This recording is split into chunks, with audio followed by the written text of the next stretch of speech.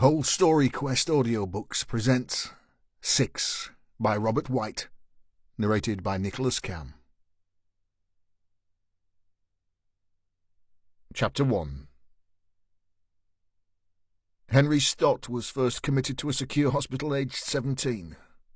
At his last sectioning hearing, just after his 27th birthday, he had been described by one psychiatrist as untreatable.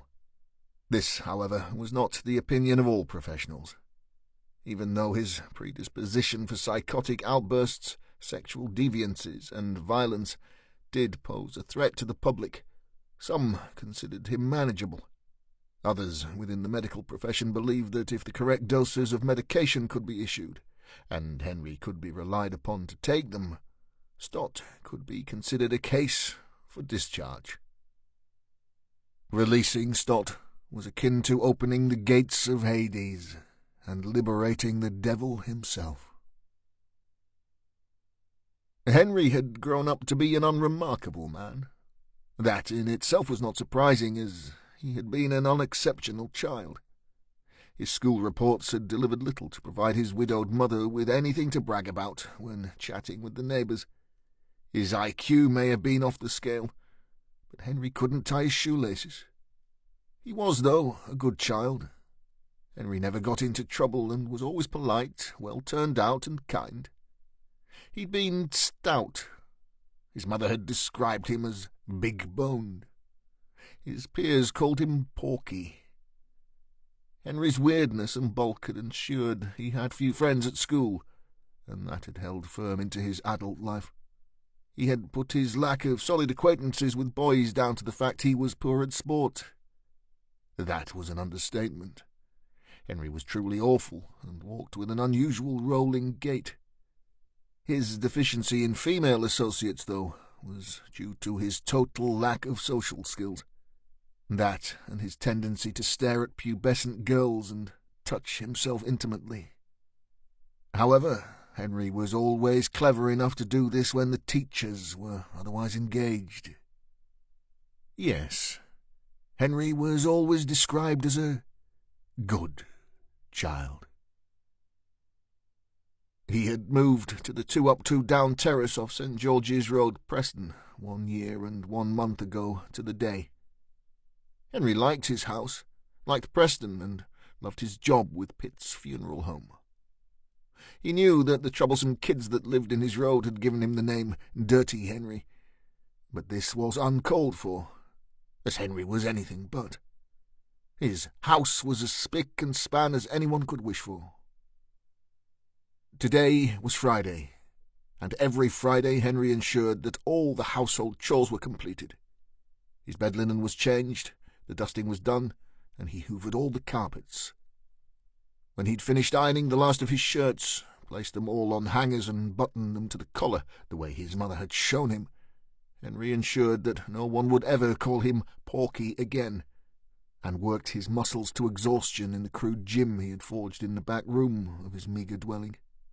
This special Friday he showered, stood in front of his full-length mirror and admired his nakedness. As he assumed several poses he'd copied from Muscle Builder magazine, his erection grew. God, he felt as good as he looked.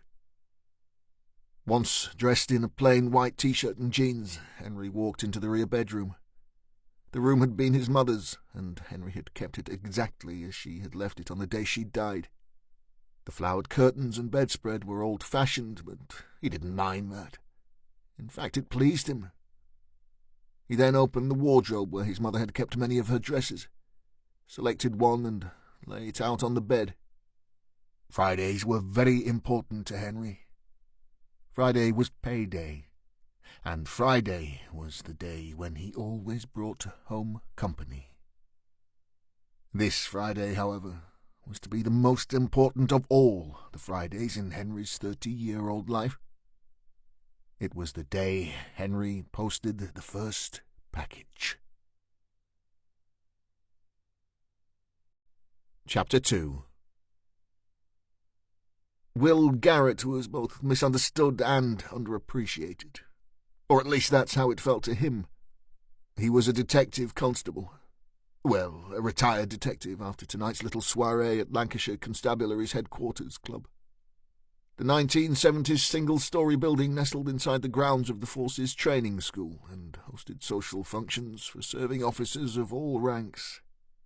Garrett had no respect for rank. Never had, never would. 32 years of service. That's how they'd put it to him. Service to Queen and country.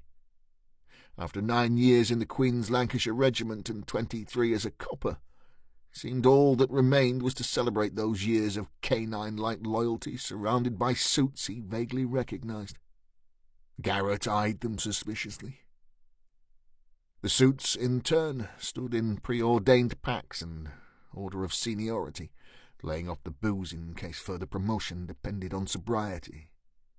Garrett watched with growing disdain as the officers sidled up to anyone who was the rank above them and stuck their tongues firmly in their backside.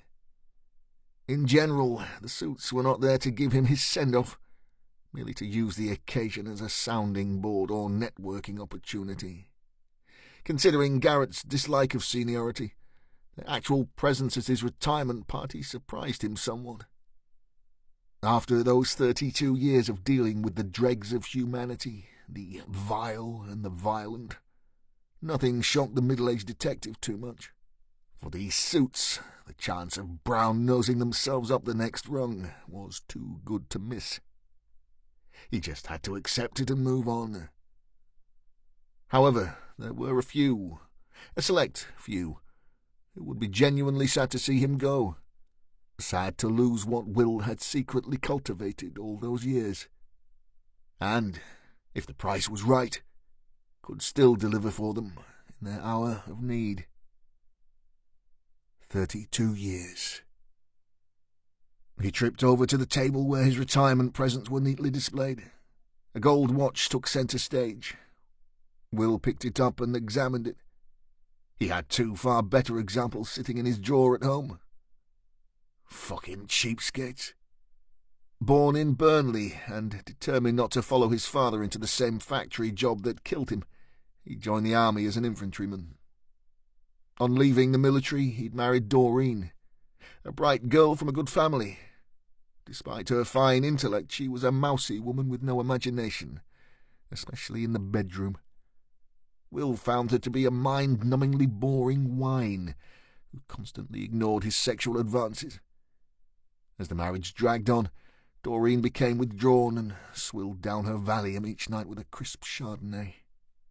Despite his lack of feelings towards his wife, Garrett had never considered divorcing the woman.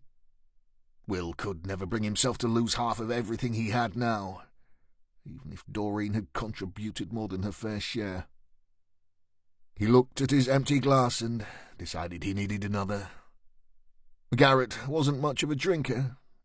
However, from being a young detective, he'd harboured another far more salacious vice. Unknown to the majority of his peers, he was addicted to whores, the common prostitute. Garrett had always been unable to control his urges. He'd found the act of paying for sex, or better still, using his position as a cop and getting a whore for free, as a perfectly formed sexual fantasy. From knee-trembling couplings down stinking back alleys to the rush of taking his freebie on the back seat of his CID car, Garrett had done it all. Thousands of times. He'd visited the GUM clinic on more occasions than he could remember. He'd even paid for the odd abortion. Will knew some whores better than he knew his wife. And they knew Garrett only too well. They feared and loathed him. 1 or 2 had even loved him. As the years progressed, Will began to find extra business for some of the younger, prettier street girls. After all, youth was where the money was. He quickly discovered that the better off would pay handsomely for a skinny teen in their bed, especially those yet to reach the age of consent.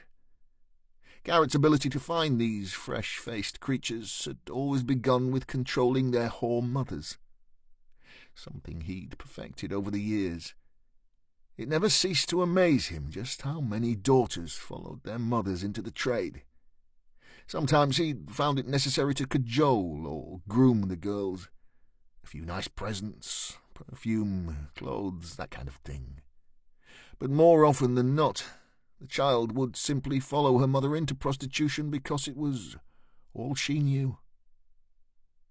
Will then matched these often underage girls up with cops, magistrates, lawyers, and the like. This black market enterprise often netted Garrett more per month than his actual wage packet. As his career trundled along to its inevitable dreary conclusion, he considered that the seemingly bottomless pit of sexual perversion that had been at his disposal all those years should have been used to his advantage far more regularly. The suits, the ones that shared his passion for whoring, the ones that liked their meat young and tender, should have paid a far higher price for his services.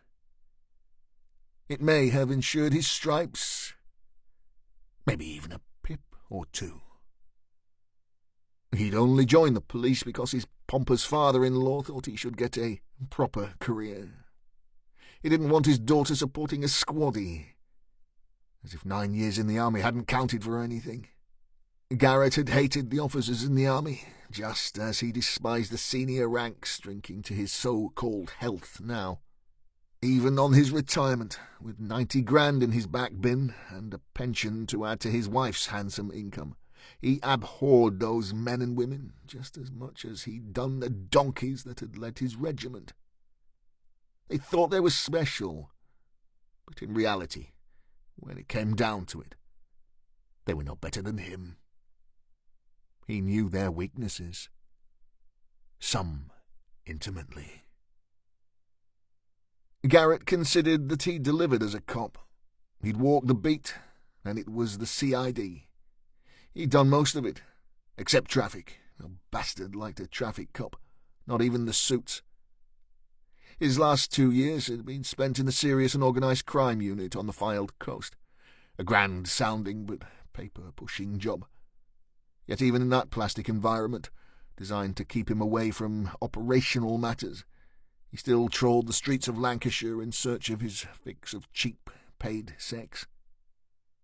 Just as importantly, and particularly since the days of illegal immigration and those seeking asylum on British soil, he'd still managed to discover peachy, fresh young things for his more discerning clientele. A heavy-set guy with a paunch and a drinker's nose walked over and put his arm around Garrett's shoulder. Alan Blunt had been his boss when he'd worked Vice over in Blackpool, and was one of the blokes who had definitely chipped in for the stupid gold watch. Garrett had provided girls to satisfy Blunt's sexual deviances for 20 years. The detective chief inspector was a regular contributor, a big spender. Blunt liked them young, preferably in their school uniform. The senior detective looked at Garrett's empty glass. "You ready for a beer, well?" He nodded. "Mine seems to have evaporated." Blunt smiled to reveal Smoker's teeth. "Wine for the ditch, then." The two pushed through the crowd towards the bar, ignoring the withering glances of some. The DCI handed Will his new pint. "You're not driving, are you?" Will shook his head. "Me? No." He checked his watch. "Taxi for me, pal. And I got some company booked." He winked knowingly. "The wife's up Newcastle at her mother's again. The old bat's on her last legs, I reckon. So I've got 2 little Thai birds coming. You know me, Alan. Always one for a bargain. Buy one, get one free, eh?" Garrett laughed lewdly at his own joke. Blunt sniggered and lowered his voice. "You'll never change, well. Can't keep it in your trousers, can you, eh?" He looked about him, checking no one could earwig. "Thai, you say? How old?" Will shrugged, even though he knew the sisters were both 15 and just Blunt's cup of tea. "I don't ask those questions, Alan. You know that." Blunt pushed for more information. He was sweating around his top lip, a sign of his growing interest in the subject matter. "Come on, Will. What age? still at school. Garrett knew the game. He'd played it for too many years, reeled them in slow and easy. Now, look, as far as I know, they're of legal age. He leaned in the DCI's ear. But they are skinny little things, smooth as a baby's arse. Not a hair anywhere. Know what I mean? I can sort it for you if you like. Have 'em both at once. Proper threesome. The DCI wiped his lip with his fingers. A threesome, you say? Yeah, do that well, as soon as, ring me tomorrow. Will forced a smile.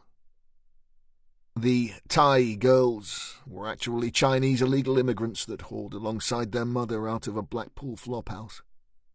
After visiting the rotting terrace on the pretext of an official complaint from local residents, Garrett had discovered the family's lack of visas. His threat to inform the immigration service of the whereabouts of the 3 prostitutes was enough to ensure they did his bidding. Within a week, Garrett had moved the mother and the girls to his own brothel, run by another of his paid sex workers, Latoya Aslam. The rooms were cleaner, even if the clientele were not. Will himself had sampled the delights of the teen sisters on several occasions since, but he knew the availability of such new, fresh, young talent needed to be utilized to its full potential. With the detective's contacts, the 2 sisters had been working flat out, and with Al Blunt sweating like a pig at the mere thought of the 2 teens, Garrett was due another nice payday. He lay a hand on the DCI's shoulder and went for the big cell. Alan, I have to tell you, these little ones don't come cheap. Bit on the pricey side. 700. Blunt blew out his cheeks and was about to complain, until Will opened a picture on his phone and handed it to the cop. Blunt's jaw dropped. 7, you say? My word, well, they're so young, yeah. I know. They're twins, too, eh? Every man's fantasy. Even put on a little lesbo show for you before you join in. Garrett snatched the phone away and pocketed it. He knew he'd made the sale. 100 each for the teens, 50 for the mother, 4.5 in his pocket. Tell you what, Al, why don't you ring me, say 3 o'clock tomorrow? I'll have it all sorted for you by then. Nice Sunday night's entertainment for you, eh? Garrett flopped into the back of his taxi. The driver viewed him with the usual suspicion. At 57, he still looked a handful, and despite the belly he had acquired from sitting on his arse for 2 years, he was a formidable adversary. His now salt and pepper hair was cut short, and the scar that ran from the corner of his left eye across his cheek to his chin gave him the appearance of a man of violence. The scar didn't lie. As the car twisted and turned along the narrow lanes that led to his substantial home, his head swam with the effects of the alcohol. He hated to feel so out of control and vowed to stick to his usual 2 beers in the future. Raindrops chased each other down the windows as the rare street lamps reflected off each droplet, and Garrett felt his eyes start to close, the first downward pull of sleep drawing him towards unconsciousness. "Here, mate." The taxi driver's voice shocked him awake, and he fumbled in his pockets for the fare. "How much?" he slurred. £5.50. Garrett pulled a £10 note from his pocket and threw it over the seat towards the driver. After tonight's events, he was feeling flush. "Keep it," he said. As the now officially retired detective stood on the pavement, the cabbie drove off at speed, leaving him wobbling in almost total darkness. Garrett lit a Lambert and Butler and found his keys with his left hand. He pushed open the gate with his foot, the cool air and rain sobering him. Maybe it was the years of being a cop, or just a primal instinct, but Garrett sensed he was not alone. He peered into the darkness of his driveway. The skin on his back twitched as adrenaline did its job, and he balled his fists, ready for the conflict to come. "Who's there?" he shouted to the shadows. There was a movement, a click of heels. Will wiped the rain from his face, and he peered into the gloom and drizzle. It couldn't be the sisters. They weren't due for another hour at least. A woman appeared in the half-light, drenched from the summer deluge.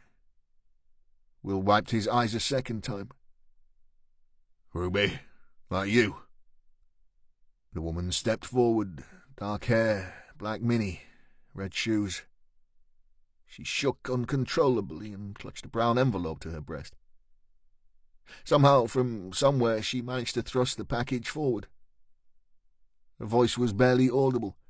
Her body shook so violently. "You promised," she said. "You promised."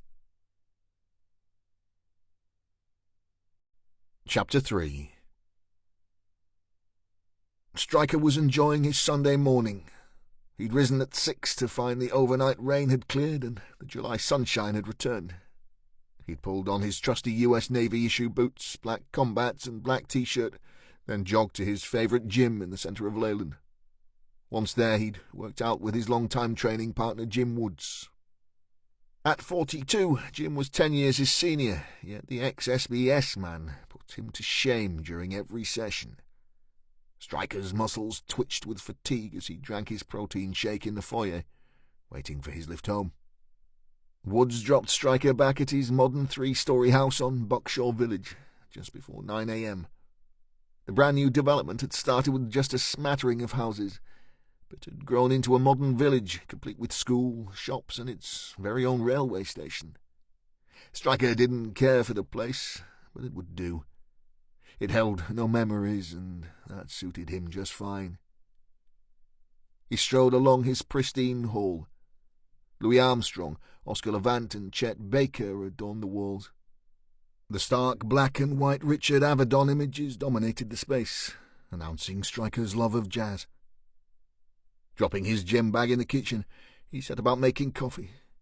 His Bosch espresso machine had set him back £1,300, but he figured it was worth it. As Stryker had never touched a drop of alcohol in his life, he considered he could treat himself to the best home coffee-maker money could buy. Carrying his Italian brew to the first-floor lounge, he lifted the stylus arm of his Lynn turntable onto Weather Report's black market and flopped into his favourite chair. The sash windows were open, and Stryker could hear the kids from next door playing in their back garden. Their laughter floated in on the warm summer breeze and mixed with the delicious bass lines of Jaco Pastorius. He let his head fall back and his eyes close. Moments later, Stryker's peace was disturbed by the sound of a car drawing up in the street outside. He felt the telltale hairs on his neck stand to attention and considered his day was about to change for the worse. Tripping downstairs, he peered through his kitchen window. A black Audi burbled outside. In the driver's seat sat a uniformed policeman. The car shone like a new pin, recently polished. Someone had taken great care to deliver it in such condition. Stryker considered that the polisher would not have been his visitor. Leaning against the boot of the car, his face raised to the warm sunshine, was Detective Chief Superintendent Errol Graham. Stryker walked to his front door, opened it, and stood on the step, examining the man. After successfully leading the investigation into the murders of Abdullah Hussain and Aisha Chowdhury, the same investigation that had led to the death of Constable Tag Westland and, ultimately, Stryker's resignation from the force, Graham had been promoted. The chief straightened his considerable frame with a groan. His wife had increased his food intake, along with his rank, and he rubbed his now considerable paunch as he walked towards the driveway. Stryker stepped forward and offered a huge hand. Graham took it. "Nice day," he said, his accent a heady mixture of Cockney and Caribbean. The DCS was a second-generation national, his parents sailing to the UK from Jamaica in search of a new life in the 1950s. Graham had fought his way through the ranks of the Met, slashing through red tape and racism in equal amounts. He'd even headed Operation Trident, a unit tasked with investigating gun crime and homicides in the Afro-Caribbean communities of the capital. Stryker liked and admired the man. He looked to the blue, cloudless sky and nodded. "It is so, boss." Stryker hadn't set eyes on the senior detective since Tag's funeral, and the sight of him sent a pang of sorrow to his gut. "Nice place you have here," said Graham. $250,000. Stryker screwed up his face. "I believe you know how I paid for it." The chief shrugged. "Ah, yeah, I recall now. Your mother left you the money. A Belfast girl, wasn't she?" Stryker let out his trademark sigh, the one he reserved for when his time was being wasted. As much as he liked Graham, time was a most precious commodity. Stryker's own background of Chicago sidewalks and Belfast pavements was ever present in his voice. His mid-Atlantic accent had often been the cause of mirth during his teens. "I can't imagine you've driven out here to pass the time of day, talk about the weather, or discuss my dim and distant. So, shall we stop the bullshit? What do you want, sir?" Graham had become used to Stryker's brash ways during the Hussein and Chowdhury inquiry. He let the big man's sharpness of tone go, reached into his jacket and removed an envelope. "I want you to look at something. I resigned months ago, remember?" The chief lowered his voice. This was not the time for confrontation. I remember all too well, Stryker. Tag was a good boy. It was a terrible day for the force, for all of us." He held up the envelope. "But I need you to look at this. Can we go inside? Please, Ewan, this is like nothing I've ever seen before." Stryker held his gaze, then nodded slowly. "You like espresso?" Graham smiled. "I do." The two men sat at a table made for six and sipped excellent coffee in silence. Finally, Graham pushed the envelope over to Stryker. "I hope you didn't eat breakfast," he said flatly. The package seemed innocuous enough, just a plain brown envelope. Stryker tapped the documents with a thick finger and inspected Graham's face. He noticed his black skin shining with perspiration, and thought he detected a look of genuine concern in his eyes. "Why me, Chief?" Graham blinked once, twice. "Because," he offered with a hint of reluctance, "I know you're the best. We need you back, Ewan." Stryker let his head fall, his chin resting on his chest, eyes closed. A moment later, he blew out his cheeks and raised his eyes to the DCS. "I allowed a young recruit with less than 6 months' service to walk to his death, Errol. That ain't the best now, is it?" "Open it," said Graham. As Stryker lifted the flap of the envelope, he felt the skin tighten around his neck and shoulders. Masses of electrical impulses exploded in his brain. The uncanny bursts of cerebral perception that flooded into his head had been part of his life since childhood. Physically, these had always been minor occurrences. A feeling, pictures forming behind his eyes. His mother had called the manifestations a gift. Others called it pure intuition. But whatever they were, recently they had become more prevalent and the imagery far stronger.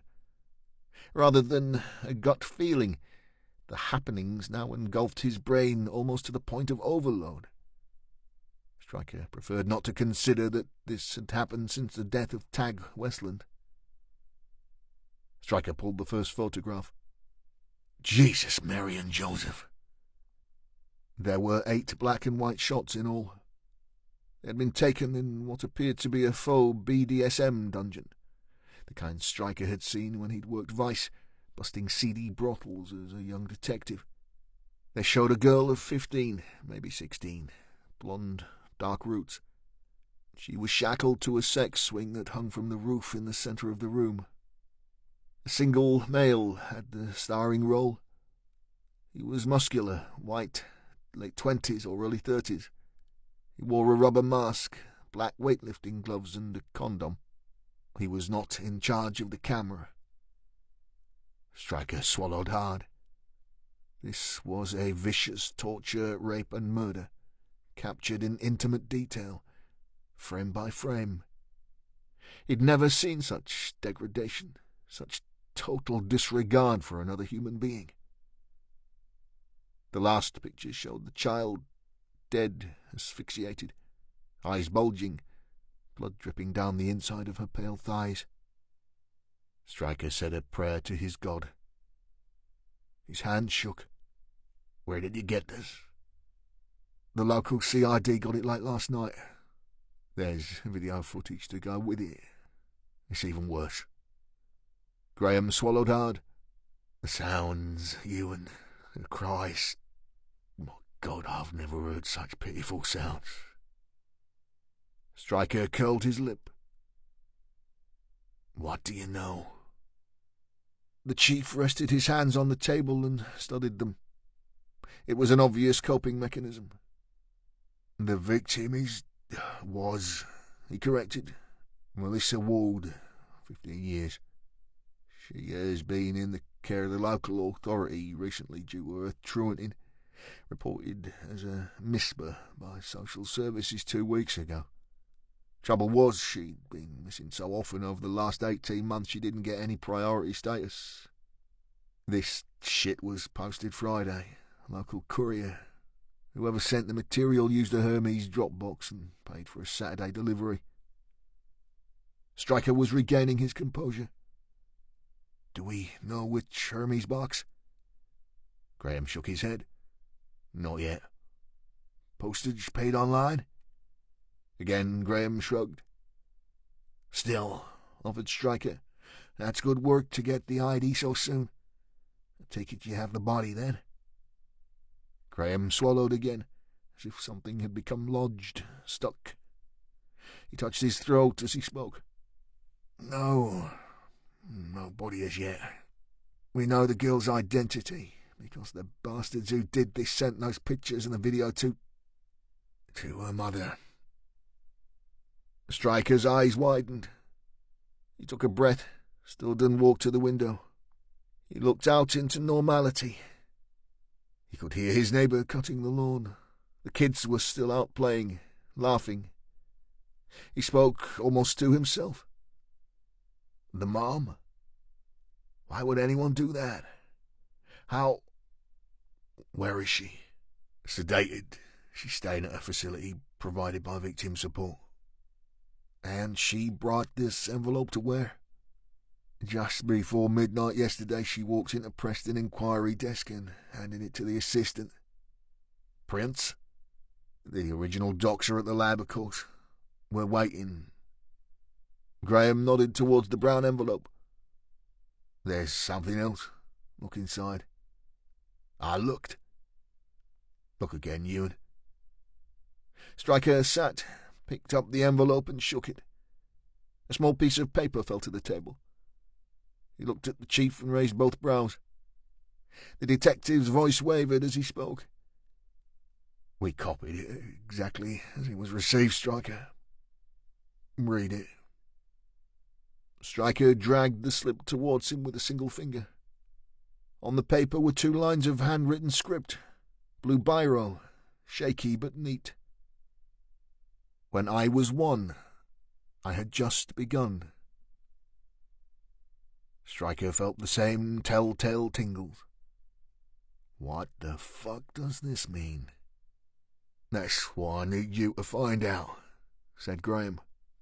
Starting tomorrow. Chapter 4. Stryker followed Errol Graham out of the lift and along the carpeted passageway that led towards the Criminal Investigation Department offices. To Stryker's surprise, rather than step right, Graham turned left at the end of the corridor and stopped at an unmarked door.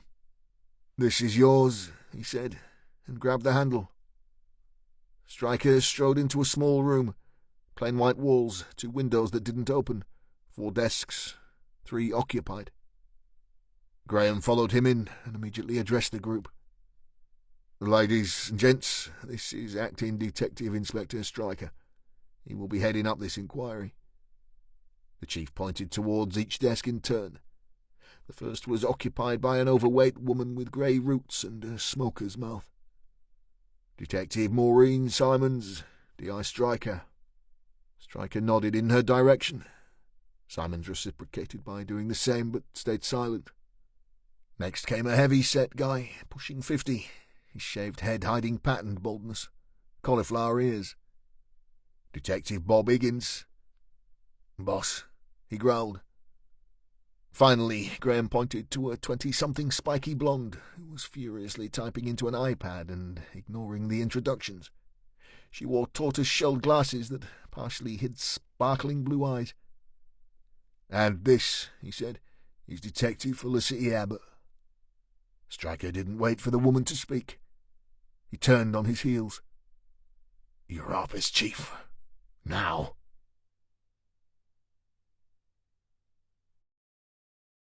Chapter 5. "What the hell is going on here, Graham? And who the fuck are those three misfits upstairs? You know I work alone. That's what we agreed." Stryker was pacing Detective Chief Superintendent Errol Graham's office like a wounded rhino. "Keep your voice down, Stryker," hissed the chief. "They're all good detectives, all three, specialists in their fields." Stryker guffawed, his Northern Irish twang overcoming his Chicago drawl as his temper rose another notch. Specialists, my arse. Specialists in what? From what I can see, I've got a gone-to-seed rugby player, a walking lung cancer patient, and a fucking typist. I don't need any of them. I told you, I don't want the responsibility." The chief waited a beat until Stryker calmed. "Look, Ewan, you can't run this inquiry alone. It just isn't possible. The chief—" "Fuck the chief," bellowed Stryker. "You have me here under false pretenses. We agreed—" "I know what we agreed, Ewan, but it isn't possible. Despite the secrecy, this is a major inquiry, for God's sake." Stryker leaned in. "And so far, sir, you have failed to mention why we are keeping the investigation a secret from our own people." "I'd tell you if I could, Ewan, you know that. But at the moment it's impossible." It came from the very top. Graham sat back and ran his fingers through what was left of his hair. He took a very deep breath. "You have a great set of officers up there, handpicked for very good reasons. A fantastic little team. Bob Higgins has been a cop for 28 years, 24 as a detective. He's worked on 11 major murder inquiries. He's a steady guy, brave as they come, and will walk through walls for you. Maureen Simons has 14 years' experience in vice and 7 working in the rape crisis unit.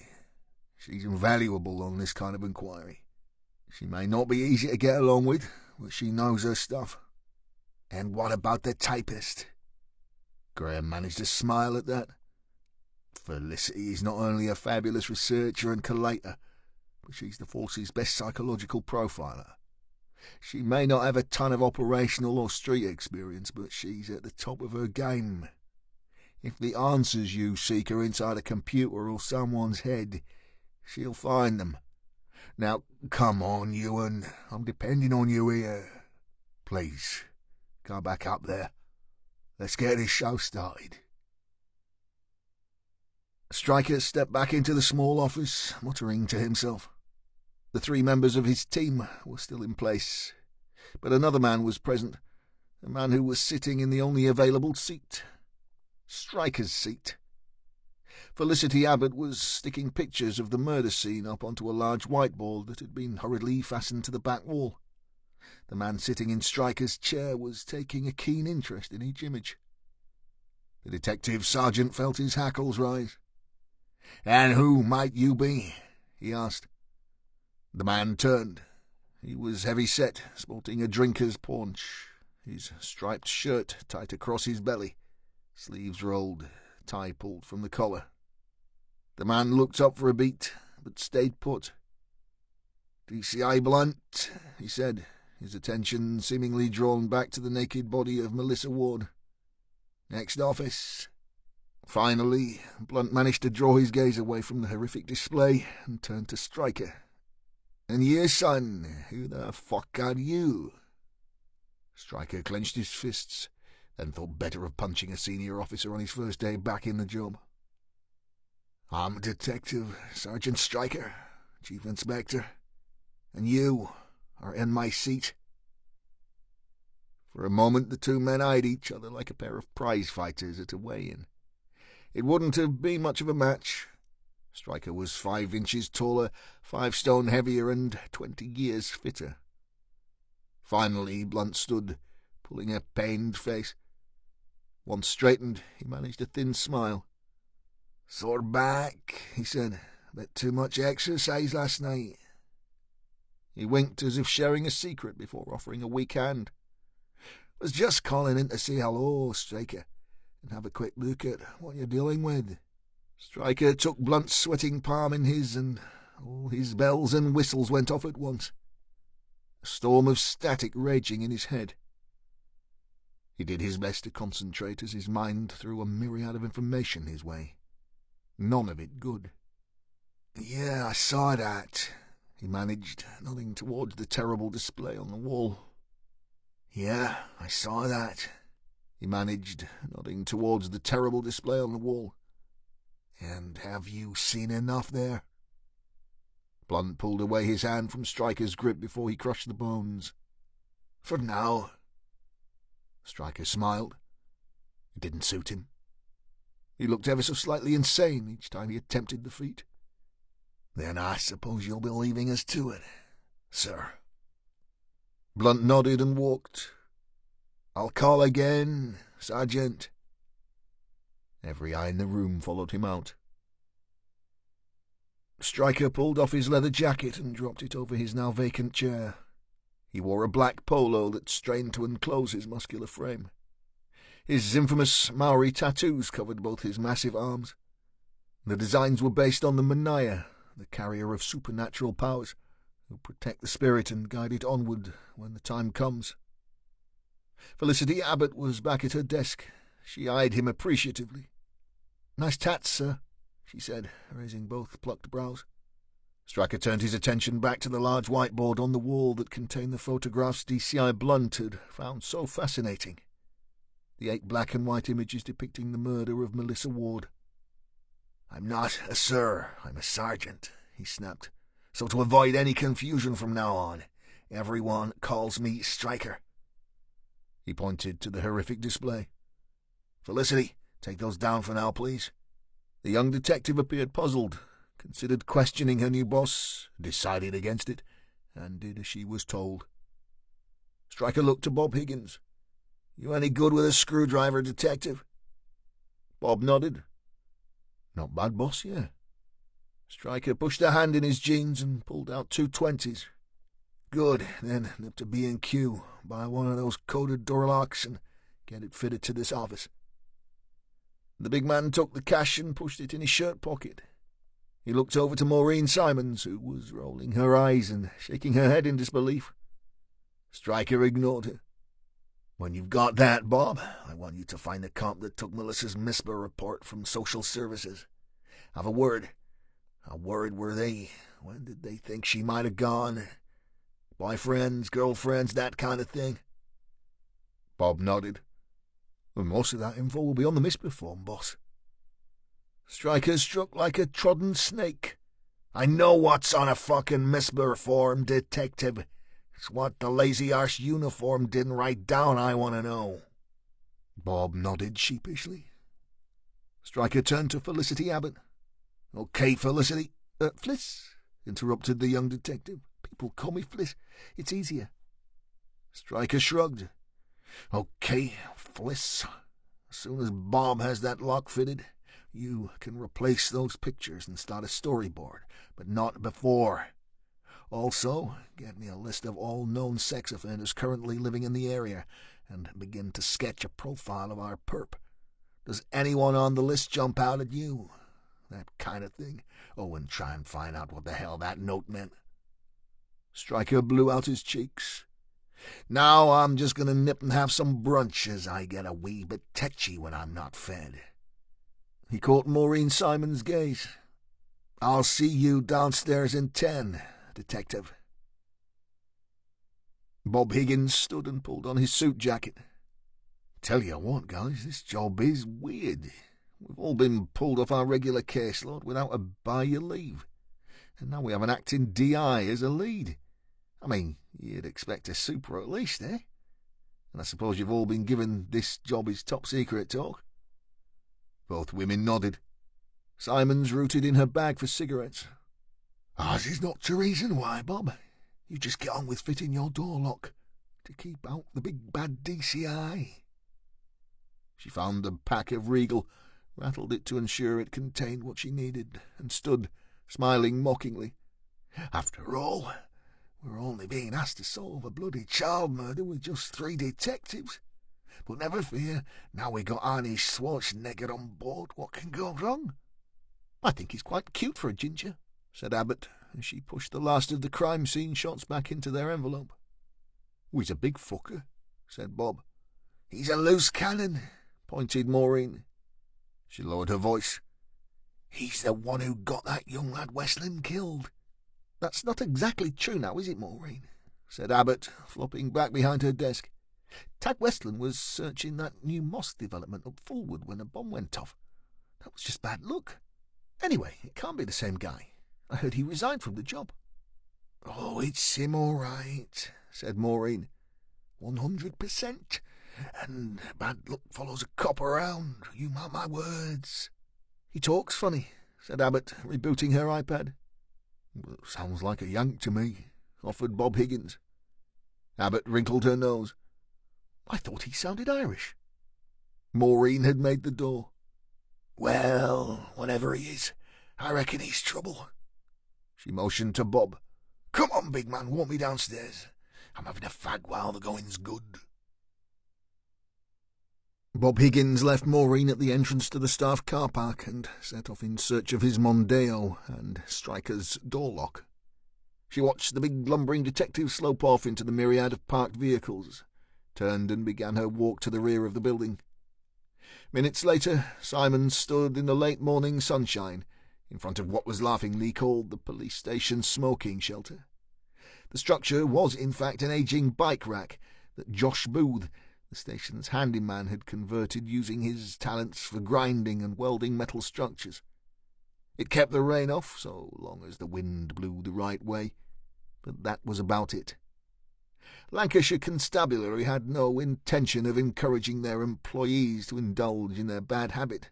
After all, the evidence proved smokers were off sick more often, and smokers took unofficial breaks, making them less productive. Therefore, there were no seats in the shelter and the bare minimum of cover. Simons was 47 and single. She'd never even been close to wedlock, and lived in her own cottage to the north of the city with her 2 cats, Felix and Tom. Maureen was a big cat lover, but could never understand why folks had begun to give their feline companions silly names like Dave and Kevin. Cats had cats' names, just like dogs did. That summed Maureen Simons up. She knew what she knew. Some things like naming your new kitten were easy. Other things, however, were not. For example, she knew she was overweight, that her hair needed cutting and dyeing, and that she should stop smoking. These things she knew for a fact, yet all these issues fell into Maureen's not category. Not easy at all. Simons worked an average of 60 hours a week, even though the unit she'd been attached to only allowed her to claim 10 hours overtime a month. Another reason Maureen was still single, why she didn't feel guilty about taking the odd fag break, and why her roots remained grey. She'd always wanted to be a detective, ever since being a small child, sitting on the arm of her grandfather's chair, watching old black and white movies. Of course, she quickly found the reality of detective work to be far removed from those flickering images, and as Maureen's specialism revolved around the rape and sexual abuse of children and young people, she rapidly discovered it to be far more gruesome and disturbing. She blew out the last of the smoke from her lungs and flicked her stub into the fire bucket that acted as the station's only ashtray. Simons was about to remove a second filter-tipped number from her pack when she noticed the unmistakable figure of Ewan Stryker striding towards her. His red hair was cropped close to his head, and he sported a neat beard the same length. His nose had been broken one time too many. It pointed stubbornly to one side, breaching his otherwise symmetrical features. The man didn't appear to have any kind of neck. His head seemed to rest atop massively muscled shoulders. "You haven't time for that now, Simons," he barked, eyeing the pack of Regal. "I need you to help me interview Ruby Ward." Maureen Simons didn't care for Ewan Stryker. She'd heard all about his moods, his bad temper, his lack of compassion towards victims. And unlike some, she wasn't scared of him either. She pushed the pack down into the depths of her cavernous handbag and squared her shoulders, determined to fight her corner. "I took a brief statement from her yesterday, sir," she snapped, "and in my opinion she's in no fit state to be interrogated by someone who couldn't even spell the word empathy." Stryker's sharp blue eyes flashed. Graham had intimated that the experienced detective was awkward to manage. "I've read your statement, Simons," he said, "and it tells us nothing. As for the woman's condition, I'll be the judge of that. And I'm not a feckin' sir. I'm a sergeant." "Well," said Maureen, undeterred, fishing out a piece of gum and popping it into her mouth, "I suppose that whatever rank you are, you're the boss. But I can't see you getting very far with her. She's heavily sedated." "We'll just have to wake her up then," said Stryker, turning on his heels. "Come on, hurry up." Maureen was caught off balance by his sudden movement and scuttled after the long-legged detective. "What? Where are you going? Where's your car, sir? I mean, Stryker." "At home. I ran in this morning." "Ran?" "Yeah, you know, you put one foot in front of the other, a bit faster than when you're walking." Simons slung her bag over her shoulder and did her best to keep up. She could feel her chest begin to tighten with each swift step, and considered exactly how much damage her 20-a-day habit was doing to her. "Very funny," she breathed. "Right, yes, I get that. But how exactly are we going to get to Avenham House? I mean, we could take CID's pool car if you like." "No need," said Stryker, pointing skyward. "It's a beautiful day for a walk." "But it's 2 miles away," protested Simons, her heels clicking away on the pavement. "I know that," said Stryker, looking at his watch and stretching his legs further. "Won't take as long." Maureen was already blowing. "But you haven't got any statement forms." Stryker tapped the side of his nose with a thick finger. "iPhone, Simons. It has a record function. Now, step lively. From what I've seen, you could do to lose a pound or two."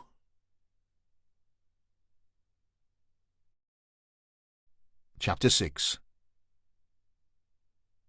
Mr. Pitt, the owner of the funeral parlour where Henry Stott was employed, didn't like to work weekends. Approaching retirement, Pitt preferred to take his wife Ethel away to their caravan in the Yorkshire Dales, leaving his prodigy in charge. He'd always found Henry to be a reliable and trustworthy young man, and the customers were always complimentary when describing Henry's polite yet solemn manner when dealing with their grief. Therefore, Pitt had no issue leaving Henry with the keys to the business, the company phone, and the van used to transport the deceased to and from the parlour. Henry didn't mind the work either, and he was especially pleased to have possession of the company's black Ford Transit for 2 full days and nights. Officially, he'd made 2 calls over the weekend. The first was to the home of an elderly gentleman who'd been ill for some time. The doctor had issued a death certificate at the house, and this meant Henry could take the body straight to the funeral parlour. However, the second call was a coroner's case, where a middle-aged woman had suffered what appeared to be a fatal stroke. Therefore, a post-mortem would be required before Pitts could take charge of the arrangements. On this occasion, Henry had to transport the lady's body to the Royal Preston Hospital morgue for that process to take place. Unofficially, Henry had also disposed of Melissa Ward's mutilated corpse. On Monday morning, Henry had turned up at the parlour on time, with the van cleaned and polished inside and out. Working alongside Mr. Pitt, he'd completed the preparation of the old gentleman's body for viewing, collected the dead lady from Royal Preston Hospital, and before he knew it, it was lunchtime. Henry liked to swim, and his local pool offered an ideal slot, Mondays and Thursdays, that coincided with his luncheon. He had just enough time to walk to the swimming pool, complete his 20 lengths, and get back to work on the stroke of 1 o'clock. However, Mr. Pitt had been so pleased with Henry's weekend work, the shine on the van, and his all-round endeavours that morning, that he'd allowed him an extra 30 minutes break. This was a wonderful treat, as Henry knew that directly after the pool's usual 1-hour adult swim slot, the local girls' high school had a half-hour session. That meant a minimum of 20 nubile young schoolgirls splashing about in the pool, and, far more importantly, getting undressed in the changing area. Henry would not want to miss that. He arrived at the leisure centre slightly out of breath. The woman on the desk, the one that took Henry's money and inspected his membership card each visit, smiled at him. "In a hurry today, Henry?" she asked breezily. Henry smiled back. "Not especially, Mrs. Charles," he replied. "In fact, Mr. Pitt has given me an extra half-hour for my dinner break. I've been a good boy, see?" Edwina Charles had worked at the leisure centre for 11 years. She'd seen all the changes, seen kids move away from physical activities, preferring to play a computer game rather than splash in the pool. She'd also known Henry Stott. For the year or so he'd been attending the lunchtime swim sessions. He seemed a nice young man, a little strange maybe, a little on the spectrum, but a nice young man nonetheless. "You know you still have to be out of the pool within the hour, though, Henry," she explained. "St. Jude's are in at 1 o'clock. "I know, Mrs. Charles," said Henry brightly, "but I'll be in the changing rooms by then." "Good lad," smiled Edwina. "Good lad." Oh, yes, Henry was indeed a good boy. He swam faster than he ever had before. Henry powered through his 20 lengths in record time, and as he lifted his body from the pool, his muscles ached. He shuffled along the poolside, taking care not to slip, and entered the male changing area. The room was warm, long and narrow. To the left were rows of small grey box-shaped lockers. To the right, communal showers and 6 small changing cubicles. Henry strode expectantly to the very end one.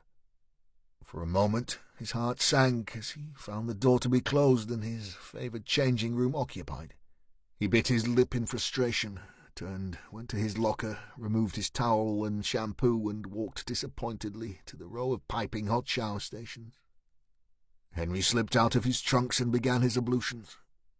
As his ears cleared of soap, he heard the distant yet unmistakable sound of a group of giggling girls. "They're here." He stepped out of the shower just in time to see an elderly man exit his preferred cubicle. His heart skipped a beat. He needed that room. He must have it at all costs. In his haste to grab his spot, Henry pushed past the man a little too briskly. "Steady on there, son," said the gent. Henry's pleasant features, his near-permanent smile, the one that endeared him to all he encountered, disappeared in an instant. Henry's benign countenance was replaced by one of thunderous, vicious hatred. "Fuck you, old man," he spat, and shoved the pensioner away. Seconds later, Henry sat on the wooden slatted bench seat in the confines of the cubicle. He was breathing hard, elbows on knees. Water dripped from his hair onto the floor. He counted the drops as they exploded like miniature bombs onto the tiles. 1, 2, 3. He waited for his temper to subside before he stood and rubbed himself dry. The doctor had given him things to do in situations just like this. The doctor called them coping mechanisms.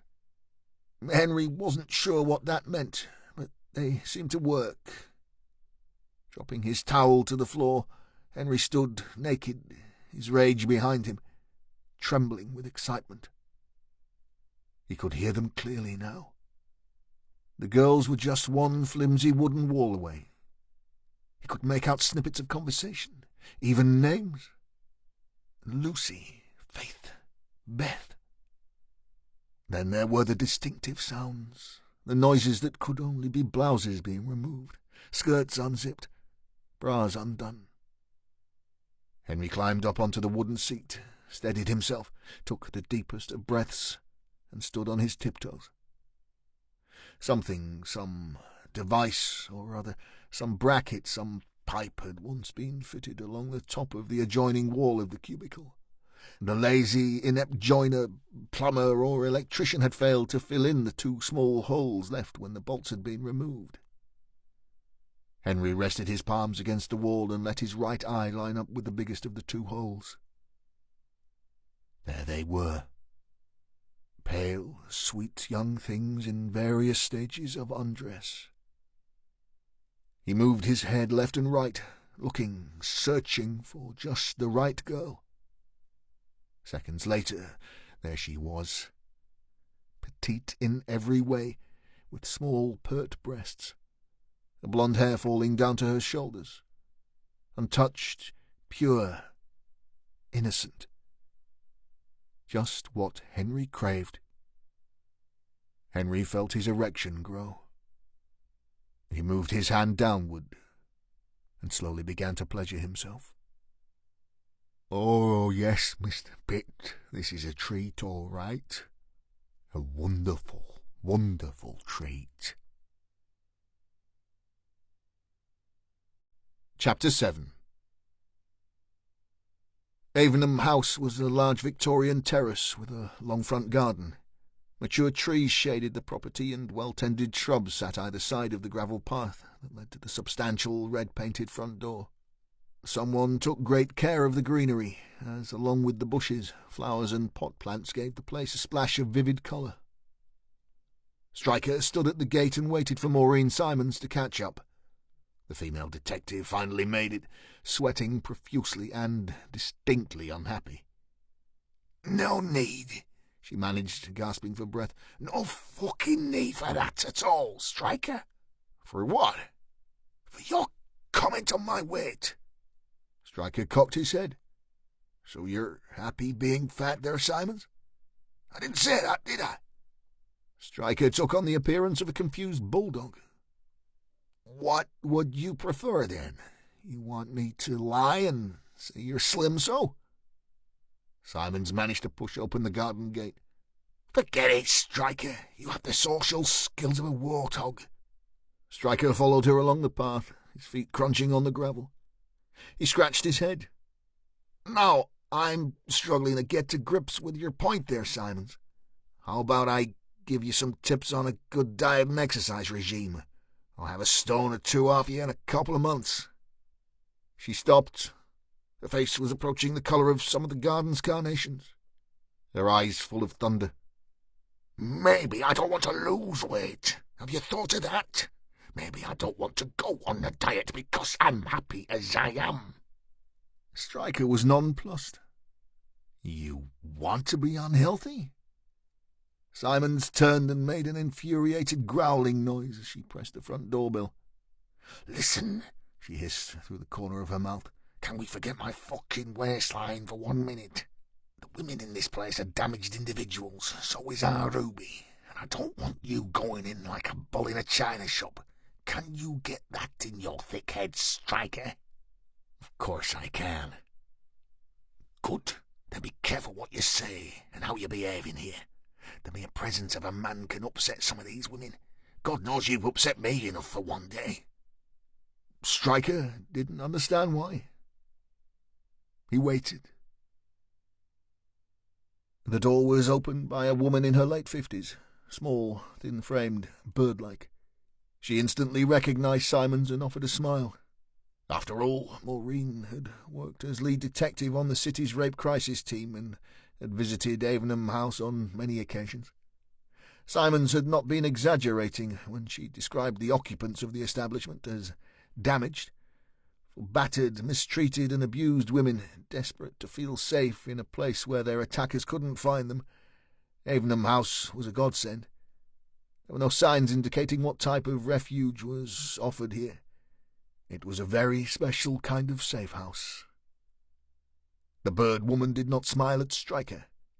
"And you are?" she said flatly. This is Ewan Stryker," offered Maureen. "He's leading the investigation involving Ruby Ward." The woman didn't take her eyes from Stryker, yet addressed Maureen. "We have two very sensitive cases here right now, Detective Simons, and I've taken the decision not to allow men into the refuge for the moment." Stryker was about to make his point, but the woman wasn't finished. "You must be aware of how the presence of such a—" She appeared to struggle to find her words, then added, "an aggressive-looking man could affect our residents." Maureen turned. "Give us a minute, please, boss." Stryker did his best to be humble and wandered back along the path to the road. He looked on as the two women carried on their private conversation, growing increasingly irritated as the seconds went by. He pulled out his phone and began to scroll the dozens of documents relating to the investigation, including the arrest record of Ruby Ward and her antecedents history. Finding exactly what he was looking for, he walked back to the gate and rested his huge hands on the top. "Ladies," he shouted, "sorry to interrupt you there now, but would you just pass a wee message to Ruby? Tell her I'll have a car here in 10 minutes to take her to a nice wee boozer I know. Sit out in the sunshine in the beer garden. On me, so it is."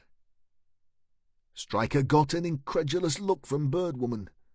He watched on as Maureen Simons shook her head. There was some gesticulation, some unheard conversation. Finally the woman went inside. A minute later she was back.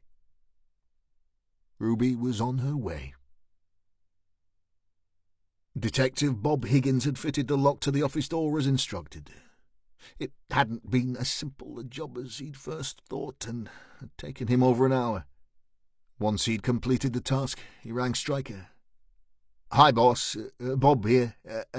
I wondered what you wanted to do about the code for the office door lock." Bob could tell Stryker was in a car. He could hear the police radio traffic in the background. "I'm open to suggestions there, Detective," said Stryker, "so long as it isn't feckin' 1, 2, 3, 4. Bob thought for a second. "How about 1066? "How the feck is anyone supposed to remember that now?" barked Stryker.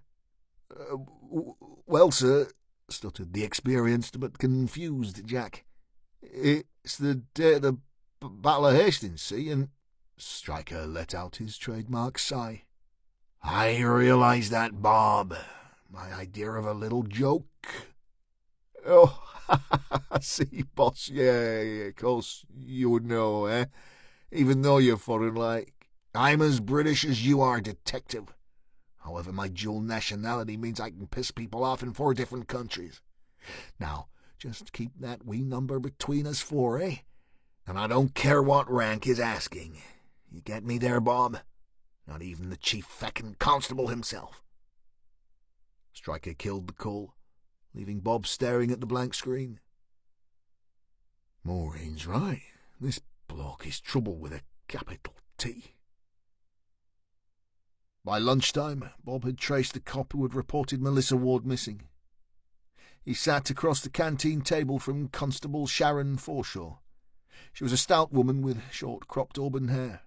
Married to another cop, Sharon had 3 kids under 5, worked a response car, 10 hours a day, 4 on, 4 off, and was stressed to breaking point. "It's all on the fucking form, Bob," she said, taking the last gulp of her brew. "Fuck's sake, man. Have you any idea how many jobs I'd do in a day like that one?" "I can guess," offered the detective. "I mean, it ain't like it was when you were in Bloom, eh?" Sharon dropped her empty cup on the table and struggled with an awkward pack of bourbon creams. "You know, back when you was on response, it was a couple of calls, then a brew with some friendly face on your patch, so on and so forth, eh?" The pack was finally opened, and she crunched on a biscuit.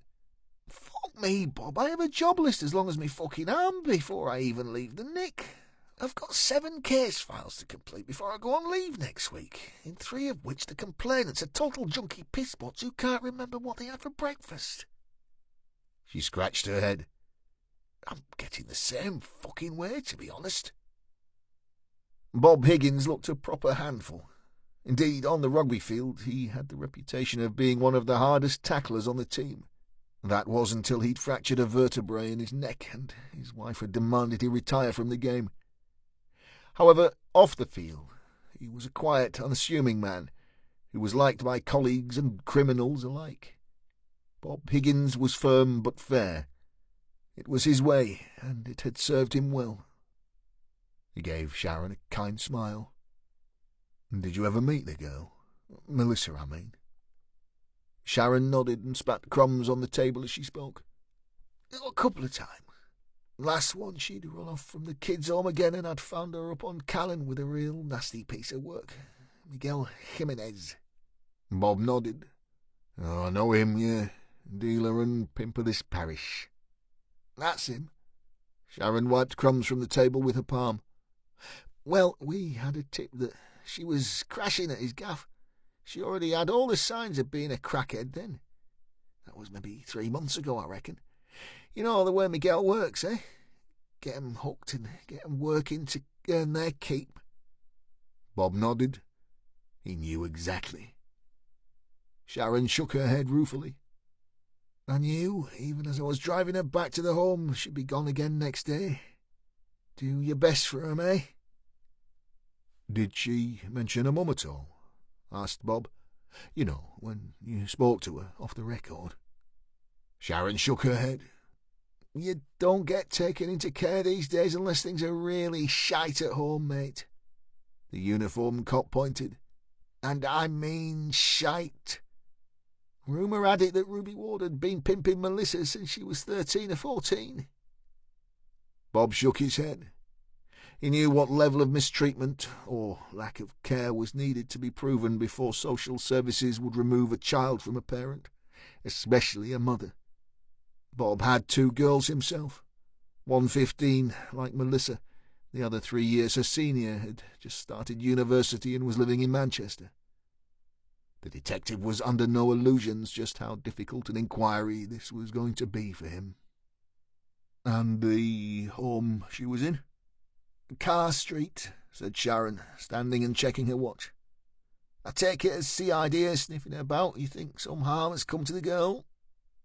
"Possible," said Bob, aware of the strict news blackout enforced by DCS Graham.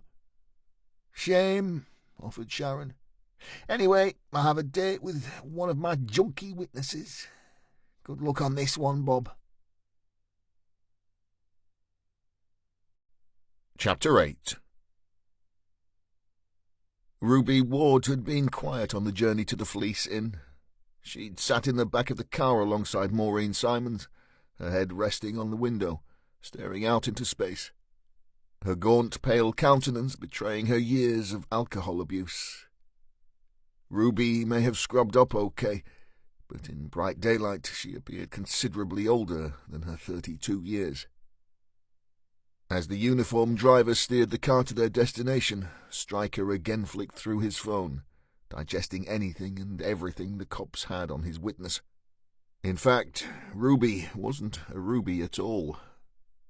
Christened Bethany Susan Ward, she changed her name by deed poll at the age of 15.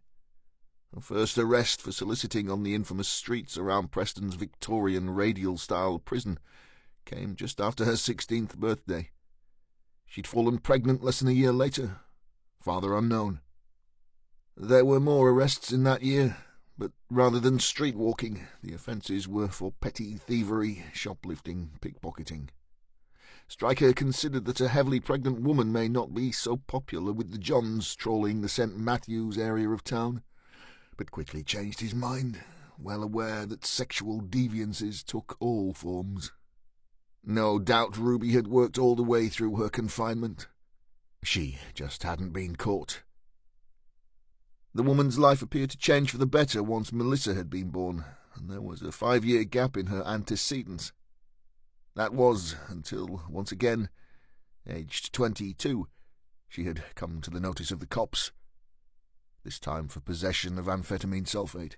From there, it was one long, dreary, depressing read of a young woman reliant on prostitution for money and dependent on drink and drugs to stay sane. Stryker couldn't help but feel a tinge of sadness for Ruby. They pulled into the Fleece Inn car park. It was a large pub on a corner plot at the top of Penwortham Hill, boasting a fine beer garden to the rear. The sun shone brightly, and once again Stryker's eyes were drawn to the happy children totting around the lawn, playing chase and ball, as groups of mums sat around on chairs and blankets, enjoying a cool drink. The relatively affluent area of Penwortham, just a few minutes' drive from Avenham House, must have seemed a million miles away to Ruby. "What'll you be having there, Miss Ward?" asked Stryker as they stepped from the car. "Gin," she said flatly. "Large gin." "Tonic?" quizzed Stryker. Ruby just shrugged and sloped off towards a table. Stryker watched her go. She was a shell of a woman. Empty. Her heart had been torn from her chest, yet the good Lord had deemed to keep her alive without it. Did God intend to make Ruby suffer for her past sins? Who knew? Stryker didn't have much time for religion, or the folks that peddled it. He knew all about loss, though. He knew all about death. And whoever you were, good, bad, saint or sinner, he knew it was the people left behind that hurt and grieved. He returned from the bar with a large G&T and 2 bottles of water. Maureen Simons eyed her Evian with some suspicion. "Last of the big spenders," she muttered. Stryker's eyes flashed. "What you do off duty is your business, detective," he said. "Here and now, you stay teetotal." Stryker knew that Simons would want to begin the interview with the usual "how are you coping" chat. He had no time for that. He set his iPhone to record. "When did you last see Melissa, Ruby?" he asked quietly. "About 3 weeks ago, maybe. I bumped into her in St. George's. I was doing some shopping." Stryker noticed Ruby's eyes unfocus as she recalled the meeting, and for the first time realized just how attractive the woman could have been in different circumstances. She had a full mouth, fine features, almond-shaped eyes, and thick auburn hair. Unfortunately, her lifestyle had taken its toll. Her lips were cracked and dry. Lines were already forming around the corners of her mouth from smoking. Her eyes were dull, lifeless pools. She was in care, then. She hadn't been going to school, so they said it was best. Stryker nodded. "How did she seem?" Ruby took her drink in one gulp and shook the empty glass in Stryker's face. She curled her lip into a sneer. "A lot fucking better than she looked in them pictures." She slammed the glass on the table. "Them social workers got a lot to answer for. And you lot too. Where were you when she was being ripped open like a piece of meat, eh?" Maureen Simons snatched the glass away and gave Ruby a derisory look. "I'll get you another," she said sourly. Stryker waited for the detective to leave. He grabbed Ruby by the wrist and squeezed, just enough to get her attention. "Listen, sweetheart, don't be taking your grief or your guilt out on me, okay? I know you ain't up for Mom of the Year, and I don't care about what social services did or didn't do, okay? You can argue about who was to blame for your kid running wild another time. My job is to find the animals who did this to Melissa and lock the bastards away for life. Are we clear?" Ruby stared at Stryker's thick fingers wrapped around her thin wrist. Then a light came on and her eyes widened. "Animals? You mean there's more than one?" Stryker released her arm. "Someone worked the camera, Ruby." She nodded furiously and bit her bottom lip so hard Stryker thought she may draw blood. Then silent tears fell. I'm sorry, I didn't mean nothing by..." Stryker pushed on. There'd be time for sentiment when he'd caught his prey. When exactly did you receive the package? Ruby wiped her eyes with the back of her hand. It would have been when I got home from work Saturday evening. Work?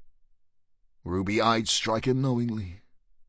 I don't have punters at me flat on weekends. It pisses off the neighbours, so I do house calls. So you got home and the envelope was pushed through the box? Ruby nodded again. And what time was this now? 7, maybe 8 o'clock. And you opened it straight away. I don't get many letters and it was brown, like a bill or something. Then what? Maureen dropped another gin and tonic on the table. Ruby ignored the mixer and emptied the shot of neat spirit in one, hand shaking. I opened it and saw my baby all tied up, and that beast do it. Oh, my God, it's all my fault, isn't it? Maureen Simons draped an arm around Ruby's shoulders and let her break her heart all over again. Stryker went back to the bar. When he returned, Ruby had stopped crying, but sat head in hands, mumbling to herself. Stryker pushed the drink towards her. For the third time, she swallowed the liquid in one. "Look at me," said Stryker sharply. She raised her head, eyes red, nose running. Stryker's eyes bore into Ruby's. "What, then?" he asked. For a moment, Stryker saw something in Ruby's face. The hairs on his neck bristled. Was it fear? Then? She hesitated. I went to... I took the envelope to the station. Stryker examined the woman. What was she hiding? And how did you get to the Nick, then? Taxi, stuttered Ruby. I got a taxi.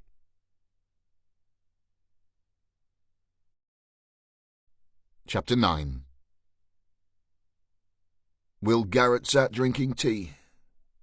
When Ruby had turned up Saturday night, it put the cat right among the pigeons. Standing there piss-wet through with those pictures stuffed in a brown envelope, she'd spoiled his plans good and proper. And it was a good fucking job his missus was up north too, or the shit would have really hit the fan. She should have gone straight to the Nick, silly bitch. Despite Ruby's gin-sodden tears, he'd used all his powers of persuasion to convince her to go to the station in a cab and keep her mouth tightly shut about the visit to his home. Will certainly didn't need any association, however tenuous, to a dead teenage prostitute, especially one he'd used himself, and one who had made him many thousands of pounds. Awkward questions from nosy murder squad detectives were not the biscuit to go with his brew. He'd known Ruby Ward since she'd turned tricks at the back of Preston Prison as a 16-year-old. They had been the closest thing to lovers a cop and a whore could ever be. If Garrett hadn't known better, he might even have suspected that Melissa was his own child. She was not.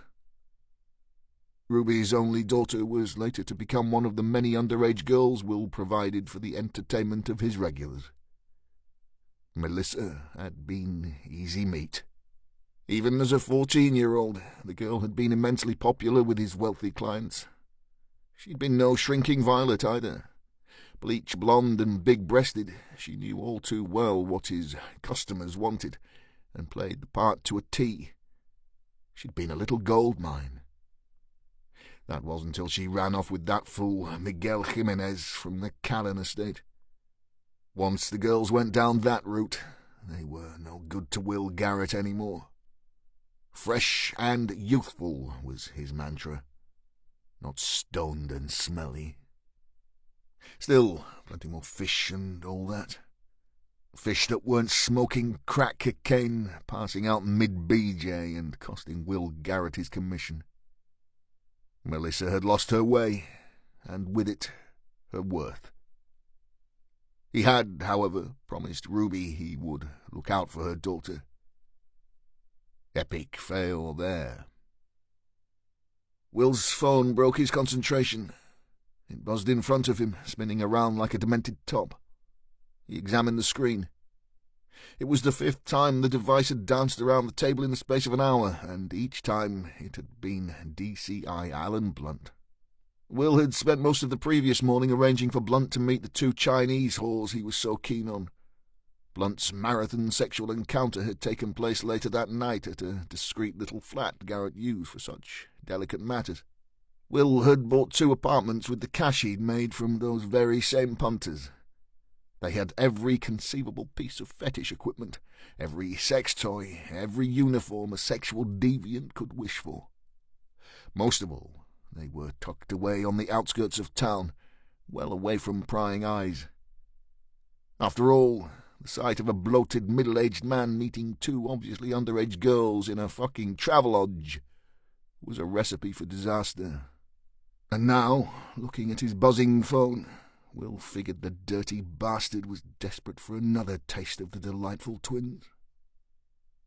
Some just can't get enough. He grabbed the handset and answered.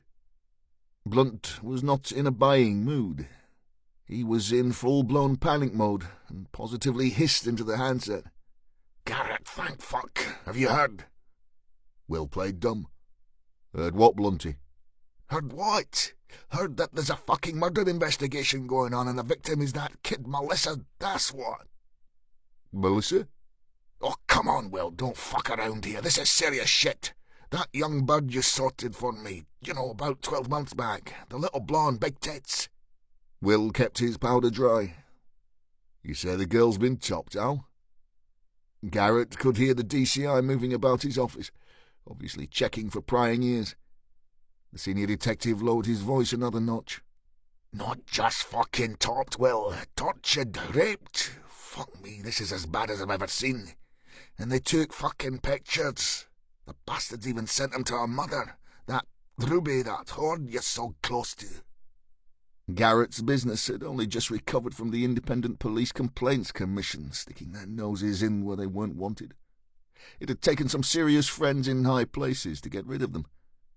A panicked Alan Blunt was the last thing he needed. Of course, he knew there would be a murder investigation the second he saw the pictures of Melissa. What he couldn't get his head around was why it wasn't all over the news. Despite Blunt being an old woman in the worry department, he did have a point. The murder was being kept on the QT by people at the very top. Another good reason not to enter into stupid mobile phone conversations. He allowed his tone to change just enough to let Blunt know where he stood. "Be careful what you're saying there, Blunty. I have no idea who you're talking about, son. I don't know no Ruby, no Melissa either. Understand?" The DCI's temper was rising. "Don't fucking come out with me, sunshine. Who was it that got shot at that fucking IPCC for you? I've paid you thousands over the years and kept quiet about your... well, you know." Will's voice was flat calm. "And you, Blunty. Those 2 last night for starters." Blunt took a deep breath.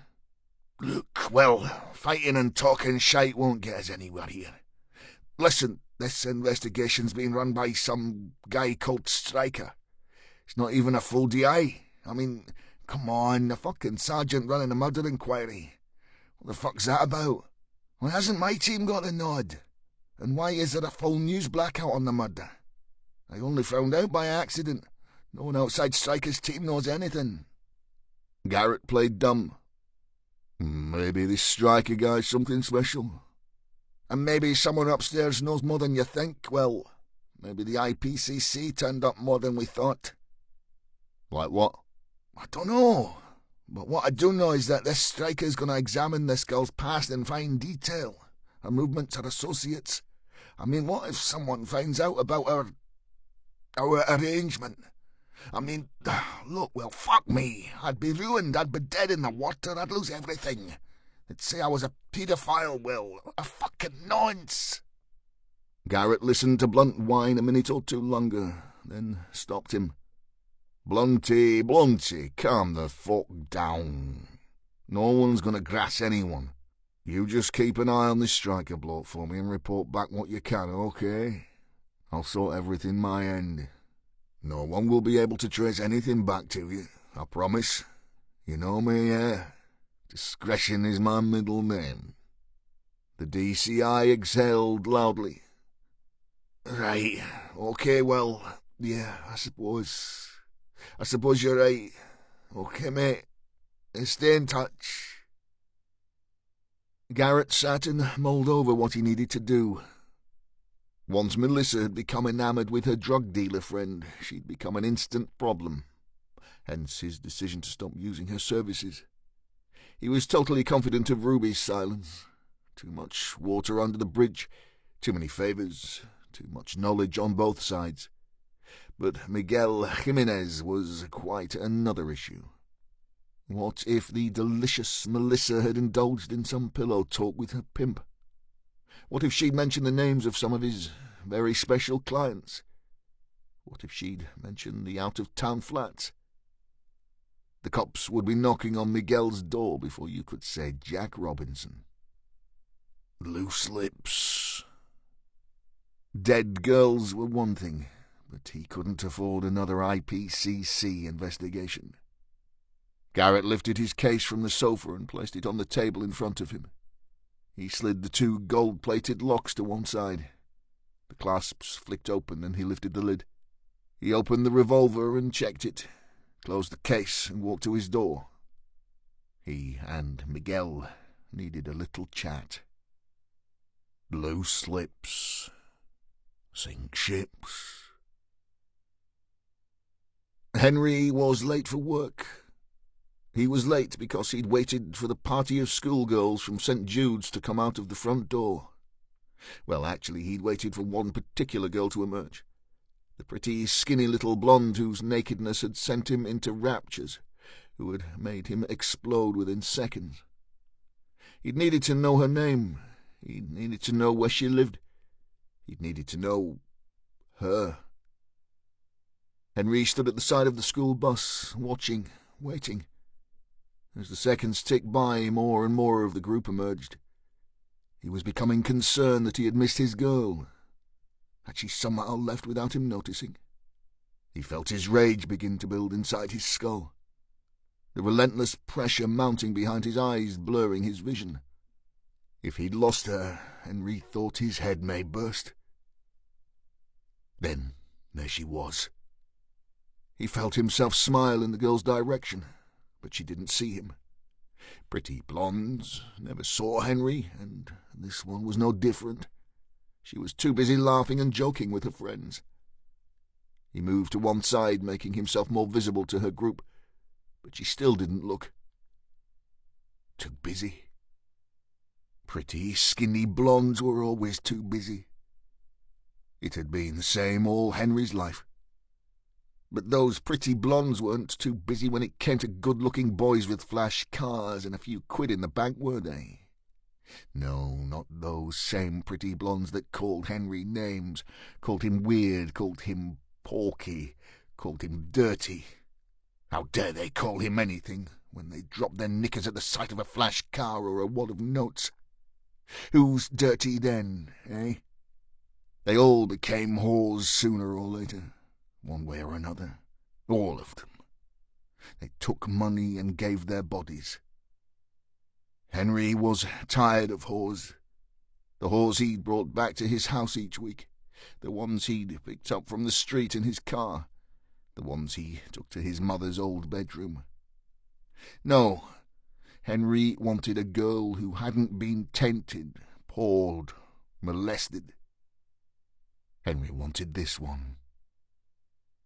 He shouldered his gym bag and strode over to the small group. His T-shirt was tight on his muscular body, his hair slicked back, still wet from his shower. He looked good. He felt like James Dean. Henry pushed his way through the giggling mass of bodies until he was in front of his girl. She stopped her conversation and looked up at him quizzically. Henry smiled. "Hi, sorry to interrupt, but are you Jim Lawrence's sister Trudy?" The girl looked into his eyes. She was indeed beautiful, so fresh, so innocent. She let out a nervous laugh. No, I'm Lucy Stevenson." Henry theatrically put his hand over his mouth and threw back his head. Oh my, I'm such an idiot. I'm sorry, Lucy. I figured you were Jim's sister, you know, the model." Lucy blushed. The two friends laughed. One pushed Lucy playfully. "Hey, a model, look at you go." Lucy flushed with embarrassment. No, sorry, that's not me," she said quietly. Henry smiled again. "Okay, no worries, no harm done. Just that my brother is a talent scout at a modelling agency, see? And I only met Trudy once, and you look just like her." Henry made a show of looking Lucy up and down. "How old are you? 16? 17? There were more giggles from the two friends.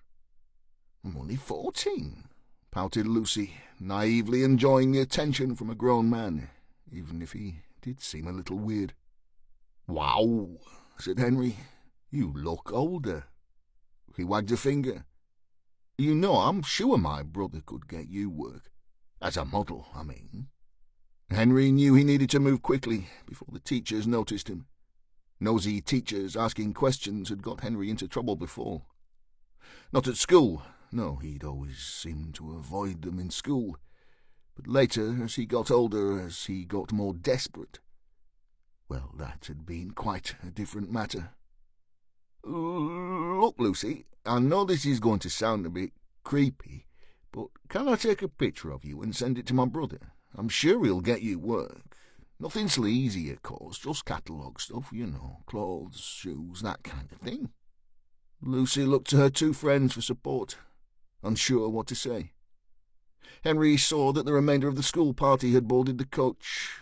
He couldn't wait any longer. He couldn't get caught. Not again. Henry pulled out his phone.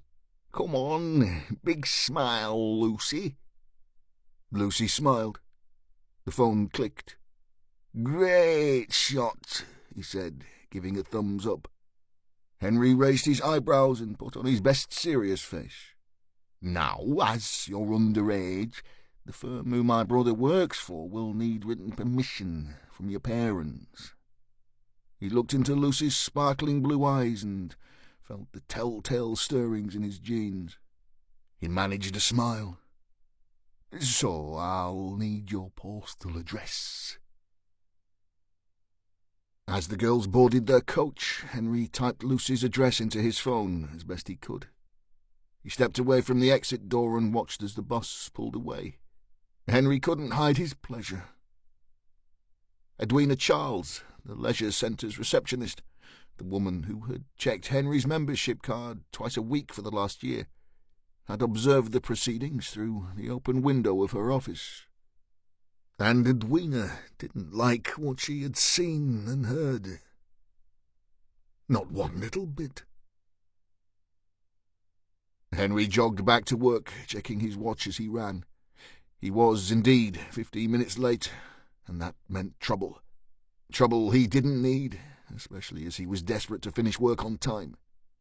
He badly needed to view the picture he'd taken of Lucy, to crop it and blow it up to the biggest size possible, and to spend an hour or so in his bedroom, paying his own special kind of tribute to the image. And later, he may even drive past her house in Ribbleton and see where she lived, where she ate, where she slept. Henry did his best to block out what was surely to come, but as he approached the funeral parlour, he could see old Mr. Pitt standing outside, alongside one of the new hearses, arms folded, staring down the street in his direction, face like thunder. "Late, Henry!" shouted Mr. Pitt. "Late, late, late!" He removed his glasses and began to rub the lenses furiously with his handkerchief. Henry knew his boss always did this when he was cross with him. "I'm sorry, Mr. Pitt, but—" Henry offered. Sorry was no good. "Sorry, sorry. That's all I ever hear from you, Henry," interrupted Pitt, holding up a palm. "And you are too late to cajole me this time, son. I've already called." Henry's heart sank. He called the doctor. "Terms and conditions, Henry. Terms and conditions of your employment. You know I'm obliged to inform the doctor of any changes in your behaviour or tardiness in your work, and as I have already been generous enough to allow you a further half an hour for your luncheon, I can see no excuse for your lateness." He replaced his glasses. "So there, it's done." Henry wanted to smash Pitt's face to pulp, to grind his stupid glasses into his stupid eyeballs, to stamp on his head until his skull popped open like an overripe peach. Henry could feel his heart beating in his throat. The pressure behind his eyes had returned, and his head swam. He balled his fists, every sinew in his body tense and ready to explode into a vicious frenzy of violence. Then his phone rang. He looked at the screen. Private number. It could only be one person. "Hello, Doctor," said Henry, his rage falling away like rain down a pane. "Hello, Henry. This is a disappointment now, isn't it?" "I'm sorry, Doctor." "Now, what did I always tell you, Henry? What did I say about truthfulness?" Henry watched as Mr. Pitt strode away, leaving him to deal with the doctor alone. He felt the fear dragon creep up his back, scratching its nails along his spine, ever upward, its fiery breath burning his neck. He began to shake. "You said not to say sorry unless I meant it," mumbled Henry. "Yes, exactly. That is exactly what we agreed now, isn't it?" "Yes." "Are you alone now, Henry?" "Yes." "And where have you been? What have you been up to that would make you so late? What have you done that was so bad that Mr. Pitt thought it fit to disturb me?" "I was swimming." "Your swim finished 50 minutes ago, Henry. You always make it within your lunch hour. Twice a week, Mondays and Thursdays. We agreed you could do that, didn't we? Now, Mr. Pitt says he gave you an extra 30 minutes for lunch. So what have you been up to?" Henry could hear the doctor tapping keys on the computer. "Yes, here we are. Adult swim ends 12:45 hours. Oh, yes, I see. Followed by 1300 hours. St. Jude's R.C. High ends 1330 hours. Now, forgive me if I'm wrong here, Henry, but isn't St. Jude's an all-girls establishment?" Henry's shaking was uncontrollable. He thought his legs might give away. "Yes, Doctor." The doctor's voice was low, sinister. "You've been looking at naked schoolgirls again, haven't you, Henry? Looking at their nubile little bodies and playing with yourself." Henry dare not tell about Lucy. He knew what the doctor would do, what the doctor was capable of, what pain he would suffer. "There's a hole," he said quietly, "in the changing rooms. No one could see me, honestly." The doctor considered Henry's last statement and was silent for a moment. Then, "You know what happened the last time you were caught playing with yourself in public, don't you, Henry?" Henry nodded, then realized he was on the phone. Yes, I do." "And I said I would help you, didn't I? So long as you played by my rules?" "Yes." "But now you have broken them." Don't!" bellowed the doctor. "Don't tell me you are fucking sorry one more time, or God help me, I will make sure you are back in a padded cell before the end of this very day." Henry stayed quiet. The thought of being back in that place, after more than a year of freedom, was too much to bear. "I won't let you down again," he said. "No," said the doctor. "No, you won't. You won't risk everything I have planned just so you can wank yourself off over some little schoolgirl. I've told you over and over, Henry, leave the innocent ones alone. Yours are the valueless ones, the druggies, the whores, the ones whose parents don't love them, just like your mother didn't care for you, Henry." The doctor's tone became quieter, softer. "No one will care for the 6, Henry. No one will come looking for the worthless whores.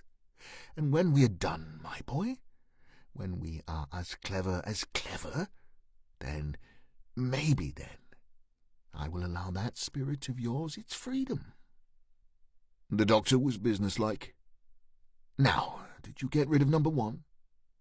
"Yes, just as you said." "No trouble?" "No." "And 2, 3? "I fed them this morning." "Good. So tomorrow, Tuesday, you can have girl 2 to play with." Henry was starting to feel better. "I'd like that." "Another blonde, Henry," said the doctor cheerily. "The one that laughed at you, remember? You paid for her body, but she laughed at you, ridiculed you." Henry felt his temper returning as he recalled the girl's mocking laughter at his naive fumblings. "Number 2, he said. "Yes, doctor, I remember her well." "Good. Good boy, Henry." Henry felt himself smile. The girl hadn't laughed earlier. When he'd removed her gag so she could eat that morning, she'd begged Henry to release her from a makeshift cell. She'd said she'd do anything he wanted, offered him all her body, no act out of bounds, no charge. "I am a good boy, doctor," he said. "A very good boy."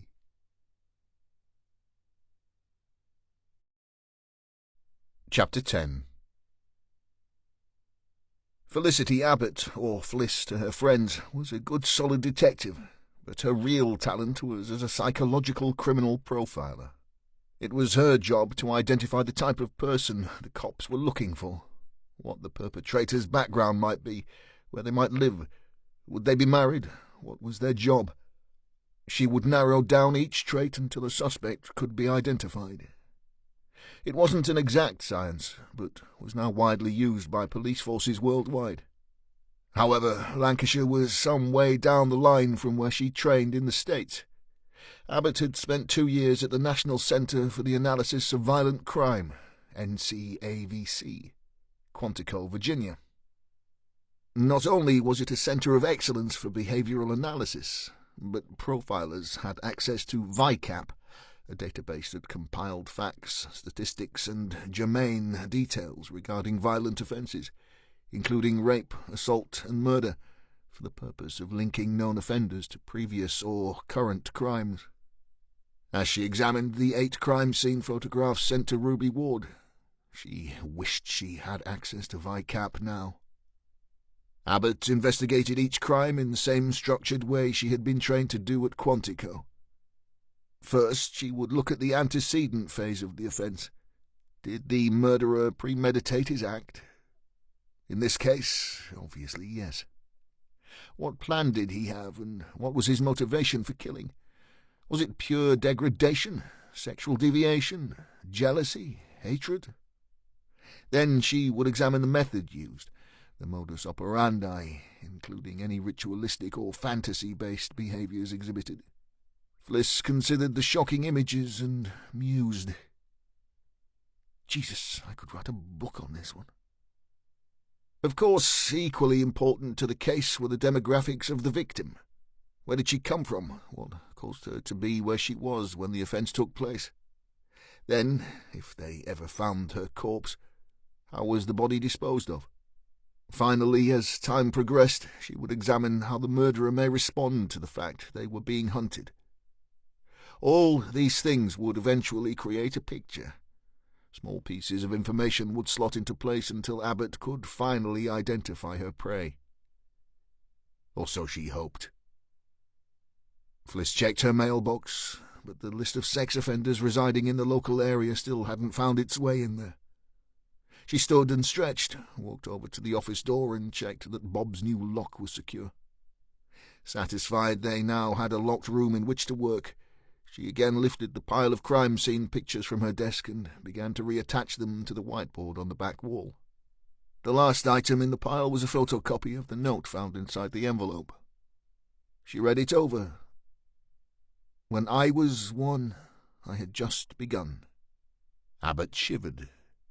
It was an uncontrolled reflex, as if someone had walked over her grave, as her nan used to say. Still, it was as good a place to start as any. She sat, opened Google, and typed in the words. The result was instant.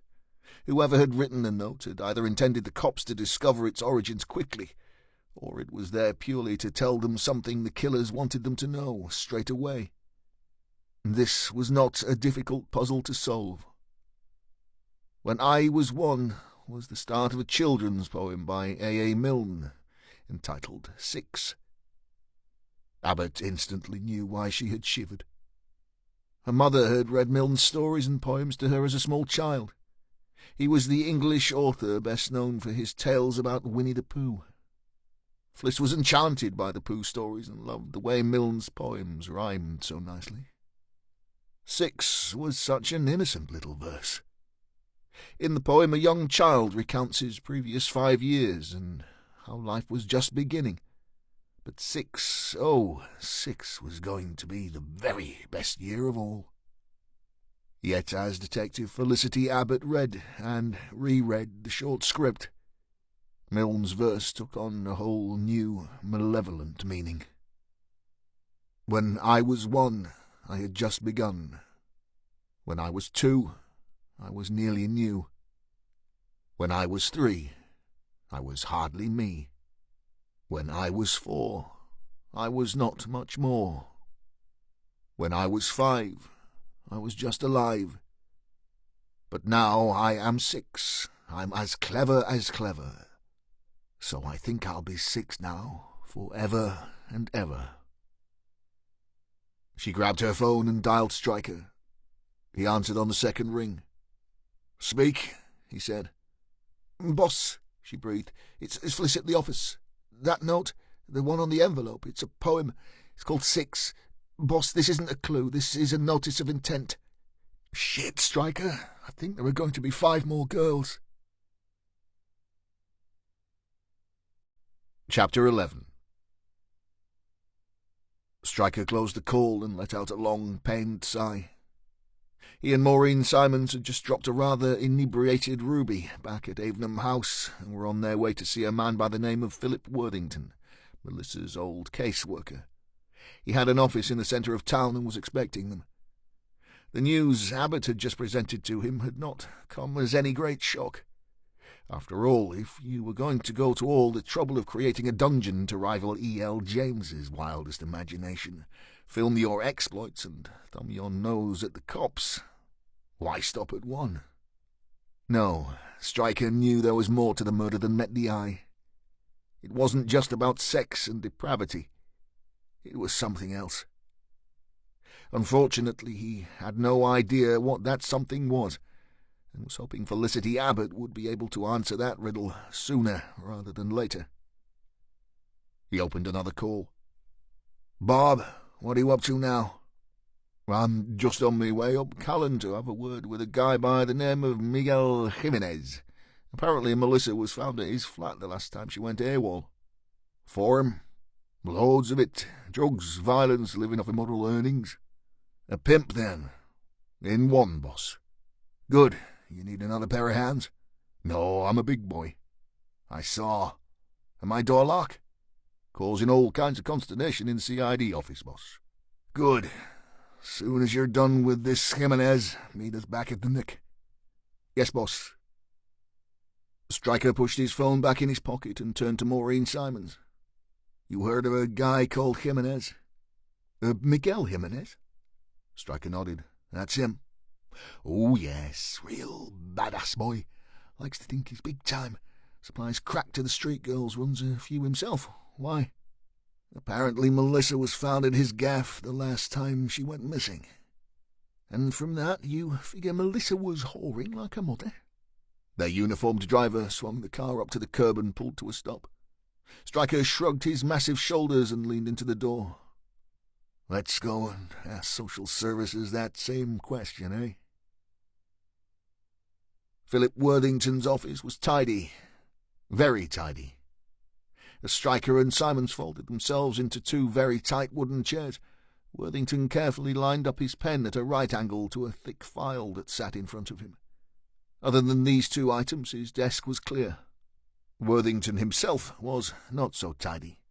He sported a mass of grey curls that frizzed in all directions, a matching beard that birds could have nested in, and a pair of eyebrows that appeared to curl onto the top of his horn-rimmed glasses. He wore a tweed jacket with school-teacher regulation leather elbow patches, a shirt with a frayed collar that had once been white, all finished off with a plain red tie held in place by a Socialist Workers' Party badge. He offered his hand to both detectives. "Terrible business. Shocking. Melissa found dead, you say?"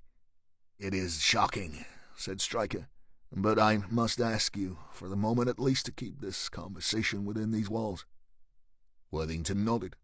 "Of course, I fully understand." He opened the heavy file in front of him and made a show of pressing the top of his pen. "How exactly did poor Melissa die, Detective?" Stryker kept his counsel. "We haven't had the results of the post-mortem through yet, Mr. Worthington, so it would be wrong of me to speculate. Suffice to say, we are treating her death as suspicious." The caseworker tapped his nose conspiratorially. I see, of course." Maureen Simons leaned forward. "How long had you known the Ward family, Philip?" Worthington blew out his cheeks. "On and off, 10, coming up 11 years, I'd say." Simons took out her notebook. "And the reason for Melissa being in the care of the local authority most recently?" Worthington sat back and chose to waffle rather than answer the direct question. "Over the years, we have done our best to manage the situation in the Ward family home. On occasions, that has included removing the child. You will be aware we consider it a last resort to take away a child from her parents." "Naturally," said Maureen impatiently. Philip ploughed on, unsure if Simons was being sarcastic. "Well, we did stabilise things for quite some time. As you probably know, Mum had some issues with drink and drugs, but for prolonged periods managed to look after Melissa. The child was fed, clothed, attended school regularly, and seemed happy. Therefore, during those better periods, Melissa remained at home." Stryker cocked his head. "It didn't concern you that Ruby was a prostitute all that time?" "How people keep the wolf from the door is not our concern, Detective. Ruby wasn't walking the streets, and she wasn't working in a brothel. So unless the laws of the land have changed, as I understand it, she wasn't breaking any rules." Simon shook her head in disbelief. "Yes, but the risk to the child, surely." Worthington raised his hand. "Ruby wasn't bringing her clients to her flat whilst Melissa was at home. Well, not in the beginning, at least. It was only as Melissa got older that we raised our concerns. Two things became obvious. The first was that Ruby had become totally alcohol-dependent, and the second was that Melissa was truanting and growing increasingly promiscuous." "How old was she then?" asked Simons. 12, maybe 13. Maureen scribbled some more. "But you didn't ever consider that her promiscuity was down to the mother's lifestyle?" Worthington considered his words. "Social services did everything in their power to protect Melissa Ward, Detective. They have acted with professionalism every step of the way." Stryker was losing patience. "We're not looking for a scapegoat, Worthington, and I appreciate what a fine department you have here, but I would hate any other victims to turn up whilst you pontificate about your precious fucking reputation." Worthington pursed his lips and nodded a reluctant acknowledgment. "In the end, we moved quickly because we thought there may have been a third party involved. A man. We believed that Ruby Ward was having a relationship with an older male, and although she never mentioned him, there are two separate notes on the file to suggest that this was the case." Stryker and Simons waited. Worthington took a breath. Melissa was an early developer. She appeared much older than her years, and there is no doubt that her mother's choice of occupation did little to calm her raging promiscuity. However, at age 13, her sexual activities seemed to be centred around her peers, boys her own age or slightly older, 15, 16 maybe. But it was when she turned 14 things began to change. Melissa stopped attending school altogether. She avoided our regular visits, and on the odd occasions our workers managed to catch up with her, they reported startling changes in the girl. Her hair, her clothes, her shoes, and her attitude. She had money, asked Simons. Definitely, said Worthington. Lots of it. And this mystery man? Asked Stryker. What can you tell me about him? Worthington shook his head. Nothing much. He was seen leaving the flat a couple of times. Tall, heavy-set, early 50s, big scar on his face. One worker described him as scary. Simons noted the description. And you figure this guy was pimping Melissa? Worthington shrugged. We made an informed choice to remove the girl from the family home on the evidence we had. What, if any, influence this mystery man had over Melissa, we really can't say. But we suspected that she was working as a prostitute at that time. The sightings of the man and Melissa's newfound wealth seemed one coincidence too far. The caseworker closed the file in front of him, clicked his pen top, and placed the item back in its right-angled position. And I can tell you this. Melissa Ward wasn't on her knees in a back alley earning 10 quid a blow either. If this guy was indeed working her, he was getting good money for her. Stryker stood in the sunshine on the pavement outside Worthington's office. The big man shaded his eyes with his hand. He was looking across the road, but spoke to Maureen at his side. You figure that this scar-faced guy was pimping Melissa? It's possible. Then it's possible he sold it to our murderers. Again, possible. Tentative, but possible. Stryker turned and locked eyes with Simons. You know the 2 lines of script found in the envelope? Maureen nodded. You mean the "when I was one" thing? That's it. Well, it's the start of a poem called Sex by a guy called A.A. Milne. Simons raised her brows. Other than the fact the guy wrote the Winnie the Pooh stories, that means nothing to me. It didn't to me either, but our D.C. Abbott thinks it means there are 5 more girls to come. Shit. My thoughts entirely. Maureen felt in her bag for her cigarettes, then thought better of it. You drink coffee, Stryker?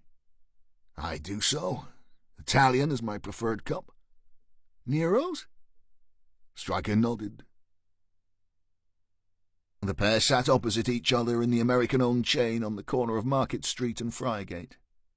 Stryker sipped his double espresso. Maureen stirred her mocha with a long spoon. Stryker examined the menu. Do you realize that there are 305 calories in that mug there, Simons? 20.8 grams of fat there, too. Jesus, Mary and Joseph, it's a feckin' meal. Maureen ran her tongue over her front teeth and shook her head. Oh, and how many calories in yours, then? 14. And how do you know this shit? Because it's written in the menu here, so. Stryker dropped the card on the table. Anyways, you've obviously no care for your poor body there, so we better get on with solving this case before you have a feckin' heart attack. What's your thinking so far? What about our newfound pimp? Maureen rolled her eyes and pulled out her notebook. She opened it and scanned her scribbles. A moment later she slapped the book closed and dropped it back in her cavernous bag. She rested her elbows on the table and looked Stryker in the eye. Have you any idea what it was like for that poor kid living with Ruby? Stryker couldn't even imagine. He shook his head. Well, I have. My mother was an alcoholic. I cooked, I washed, I ironed, I cleaned. I went to school exhausted most days. Then one day I came home and there is some big, fat, hairy bloke in my mother's bed. My old mum was sparko, pissed as the proverbial. I was about Melissa's age, just turned 15.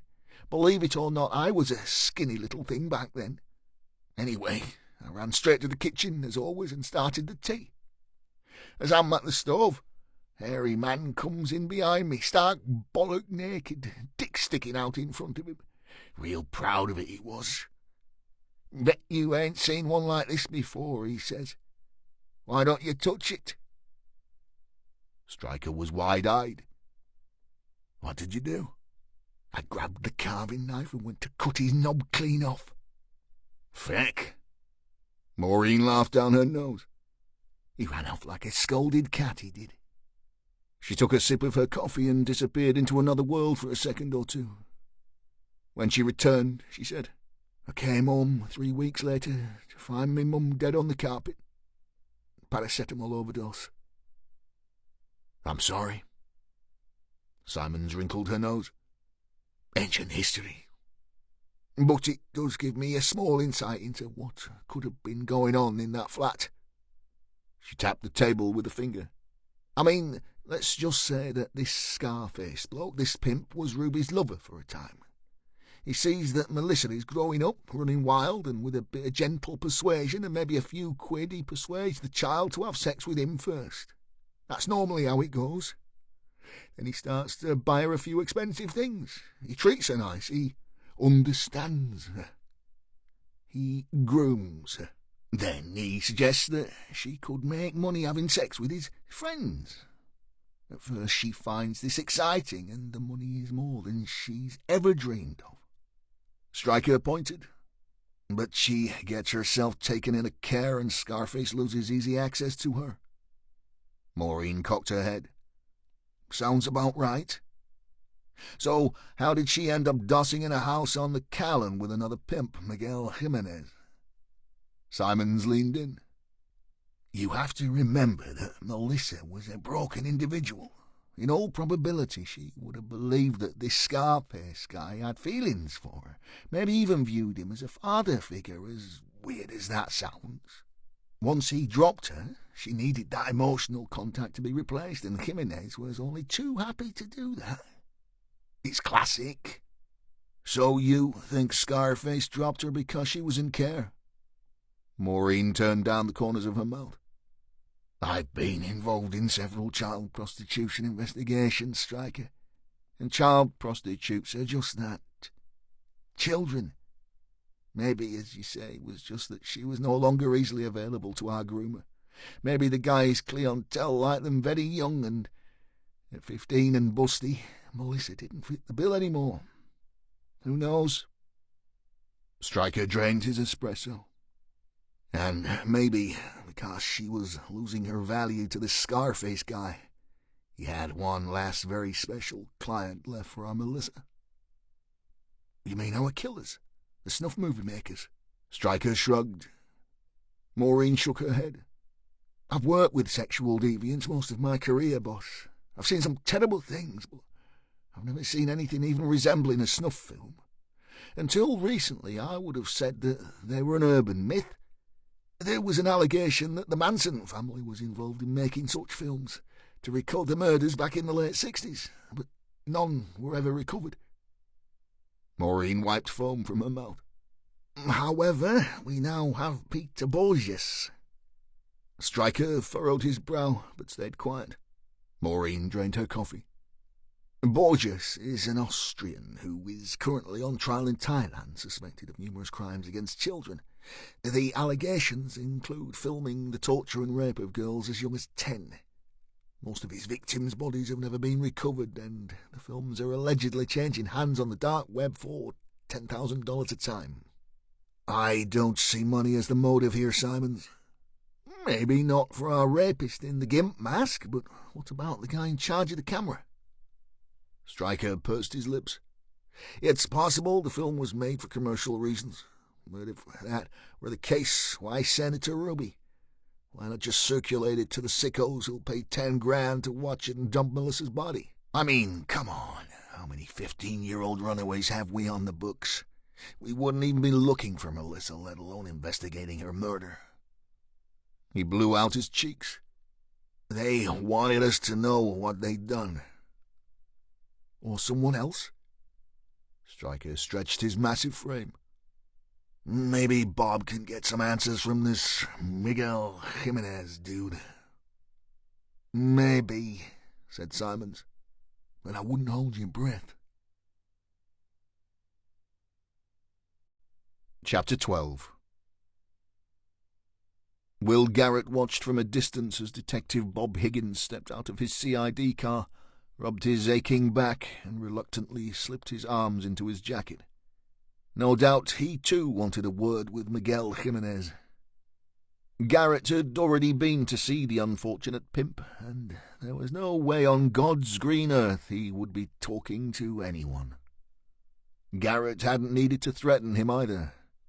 His gun had remained firmly in his briefcase. Will smiled to himself as he watched Higgins walk towards the house, then slipped into his car and started the engine.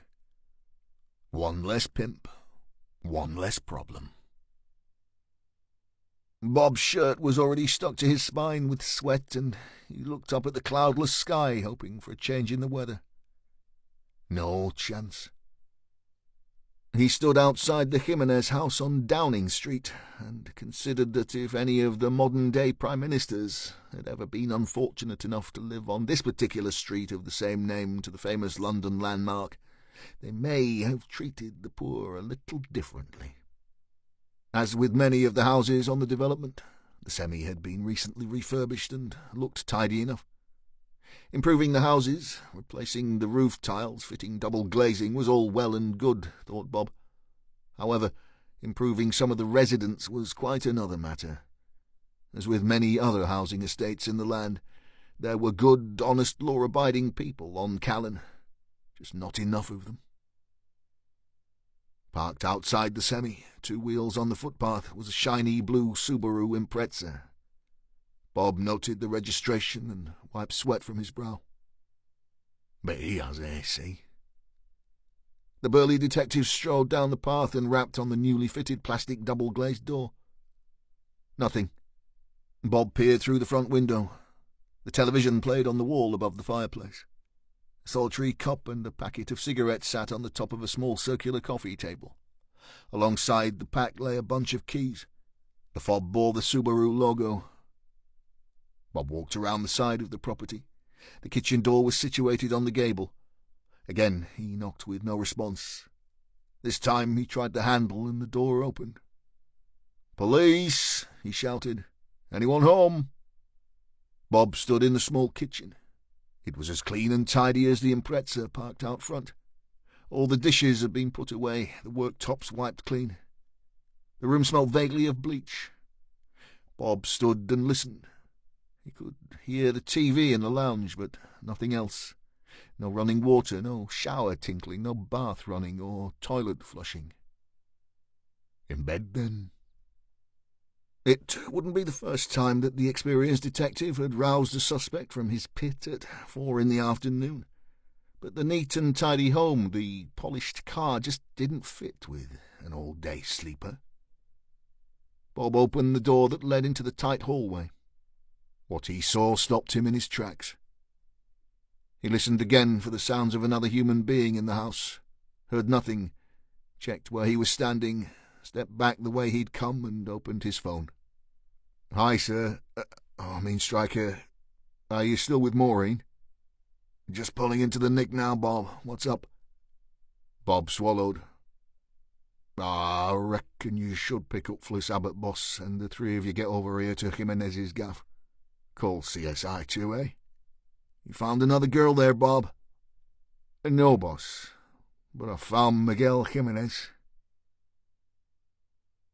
Much to Stryker's annoyance, it took him and his team 40 minutes to collect 4 sets of forensic coveralls from the stores and drive to Jimenez's house. By the time they arrived, uniformed officers had set up an outer cordon on the premises. One stood at the front gate with a clipboard, registering anyone who wished entry.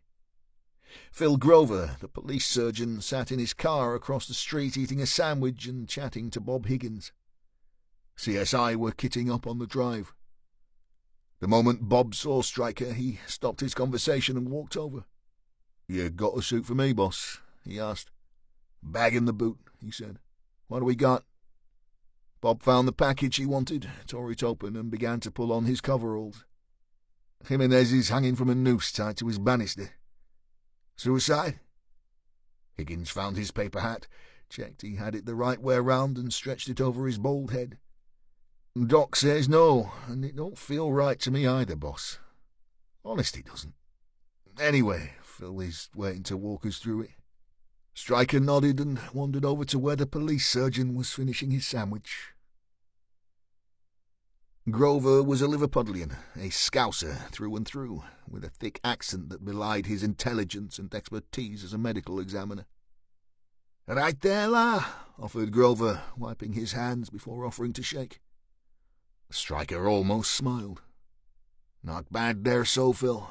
How's the healing business?" Grover had known Stryker since his early days on CID. He knew just how awkward he could be. He also knew just how good he was at his job. Both men respected each other, and it showed. "You'll lose them all in the end, Ewan," said Grover. "It's just some last longer than others." Stryker nodded ruefully before gesturing towards the house. "Aye, I suppose that's right. And what do we have here, Doc?" Grover pulled on a new set of latex gloves and strolled towards the drive. "Asphyxiophilia, or autoerotic asphyxia, an act committed by a person to themselves. Colloquially, a person engaging in the activity sometimes called a gasper." "So, suicide?" "Not quite. The gasper cuts off the oxygen-rich blood from the heart to the brain by some form of strangulation or asphyxiation. In Mr. Jimenez's case, a noose.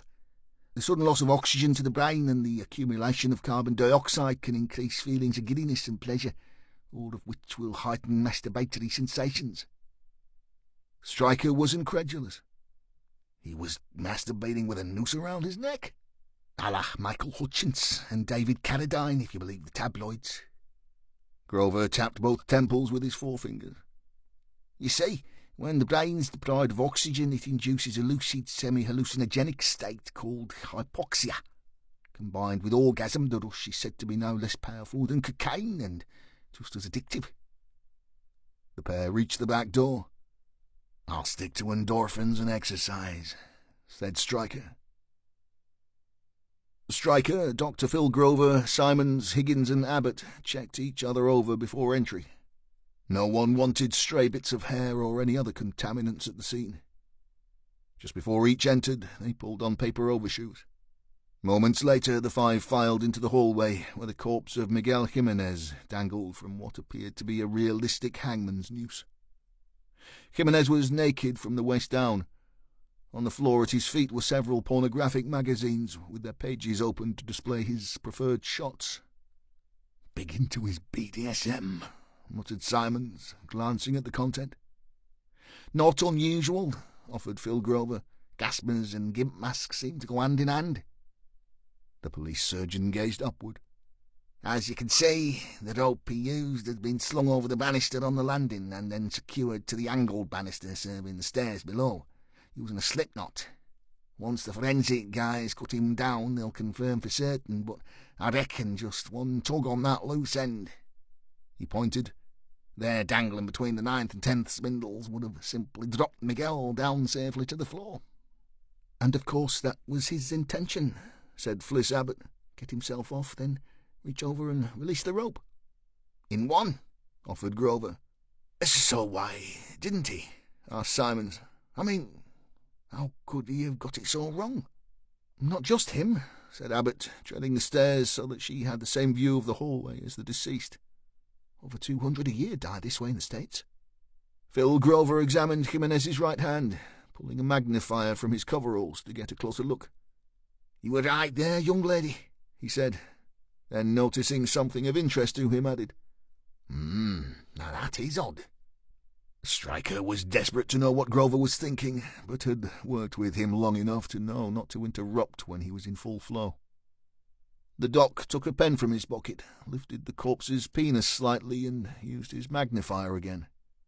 "Ah, yes." Stryker thought he would burst. "Oh, come on, Phil, for feck's sake." Grover ignored Stryker's plea and carefully grabbed Jimenez by his right wrist. Then he slowly extended the dead man's arm towards the slipknot. "He could easily reach," blurted Maureen Simons. Grover turned, offered Simons a smile, and in the thickest scouse said, "Not so simple when you're on the vinegar stroke, though, eh?" Maureen gave the doc a thunderous stare.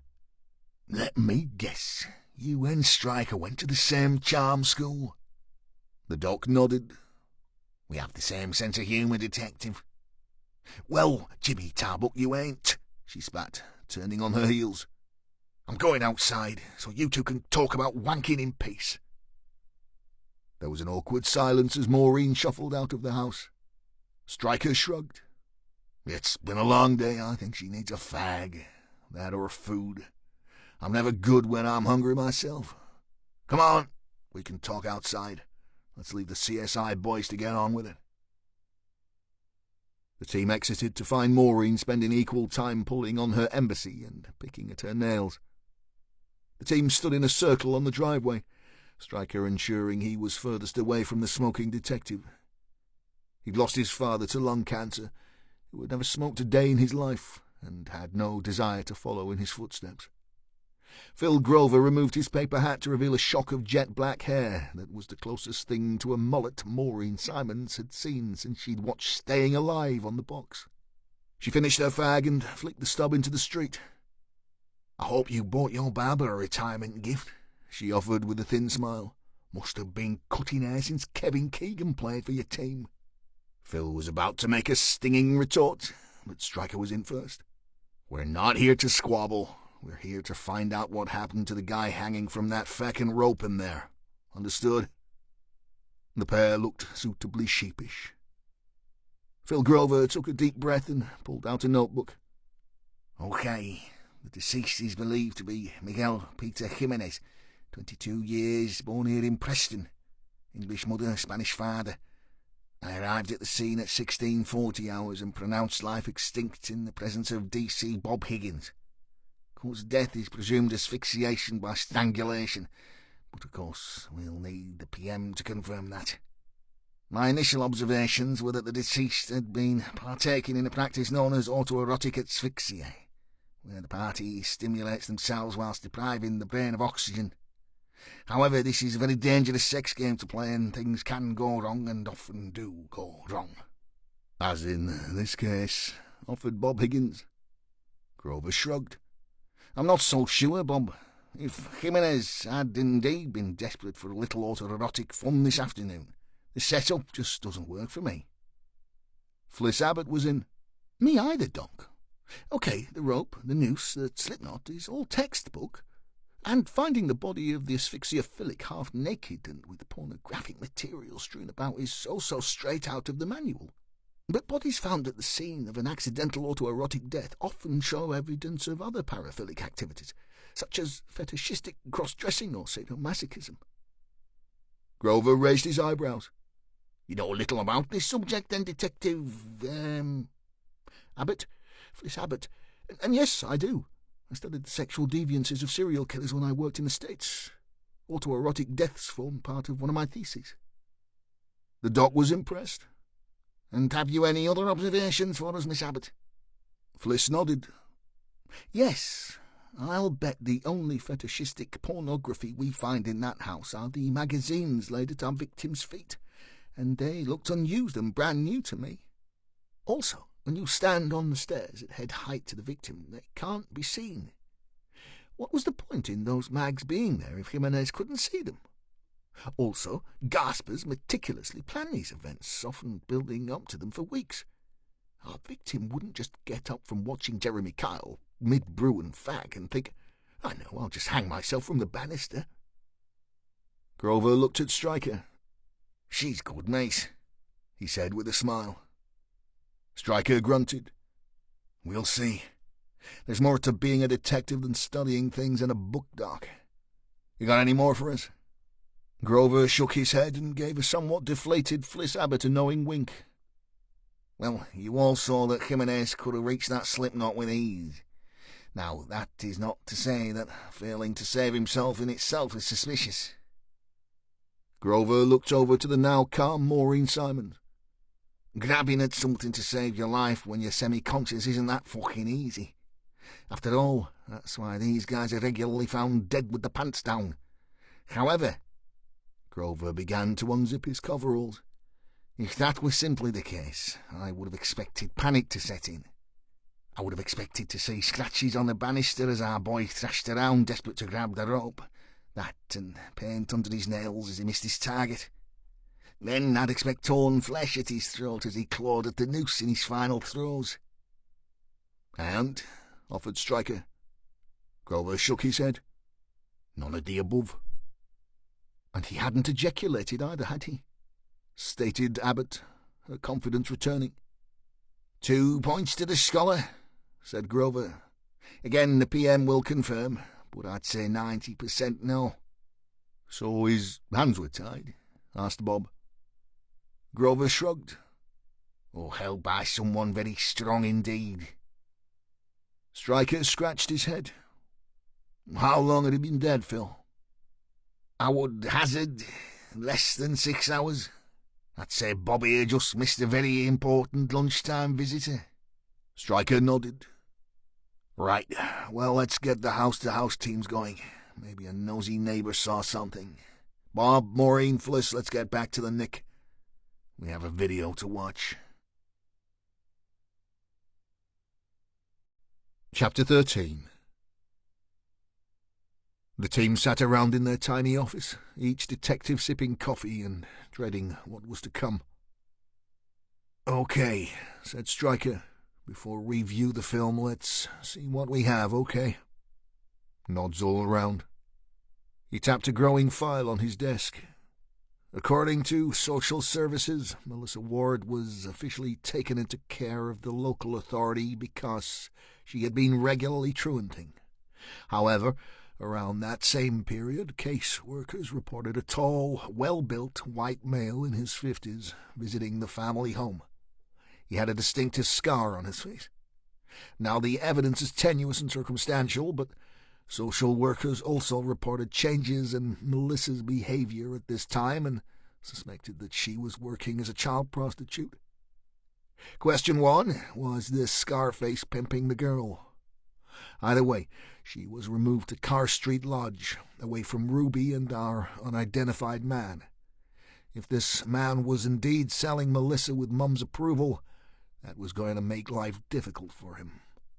That said, Carr Street is not secure accommodation, and as we know, the girl simply ran away at every opportunity. She did not, however, run back to her mother or Scarface. Take what you will from that. Question 2, had Scarface grown tired of the girl, or the other way round? Whatever the reason, she ran into the dubious arms of Miguel Jimenez, local pimp and drug dealer, also now suspiciously deceased. The uniform that found Melissa Ward at Jimenez's house back in May reported the girl already had all the signs of substance abuse, namely crack cocaine. Now, if our man Scarface was indeed pimping underage, fresh-faced girls to his clients, as Detective Simons here suggests, he would be rather pissed at losing one of his prime girls to Jimenez, who preferred his girls streetwalking and stoned. So, my third question. Is Scarface involved in the murder of Melissa Ward? And is that why Miguel Jimenez is dead? Well, that's 4 questions, said Maureen Simons. "Glad you're keeping count, Detective," said Stryker. He turned in his seat and lifted a separate file from his desk. "We've also received the forensics report back on the video footage. The boffins at HQ believe the film to be heavily edited. What we're about to watch lasts 10 minutes and 11 seconds. However, they believe the actual filming took place over an extended period. They know this to be the case, as the stills included in the package were digitally produced from the video itself, and our killers have not gone to the trouble of removing the digital timestamp from the files." "Sloppy," offered Maureen Simons. "Showing off," muttered Fliss Abbott. "Killers, plural?" asked Higgins. "You sure of that now then, boss?" Stryker pressed on. I'll come to that, Bob. Now, the first still was taken 1907 hours, Tuesday night, whereas the last shot showing Melissa deceased was 0620 hours, Wednesday. The video file was uploaded to the memory stick 1540 hours, Thursday. He dropped the papers on the desk, his voice unable to hide a hint of sorrow. Everything posted to Mum, Friday. Stryker pulled himself from his seat, sat on the end of his desk and pushed his hands in the pockets of his jeans. The film was produced using 5 fixed cameras all running simultaneously. Each of the cameras had pan and tilt zoom capabilities and were controlled remotely from an unknown location by a second perpetrator. So yes, Bob, we are certain we have 2 killers. The footage recorded by each camera was then edited together to make the film and produce the stills. Forensics say whoever did the job used a professional program and knew what they were doing. Fliss nodded. So the cameraman could have been anywhere, not in the same building? It's possible, said Stryker, but I think that's unlikely. I reckon our camera operator is the brains behind the operation. The location used has been prepared especially for the murders, and I'd bet the recording and editing equipment is very close to the scene itself. It would be too risky to use a web-based control system. He wouldn't chance leaving a digital fingerprint for us to trace. No, I reckon the system is hardwired into a room just off the dungeon. You think this Scarface could be our cameraman? Asked Bob. Stryker shrugged. It's possible. If he's a pimp making money out of underage girls, who's to say he wouldn't make and sell snuff movies on the dark web for 10 grand a time? He could have been working the cameras and directing Gimp Mask Boy, said Maureen. Telling him what to do to the poor kid next, the sick fuck, spat Higgins. One killer controlling the other, offered Abbott, locking her fingers together, stretching her hands above her head, arching her back. Classic, really, but you haven't mentioned the note, boss. Ah, yeah, the infamous note, offered Stryker. The little kid's poem. Was coming to that. It is creepy, said Bob Higgins, especially in the context it was sent. Just the first 2 lines, like. Agreed, said Stryker. But if D.C. Abbott is correct and there are 5 more girls to come, we haven't just got 2 killers on our hands, but 2 serial killers working in concert. How rare is that? Maureen Simons leaned forward on her elbows and made a pyramid with her fingers. Hindley and Brady, Fred and Rosemary? Stryker shook his head. I get that, yeah, but they were romantically connected, and I just don't see that here. There have been plenty of platonic pairs of serial killers, boss, said Fliss Abbott, pushing the tails of her blouse back into her skirt, post-stretch. Lawrence Bittaker and Roy Norris, a.k.a. the Toolbox Killers, kidnapped, raped, tortured and killed 5 teenage girls in California.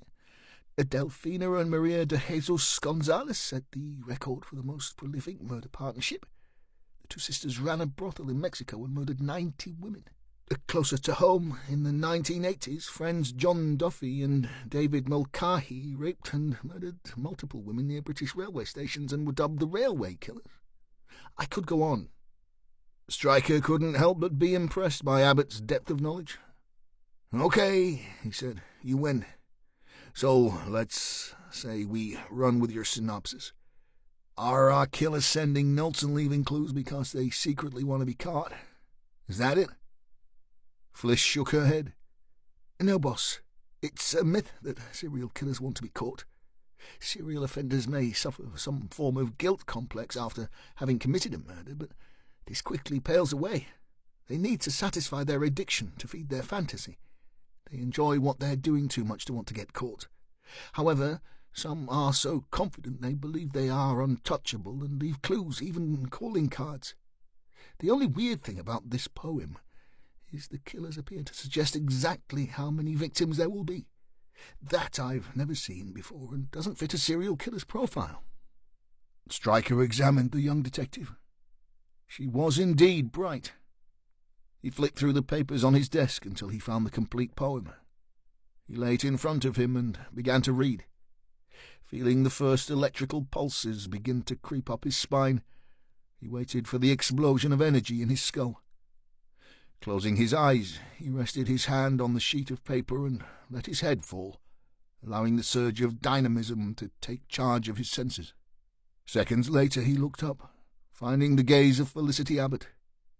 His voice no more than a whisper. Jesus, Mary and Joseph. It might not fit any profile, but I think you're right. Stryker scanned his meagre, tired-looking crew. He pushed a small red memory stick into the team's computer tower, and the atmosphere in the tight confines of the office became visibly tense. Foreboding filled the small room. All knew what was to come. His finger hovered over the space bar on the keyboard, aware that one simple press would send the desktop projector flickering into life and fill the room with a level of violence no one on the team had ever witnessed before. He pulled his hand away a moment and eyed his people again. All sat tapping fingers, scratching chins, biting nails. He began. We've all seen our fair share of shit. Heard some sick stuff, too. But we're normally there after the fact, there to pick through the blood and the bone. But this, what we're about to watch now, is going to be disturbing to us all. He nodded towards D.C. Higgins. Bob, I'm aware you have a girl the same age as Melissa, and this will be tough for you. If you feel the need to leave us at any point, there ain't anyone in this room would hold that against you. Okay? I'll be fine, boss, said Bob, rubbing his face with his palms. The fact was, no one would be fine, and Stryker knew it. He pressed the button. Fliss Abbott, Maureen Simons, Bob Higgins, and Stryker himself would never be the same again. Chapter 14. The sun was setting, and the evening air chilled Maureen Simons as she stood in the smoking shelter. Taking a long pull on her third cigarette, she shivered, and even though her tears had dried, she mechanically wiped her eyes with the back of her hand for the umpteenth time. Just minutes into the film, Bob Higgins had been sick, thrown his guts into a waste paper basket. But he'd watched it. He'd watched it all. Watched the viciousness, the degradation, the humiliation, the murder of a child. Fliss Abbott had surprised Maureen. After all, what was she? 25, 26, maybe? The young D.C. had sat emotionless, scribbling notes on a pad, the way Maureen had seen pathologists do when slicing into a body. Detached, impassive. Stryker remained silent throughout, brooding, fists clenched, teeth gritted. Maureen thought he may smash the screen to pieces before the end, but he had not. The moment the film had finished, he had leapt up, switched off the unit, turned to the team and dismissed them all for the day. Back at 7 in the morning, he'd said. Get some rest, he'd said. What chance? Maureen didn't think she would ever sleep again. She didn't think she would ever be able to rid herself of Melissa Ward's cries for help, her pleas for mercy. That sound, that awful, pathetic begging. My God, why ever rid myself of that sound? Despite Melissa's sobs and cries, there had been no clemency, no compassion, no quarter given. Whoever was behind that rubber mask was no more than an animal, and whoever had driven him, directed him so they could obtain those pictures, was even worse. You okay there now? The voice made her jump. She had been so far removed from reality she hadn't noticed Stryker's presence. She nodded and smoked some more. How's Bob? He called his kids, then went to a bar. Not surprising. No. You got any family, Stryker? All gone. Maureen cocked her head. So, no one special? Nope. I got cats. Nice. I couldn't cope with the hair myself. Maureen smiled and stubbed out her fag. A true loner, then. I don't need the responsibility. Simons pulled out another cigarette, tapped the end of the pack, and looked up into Stryker's face. Your fear of responsibility, it wouldn't be anything to do with the Westland kid, would it? You know about that, then, so? I heard, yeah. Stryker turned his face away and looked skyward. He was a really good lad. Good cop, too. I dragged him along on that job, chasing a terrorist with no backup. Even the big bosses thought we were mad. He survived all that, and then a little piece of shit like Barry Williams comes along with his ideas of white supremacy and plants a bomb on a building site. Shit happens, Stryker. And then you die, he said, gesturing towards Maureen's cigarette. She looked at the unlit smoke, thought for a moment, and threw it into the fire bucket. You never give up, do you, Stryker? He shook his head. Never. And I won't give up till I catch these fuckers, Maureen. I believe you, Stryker, she said. I believe you. Stryker climbed the stairs to the team office and heard raised voices ahead. As he reached his goal, to his surprise, Fliss Abbott was standing at the door. She held it half open, face pale, a slim body blocking entry to none other than DCI Alan Blunt. Blunt was red-faced and unsteady. He'd obviously been drinking. "What the fuck is this about, Sergeant?" he barked, pointing at the newly fitted lock. "Privacy," said Stryker. "Fucking privacy," sneered Blunt. "Don't take the piss, son. I'm the senior detective in this nick, and you can't go around fitting door locks to offices without my say-so." "Well, I have done," said Stryker flatly. He nodded towards Fliss Abbott. "And I don't care for people who try to bully my detectives." "I'm okay, boss," said Abbott quietly. "I told him your orders. He's a bit pissed, it's all."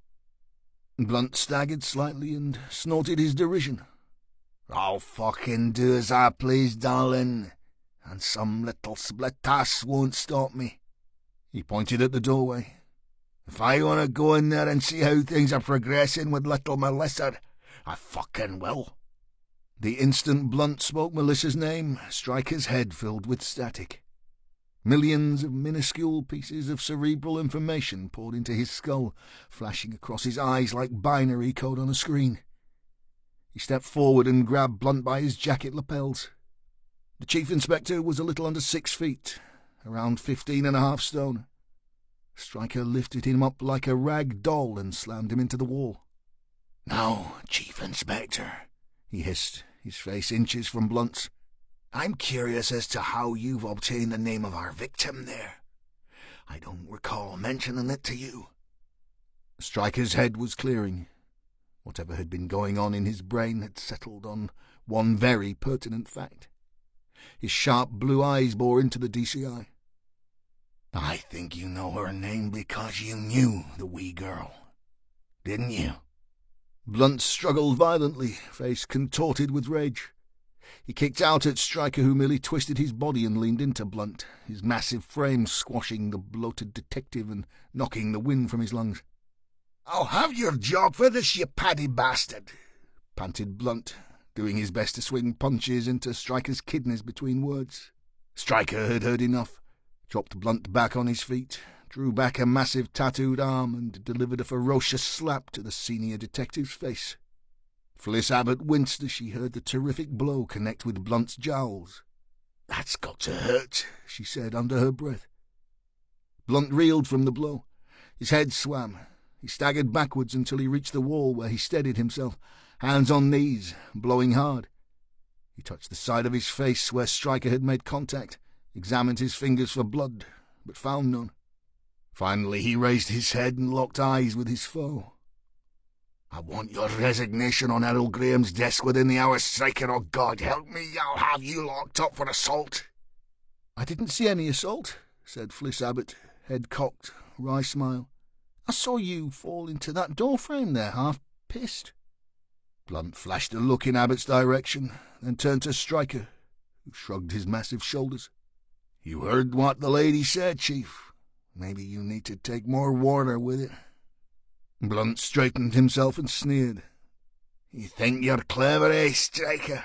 Graham's blue-eyed boy. Well, you're finished, son." He twisted his head towards D.C. Abbott. "And you go. I'll see to it you're issuing parking tickets before the week is out." Stryker moved with terrific speed for such a big man. His right arm flashed forward, his forefinger and thumb expertly finding Blunt's larynx. The DCI rapidly began to fight for breath as Stryker applied just enough pressure to cut off his supply. Blunt feebly pawed at Stryker's hand, his mouth open, eyes wide. "There's something wrong about you, Blunt," said Stryker quietly. "Something very wrong." He increased the pressure slightly. The Chief's legs began to buckle. "And I intend to find out exactly what that is." He released the DCI, who fell to his knees, gasping for breath. "And if you want to mention to DCS Graham that you have been snooping around this investigation without permission, I will gladly join you in that meeting.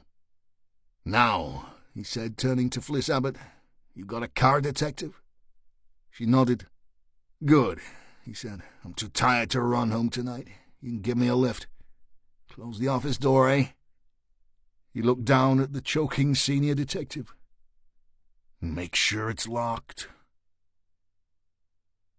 "Not too far out of your way there now, is it, Abbott?"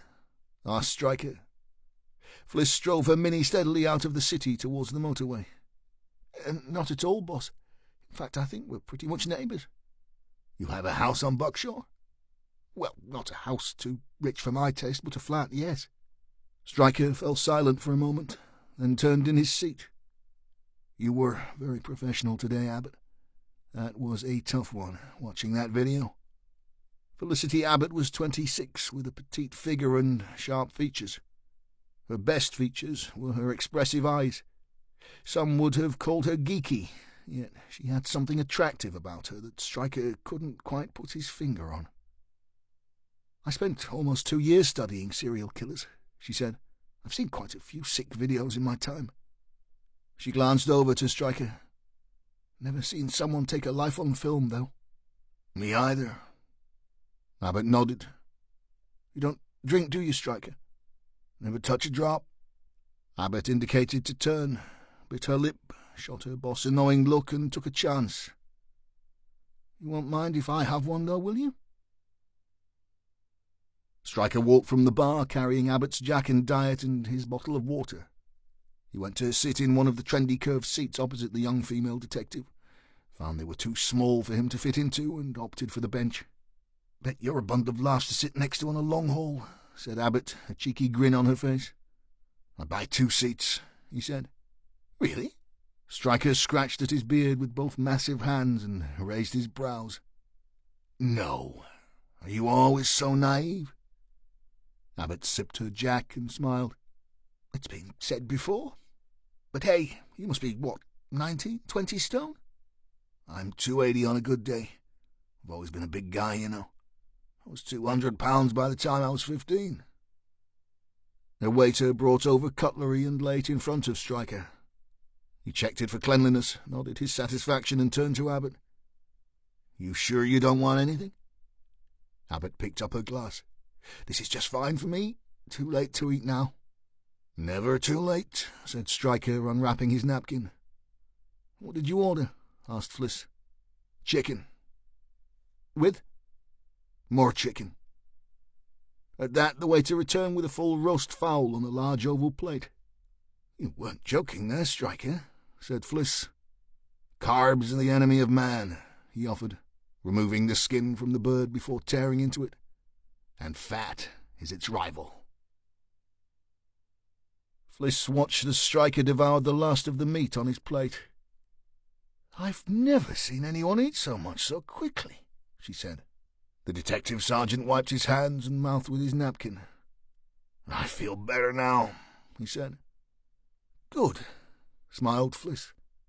"Then you won't mind if I ask you about your your episodes. Episodes? Oh, come on, Stryker. Most wouldn't notice, but to me it was obvious. It was? Yes, you had one as you read the A.A. Milne poem and another one outside the office when DCI Blunt mentioned Melissa's name. Ah, those moments. Moments? Is that what you call them? That's what my mother called them sometimes. I've seen it before. Seen what? In precognitives. Hey, come on, Abbott. This is all getting a bit Steven Spielberg here. I'm not making prophecies. That would be bollocks. No, Stryker, it isn't. And maybe you can't see the future, but what I want to know is, what do you see? Look, the thing is, where I trained in the States in Quantico, they don't dismiss anything that may help them solve a crime. They embrace it. You train with the FBI? Sort of, but never mind that now. Look, when you have these moments of yours, how do you feel? Like my head will burst. Anxious? Sometimes. And is it just people that set these moments off? Stryker shook his head. Not always. Sometimes it's objects. Sometimes I just feel... I don't know. I can't explain. My pa said it was intuition. My mom called it a gift. Up until recently, they were just like feelings, hunches. Then after I resigned, they changed. They became more intense. They take over my head. I don't know how to explain it. It's just like... You ever seen the film The Matrix? Yes, of course. Well, you know when all that green code is running down the screen? Millions of pieces of information. It's like that. And my head clears and I'm left with a single thought. And that thought is always right? Mostly. When you resigned, it was because of the Westland thing, right? Not just because of Tag, but he was a big part of it, yeah. And your episodes grew in strength and intensity after that? I prefer not to link the two. But yeah. Abbott finished her drink. And your second episode today, the one with the Chief Inspector. What did that tell you about DCI Blunt? Stryker's eyes flashed. I think he's connected to the murder of Melissa Ward.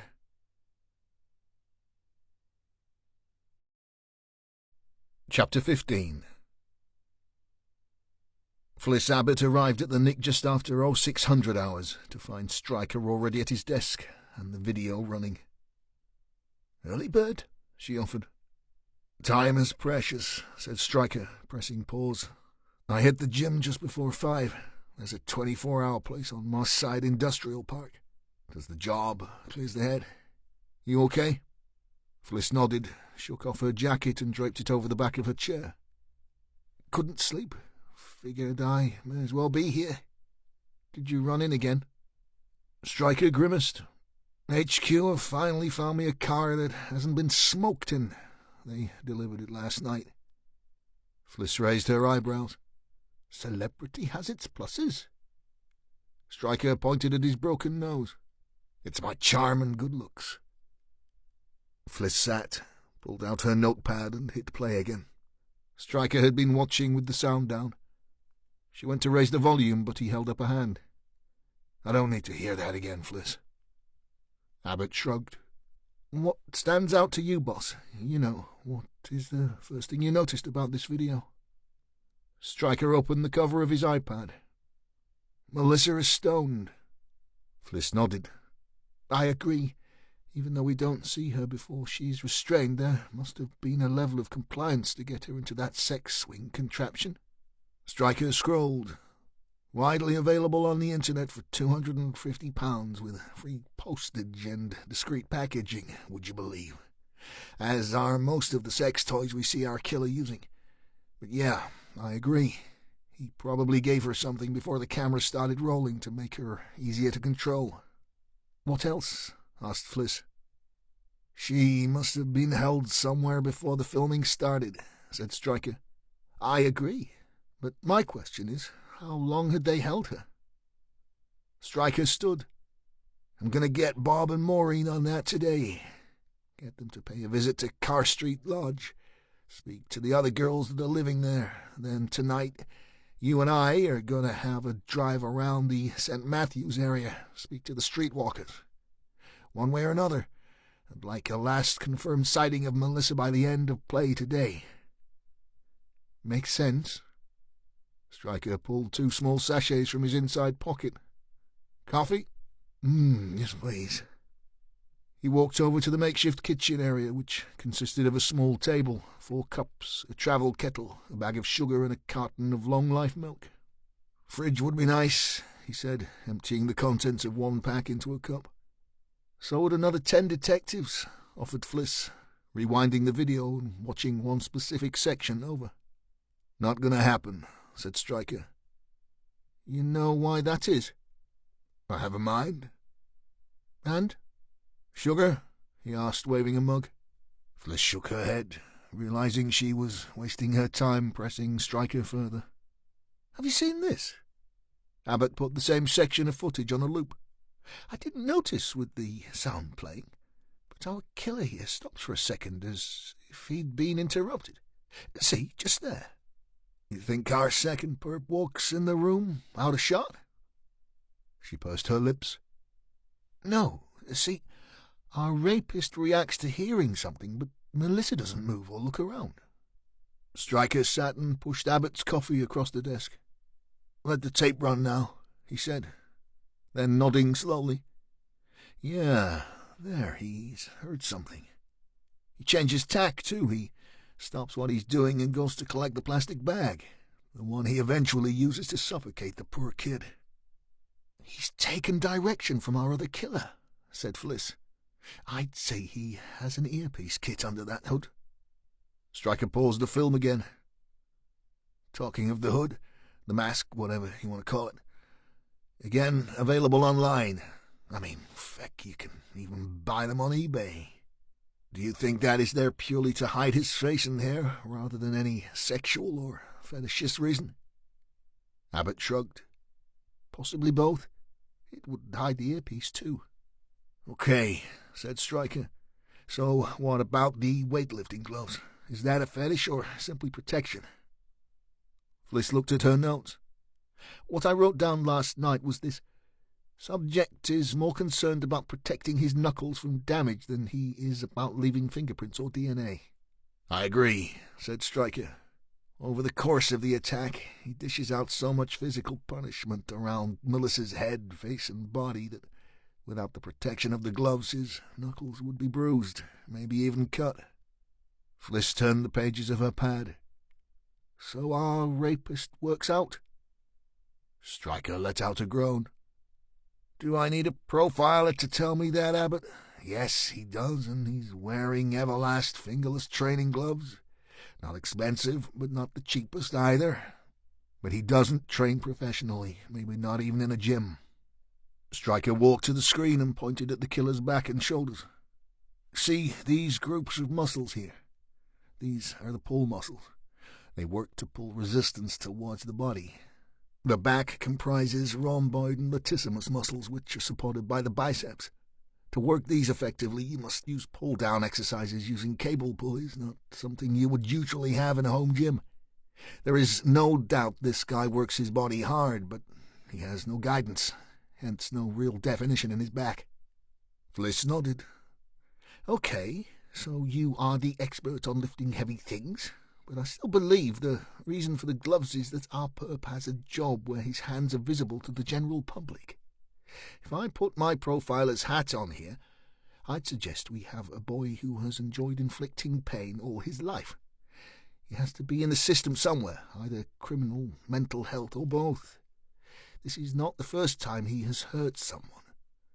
He may not have killed before, but he's been a danger to others all his born days.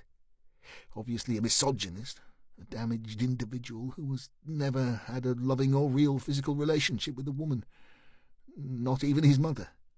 I'm not saying he hasn't got a high IQ, but he could well be on the spectrum. I would bet on a service industry job. He certainly doesn't dig holes in the road where his hands would be bruised and cut as a matter of course. She flicked through her pad again and began to scribble. Yes, service industry, she muttered, but not something that would bring him into contact with young people, especially girls where his weirdness would be cause for concern. Something where he could hide his strange behaviour. Old people's home, suggested Stryker. Good call, said Fliss. Stryker lifted his arms out to his sides, palms up. Okay, but tell me this then. If he's so unconcerned about leaving DNA or prints lying around, why is he wearing a condom? Fliss took a long drink of her brew, then wiped her mouth with the back of her hand. To protect himself, that's why. You see, he knew Melissa was a prostitute. I would hazard that it is one of the reasons she's been chosen. Maybe his mother was a working girl? She pointed.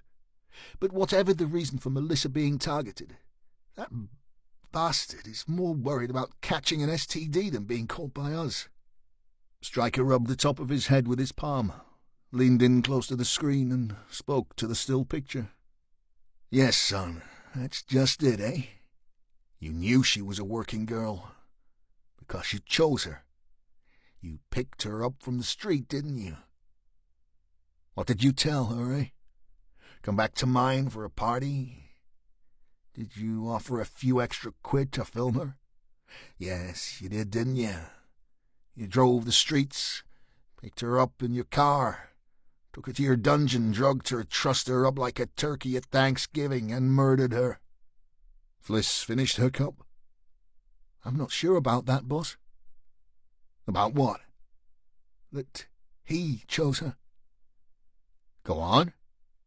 I mean, he may well have picked her up from the street, but I think the guy behind the camera chose her. Why? I think he chose her because she was Ruby Ward's daughter. Bob Higgins and Maureen Simons arrived together on the stroke of 7.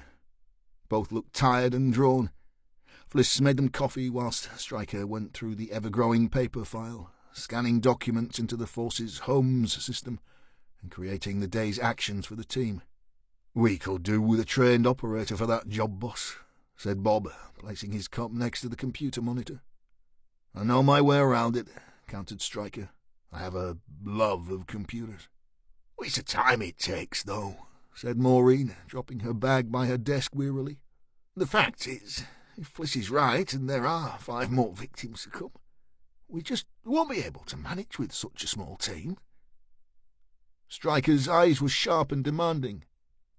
"We'll just have to make sure we catch these buggers before they can complete their plan then, eh?"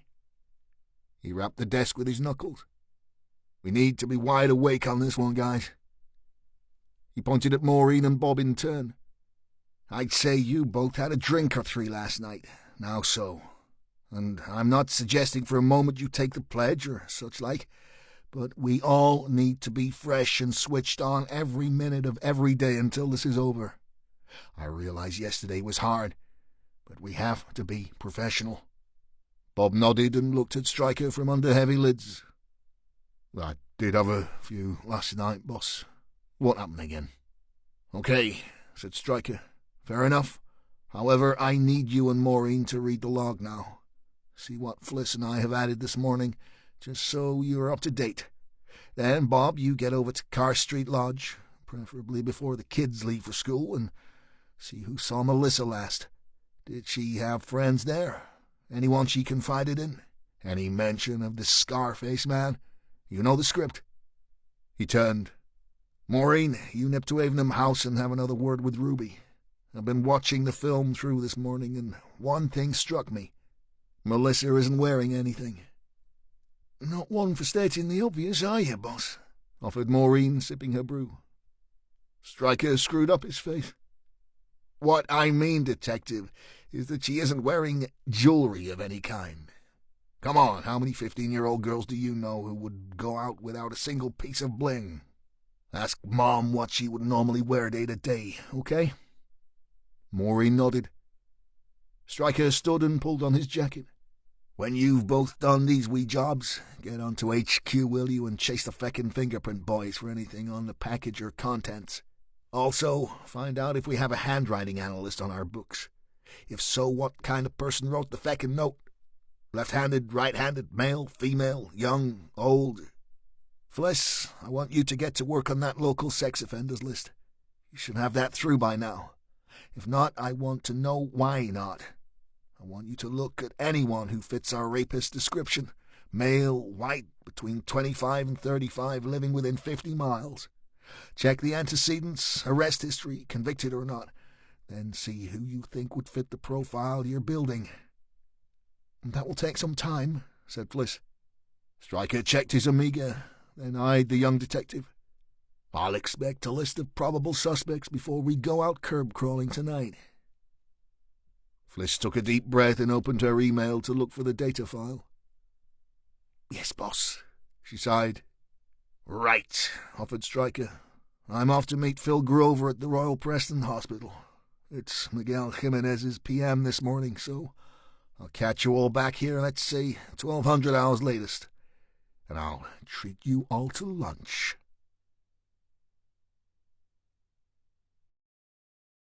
Chapter 16. Lucy Stevenson had showered and changed into her school uniform. Then, as usual, she traipsed downstairs to eat breakfast with her little brother Sam, her mum Linda, and her dad Brian. The family always ate breakfast at the table. It was a ritual her dad demanded.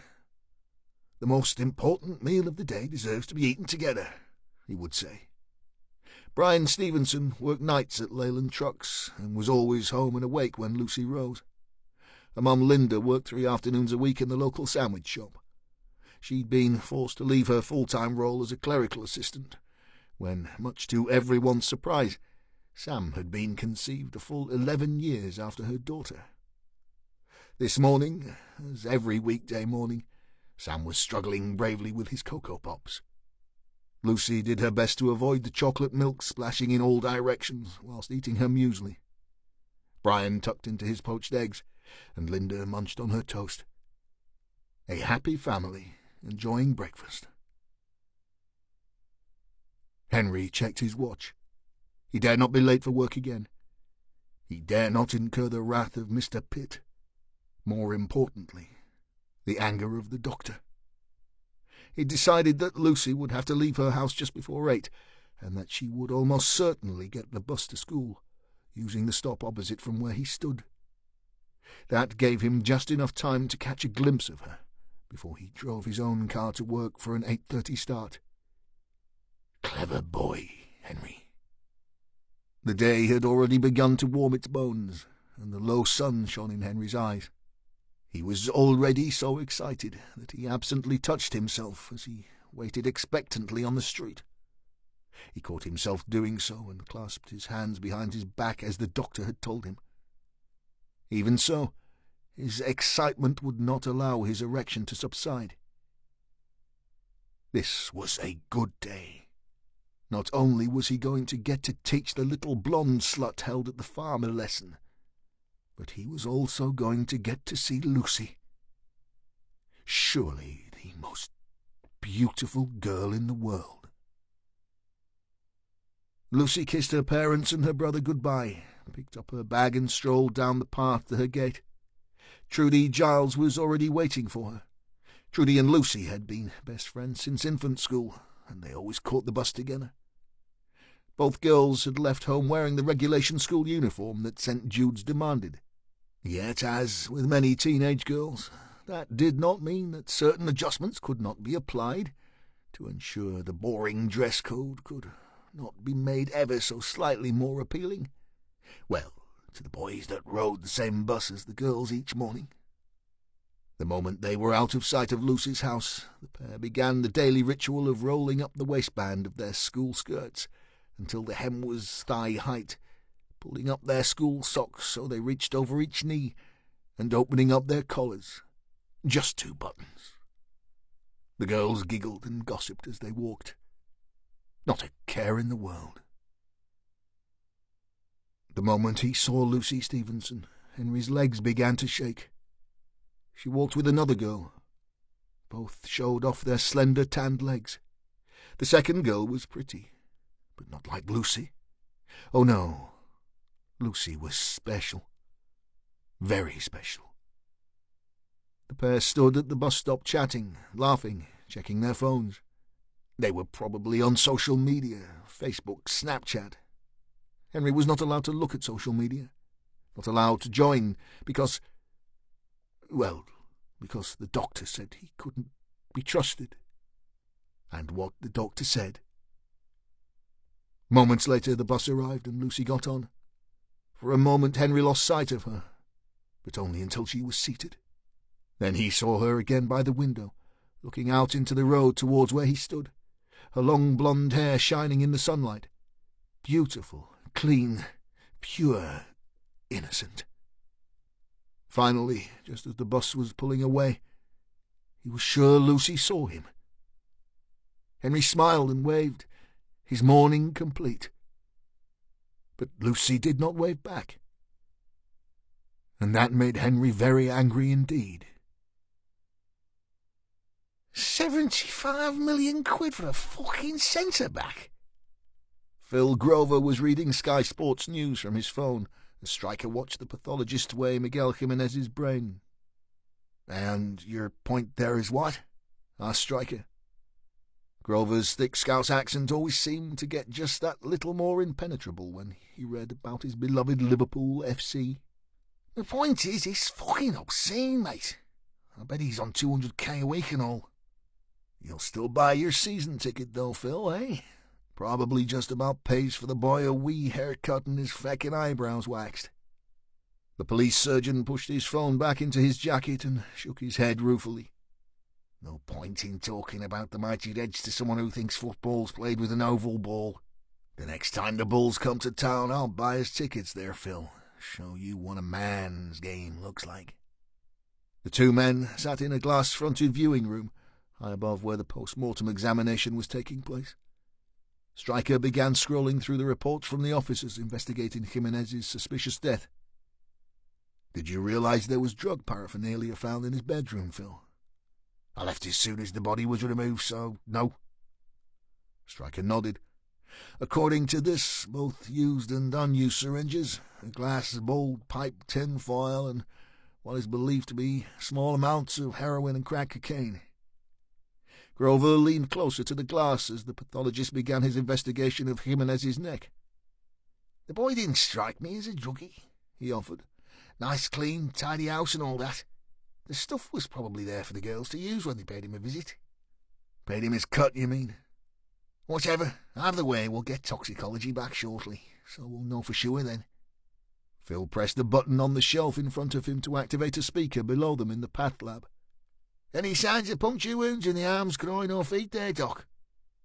The pathologist looked up towards the viewing room and shook his head. "There you go, Stryker. As I said, for the girls." There was a quiet knock on the door of the viewing room, and a petite woman in her 40s stepped inside. "Tox reports, Phil," she said softly. The doc nodded his acceptance of the thin file, and the woman turned on her heels, leaving as quietly as she came. "As if by magic," said Phil with a smile. Stryker waited whilst his friend scanned the report. It didn't take long for Grover to let out a long, low whistle. "What?" barked Stryker impatiently. "Vecuronium bromide," said Phil, eyebrows raised in surprise. "And what the feck is that?" "Vecuronium is a non-depolarizing neuromuscular blocking agent that works by competing for cholinergic receptors at the motor end plate." "Speak feckin' English, will you, Phil?" Grover turned in his seat and pressed the speaker button again. "Doc!" The pathologist looked up again. "Somewhere on that body's a puncture wound and we need it found." He waved the toxicology report above his head. "This is a murder inquiry now." Stryker, Simons, Abbott, Higgins and Grover were perched around a large oval table in the 12 Tellers on Church Street. It was a new pub, situated in a converted bank. All had eaten their fill, and each sat on high stools sipping coffee, except Phil Grover, who had gone against team orders and was enjoying a half-pint of Spitfire. "So you think Miguel was topped then, boss?" asked Bob Higgins. "Tell 'em, Phil," said Stryker. He'd been injected with vecuronium, a drug used in anaesthesia to assist surgeons with certain procedures. It prevents patients from twitching whilst under sedation. A 10 mg dose would render an adult male paralysed within 3 minutes max. Jimenez had been injected at the base of his skull. This was obviously designed to hide the puncture wound. Of course, our killer was relying on us writing the death off as a straightforward accidental asphyxiation. He certainly wasn't banking on a full tox report. Vecuronium is extremely difficult to detect, unless you're looking for it. "And what made you look, Phil?" said Fliss. Grover shrugged his wiry shoulders and gave Abbott a cheeky wink. "The big ginger one's not the only bloke with intuition around here." He laid down his drink. "But seriously, I couldn't get my head around how there were no signs of restraint on the body. Jimenez would have had to be totally compliant to die the way he did. So it was one or the other, accidental as we were meant to believe, or he'd been drugged with something special." "Clever," said Bob.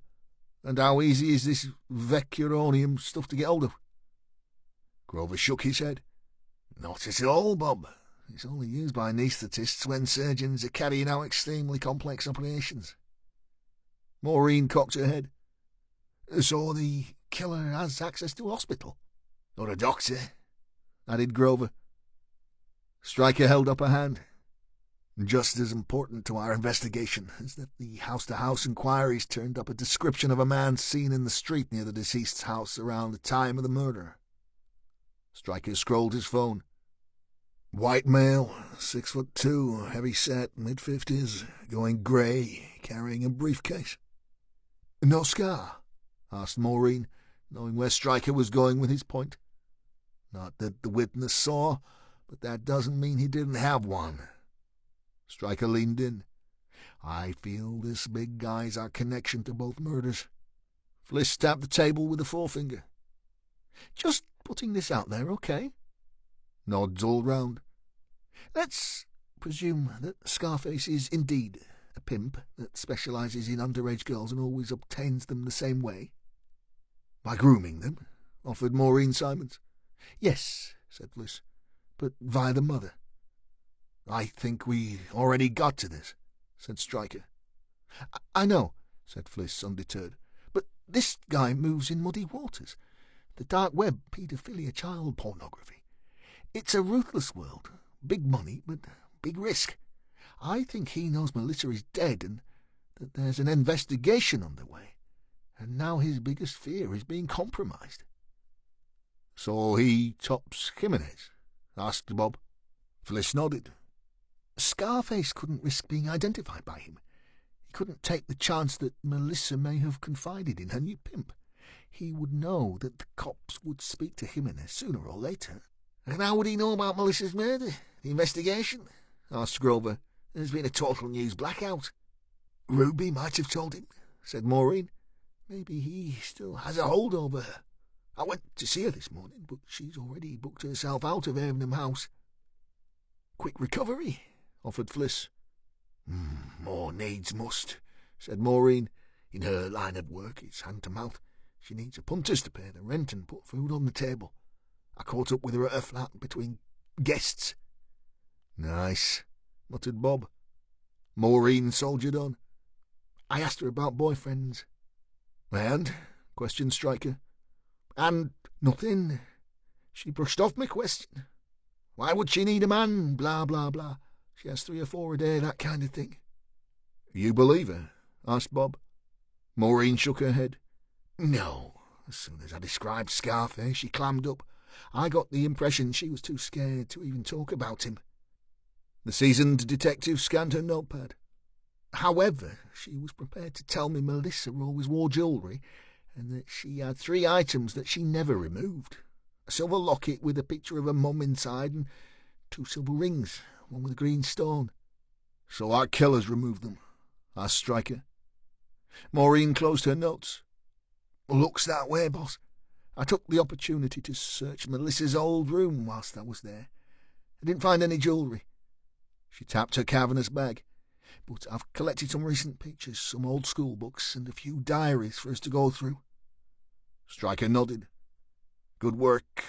Bob, how did you get on at Carr Street? I had a look at the room Melissa was sharing, boss. Other than a few items of clothing, the cupboards were bare. No personal items at all. Seems when she went on her tours the last time, she had no intention of returning. Not much from the staff, either. The care worker who reported Melissa missing has since left her job. Apparently staff retention is a problem. Of the workers that were on duty this morning, only one actually knew our girl. She described Melissa as difficult. However, they all said there was no evidence to show Melissa was using drugs or working as a prostitute.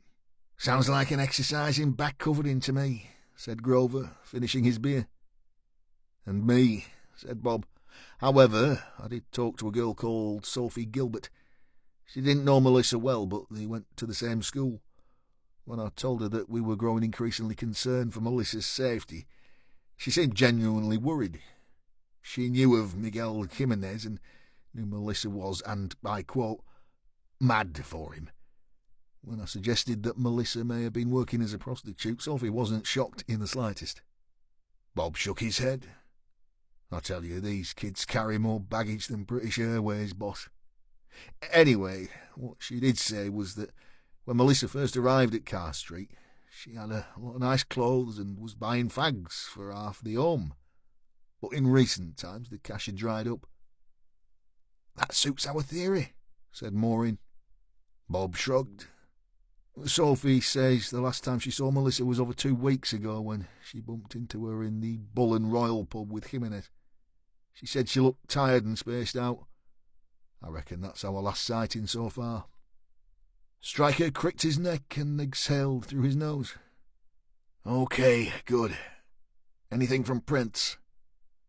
Maureen shook her head. Bob and I visited our fingerprint people earlier, like you asked. The only identifiable marks were found on the outside of the envelope, and they were rubies, so nothing there. And, would you believe, we have to buy in handwriting experts, and there is a minimum of a 7-day wait. Stryker shook his head in frustration. Right, Fliss, how many suspects have you identified from the sex offenders register?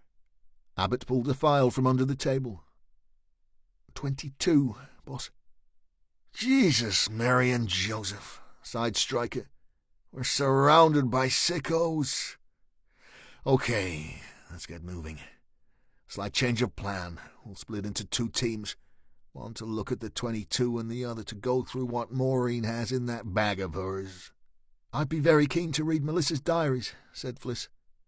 I'd like to be out and about, offered Bob. Stryker held up his hands. Fine, the girls can stay home.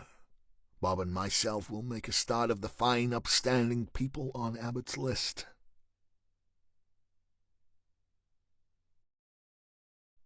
Chapter 17. It had taken Stryker and Higgins just over 4 hours to scratch off 3 of the 22 registered sex offenders on Fliss Abbott's list of possible suspects. As they trudged wearily to the lift that would take them to their meagre office, they were met by Detective Chief Superintendent Errol Graham. He gave Stryker a smile, then nodded towards Higgins. "How are we progressing?" he asked cheerily, stepping into the lift, the presence of the 3 giant men almost maxing out the elevator's weight limit. "Slow, but we're getting there," said Stryker. "Good," offered the chief. "And how are you, Bob? Wife and kids okay?" Higgins cleared his throat. "Yes, thank you, sir. They're all well." "Fine," breezed Graham. As the doors opened for his floor, the senior detective's jovial manner failed him slightly. He turned to Stryker. "Leave a synopsis of your progress on my desk before you leave tonight, Ewan. Oh, and make sure it's in a sealed envelope, will you? HQ are determined to keep a lid on this until you have a result." Stryker nodded, and the doors closed. Bob turned. "Tommy to mind me on, boss, but why are we struggling with just the 4 of us on this one? I mean, come on, if this is right, this could be one of the highest profile murder cases since the Ripper. You'd think the chief would have half the force working on this." The 2 men walked from the lift and along the corridor to their office door.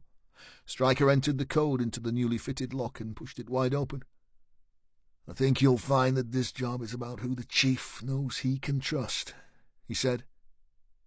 Inside the room, Maureen and Fliss were furiously scribbling notes on 2 large pads that sat on easels either side of the crime scene board.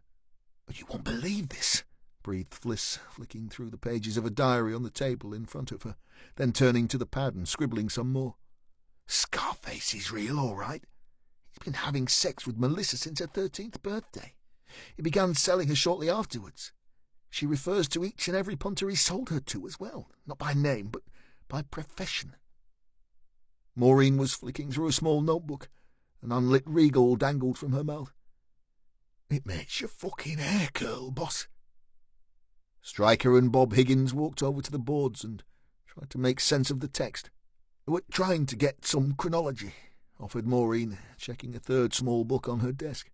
"Melissa wrote different events in different diaries and notebooks. It's pretty frenzied in places. We're trying to make sense of the whole story." "Have we a name for Scarface?"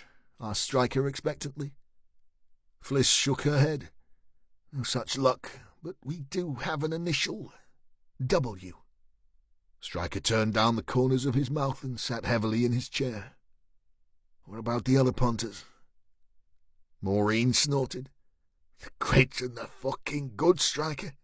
Magistrates, solicitors, barristers, accountants, and more than 1 cop so far." Bob Higgins turned and met Stryker's eye. "Good job we had that lock fitted, boss." Stryker scratched his beard. "Now you know why we're only 4. Hey, Bob?" Chapter 18. Henry Stott had made his usual Tuesday tea. Sausages, mashed potato, and tinned garden peas, all smothered in rich beef gravy. It was one of his favourites. Sitting at the small table in his kitchen, he felt his legs twitching with excitement as he polished off the plate. Then he washed and dried the pots, put them away, and wiped down the cooker. Satisfied the kitchen was clean and tidy, he checked his watch, carefully tracing the hands with his finger to make sure he had the right time. He did. As well as the occasional use of Mr. Pitt's black transit van, Henry had his own car. Well, it had been his mother's, as had the house, but it was all Henry's now. Henry lived on Deepdale, a stone's throw from the football ground. The area was a myriad of small terraced houses with narrow cobbled streets. Some roads had been modified to allow car parking spaces to be built in front of the houses, but not Henry's. However, he didn't mind, as for many years Henry's mother had rented a small garage just a short walk away from his house, from a man called Frost. Mr. Frost had never owned a car or learned to drive, and the arrangement had continued even after Henry's mother had died so tragically. Henry pulled on his jacket, stepped into the street and locked the door. The walk to Mr. Frost's garage took 3 minutes. He found his keys and unlocked the double wooden doors to reveal his mother's old Ford. It glistened as the evening sunshine caught the recently polished paintwork. Henry ran his hand lovingly across the boot lid, admiring the sheen.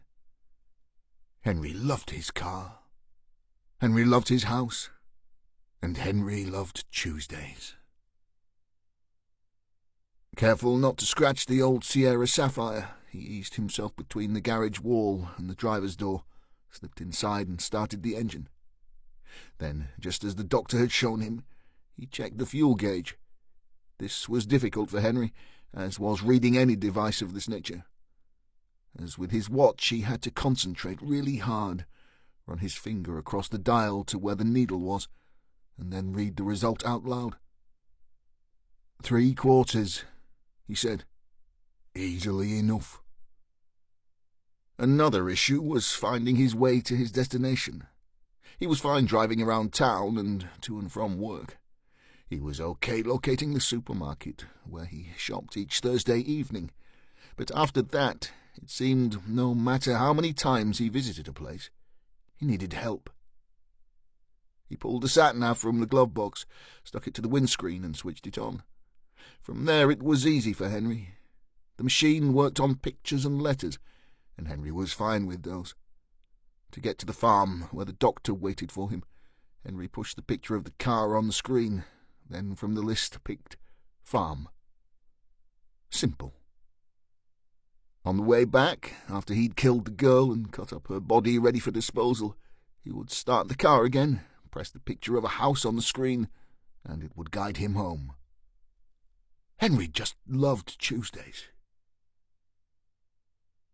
The doctor wandered around the farmhouse, strolling from room to room, avoiding the makeshift dungeon as the smell was overpowering. The mixture of blood, urine, and sex was most unpleasant. Tonight was the next piece of the puzzle, another step towards the ultimate goal, another step towards 6 dead, mutilated whores, hacked to pieces and buried in shallow graves on the moorland of Beacon Fell. 6 set of photographs, 6 gut-wrenching high-definition films, 6 grieving whore mothers. Of course, the doctor would give the bodies back once the intricate plan was complete. That would be the ultimate accomplishment. The doctor couldn't wait to see the television pictures of the police digging up the arms, legs, and heads, whilst their pitiful whore mothers watched on in horror. Then, and only then, could Henry be delivered to the authorities. Dead, of course. Stepping outside and walking to the stable block, the doctor could hear as the captives banged and kicked on the walls of their makeshift cells, hoping somehow to attract attention, to be set free. A pointless exercise so far out in the countryside. Once in the door of the block, the doctor looked at a now cold-plated meal sitting on the floor outside Girl 3's cell, and felt a tinge of concern.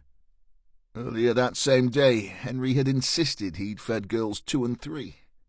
But as the doctor now noted, he'd obviously forgotten their most recent acquisition. Henry had always been absent-minded. He had been the doctor's patient from the age of 16. Stott was a sexual deviant, extremely vicious and sometimes uncontrollable. Henry had displayed all the most disturbing traits of a psychopath from a young age. Hostile and self-confident one minute, racked with anxiety the next, impulsive, aggressive, and downright evil. And when Henry applied those behaviours around women and sex, his conduct was both frightening and uncompromisingly violent. As a result, the increasingly muscular teen became deeply troubling to those around him, especially his mother. The doctor strolled back to the comfort of the main house and considered the history of the matter. Henry's mother had been the start of it in a way, the catalyst, and the means by which the doctor had gained total control of the boy, to ensure he would do anything required. Henry had spent time in and out of secure hospitals from age 17. However, when free in the outside world, his conduct had followed set patterns. He could be cool and calm one moment, as pleasant and polite as anyone could be. Indeed, you may even have described him as gentle. But the problem with Henry was he harboured the most dark and disturbing fetishist behaviours, especially around pubescent females. There was no doubt he was a danger to society. As the years passed, the doctor had all but given up on Henry and may even have considered recommending he never be released into the community again. That was until the doctor realised that Henry was more useful out of hospital. At least until the master plan became a reality. Henry had murdered his mother a little over 1.5 years ago. Unexpectedly, the homicide had coincided with one of the doctor's rare home visits. It had taken a great deal of guile and no small amount of medical expertise to cover up Henry's crime, and from that moment Henry was as good as a slave that would perform just about any task the doctor required. As the months passed by, with a little help, Henry had inherited the family home, car, and all Mother's personal effects.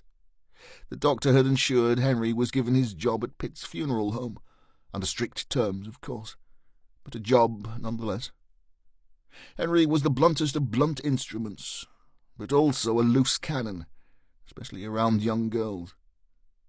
All the doctor needed from the boy now was for him to keep his prick in his trousers long enough to finish the job. The sound of a car engine revving hard as it negotiated the steep driveway to the farmhouse increased the banging from the stables. Hearing the noise, the prisoners obviously became hopeful of rescue. Had they known the identity of the car's occupant and what he was about to do to one of them, they would have saved their breath. Henry stepped out into the balmy evening and admired the doctor's country house. To Henry it was a mansion. Imposing elevations reached out to the heavens, and warm, inviting lights shone through leaded windows. Ignoring the muffled cries of the girls in the stables, he strode to the double oak entrance doors and knocked. They were quickly opened. "Hello, Henry," said the doctor, a glass in hand, red-faced from the alcohol. Henry was instantly anxious. The mere sight of his long-time physician made him nervous. There was nothing in Henry's world more terrifying than the doctor. "Hello," he said. "Shall I make a start?" "Why not?" offered the doctor, taking a sip. "I'll prepare the cameras. Now you are finally here, that is." Henry swallowed hard, noting the doctor's rasping tone. This was not a time to mess up. "I'll go and get the girl," he said. "You do that," said the doctor sharply, "and don't forget your condom, Henry. The little bitch could have anything, and I'm not taking you to the GUM clinic again." Henry nodded and turned. He walked to the boot of his car and removed his bag. Inside was his mask, earpiece, weightlifting gloves, pack of condoms, and a set of butcher's knives. Henry liked the mask, liked the smell of the rubber. When he pulled it over his head, it made him feel like one of those superheroes. Batman, maybe. He slammed the boot lid closed and tripped to the stable block. The doctor said that they had once held up to 8 fully grown horses. Henry would have liked to have seen that. He liked horses, unlike cats. Henry didn't care for cats. He unbolted the main door.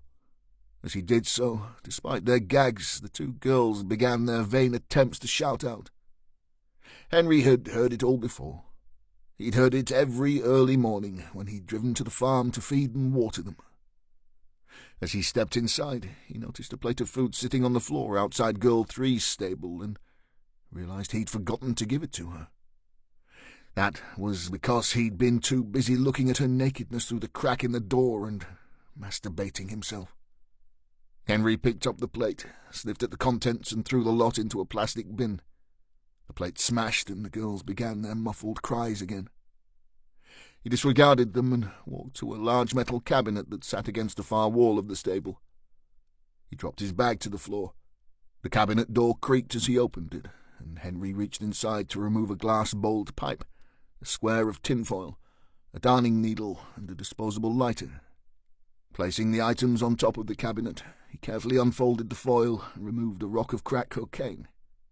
He then placed the flattened foil cautiously over the bowl of the pipe and pushed it down gently with his thumb, creating a small secondary bowl.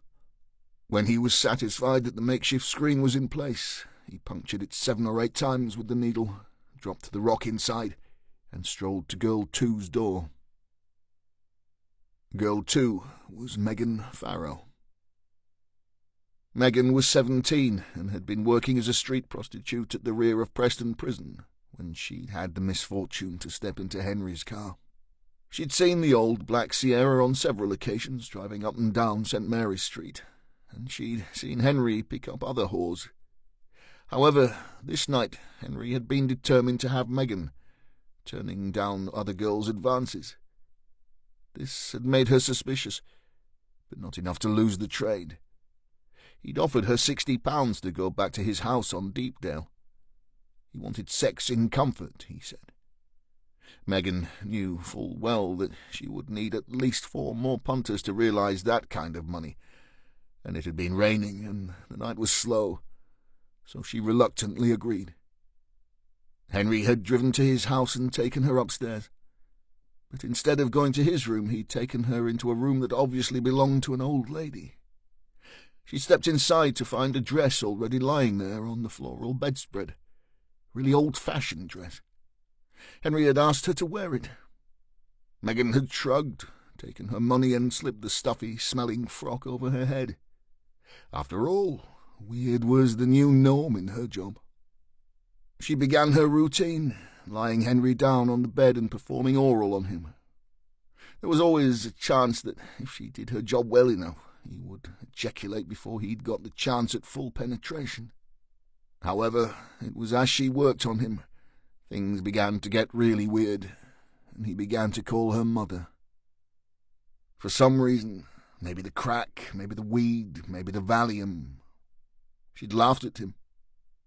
He'd turned from a pliable punter to a pit bull in a split second. He'd held her by the throat so tight she thought she would die there and then. But rather than strangle her, he'd injected her with a drug she'd never had before, and she'd been rendered unconscious. She awoke sitting where she sat now, naked, in almost total darkness on the cold floor of a stable. She'd been gagged with an old smelly rag and her hands were shackled to the wall above her head. On the night she'd arrived, she was certain there were 2 other girls in the barn. Now there was just one. Megan was scared, cold, and cramping from the lack of a fix. Whatever the other girl had done to be set free by the guy who had beaten and kidnapped her, she was prepared to do too. Megan would do anything. Before she had become a street girl, she'd hoard for a copper called Garrett. Her mum had facilitated the arrangement with him. She'd known Garrett as a child and watched him take his freebies from her mother for years. Then, once Megan began to develop, he'd approached her for sex. He bought her clothes, perfume, CDs, even concert tickets for Take That. He'd been her first. She was just 12. That was the beginning for Megan. She was then sold on to Garrett's wealthy punters, and the money was rolling in. Her mother was over the moon, owned a Gucci handbag, and was stoned off her tits every day. But at 16, Megan grew too old for Garrett's clients. That meant the money had dried up, and her mum began to deal rocks of crack to fund her own habit. In May, Megan's mum had got herself locked up after she was caught with an ounce of beak and was doing a 2-stretch in style prison for her trouble. With Mum in the nick and the rent overdue, what else could she do? Megan began street whoring, and just like most of the girls, she smoked cocaine each night to make it bearable. Megan heard Henry's footsteps and movement from outside. This was strange, as in all the days she'd been in captivity, he mainly visited early mornings to feed her and the other girls. He'd walk in near total darkness, undo her gag, pour water into her mouth, and then roughly spoon food in. He would change her bucket that acted as her toilet, reapply the gag, and leave, always without speaking. Talking was not allowed. Any attempts to do so were punished by a hefty slap in the face. On one occasion, after he'd reapplied the gag, he'd felt her up, and she was certain he'd been playing with himself. Once again, this very morning, she'd been sure she'd heard him moaning, as if he was in the final throes before orgasm. Megan had wondered if the girl next door had been trying her hand at persuading Henry to release her. Whatever she'd done hadn't worked, as Megan had heard the girl's wretched, muffled sobs most of the day. However, this evening was different. The lights were turned on in her cell, and as the upper door opened, she saw Henry standing there, holding a crack pipe and lighter in his hand. Megan thought all her birthdays had come at once. Henry carefully pushed open the lower door and stepped inside. It was the first time Megan had seen the guy when she was sober and in good light. He was tall, over 6 feet, broad-shouldered, with powerful-looking arms. His hair was swept back in an old-fashioned style, as if his mother had made the barber cut it in that way as a child, and he'd never bothered to change it. As he stepped towards where Megan sat huddled in the corner, she noticed his peculiar gait. Henry seemed to roll from side to side as he propelled himself forward. A sportsman he wasn't. He smiled at her. He wasn't handsome, but he wasn't ugly either. Just a normal-looking guy, really. Apart from his eyes. and Megan didn't want to look into those. "I have something for you, Megan," said Henry softly. "I can let you have a smoke if you promise to be a good girl for Henry." Megan nodded furiously. He placed the pipe on the floor next to her, undid her shackles and removed the gag. Megan quickly wiped her mouth and grabbed the pipe. Her dirty nails were bitten to the quick and her hands shook as she held it towards her captor to light. Henry lit the bowl and the girl took the drug down deep into her lungs. The effect was instantaneous. Megan's head fell back against the wall and her whole body relaxed. A thin smile came about her mouth. "Nice gear, man," she muttered. Henry let her enjoy her moment. He watched her stretch out her legs and arch her back. She had a nice, firm body. At 17 she was too old and too well used for Henry's taste, but good enough for his purposes this night. "Would you like a hot shower, Megan?" he asked, head cocked, eyes exploring her nakedness. "You got any more gear?" she asked shakily. "Whatever you want, Megan. Yes, I have more, but I think you should get clean first. Do your hair, put on some makeup." Megan was stunned. "Will you let me go, then?" Henry smiled. "No, Megan, I need you to do something for me first. I'll pay you, of course, pay you well, but you must do this one thing for me before I can let you go. That, and of course you promise never to tell another soul what happened the other night." Megan offered the pipe forward for Henry to light again. She nodded a little too quickly. "Of course, mate, yeah, anything, man. Just give us a light first, eh?" Henry led Megan from the stables, a blanket covering her shoulders. Even in her drug-induced state, she was aware of the opulence in front of her. "Nice place," she whispered. "Yours?" "The doctor's," said Henry. "But don't worry about that. Let's just get you a nice shower." Megan nodded and did her best to focus. "Okay." The doctor sat in the camera room. The whole CCTV system had been purchased from a small supermarket that had gone under and was almost new. The operator could either watch all the cameras simultaneously in multi-screen mode, or, as the doctor preferred, watch one camera at a time, zooming in on the action. Alongside the security camera system was a second PC that hosted a video editing program, where the doctor would spend several hours chopping, cutting and pasting together the footage for maximum effect. Once the doctor was happy with the film, 8 horrifying stills would be carefully chosen, printed, and then the whole lot posted to Mummy. The system was all ready to go, all checks completed. Turning to the second PC, the doctor pressed the space bar, and music instantly filled the room from hidden speakers. The Four Seasons, the best known of Vivaldi's works, a revolution in musical conception. Flowing creeks, singing birds, barking dogs, buzzing flies. Ideal, thought the doctor, especially the sections written from the praise point of view. Pray, yes, that is exactly what Megan Farrow was. The doctor reached for the joystick that moved each selected camera, left, right, up, down, closer and closer still. Ah, the delight of it all! Soon the screams would begin, and the prey would beg for her death. "All done?" asked Henry jovially as Megan stepped from the shower. The girl managed another unsteady smile. "I suppose. But what exactly do you want me to do, Henry? You know, before you let me go?" Henry handed the girl a white fluffy towel. "We're going to make a film, Megan. A naughty film." "A porno?" "Yeah, a porno." The girl furrowed her brow. I'm not sure about that, Henry. I don't know if I'd like that. You know, just anybody being able to see me having sex, like." Henry helped her dry herself. "Oh, come on now, Megan, don't be a prude. I mean, look, even some of the big film stars have done it, You know, a sex tape." Megan cocked her head. "And who would I be? You know?" "Fucking? Yeah, I mean, I don't do lesbo like.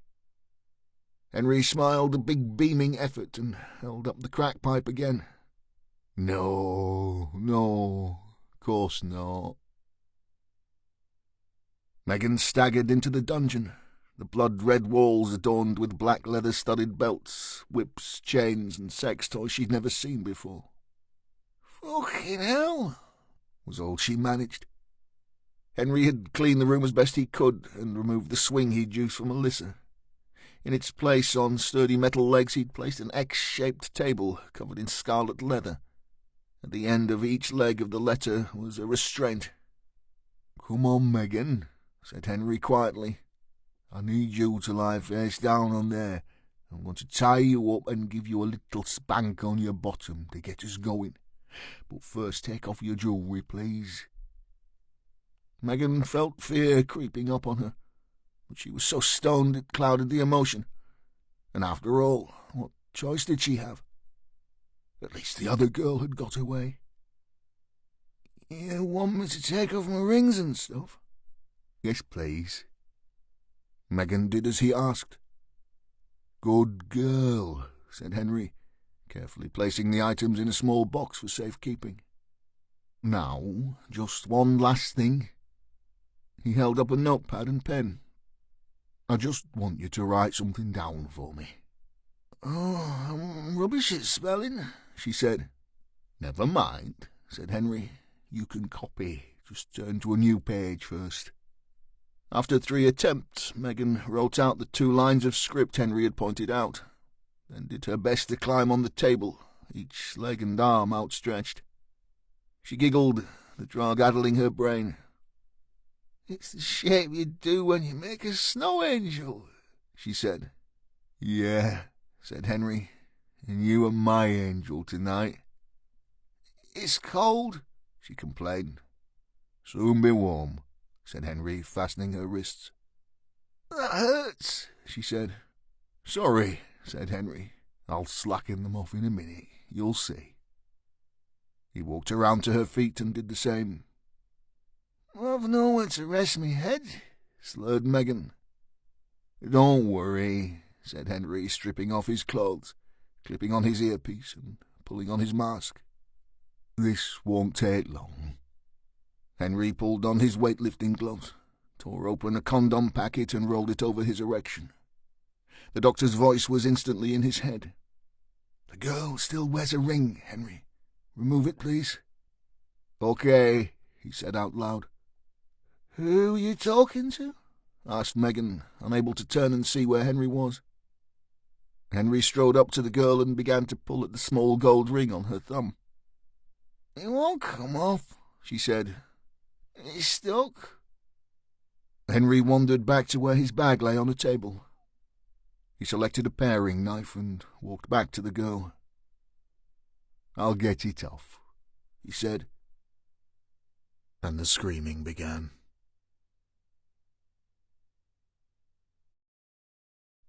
Chapter 19. Thanks for sticking around. Time for a quick 1-minute break. Enjoy this calming tune. And remember, everything here is free for your enjoyment.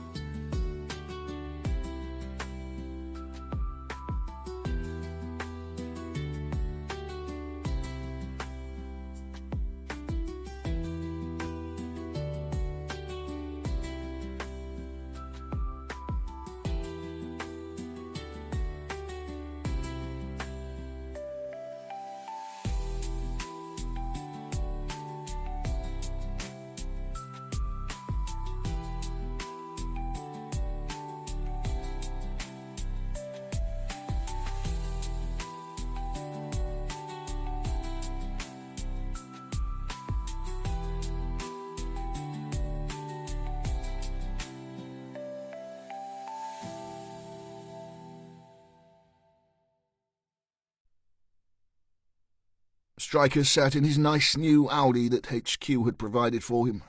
From his position he could see the full length of St. Mary's Street until it turned a slight left before its junction with Newhall Lane.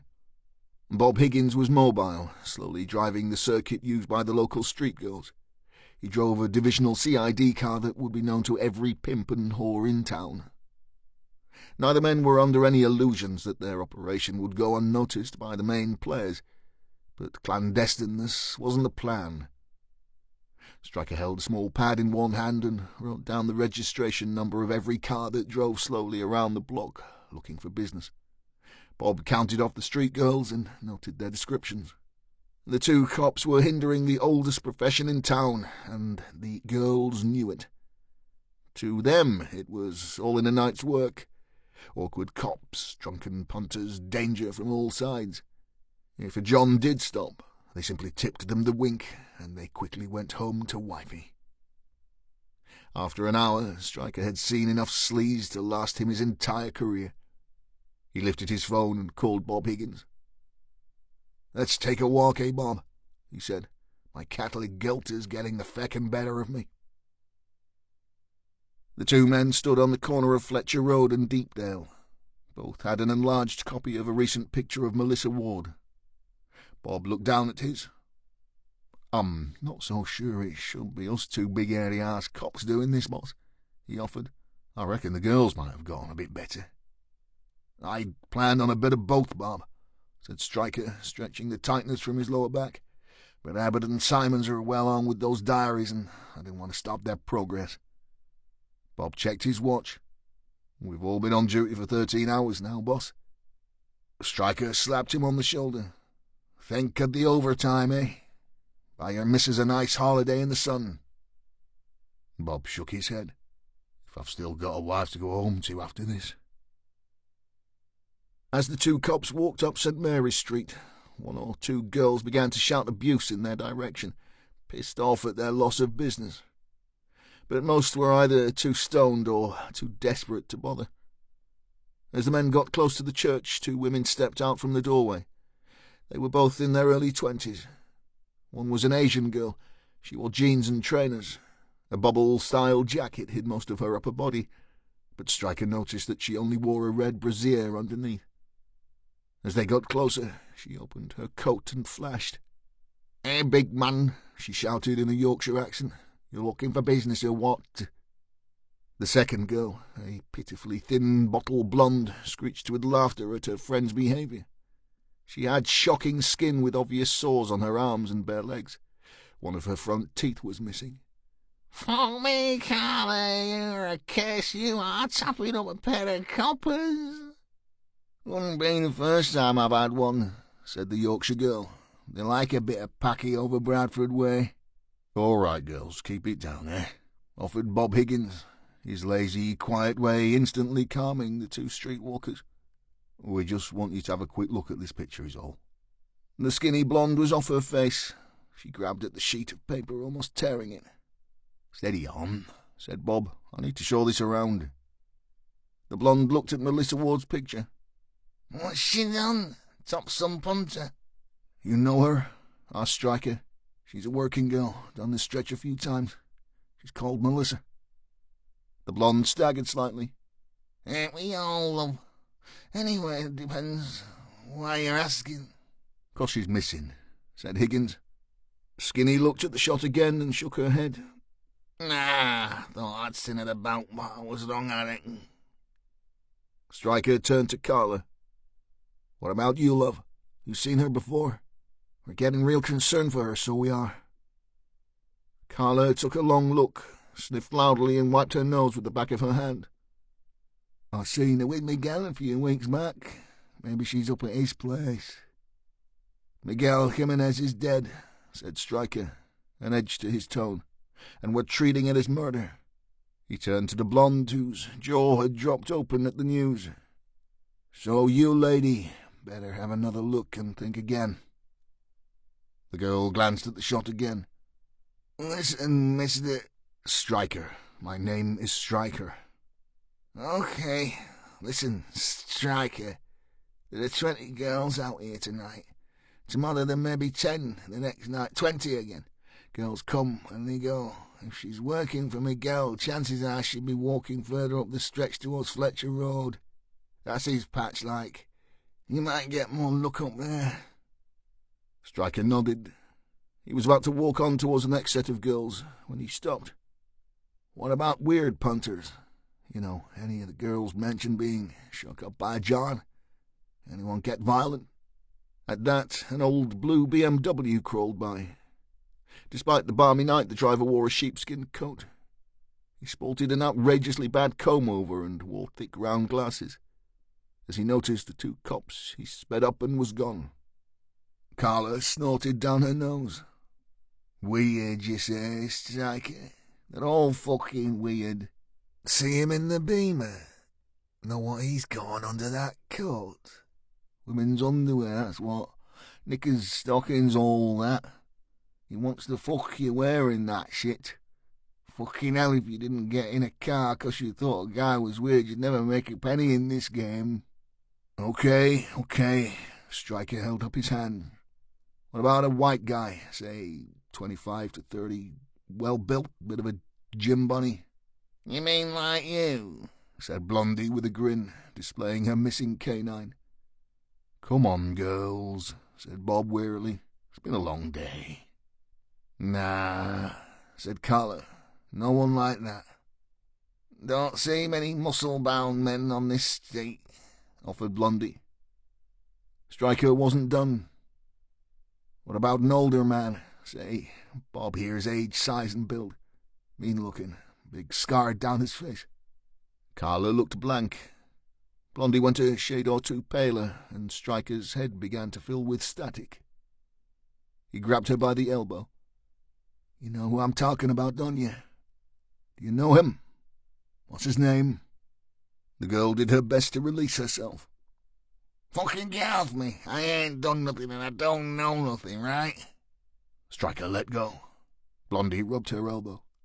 "Fucking assault eyes, I'll make a complaint, I will." Striker curled his lip, his blue eyes flashing under the street lamps. "Don't fuck with me, young lady. What's his name? Who is he? You know, for sure you know. I can see it written all over your face." The blonde regained some of her composure. There had been dozens of men that had frightened her in her short life.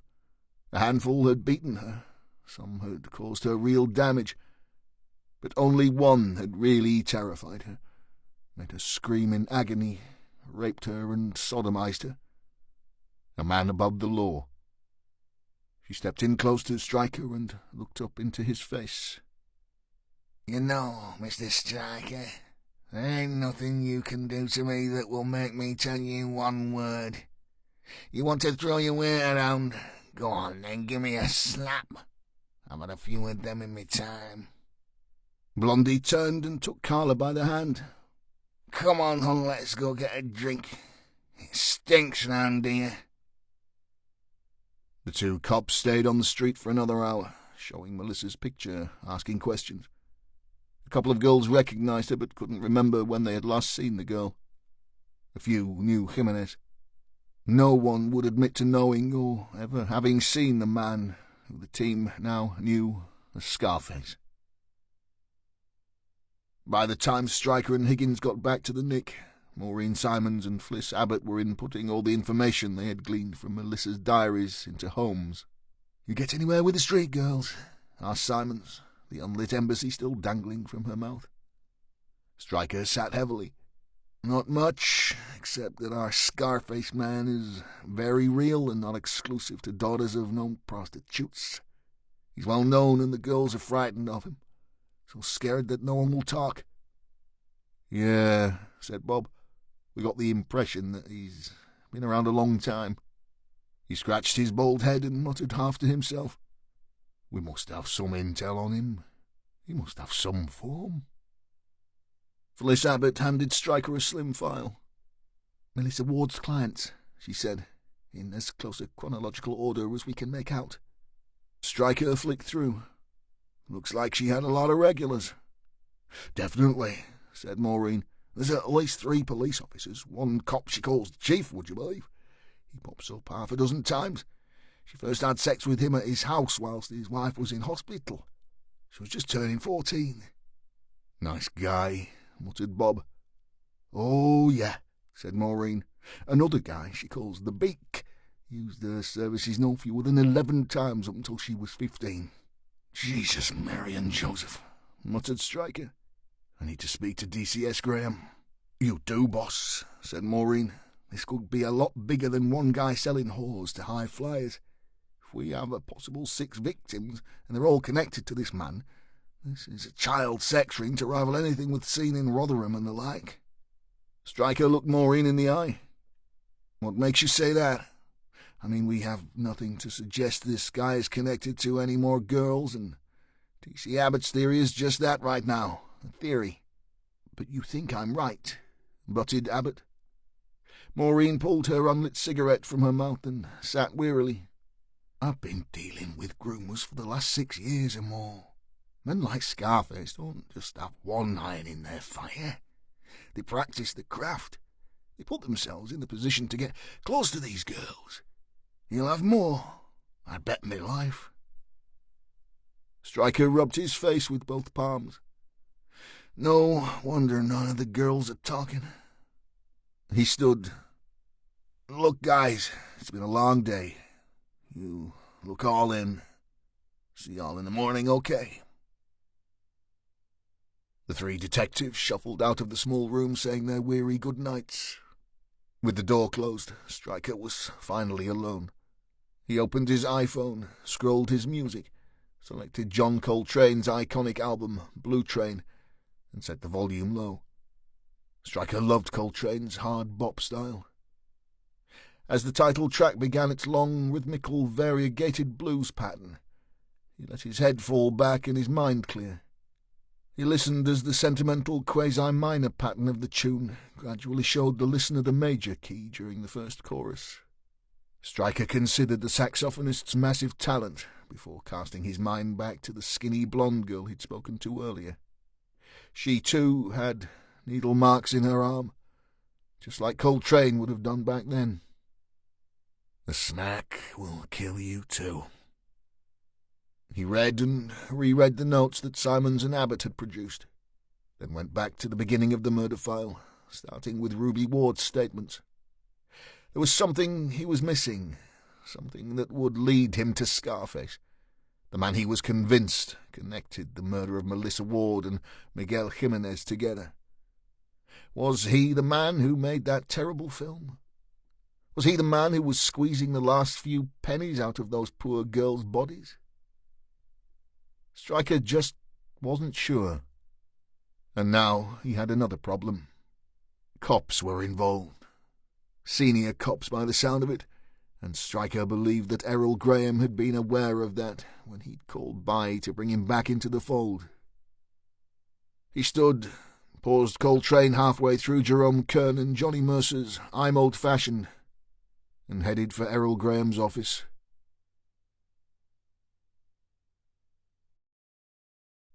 Chapter 20. The chat with Graham hadn't gone well. Stryker was convinced the senior detective was hiding something. Graham insisted he wasn't. Tables were banged, doors slammed. The following days were a mixture of painstaking checks and frustrating dead ends for the team. The remaining 19 registered sex offenders living in the area were visited, interviewed, and eliminated from the inquiry.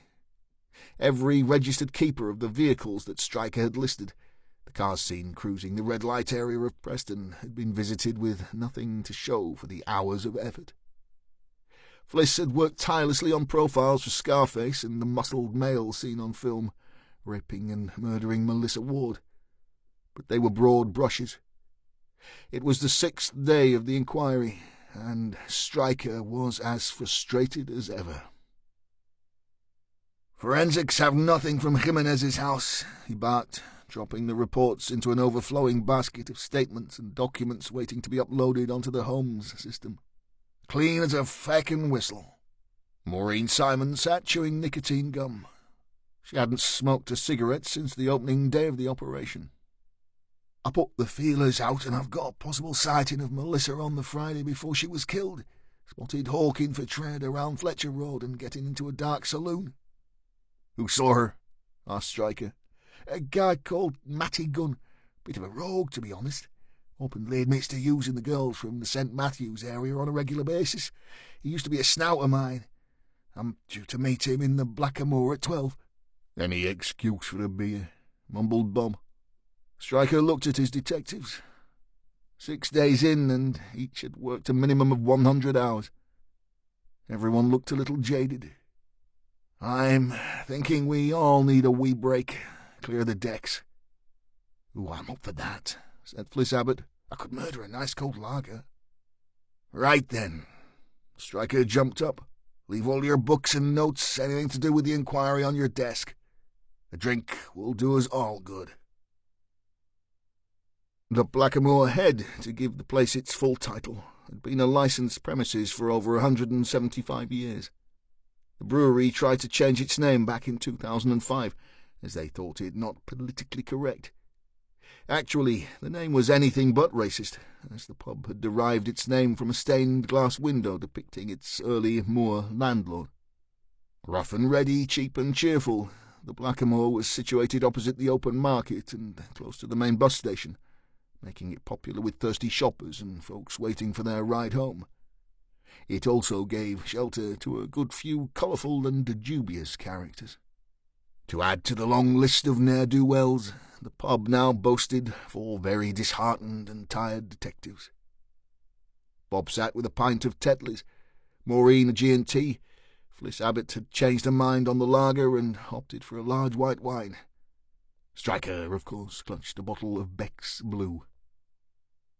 "At least you look like you're drinking, boss," said Bob. "I don't like to stand out there," said Stryker. "I prefer to blend and like so." Maureen nearly choked on her drink. "Oh, hi, all 6 foot of you, built like a brick shithouse, and a fucking ginger to boot. You're a shrinking violet, boss." There were smiles around the table, and Stryker considered that it was worth being the butt of a joke or two if it raised the spirits of the team. "So," he offered, "where's your man, Maureen?" She motioned to a rather shady-looking guy standing at the bar with 2 equally nefarious characters. "Oh, I think we'll scare him off," she said. "I'll nip outside and see if he follows." "No sneaky fags now," said Stryker. Maureen gave a mock salute. "Yes, sir." Sure enough, Matty Gunn followed Maureen out. Minutes later she was back. The table waited expectantly. "He's certain it was Melissa. He's used her services in the last month. Denies that he knew she was underage, of course." "Of course," mimicked Fliss. Maureen ploughed on. "He also knows Miguel Jimenez and met him and Melissa socially. He says he last saw her on a Friday night, he thinks maybe 2 weeks ago, so that would make it the Friday before she was killed." "That would fit with what Melissa's friend from Carr Street told you, Bob," said Stryker. "And the car? The punter?" asked Fliss. "An older Ford, maybe a Sierra or Granada, dark blue or black, but in very good condition. Shone like a new pinhead, he said. The driver was in his late 20s, maybe early 30s, muscular, dark-haired. He said Melissa did quite a bit of negotiating before she got in. That's what made him suspicious." "Bingo," said Bob. "At last something to go on." Stryker held up his hands. "Let's not get too excited here, but I agree. There can't be too many Sierras and Granadas left knocking about, certainly in that condition." Stryker felt his phone buzz in his pocket. He pulled it out and hit the call button. "Stryker," he said. He listened for a moment. The table went silent, all eyes on the big man's expression. He closed the call. "There's been another," he said. Stile Prison occupied some of the former buildings of Stile Cottage Homes, an institution opened as an orphanage for destitute children from the Manchester area in 1898. In 1956 it closed, and the site reopened as a women's prison in the 60s, the female inmates being transferred from the shockingly overcrowded HMP Strangeways. It then went through a somewhat checkered history as both a remand centre and prison, with a reputation for bullying and high suicide rates. In recent times, the prison seemed to have got over some of its worst traits, and even boasted a mother and baby unit, together with a restaurant that the public had access to, called the Clink. This was run by the inmates who were working towards catering qualifications as part of their rehabilitation. Megan Farrow's mother had no need for the baby unit, and had no interest in making a new life as a chef. No, Sonia Farrow simply sat in her cell, chain-smoked, and waited impatiently for her release. Other than legal correspondence, all mail sent to the prison was vetted. So when a package arrived that was somewhat bulky and obviously contained a small solid item, there was no way P.O. Stephanie Harris was going to allow it through to Sonia unchecked. The brown envelope had been delivered via Hermes, and it had sat alongside the dozens of other letters and parcels received by the prison each day, awaiting processing. P.O. Harris had opened the package just after midday. She wished with all her heart that she had not. The package contained 8 pictures, a memory stick, and a slip of lined paper with a handwritten message. When I was 2, I was nearly new. In her 17 years at Style, P.O. Harris had seen it all. Self-harm, suicides, beatings, stabbings, and some pretty strong pornography posted for the women's benefit. But this was way off the scale. The prison staff, of course, knew who the package was destined for, and as P.O. Harris had supervised several visits between Sonia and her daughter Megan over the last few months, she knew the identity of the poor girl, too. Within minutes the governor had been informed, Sonia Farrow's file had been pulled, and the address of Megan obtained. From there, it had been a simple process of finding the right station to call. Stryker and Simon sat in the governor's office. A very pale-looking P.O. Harris occupied a chair to the right of his desk. I called DCS Graham personally, offered Governor McCann. Errol and his wife are personal friends of ours. I knew him from my time in Brixton. Errol was part of the Operation Trident team. Smashing chap, lovely family. You know him better than me then, so, said Stryker, eyeing the envelope and contents sitting on McCann's desk. Shocking contents protected by evidence bags. Could I see the pictures, please? The governor nodded solemnly. As you wish, Inspector Stryker, but I must warn you it's pretty disturbing stuff. Stryker let out a sigh.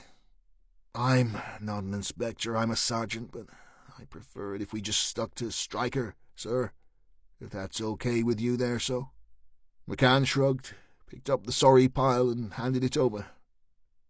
Stryker studied each shot before passing them to Simons. The room was silent throughout the process. Finally, Stryker passed Maureen Simons the note. She considered the text, looked up into Stryker's face and raised her brows. Without saying a word, Maureen confirmed what he'd already detected. The note was written by a different hand. Stryker placed the items back on McCann's desk. And what does Sonia, the mother, what does she know? The governor shook his head. As we speak, nothing. We were considering our options. You see, Sonia is a difficult inmate detective. She has no interest in any activities, no interest in rehabilitation. She has managed to smuggle contraband into the prison on 3 occasions. Drugs, piped up P.O. Harris. Crack cocaine and heroin. McCann turned and gave Harris a withering look. We, of course, have strict policies here at Style, Detective, but with dozens of visitors each day and the ever-increasing use of drones, keeping the prison clean is a near impossibility. He leaned forward and clasped his hands together. However, Sonia has not done herself any favours. As a result of her poor behaviour and her continued refusal to enter into any drug programs, I can see her serving her full time here. And on release there is little or nothing to prevent her from falling straight back into the life she'd led before jail. He tapped the plastic-clad photographs. And this horror will not help the situation. Of course not, said Maureen Simons, pulling herself together after witnessing the contents of the second envelope. but we would consider it a professional courtesy if you would keep the gory details of this inquiry to yourselves for the moment. I mean, the nature of the killing, the brutality." Stryker noticed Stephanie Harris wriggle in her seat, and caught her eye as she did so. "I take it that ship has sailed," he growled. Harris went from pure white to bright pink. When I opened the envelope," she stammered, I was sick. And I mean, the mailroom isn't the quietest of places. There are people about. Other POs, a couple of trustees." The governor went as red-faced as his officer. "We believe we have a lid on the identity of the girl. Only Harris got a good look at the material, but the general population will be aware of some wrongdoing." Stryker's infamous temper was beginning to prickle. "And as soon as Sonia is informed, the whole Nick will put two and two together, and it will be all over Facebook before tea time." The governor frowned. "Mobile phones are not permitted in this facility, Stryker." Maureen Simon stood. "Neither is bloody crack cocaine, Mr. McCann. I suggest we get the poor woman told before someone else does." Chapter 21.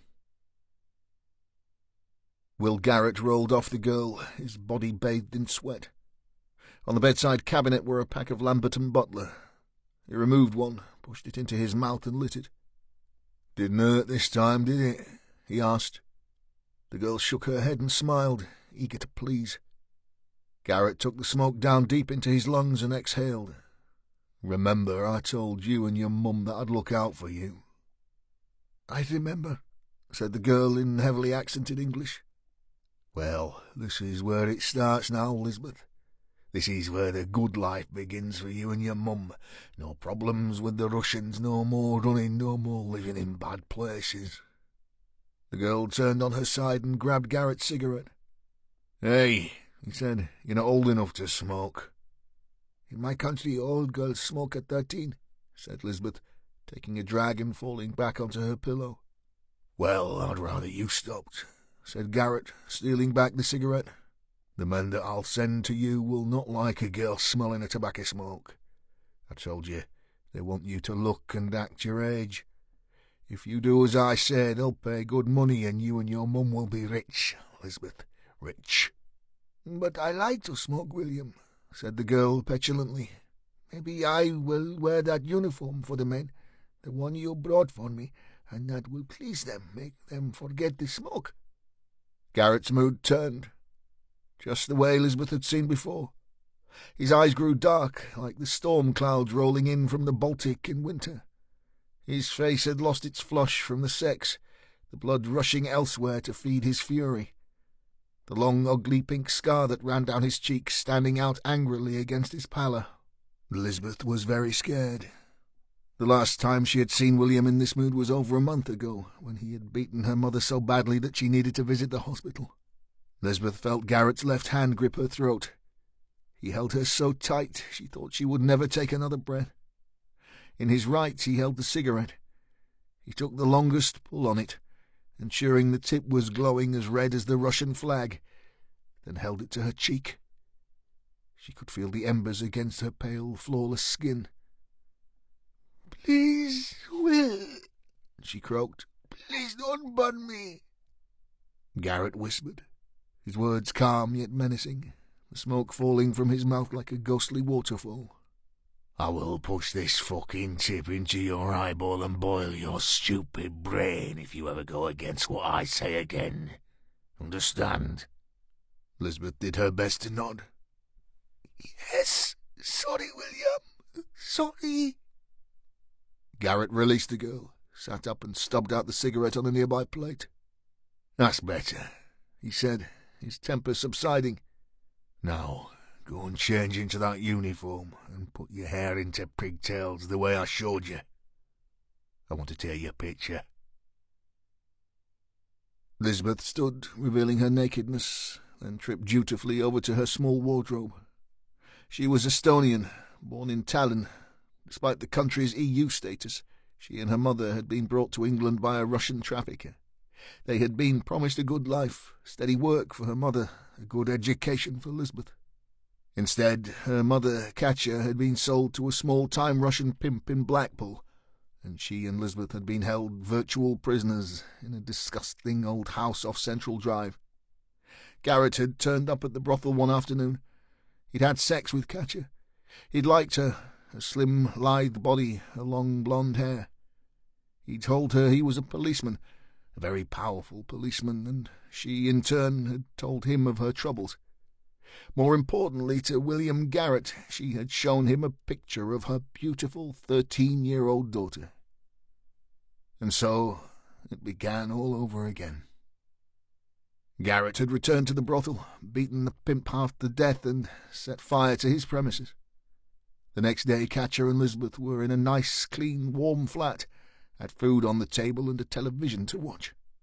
Over the next few months, Garrett organised clients for Katya and began the long, persistent grooming of Lisbeth Janssens. Lisbeth stood at the end of the bed wearing the schoolgirl outfit Garrett had requested, her white blonde hair braided into 2 pigtails. Garrett had dressed and sat smoking another cigarette. He grabbed the girl by her hips and turned her round full circle.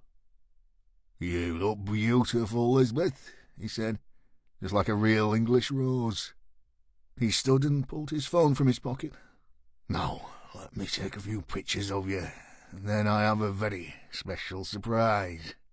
Lisbeth could hardly contain her excitement. "Oh, really, William? What is it? Please tell." Garrett snapped away. "Give me a nice smile. Oh, yes, that's it. Lift your skirt a little, Lisbeth. Good girl. Oh, you will be a very popular girl. I'm so pleased with you." Garrett pushed his phone into his jacket, delighted with his day's work. He then fished inside his coat for a small packet. He patted his knee. "Come here. Sit, Lisbeth." The girl did as she was asked and watched excitedly as he opened the paper envelope. "There," said Garrett. 2 tickets to see Swan Lake at the Palace Theatre, Manchester." Lisbeth let out a shriek of delight and wrapped her arms around Garrett's neck. "Oh, William, I do love you so much. I love the ballet." "I know," said Garrett. "I know." Parked across from Katya and Lisbeth's modest flat was a new BMW SUV. The doctor sat in the driver's seat, watching, waiting.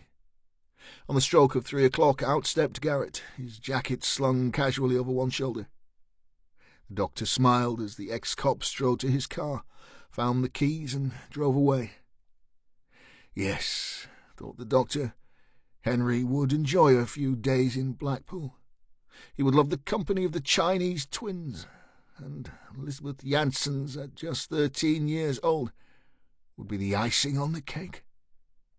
Girls 4, 5, and now, finally 6, were chosen.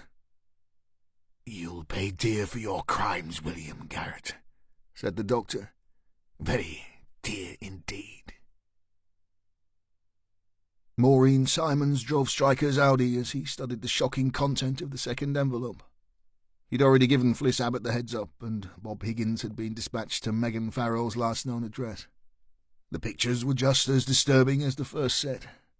The sex swing had been replaced by a weird X-shaped table, but the outcome was the same. The girl had been viciously raped, tortured, and murdered. Stryker held up the evidence bag that contained the memory stick and shuddered at the thought of putting the team through another gruesome showing. Maureen read his mind. "It won't get any easier, boss," she said. Stryker let out a long, pained sigh. "I realise that, Simons. Anyway, what did you think of the mother's reaction? That sort of stoic indifference?" Maureen shrugged. "We're none of us the same, Stryker. We all take bad news in different ways. I remember when I was a young probationer, I had to tell a guy his daughter had passed. Nice house it was, nice family. The girl was just 15. She'd been at a party a couple of doors down. Her and a mate were upstairs in a bedroom sniffing the gas from an aerosol. Someone at school had told them it would get them high. She sniffed the spray, but the gas re-liquefied inside her lungs and burnt 2 holes in them you could push a finger through. She was dead before the paramedics started their engine. I remember I stood in the hall of that nice 3-bed semi and gave the guy the news. You know what? He attacked me, physically, screamed at me, called me a liar and worse. His wife, the mother, was full of apologies, made me a cup of tea and never shed a tear. Like I said, we're all different. Stryker seemed resigned to the fact that Simons had a point and changed the subject. Our perps are picking girls from exactly the same background. He scrolled his phone. I mean, look here. Sonia Farrow, 8 convictions, 3 for soliciting, 1 theft, 1 criminal damage, 3 for possession of Class A drugs. He switched screens. And now the daughter, Megan, 2 convictions, both for possession of crack cocaine, but also stopped and searched 3 times in the last 12 months, all in the St. Matthews area of town. So Megan was a working girl like her mother, just the same as Melissa and Ruby Ward. So now you agree with me. This is another of Scarface's girls? I bet the shirt off my back. Maureen signalled into the services. I need a pee and a coffee, she said. Stryker just grunted, found a CD in the glove box and pushed it into the car system. Maureen pulled a pained face. What the hell is this? One Quiet Night by Pat Metheny. Who? The album won a Grammy Award. Really? Stryker nodded. I'll listen while you buy the coffee. He wagged her finger. And steer clear of the mockers, Simons. Think of all those calories. Maureen returned to the car to find Stryker with his head back and eyes closed. Metheny's baritone guitar soothed him. He opened his eyes and grimaced as she unlocked the door. You took your time, he grunted. Maureen managed a smile. There you go, boss. Double espresso for you and a flat white for me. Stryker turned the stereo down, took the small cup between thumb and forefinger and rested it carefully on the dash. Thanks, Simons. Listen, something has been bugging me for days and I haven't been able to work out what it was. Go on. Well, Ruby Ward said that on the day the package was delivered, she'd been out visiting a client and she'd got back to her flat to find it posted through the door, okay? Okay. And that was 7, maybe 8 o'clock. That's what she said. And then she got a taxi to the station and handed over the envelope to the inquiry desk assistant. Go on. So let's say it was 8 o'clock, and let's say that with the shock and all, it took her a while to get her head together, call a cab and get to the Nick. I'll go with that.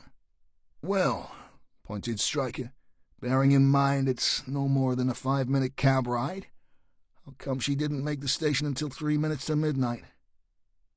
Maureen took a sip of her coffee. How come indeed? Stryker knocked his coffee down in one. We need to find out which cab company she used. Simons fired up the car. Wish she's hiding something she'll say she can't remember. Stryker opened his phone. Maybe we don't need to ask the question. The pair made it to the office just as Bob Higgins was struggling to open the door, arms laden with all manner of books and paraphernalia he'd recovered from Megan Farrow's flat. All 3 stepped inside to find Fliss Abbott arranging the small room, ready to view the latest film. Bob began to lay out Megan's possessions. There were signs of drug use at the gaff, he said flatly, watching Abbott directing the screen and feeling his discomfort rise by the second. Mum had lived there up until her incarceration in style. I had a quick route in a bedroom, typical stuff, really. Megan seemed like she'd been coping pretty well on her own. The place was clean enough. There was food in the fridge. Neighbours say they hadn't seen her for at least a week. The old girl next door was almost certain it was longer, 10 days, maybe a fortnight. I'd go with her, to be honest, looking at the used buys on the food.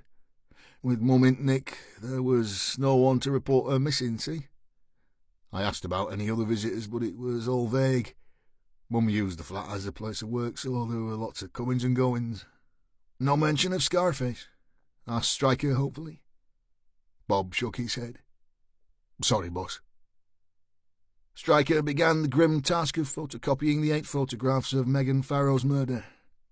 Finally he enlarged and copied the 2 lines of written text. Before he could attach the page to the growing wall of horror, Maureen grabbed it and held it against the note sent in Melissa Ward's package. Totally different, she mumbled, shaking her head. The team looked on as Simons rummaged through Melissa's diaries, opened the page and compared the handwriting. She said. Bob, you got any handwritten materials from Megan Farrow's flat? Higgins pushed a small pile of old schoolbooks across the desk. Knock yourself out. Simons found what she wanted. Well, we don't need a handwriting expert, that is for sure, she pronounced. Take a look. How a killer gets the girls to write the note themselves. All 4 detectives huddled around the desk. Definitely, agreed Abbott. Why do that, then? Asked Bob. To avoid detection, said Maureen.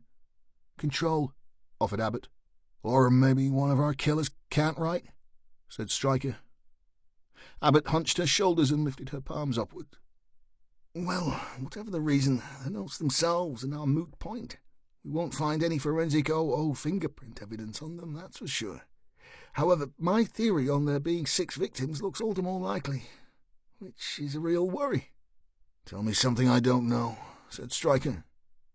The whole thing just doesn't make sense, said Abbott. As I've said before, serial killers don't stop at a set number of fatalities. All the evidence, all the years of research points to the fact that a serial killer or killers only stop when they are caught or die. Stryker rubbed his chin. So, what you are saying is our perps are not serial killers as we know them? They don't fit the profile? Fliss cocked her head and removed her glasses. Well, at least one of them doesn't. I'm not too sure about Gimp Mask Boy. Stryker blew out his cheeks and picked up the evidence bag that contained the memory stick. He turned to Detective Higgins. Bob, I need you to find out which taxi company Ruby Ward used to bring her here to the Nick on the night she received her package. I'm pretty sure she went somewhere else first. Bob caught Stryker's eye. He knew what his boss was doing. He knew Stryker was trying to spare him the revulsion of watching another young girl plead for her life. You don't need to do this, boss, he began. Stryker held up a hand. This won't wait, Bob. Tomorrow at least 2 of us will need to take a day off. We're running on empty here. Just do as I ask, please. Bob pulled on his jacket. I'll check our CCTV or at the Nick first, he said quietly. Stryker nodded. Go see Sergeant Stewart in admin. I gave him a call on the way here. He should have the footage waiting. The 3 listened as Higgins' footsteps grew ever quieter and the lift doors opened. Maureen Simons popped a piece of gum into her mouth.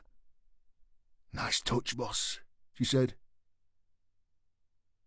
Felicity Abbott paused the film. Both Stryker and Simons were very grateful. Abbott rewound the section and played a 10-second clip over again and scribbled on a pad. Stryker was amazed at the young detective's detached tenacity. The pattern is exactly the same, said Fliss. The film is edited to exactly the same length, the time-stamp left for us to mull over. So the time isn't important, then, offered Maureen. Fliss sat. Not in the way you think, Mo, but there's no doubt that it is to the filmmaker. He's showing off, goading us even. I mean, the times are almost identical. Again, a Tuesday, again the film begins around 1900 hours and ends in the early hours of Wednesday morning. It's a statement. It says, look, I can do this exactly when I want to. It says, even though I've told you how many and even though I've told you when, right down to the minute, there is nothing you can do to stop me. So they killed the next girl the same time next week? Asked Simons, exasperation in her voice. Fliss shrugged and turned down her mouth. If they continue to follow this pattern, the next girl dies in a little under 72 hours. Everything is the same, said Stryker. Same MO for the postage, too. Sent Friday via Hermes for a Saturday delivery. One thing bothers me about that, said Maureen, rooting in her considerable shoulder bag for more nicotine gum. How did the perps know where to send the package? How did they know that Sonia was in style? Maybe Megan told them, said Fliss. She would have done or said anything to be released. Stryker leaned forward, inspected the frozen picture on the screen and tapped it with his finger. Maybe she told your man there when he cut off her feckin' thumb. Fliss and Maureen took a second look. Jesus H. Christ, said Simons. I hadn't seen that. I mean, there's so much blood and gore, I'd missed it. Maybe a ring wouldn't come off, said Fliss. Fucking hell, said Maureen, chewing furiously. Haven't they heard of a bit of soap? Why take off all the girls' jewellery anyway? Fliss pushed her hair behind her ears. Serial killers like to take trophies. Robert Hansen killed at least 17 prostitutes, bartenders and waitresses before being caught. When he was finally arrested, he was found to have a large collection of trophies he'd taken from the women, including numerous pieces of jewellery. Joel Rifkin murdered over a dozen prostitutes. When he was nicked, they found a haul of trophies from his victims, including panties and bras, driving licenses, jewellery, and a particularly decomposed body in his car. Sick fuckers, muttered Simons. Stryker sat back, his head full of data, the familiar electrical impulses jolting his brain into action. Finally he opened his eyes and caught Fliss Abbott's gaze. You say the one thing that doesn't add up here is that serial killers don't tell you how many victims they will kill, because they don't know themselves, correct? Fliss nodded. Okay, said Stryker. Now did you know that, Simons? Not until today, said Maureen. Well, neither did I. If it wasn't for Abbott here, we would be in the dark. Stryker stood. I think our perps want us to believe this is a serial killing spree. The goading, the calling cards, the trophies. But in actual fact there is another reason behind it. Like what? Said Maureen. Like the guy behind the camera is pushing all the serial killer buttons, but will simply walk away when he has completed what he has started, said Stryker. He tapped the table. Look, our killers knew where Sonia Farrow was, not because Megan told them, but because each victim has been pre-chosen. Each girl has been selected because they have a connection to each other. And that connection is Scarface. Both women nodded. Stryker took a breath.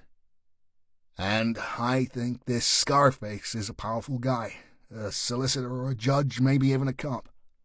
That's why all those customers of Melissa's diaries are connected to the legal profession.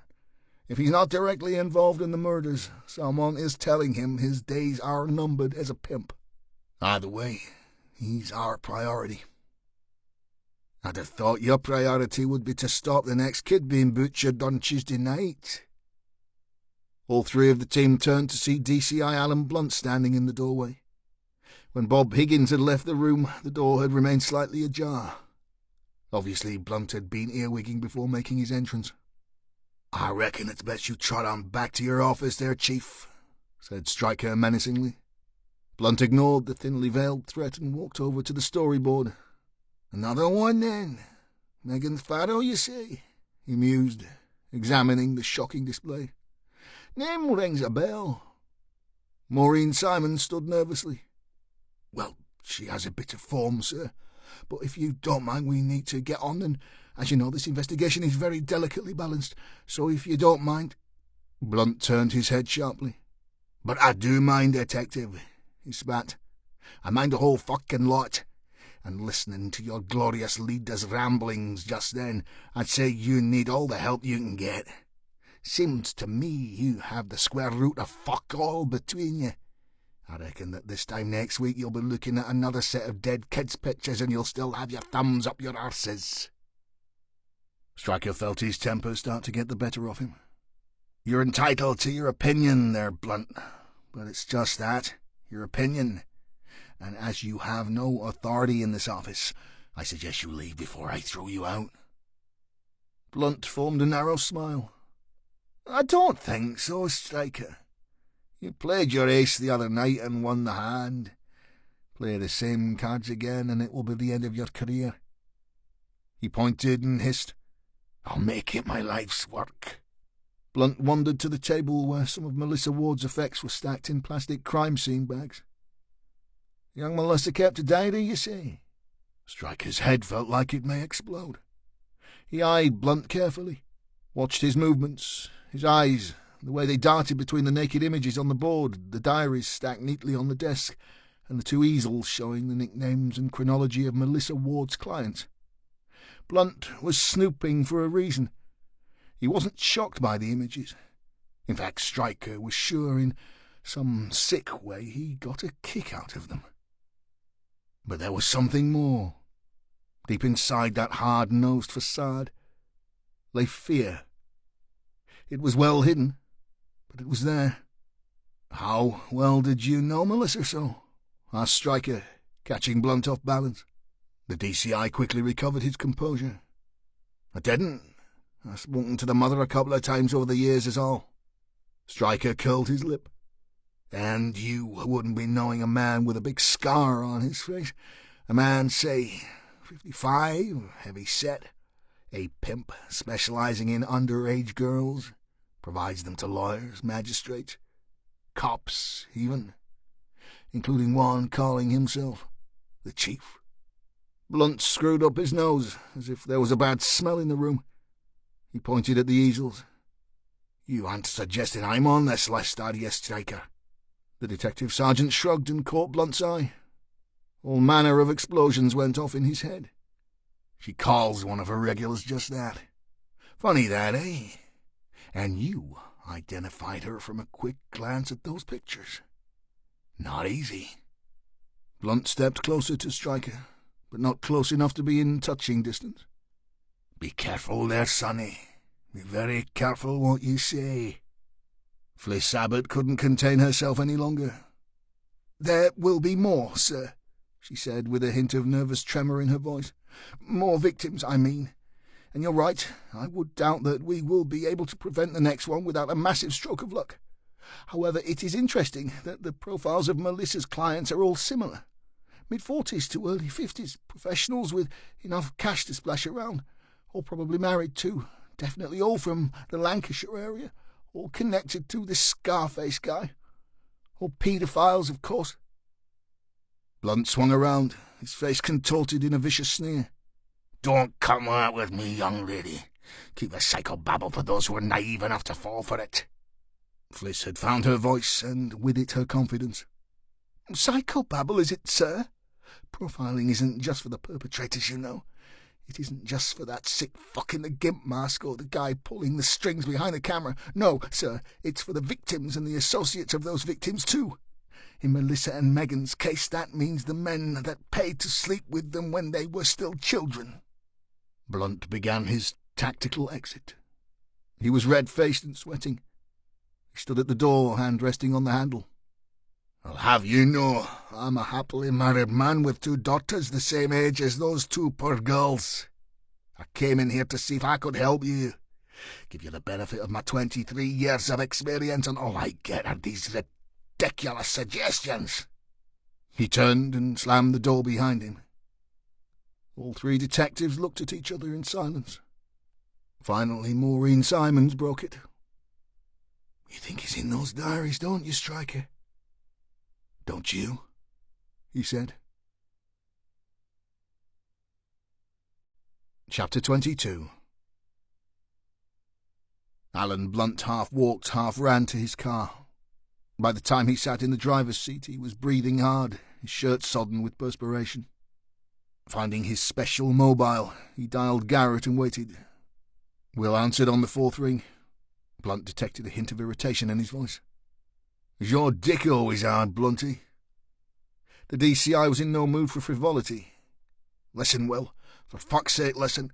There's been a second murder. Another of our girls. That Megan. The one from a couple of years back. What the fuck is going on, Will?" Garrett sat in silence, his mind a whirring turmoil. "Make it our local," he said, "and delete this number from your phone." The line went dead. Blunt started his engine and drove towards the Flying Fish. The 2 men sat in the corner of the tap room, the traditional open fire and range redundant during the summer heat. "Did you do as I asked?" questioned Garrett. Blunt nodded and took a long drink of his bitter. "I ditched the phone altogether. It was a pay-as-you-go anyway." "It's best," offered Garrett, "until I sort out this mess."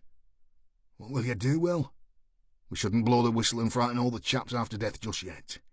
It could be pure coincidence. Let's face it, Ruby and Sonia have been whoring for a fucking long time, and there are a lot of sickos out there." "So you don't think it's personal?" Garrett was convinced it was personal. Very fucking personal indeed. And when he found out just who was trying to ruin his business, he would make it even more personal. Blood would be spilled, and it wouldn't be teenage girls doing the bleeding. However, he held his water. "Maybe not, but it's possible," he said. "I'm really worried," said Blunt, holding up a hand. "No, Will, I mean it this time. This Stryker guy, he's on to me. I know he is. I could see it in his face." He bit his lip. "That Melissa, she kept fucking diaries." Garrett's dander was instantly up. "She named names?" Blunt shook his head so hard his jowls wobbled. "No, thank fuck.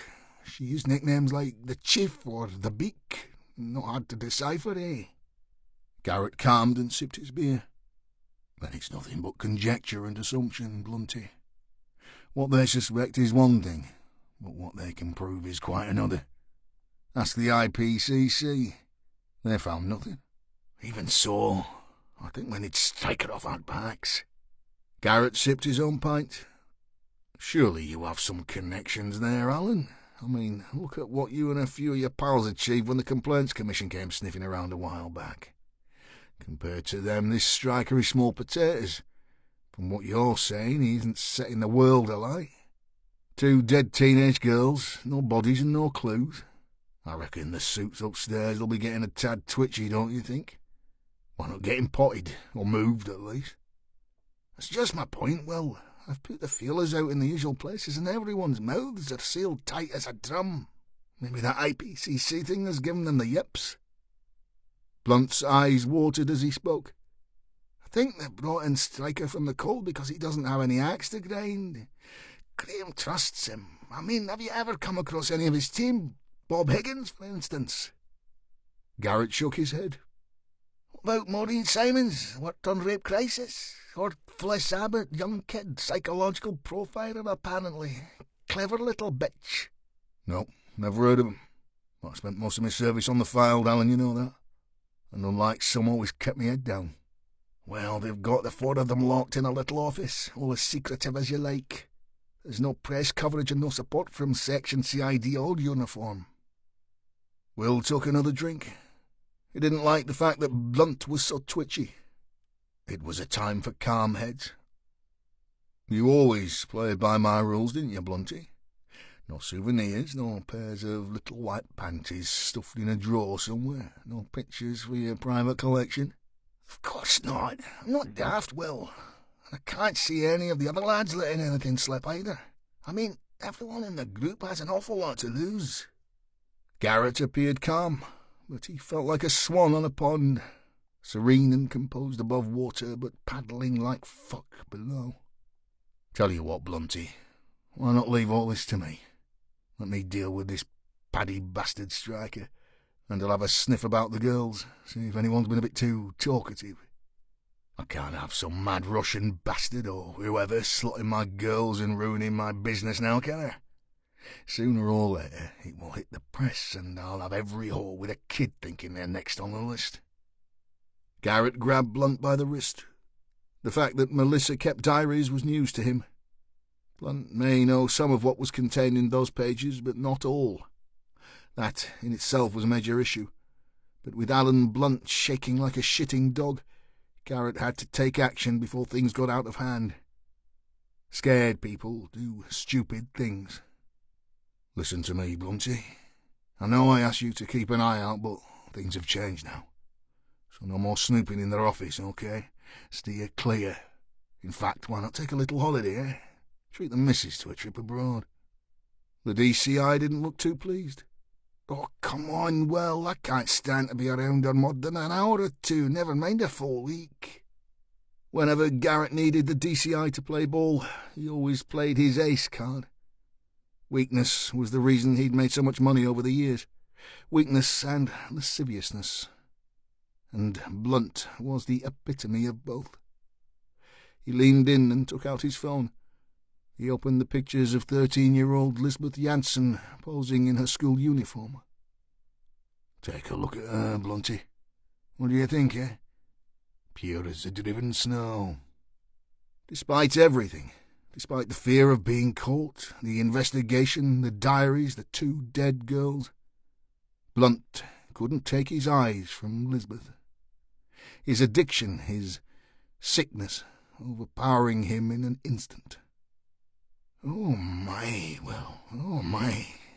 How old? Come on, be truthful now. She don't look of age, nowhere close. Will slid his arm around Blunt's shoulders. I've always looked after you, ain't I, Blunty? Always been there when you needed your fun. Blunt wiped his top lip. Yes, well, course you have. Well, let me say this. You keep your head down for the next few days, and when you come back from your little trip, I'll let you be the first to have this little one. Take a cherry. What do you say, eh? Garrett wandered to his car. The solution to his problem was twofold. Find out who was trying to ruin his business and stop the investigation in its tracks. Whoever was picking up his old girls and sending those pictures to Mummy intended him harm, no doubt. Well, they'd picked on the wrong guy. Someone in the dark world would know something, and he knew everyone that mattered. And as for that cop Striker, well, he wouldn't know what hit him. Errol Graham's lounge was cosy, all soft lines, big cushions and woolen throws. A log burner filled an open hearth, and Striker considered that the room would be at its best in the winter months when it blazed away. Errol's wife Emily was in the kitchen preparing chicken rice and peas, and Striker's stomach rumbled in anticipation. Graham was reading Striker's update on proceedings. "This is terrible, Ewan," he began.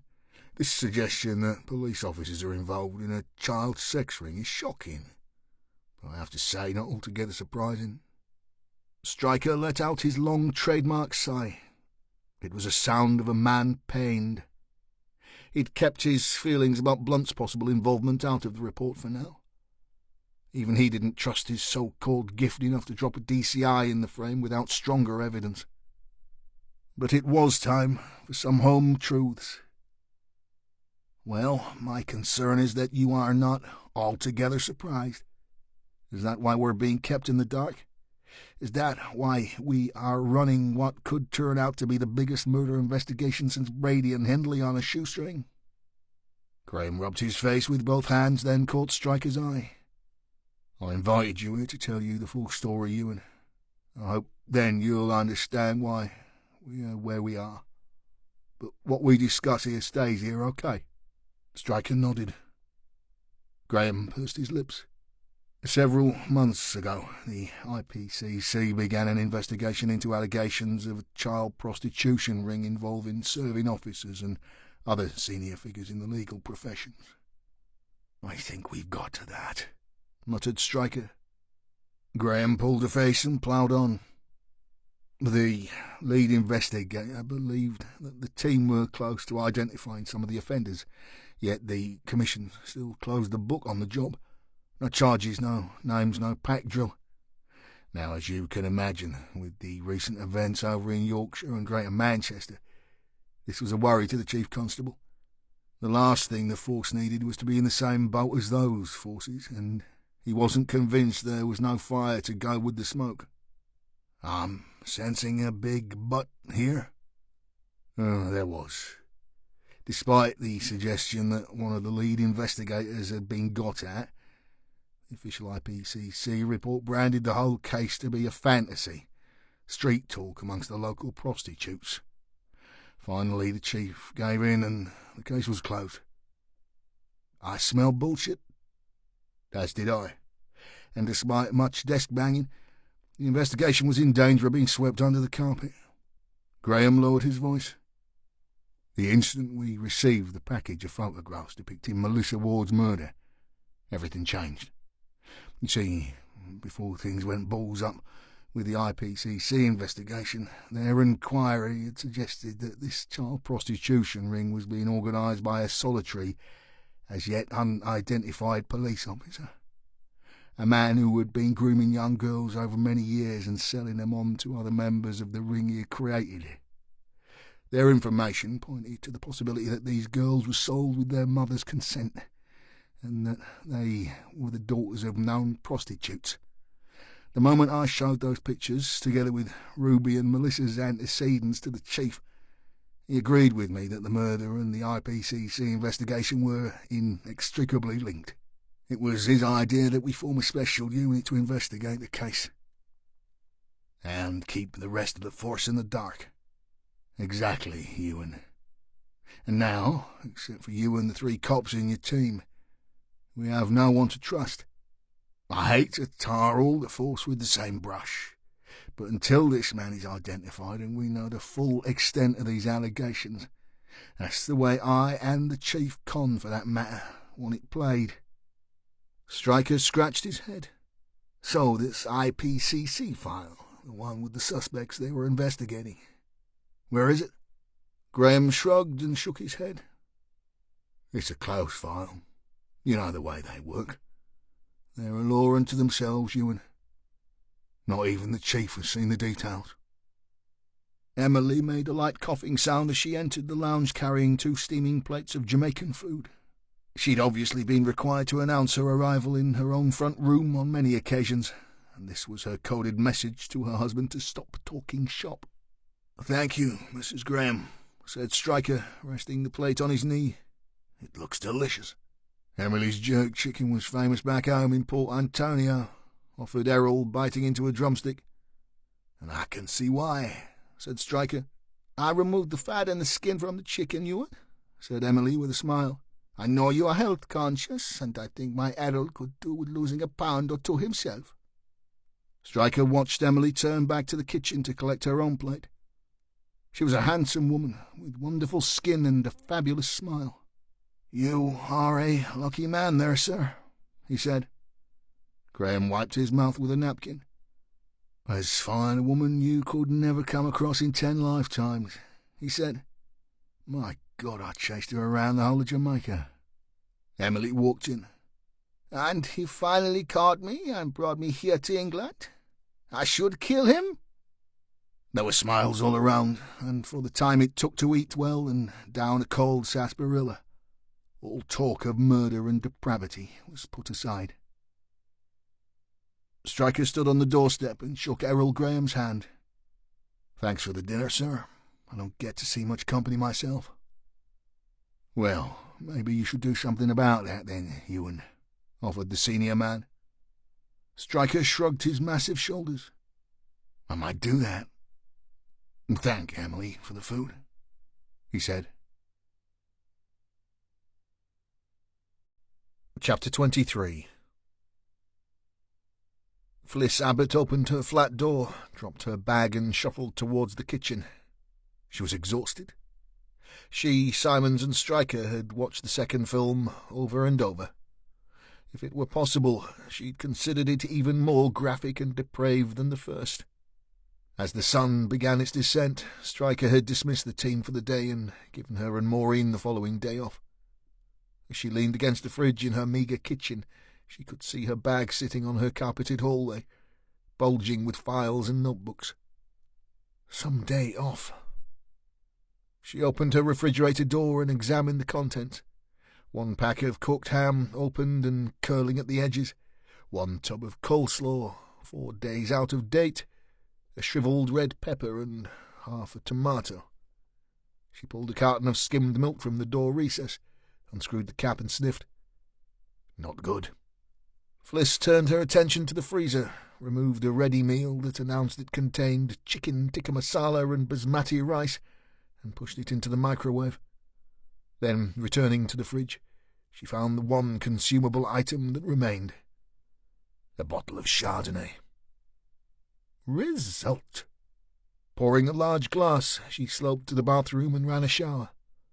5 minutes later she sat at her small round kitchen table in a pink fluffy dressing gown, one that her mother had bought her for Christmas, sipping her wine and chasing reconstituted lumps of bright red chicken around her plate. This Abbott is no life. Fliss flopped on the sofa and surfed the Saturday night channels. As any form of pay TV was out of the question on her wages, it quickly became apparent that if she wasn't interested in a singing contest or celebrities trying to ice skate, there was nothing to watch. She fought with herself for a full 15 minutes before collecting her swollen bag from the hall, then sat cross-legged on the floor of her small lounge, surrounded by small piles of paper, ordered in a system that only she could fathom. During her second glass, there was a knock at her door. She picked herself up, wrapped her dressing gown tightly around her nakedness, and peered suspiciously through the spy-hole. She recognized her visitor immediately. "What do you want, Tim?" she shouted. "Come on, Fliss," he replied, the merest hint of a slur in his voice. "Open the door at least. I just want to talk to you." "We've nothing to talk about, Tim," said Fliss, leaving the door firmly closed. "Look, I need to see you." "But I don't want to see you, Tim. We're finished, you know that, after what happened." "Come on, Fliss, please. Just 5 minutes. I'm getting help now, you know. I've changed." "But you were still drinking, aren't you, Tim? I can hear it in your voice. Now go away or I'll call the cops." "Oh, no, Fliss, please don't do that. Look, just 2 minutes of your time. Let me tell you what I've been doing, the help I've been getting. Fliss, please don't push me away. We were so good together." Felicity Abbott had known Tim Brandt since her time at university. They had fallen madly in love and seemed a perfect match, both physically and intellectually. But during her scholarship at Quantico, Tim had become increasingly jealous. He'd found the separation almost impossible to bear, and each time she had returned from the States it had been one long diatribe about who she had been seeing, who she'd been for a drink with, who she'd allegedly slept with. The truth was, Fliss Abbott hadn't been seeing anyone, or been in the slightest unfaithful. But it was no use. Tim was convinced. Once the scholarship was over, they'd moved to Lancashire. Fliss joined the police force and Tim began working as a biology teacher in the local high school. Things appeared to be on an even keel. However, on the nights Tim drank, he would always bring up Quantico. Over the following months, things deteriorated and he became increasingly aggressive, until one drunken evening he lost all control and beat Abbott badly. Her nose was fractured and she needed hospital treatment. Fliss knew all about violence.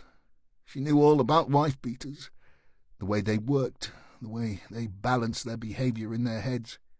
She also knew they rarely changed. She'd kicked Tim out that same night. Despite her breaking heart, she'd thrown all his clothes and possessions into black bin liners and dumped them outside her flat door. Thankfully, she had never seen him since. Until now. "I mean it, Tim. I'm dialing the police now," she lied.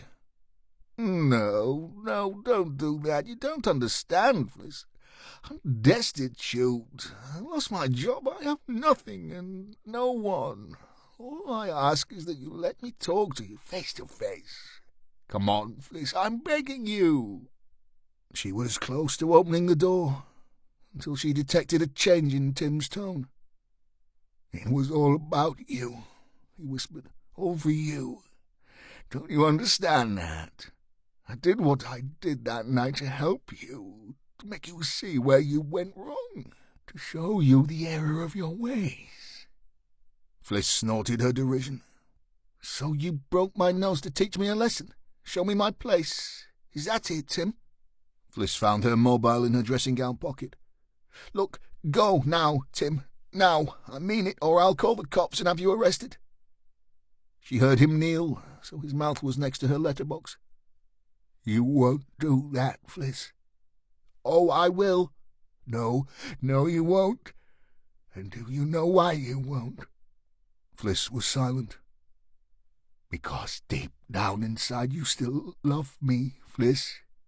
There's never been anyone else since we split, has there? No men in your life. You sit alone every night with a TV dinner and a bottle of plong to make you sleep.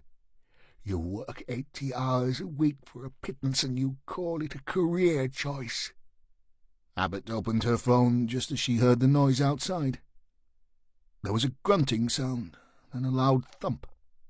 This was followed by several smacks and thuds. Seconds later there was silence. She looked through the spy hole again to see Stryker standing there holding Tim by the collar. "You want him lifted, or shall I just throw him out?" She fell back against the wall and closed her eyes. "Just get rid of him, please, Stryker." There were more grunts and the odd cry of pain from Tim as Stryker manhandled him out into the night. Moments later, Fliss stood at her open door and Stryker appeared, wiping claret from his jacket. "You okay?" he said. I'm fine. Could have handled it myself, actually." Stryker shrugged. "You got any coffee? I need to pick your brains." "Nescafe?" "You mean instant?" Stryker shook his head. "Best you get dressed and come to mine then, so." "People might talk, get the wrong impression." "Why, because I like good coffee?" "No, because it's getting late." "I won't tell if you don't." Bob Higgins had viewed the footage of the cab that brought Ruby Ward to the Nick that fateful night. It was easily identifiable as the logo and office number were plastered along the side of the VW Passat that she'd stepped out of. He'd chosen to walk to the taxi office, as it was only 10 minutes away, and he felt he needed the air. Have a Cab was situated at the top of Corporation Street, next door to a fast food outlet. Bob stepped inside and was immediately greeted by the woman behind the counter. "Well, if it isn't P.C. Higgins," she said.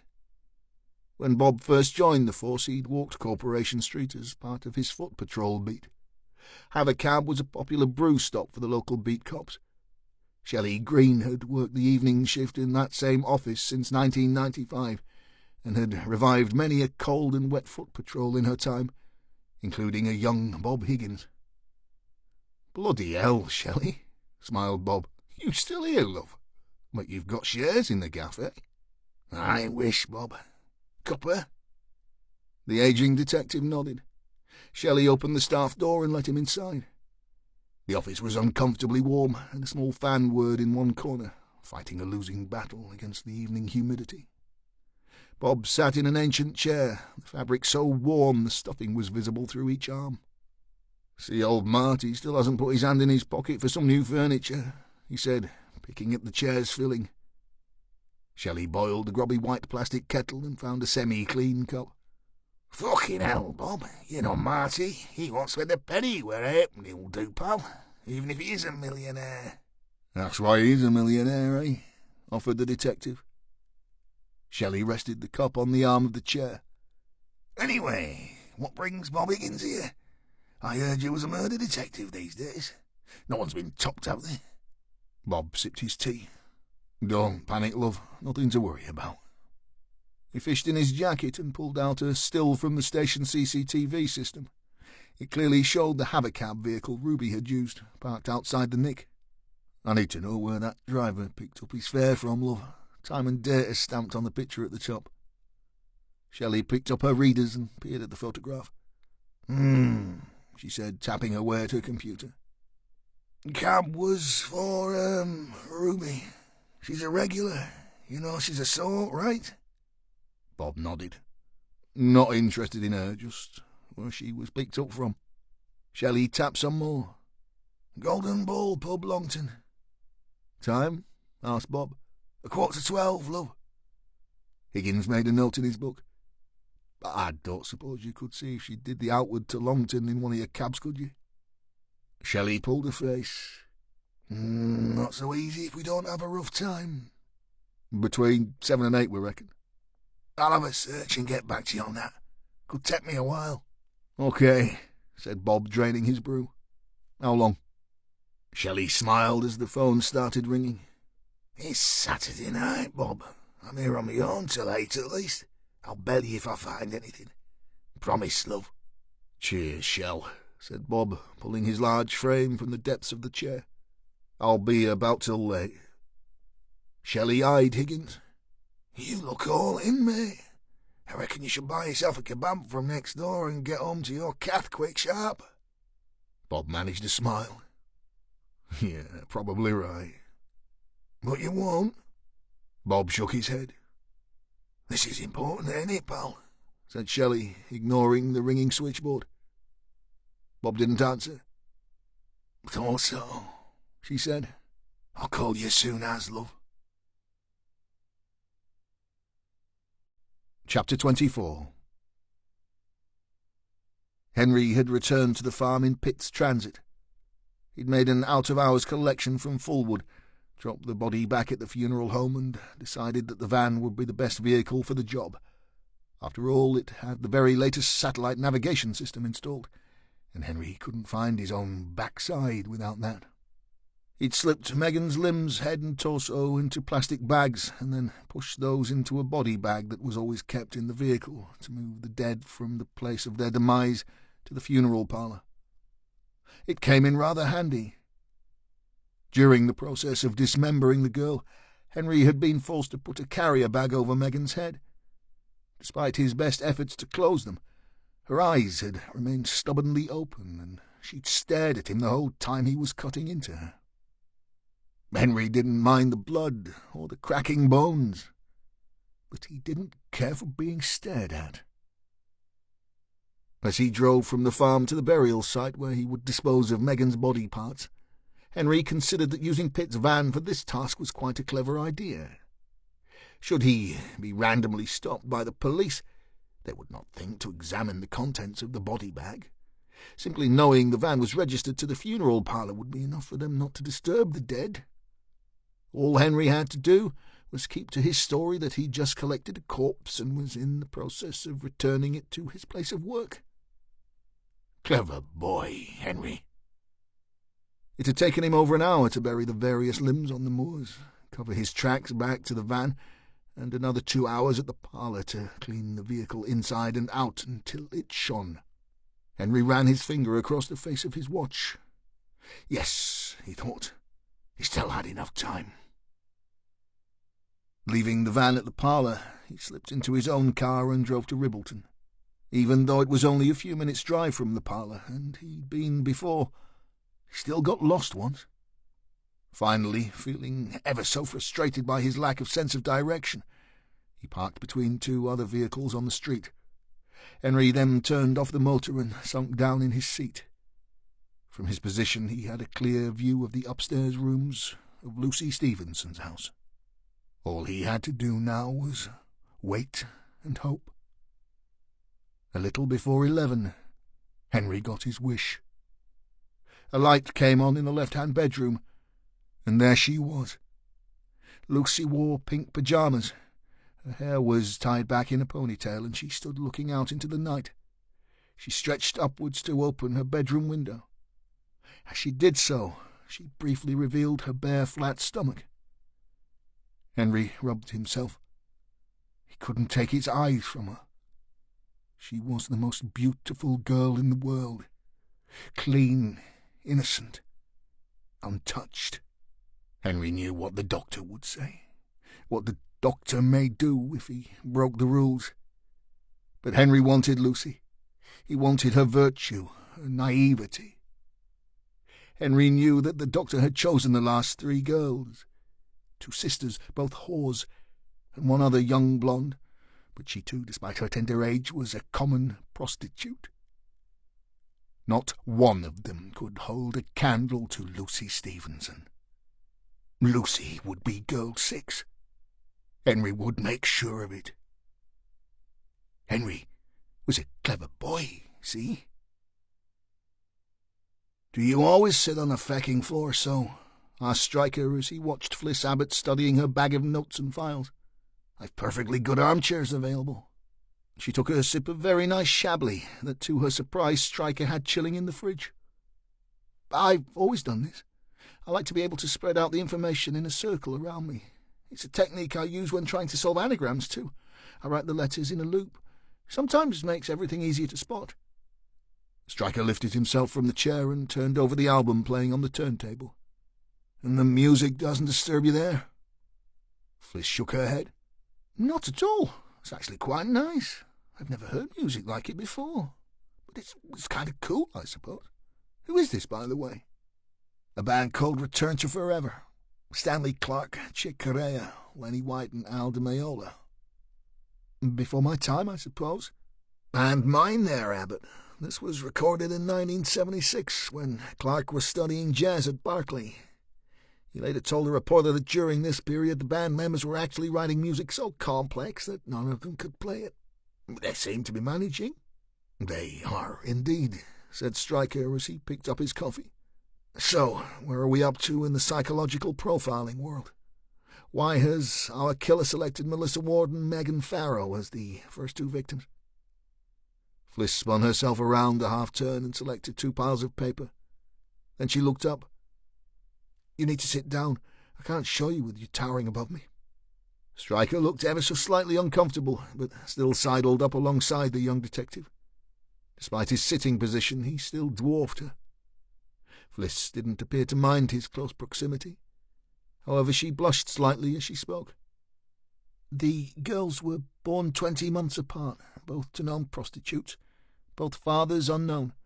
There isn't the detail in Megan's notebooks and diaries that we found in Melissa's, but it doesn't take a genius to see the same patterns evolving from around the age of 12 or 13. From there, diary entries all become excitable rants. Even a trip out to the MEN to see Take That.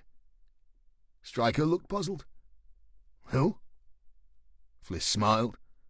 Slightly more famous amongst teenage girls than your Return to What's-It. Forever, he corrected. Yes, said Fliss.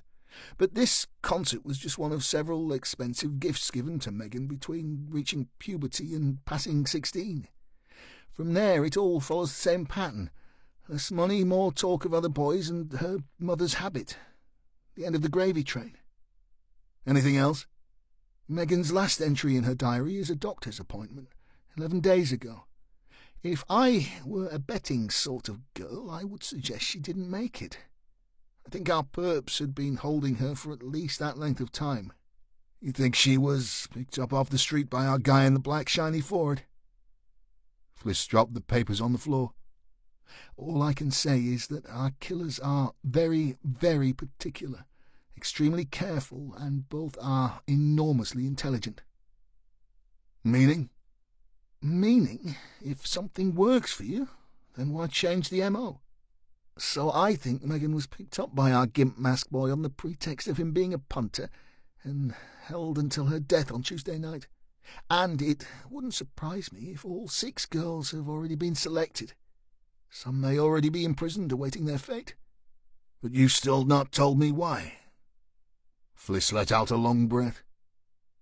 The guy you bounced out of my apartment block tonight broke my nose.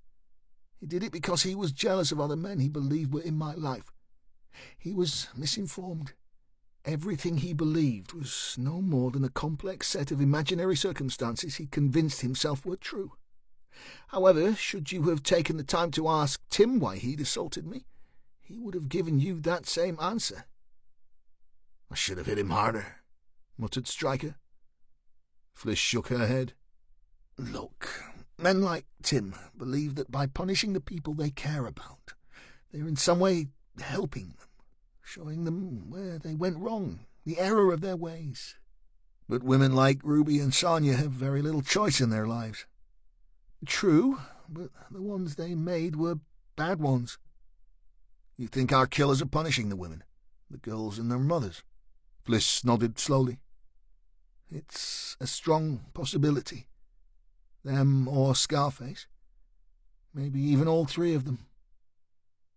Stryker crossed his legs and leaned forward. So, other than a delusional woman-beater, who was the guy at your door? Fliss sat back, using her hands for support, and scrunched up her nose. She wore Levi's and a bright red T-shirt, devoid of any makeup, her hair somewhat wayward. Stryker thought her even more attractive than usual. Her eyes glistened behind her glasses. "Long-lost love," she offered. "His name, as I mentioned, is Tim Brandt. We met at uni. He was my first real boyfriend, I suppose." She smiled, and Stryker thought she looked very beautiful. "My last two, so far. It was over between us a long time ago. Like I said, he has problems." "I gathered." Fliss took another sip of wine and changed the subject. "Tell me something then, Stryker." He shrugged those shoulders. "Go on." "Why would a guy who is teetotal with no girlfriend have such a nice bottle of wine chilling in his refrigerator?" "I was a Boy Scout." Fliss let out a small laugh. "Oh, I see. Be prepared and all that." "Yeah, something like that. My dad, he never drank all his life. My old mum liked a glass of Guinness, but wasn't a drinker. Even so, we had a cabinet full of booze for guests." Fliss looked shocked. "Are you telling me both your parents are dead? Oh, my, I'm sorry. They must have been quite young." Stryker nodded. "My dad was a U.S. Navy SEAL. He was seconded to the British SBS over in Belfast. That was where he met my mother, Margaret Mary. They fell in love, and my mom became pregnant. Being a Catholic in that part of Ireland and having an illegitimate child was a big thing back then, so they moved to the States, my dad's hometown, Chicago. I came along, they later married, and everything was good. Then my dad got sick, cancer. We lost him when I was 17. Mom and me returned to Ireland soon after. She was killed by a hit-and-run driver 2 years later." "That's awful." "That's life, Abbott." "And now you keep the wine for your long line of guests. Is that it?" "Not exactly." "Okay. How many visitors in the last year?" "Including you?" "Uh-huh." 3. Fliss looked into Stryker's face. No one could ever call him handsome. His eyes were deep-set, and although they were a fine shade of blue, they had that edge of unpredictability to them. There were numerous small scars around his brows, the kind you see boxers sporting after years in the ring. He was definitely a man who cut his own hair. Somewhere in the house were electric clippers set to number 1 guard, and Fliss considered that they got used each morning on his head and beard to prevent the appearance of wayward curls. But what Stryker lacked in the classically handsome department, he more than made up for in other ways. There was a gentleness about him that belied his size and tremendous strength, easily missed by the casual observer. But Abbott could see it. "Let me guess," she said. "So, me, D.C.S. Graham, and who?" A shadow seemed to fall across Stryker's face. "That would be Tag Westland," he said quietly. "Ah," said Fliss, "and you carry that guilt like the good Catholic boy you are. Is that it?" "I haven't been to church in a long time, but yeah, I feel the responsibility." Fliss looked into his eyes. "It wasn't your fault, Ewan." She edged ever closer to him. "And I think you're a good man." Fliss was so close that she could feel the warmth of Stryker's breath against her lips. "I always said I'd never get involved with a cop," she whispered. He stroked her hair, so gently. "Is that what this is? Involvement?" "I'm not sure." "Not sure of what?" "Not sure this is my best idea," she breathed. "It's your best tonight so far," said Stryker, pulling her to him. Chapter 25. Bob Higgins sat in the Deepdale Cafe, tucking into a full English. Stryker watched him eat. "You always have this for breakfast, Bob?" he asked, eyeing the grease solidifying around the edge of the plate. Bob shook his head. Once-a-week treat, Striker. You can feel your arteries hardening with each mouthful, but it's bloody good. I'd give it a miss myself there, so I don't eat anything fried. You have to have some fun in your life, you know. Striker stifled a yawn and considered that with just an hour's sleep last night, he was having enough fun for the pair of them. He sipped truly awful coffee. So how'd you get on with the taxi firm? I did try and ring your boss. It was about 11 o'clock. Suppose you was in bed. Striker almost smiled. I was, yeah. Well, the upshot is, Ruby is a regular with Have a Cab. She uses 'em to take her to and from her weekend clients. They say she was picked up from home and dropped off at the Golden Ball pub in Longton just after 8:30. She was then collected from the same place around 11:45 and dropped at the Nick. I spoke to the driver. He said she seemed very upset on both journeys and that on the way back she was piss-wet through. Well, that fits, said Striker. That Saturday night it feckin' threw it down. So, she walked somewhere, offered Bob. Striker pushed his coffee cup across the table, unable to finish it. Definitely. A quick question for you now, Robert. He leaned his elbows on the table. Where do you live? Bob looked puzzled, but went with the flow. New Longton. The next village to where the pub is? In a way. Close to police HQ? Yeah. I thought so, said Striker. How many serving or retired cops do you think live in that area? Bob blew out his cheeks. Hard to say, but because of the colony, I would hazard a guess at dozens. The colony? Well before your time, Striker. But in the days when cops weren't allowed to buy their own houses, it was the responsibility of the constabulary to provide them with accommodation. Obviously, when HQ was a full-on training school, there was a need for a good few houses, so they built an estate adjacent to the complex. It got the nickname The Colony. They've mainly been sold off now, but I reckon there are still quite a few cops there. And in Longton, walking distance from the Golden Ball. Popular with senior officers, a bit on the pricey side for PCs, but I reckon there'll be a fair few cops in that area, yeah.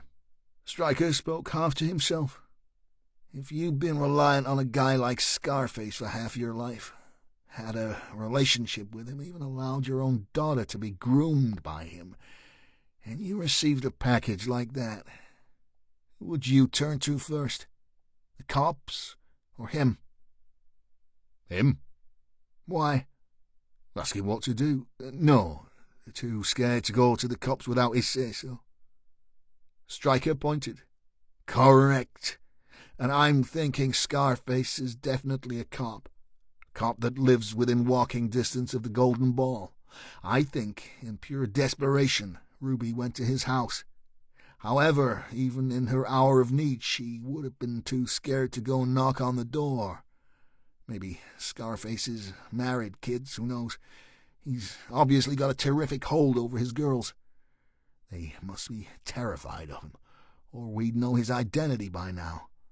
So, Ruby hangs around waiting for him to leave the house. Or come home. True. Which is why she was soaked to the skin. But finally, somehow, she meets him, and he gives her the nod to come to the Nick. Striker scratched his head. And if that is so, it makes me think that he isn't directly involved in the murders. Makes me feel like D.C. Abbott's theory is on the money, and he's the one the killers want to hurt. Like they're out to destroy his business. Maybe the man behind the camera is a rival pimp. Either way, Ruby was still scared enough to cover her tracks and walk back to the pub, rather than be collected from Scarface's home address. I'll bet that's something she does all the time, offered Bob. You know, to protect the client's identities. Discretion is a must in her game. Striker tapped the table.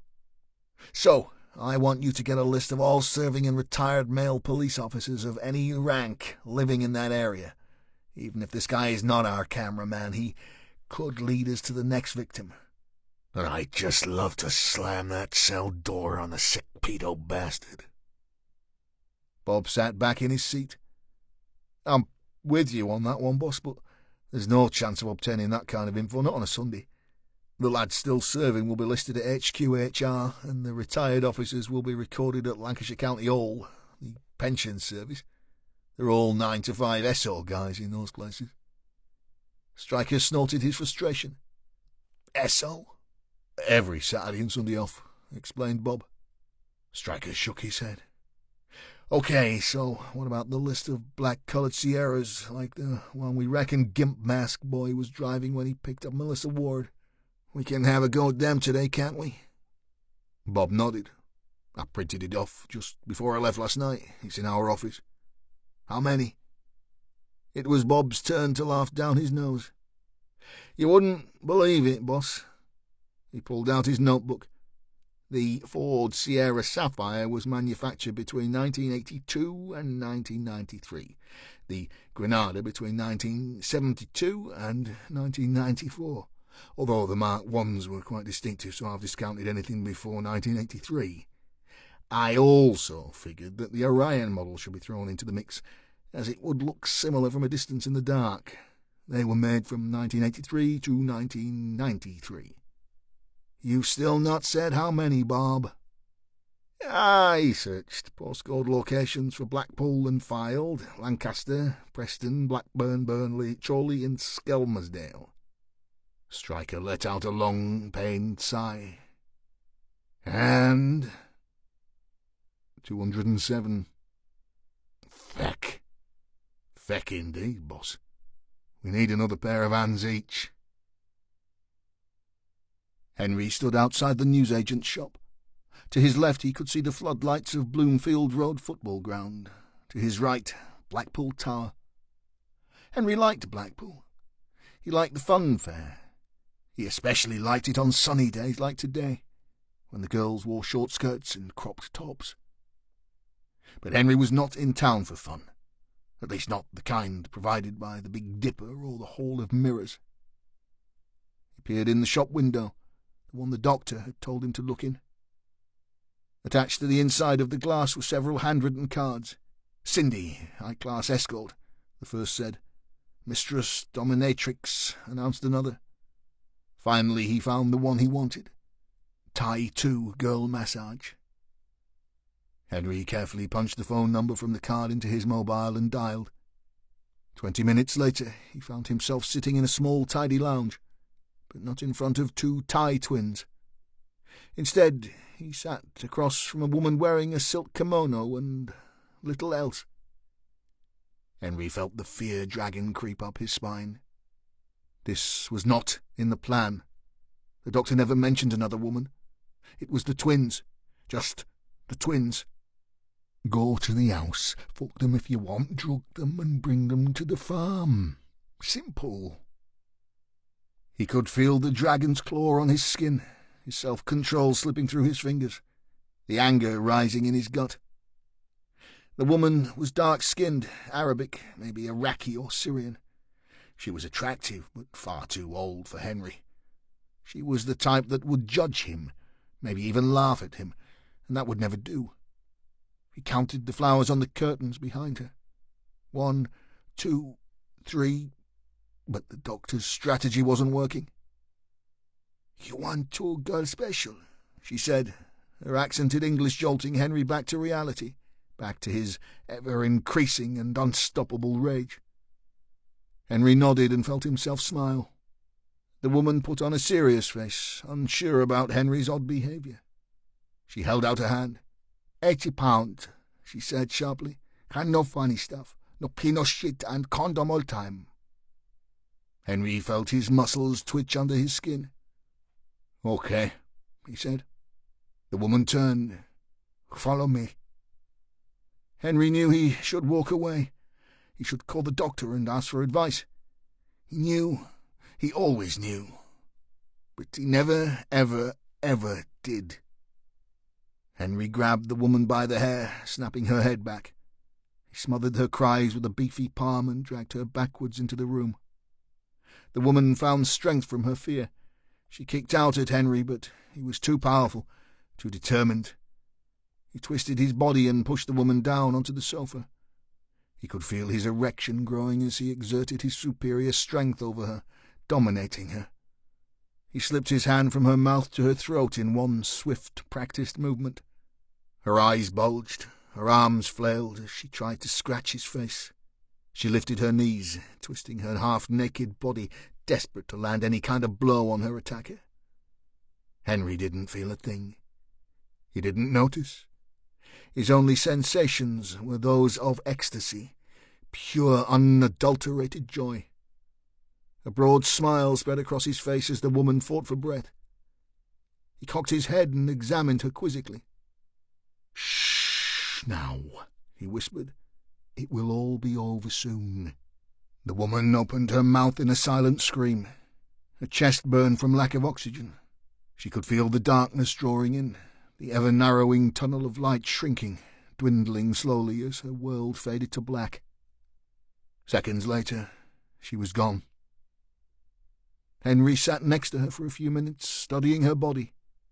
Her dressing gown had been torn open in the struggle, and he examined her bare breasts. Henry flicked each of her nipples with his finger. "Boop, boop," he said, laughing to himself.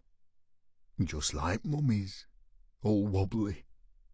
Then he remembered. "Ah, yeah, the twins." Henry walked upstairs and along a long, narrow corridor.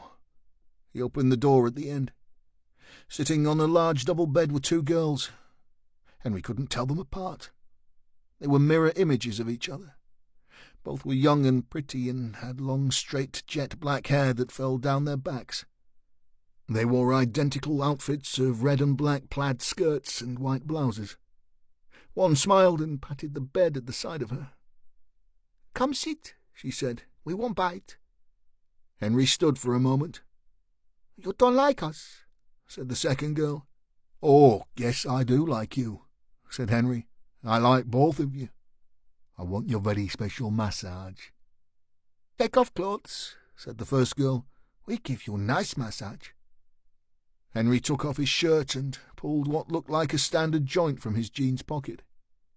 He smiled, a satisfied smile. "You like to party, girls." Will Garrett had driven along the M55 towards Blackpool a little too fast.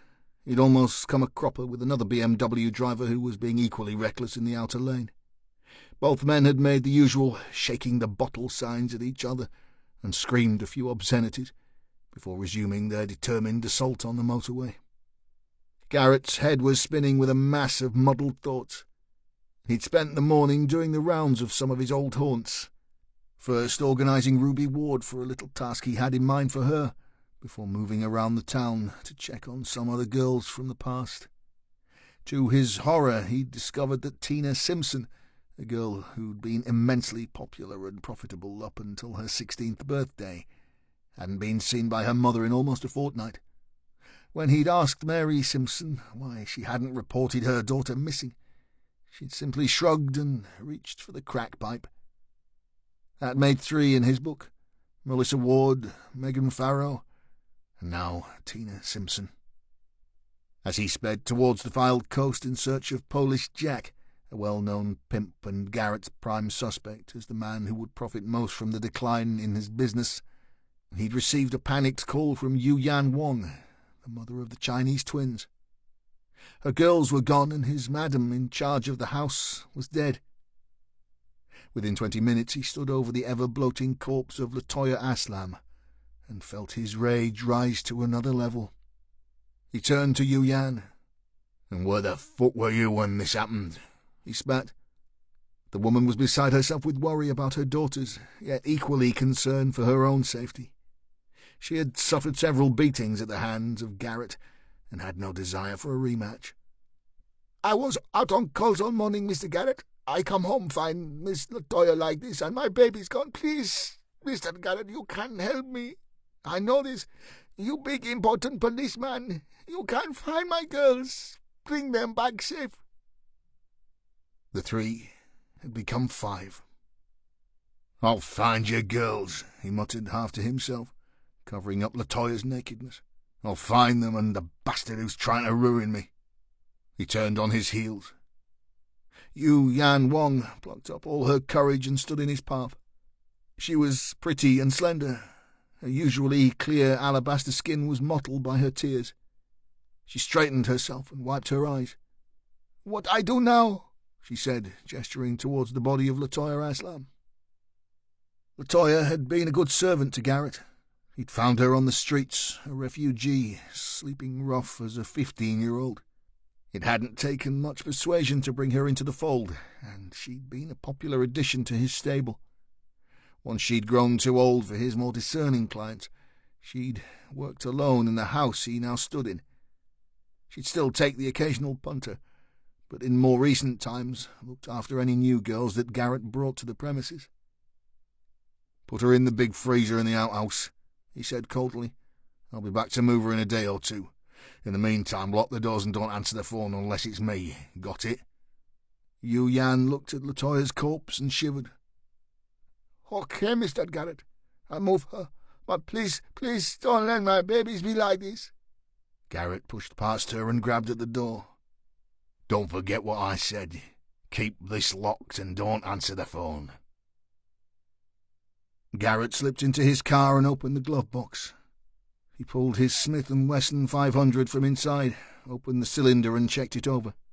The 5-shot revolver had just a 4-inch rifled barrel, but could quite easily hold the title for the most powerful handgun in the world. The rifling also made the 500 incredibly accurate over distance compared to the average pistol. Garrett hoped he wouldn't have to use his gun. In his experience, shooting rival pimps started disputes that nobody won. Either way, things had got out of hand. He needed answers, and quick. Garrett's prime suspect, Polish Jack, was neither a Pole or named Jack. He was, in fact, Hungarian, and was born Yazdian Naj, his surname meaning tall, or the big one. Yazdian lived up to his appellation, standing well over 6'4" in his stocking feet and weighing in at a trifle over 20 stone. On arriving from his homeland, Polish Jack first made his money from his muscle, working the doors of some of Blackpool's more infamous nightclubs. Yet within a year he began his pimping business, first renting some of the small, dingy guest houses, laid empty in the winter months in the south of the town, his girls offering a wide range of services to their punters from each meagre room. This behaviour would never have been tolerated by the Blackpool landladies of old, but in the days of cheap foreign travel, recession and unemployment, few could turn down the day rate Jack was offering for the rooms and the owner's total discretion. Jack immediately grabbed the attention of the local Blackpool pimps. As with any business, competition is not always a welcome addition, unless you happen to be the customer. Jack was driving down prices and taking more than his fair share of the punters. A war ensued, which Jack won hands down, leaving one competitor dead and a second in intensive care. Garrett knew Polish Jack as well as anyone in the town. During his time as a detective, he'd visited many of Jack's girls, always taking his pleasure for free, of course. This was eventually brought to the attention of the Hungarian, who finally lay in wait for Garrett, determined to stop any further loss in his profit. Despite Jack's great size and strength, the monumental brawl had ended with Garrett as the victor. Of course, it was not merely Will's great prowess with his fists that had kept him so revered by the criminal fraternity throughout his career, but his brain and common sense too. Garrett knew that the Hungarian would eventually find out about his other more profitable extracurricular activities. Therefore, a truce was called. No toes would be stepped on. There was enough business to go around and keep all happy. And that was how it had been ever since. 7 years of peace and prosperity, Jack taking the lion's share of the town's business, Garrett cherry-picking the odd younger girl for his houses and taking his freebies as and when the mood took him. It had been a sound relationship. Until now. Garrett pulled up outside the large double-fronted detached house in Lytham St Anne's. A Bentley Continental convertible nestled in front of a large double garage. Jack was home. Will pushed the Smith & Wesson into the back of his trousers and strode up the drive. Before he reached the front door, it was opened by the man himself. Jack stood barefooted in the entrance hall, wearing a shiny tracksuit of debatable origin. In one hand he held a fat sandwich. He chewed noisily as Garrett approached. "I presume you have very good reason for calling at my home," said the Hungarian, the mixture of his accented English and the mouthful of sandwich making him difficult to understand. Garrett had his drift. "And I hope you can put my mind at rest as to who's trying to ruin my fucking business." Jack furrowed his brow, his large round head and deep-set eyes giving any onlooker the impression of a bull breed. "And why should I know of this?" offered Jack, puffing out his chest. Garrett stopped just out of reach of the massive Hungarian. "Because, Yazjin, you have the most to gain from my demise. You use my homeland name, Garrett. It is Sunday, I suppose. But not a day for rest." Polish Jack eyed Garrett for a moment. "You better come in. You'll make my place look untidy." The Hungarian turned his back and walked down his hallway. Will took this as a message, one that said, "I have nothing to hide. I do not fear you. You will not attack me." The big man was wrong, of course, but Will wanted answers before blood, so his gun stayed firmly in his waistband. As Garrett stepped past the first entrance to the left of the hall, he realized why Polish Jack was so confident. Standing just out of sight from the front door was another equally large man brandishing what looked suspiciously like an assault rifle. Garrett had been a soldier, but he was out of touch with makes and models of Eastern European weaponry. Either way, he considered himself vulnerable. "You want a gunfight in your own home?" he asked Jack's back. The Hungarian pushed open his kitchen door. He didn't bother to turn. "Alois will lay down his weapon when you remove that silly pea-shooter you have in your belt, William." Garrett took a deep breath, pulled the Smith & Wesson from his trousers and lay it on the kitchen table. Jack slowly picked up the pistol and moved it to a nearby work surface, well out of Will's reach. "For insurance purposes," he said with a fake smile. "Now, can I offer you a drink?" Garrett shook his head. "I'm looking for answers, Jack, not a hangover." The Hungarian gestured for Will to sit, and both men faced each other. "I do not interfere with your business, Garrett. You should know this." "Should I?" Jack shrugged. "I have no need to do this, William." He waved an arm around his huge modern kitchen. "I have all I need. I've been around long enough to know people get greedy. I am not one of those people, Garrett. I am happy. I live a quiet life these days." "You have a guy with a machine gun in your front room, Jack." "We all need insurance policies, Will." "Well, if you aren't to blame for what's happening, maybe you need to increase your own security." "Meaning?" "Meaning that just 3 doors down from one of your houses, my madam has been strangled to death and 2 of my best girls have been taken." Jack sat up at that. "Which house?" "Bloomfield."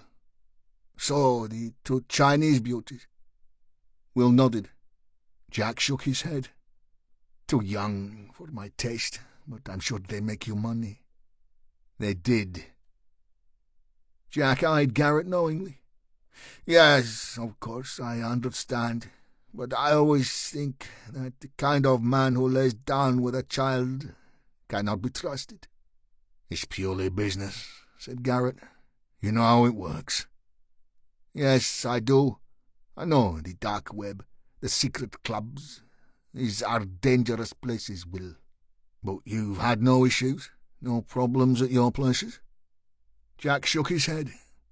"Nothing out of the ordinary. The odd nutter getting violent with the girls for not performing some weird act or other. But hey, that is the way of our world.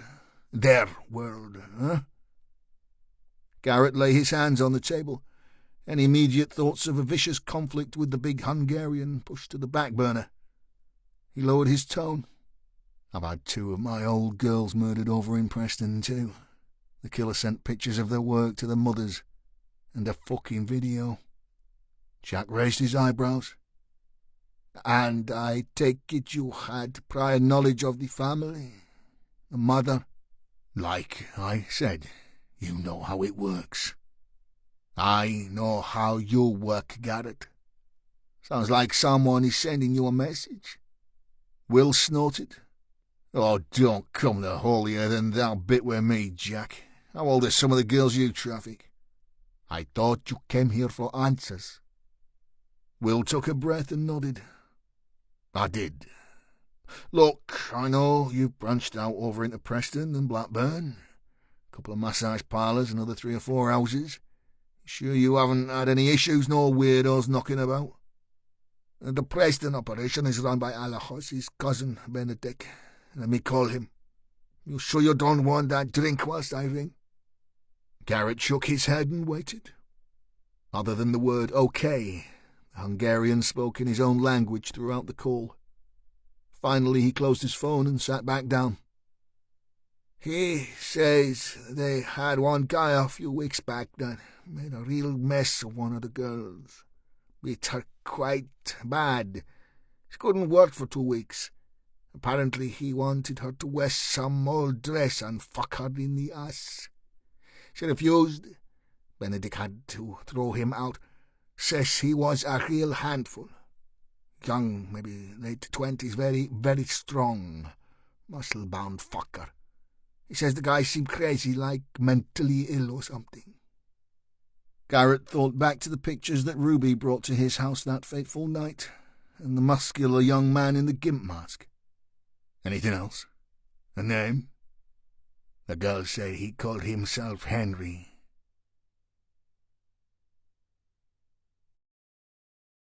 Chapter 26. Maureen Simons had fed Felix and Tom, cleaned the house from top to bottom, and even cut her tiny lawn that lay at the rear of her modest cottage. Throughout the whole process, she could only think of one thing: cigarettes. It appeared that no amount of nicotine replacement was going to hack it this Sunday afternoon. Grabbing her car keys, she headed for the local shop and a pack of Regal. Fuck this for a game of soldiers. She'd just pushed her Micra into gear when her mobile rang. She didn't recognize the number and stared suspiciously at the screen as the unit buzzed in her hand. A detective had finally got the better of her. Maureen pulled on the handbrake and accepted the call. "Simons," she said briskly. The voice on the other end was female and shaky. "Maureen," stammered the voice. "Yeah?" "Maureen the copper, the detective." Simons was already losing what little patience her lack of nicotine was allowing her. "Yes, I'm Detective Simons. How did you get this number?" Well, you gave it to me," said the voice. A light came on in Maureen's head. "Ruby? Ruby Ward? Is that you?" Yes, it is." All longing for packets of Regal left Simon's mind. "Where are you, hon?" she asked quietly.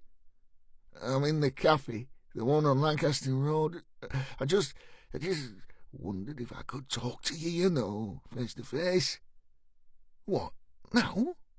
"Yeah, please." "I'll be 20 minutes, Ruby. Don't move from there, okay?" "Okay." Ruby closed the call and opened another. The recipient answered on the first ring. "She's on her way," she said. The 2 Chinese whores had willingly slipped into the back seat of Henry's Sapphire. He'd driven very carefully to the farm using his sat-nav, ignoring them as they'd giggled, using their limited vocabulary to be as lewd as possible throughout the journey.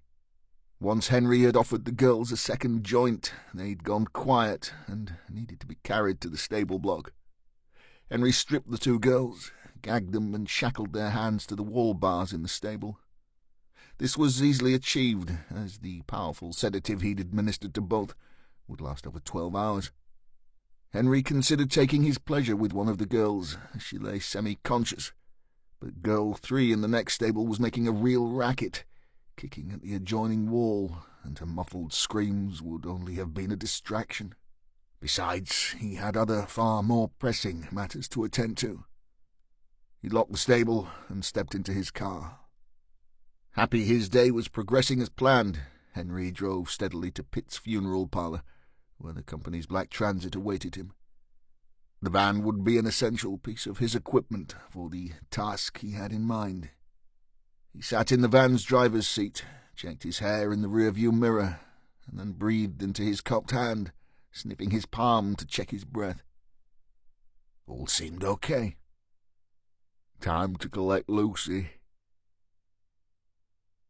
Maureen Simons scrolled her phone using the hands-free system in her car and called Stryker.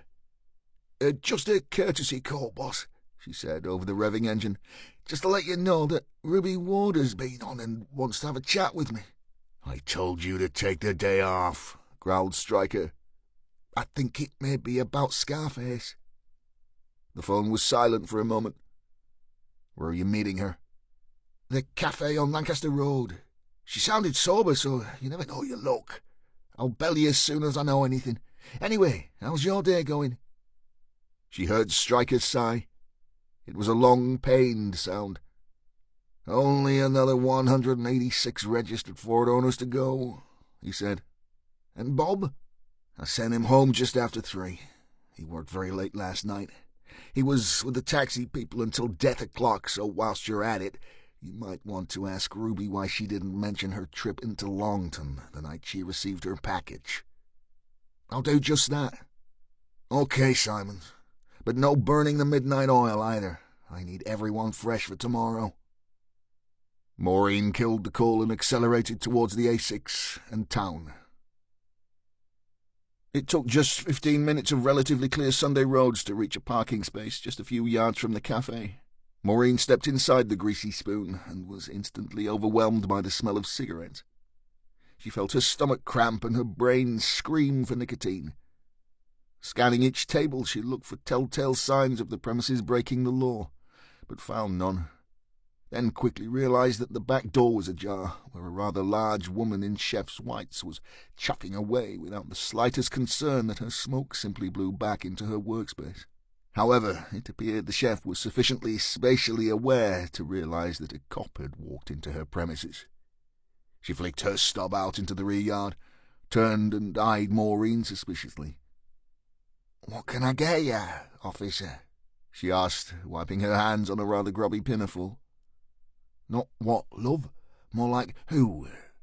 offered Maureen, the irritation in her voice as obvious as the cigarette smoke lingering in the cafe. There was a look of realization on the woman's face. "Oh, are you, Maureen? One and the same? And you're looking for Ruby? Well, give the girl a teddy bear." The chef took on a disgruntled look. "Sorry, love," said Maureen repentantly. "Just it's my first day off in an age, and I'm only here as Ruby said it was important." The woman blew out her cheeks. "No offence taken, sweetheart. I know what you mean. But Ruby, she had a call, see, said it was urgent. Well, she did say for you to go to her place and meet her there." Maureen nodded, resigned to the fact that she would have to park her own car close to Ruby's flat, and that new paintwork could be a possible cost of doing so. "Thanks," she said to the chef. "I suppose I'll have to do that, then." Ruby lived on the second floor of a long row of maisonette-style properties, just off Avenham Lane. Just like Miguel Jimenez's home on Callan Estate, Avenham had been given similar treatment, and each flat boasted new plastic windows and doors, together with a fresh lick of paint. Maureen still wasn't keen on leaving her near-new Nissan outside, but beggars couldn't be choosers. 2 flights of concrete stairs later, a push past a grubby mattress and a step over a dog deposit, she stood at Ruby's door. The woman answered at the first knock. Maureen could see that at some point between the first call and now, Ruby had discovered a bottle of gin. "Come in," said Ruby with a hint of a slur. The flat was overly warm. Despite the humidity and soaring daily temperatures, Ruby had not deemed it necessary to open any windows.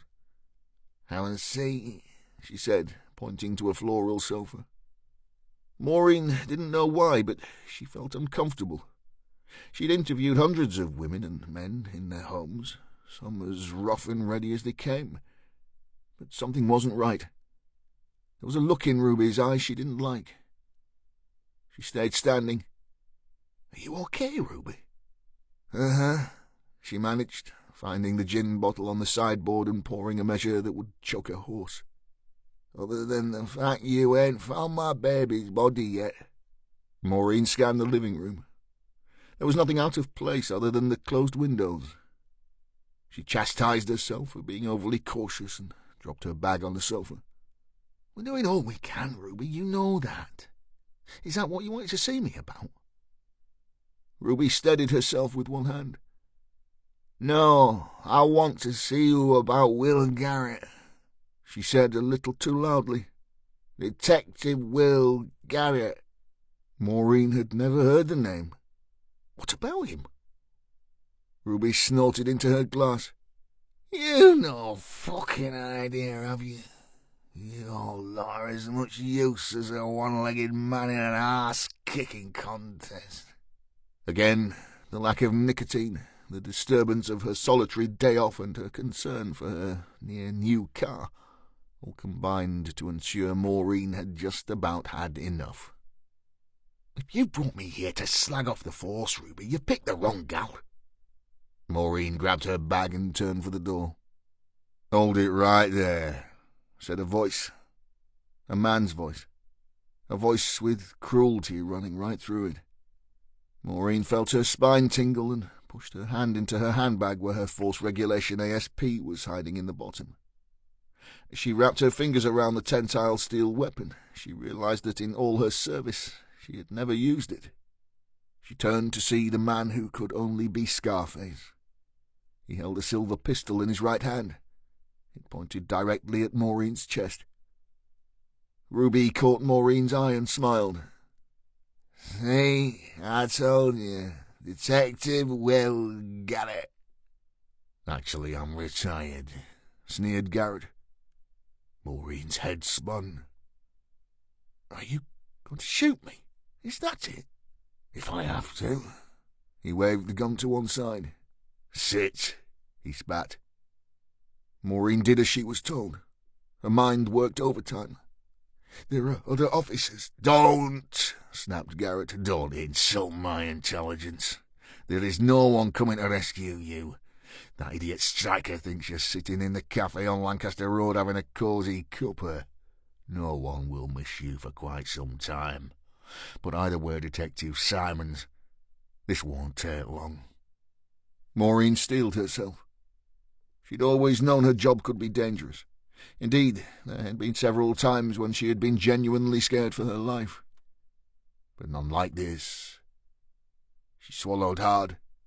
"Did you kill Melissa and Megan? Did you make those awful films?" "No, he didn't," said Ruby, traces of anger and disdain welling up into her voice. "He loved Mel like a daughter, like he loves me." Despite her fear, her dread of what may be coming, Maureen couldn't hide her incredulity. It was all she could do to stop herself from laughing. "Oh, come on, Ruby.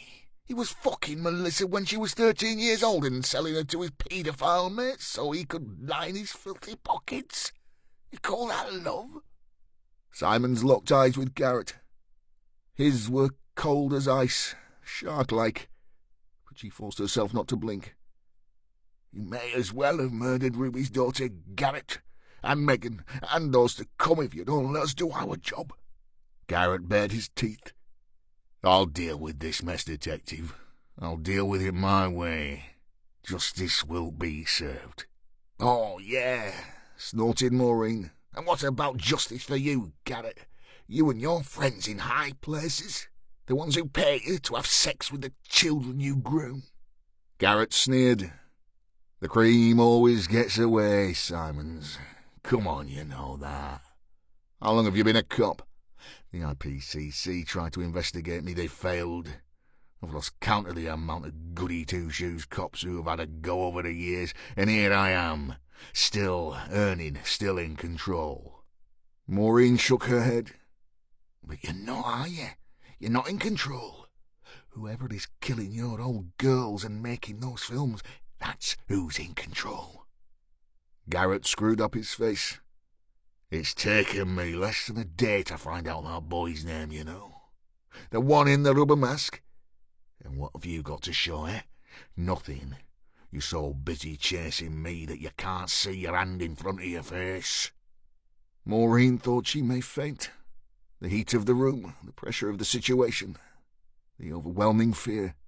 Look, Garrett, maybe we could do some kind of deal. He threw back his head and guffawed. Yeah, you can kiss my ass. Garrett turned to Ruby and nodded. Ruby's eyes briefly caught Maureen's. As she did so, she went very pale. She glanced back to Garrett. Yeah, you are sure, aren't you, Will? She stammered. Ain't I always looked after you, Ruby, darling? Yeah, of course you have, nodded Ruby, slugging another mouthful of gin. Then you know it's right, what I tell you. This way we can be together forever. Just like I said. Maureen saw Ruby swallow hard as she walked to the kitchen. Moments later she returned holding a large carving knife. Maureen's whole body began to shake. Come on, Ruby, what's this all about, eh? What are you thinking? Ruby stepped gingerly forward, holding the blade out in front of her. I'm sorry, Maureen, she said. Well, it's just how it is.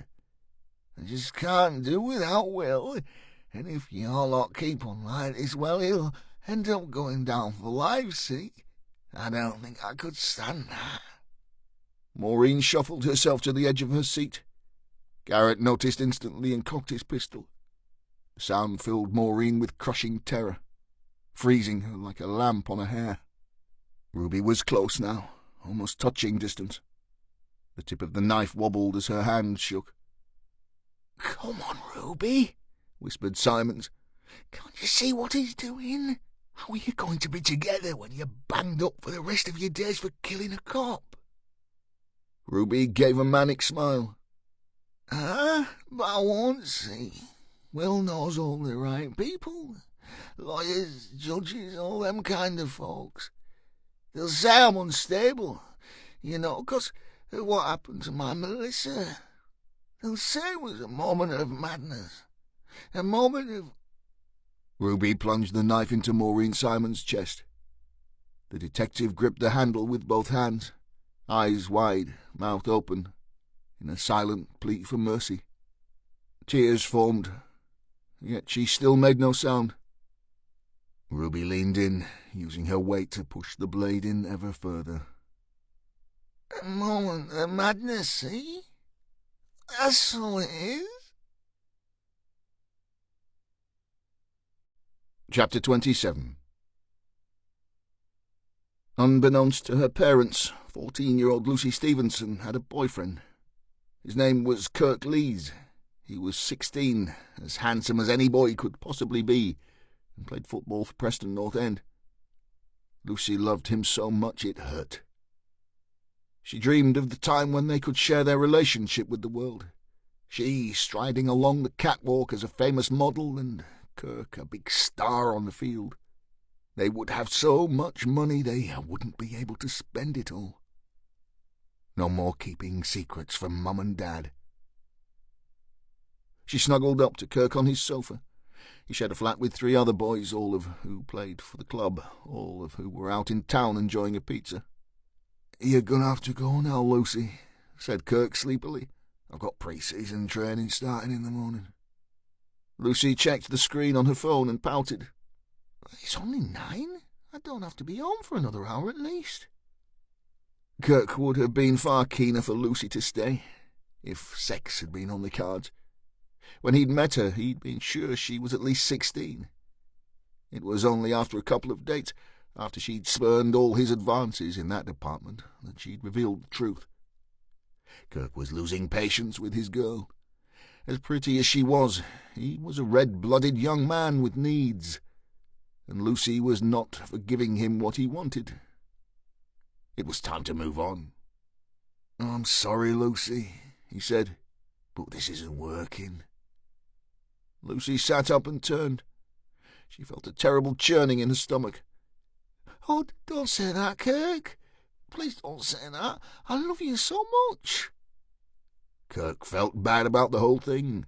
He really liked Lucy. She was funny and they got on well, but... "You're just too young for me," he offered. Lucy creased her forehead. "You mean I'm too young to go to bed with you? That's what you really mean?" "It's not just that." Lucy felt her hurt turning to anger. "Well, what do you mean?" "I mean that we both want different things right now." "Oh, yeah?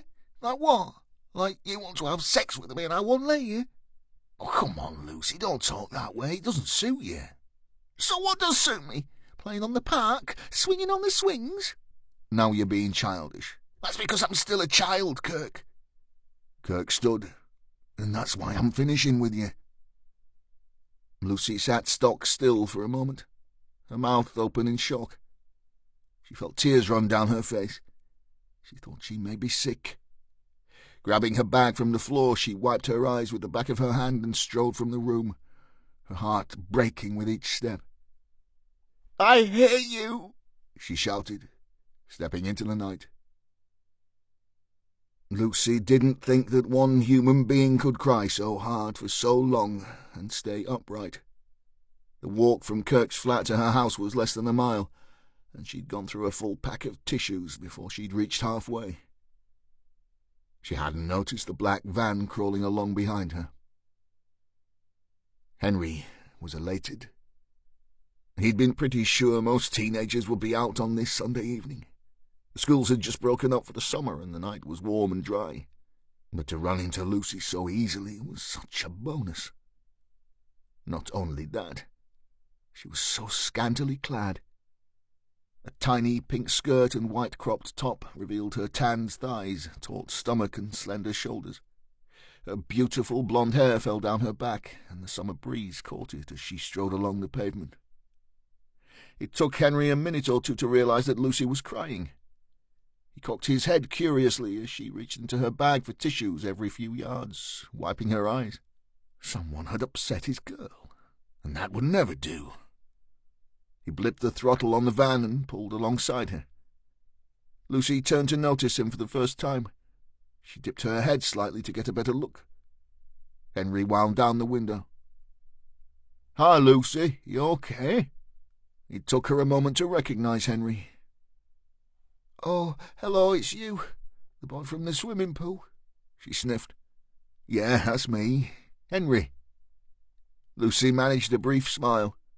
She was far too upset about Kirk to be bothered to enter into a conversation with a guy who had seemed so weird on their first meeting. After all, the letter asking for her parents' permission to model for his friend had never materialized. She began to walk on. "I'm fine, Henry. I'm on my way home now." Henry slipped the clutch and followed. "Why don't I give you a lift?" Lucy felt a touch of unease. "No, thank you. I'll be fine. 'Tisn't far." Henry accelerated 10 yards ahead and jumped from the van. He wore a tight white T-shirt that accentuated his muscular frame. His jet-black hair was slicked back behind his ears. His piercing yet soulless eyes darted left and right, taking in his position. He smiled and cricked his neck. "I know it isn't far. You gave me your address, remember?" Lucy stopped walking. She looked over her shoulder to see if anyone was behind. To her disappointment, the pavement was empty. She began to feel real fear, wrapping her arms around herself as if suddenly aware of how little she was wearing. Have you been following me?" she asked, a tremble in her voice. Henry held out his arms by his side. "Me? No, I was just driving along and saw you walking towards your house. And you know what? I thought, there's that pretty girl from the pool, Lucy. Henry stepped even closer. Lucy shot a look across the road. Some boys played football under the floodlights, but seemed too busy to notice her. She pushed her hand inside her bag and rooted for her phone. "What you doing?" asked Henry, a sinister edge to his tone. Lucy shook her head. "Nothing. I was just going to check my phone to see if my boyfriend—" Henry was upon her in an instant. He grabbed her wrist, tearing her hand from her bag. It hurt. He was immensely strong. "Boyfriend?" His eyes were wild. "You haven't got a boyfriend. You can't have a boyfriend, and you know why." Lucy was crying again. "Please, let go. You're hurting me." Henry's eyes grew ever wilder. Lucy thought he looked completely mad. The devil himself couldn't have scared her more. "I ask you a question," he bellowed in her face. Lucy thought her legs may buckle. She did her best to remember what Henry had said. Her breathing was fast and shallow, her head spun. Okay. Why can't I have a boyfriend?" Henry somehow smiled. He stroked Lucy's hair with his free hand. "Because I'm your boyfriend, my darling. And I'm the only boyfriend you will ever have." He scooped Lucy up with a powerful arm, lifting her off her feet. She began to scream instantly. The boys across the way suddenly stopped their game and began to take an interest in the proceedings. She heard one of them shout, "Hey, what you up to, mister?" And another, "Fucking let her go, pal. We're calling the coppers." But it was no use. Henry threw her onto the floor of the van and slammed the door shut. She was a prisoner. As the van sped away, Lucy looked out of the back window to see her bag lying in the gutter. "You won't need your phone any more," shouted Henry from the front compartment. "You have me now." Stryker stood on the footpath outside Ruby Ward's flat. The area was taped off and dozens of police vehicles lined the road. The circus was in full swing.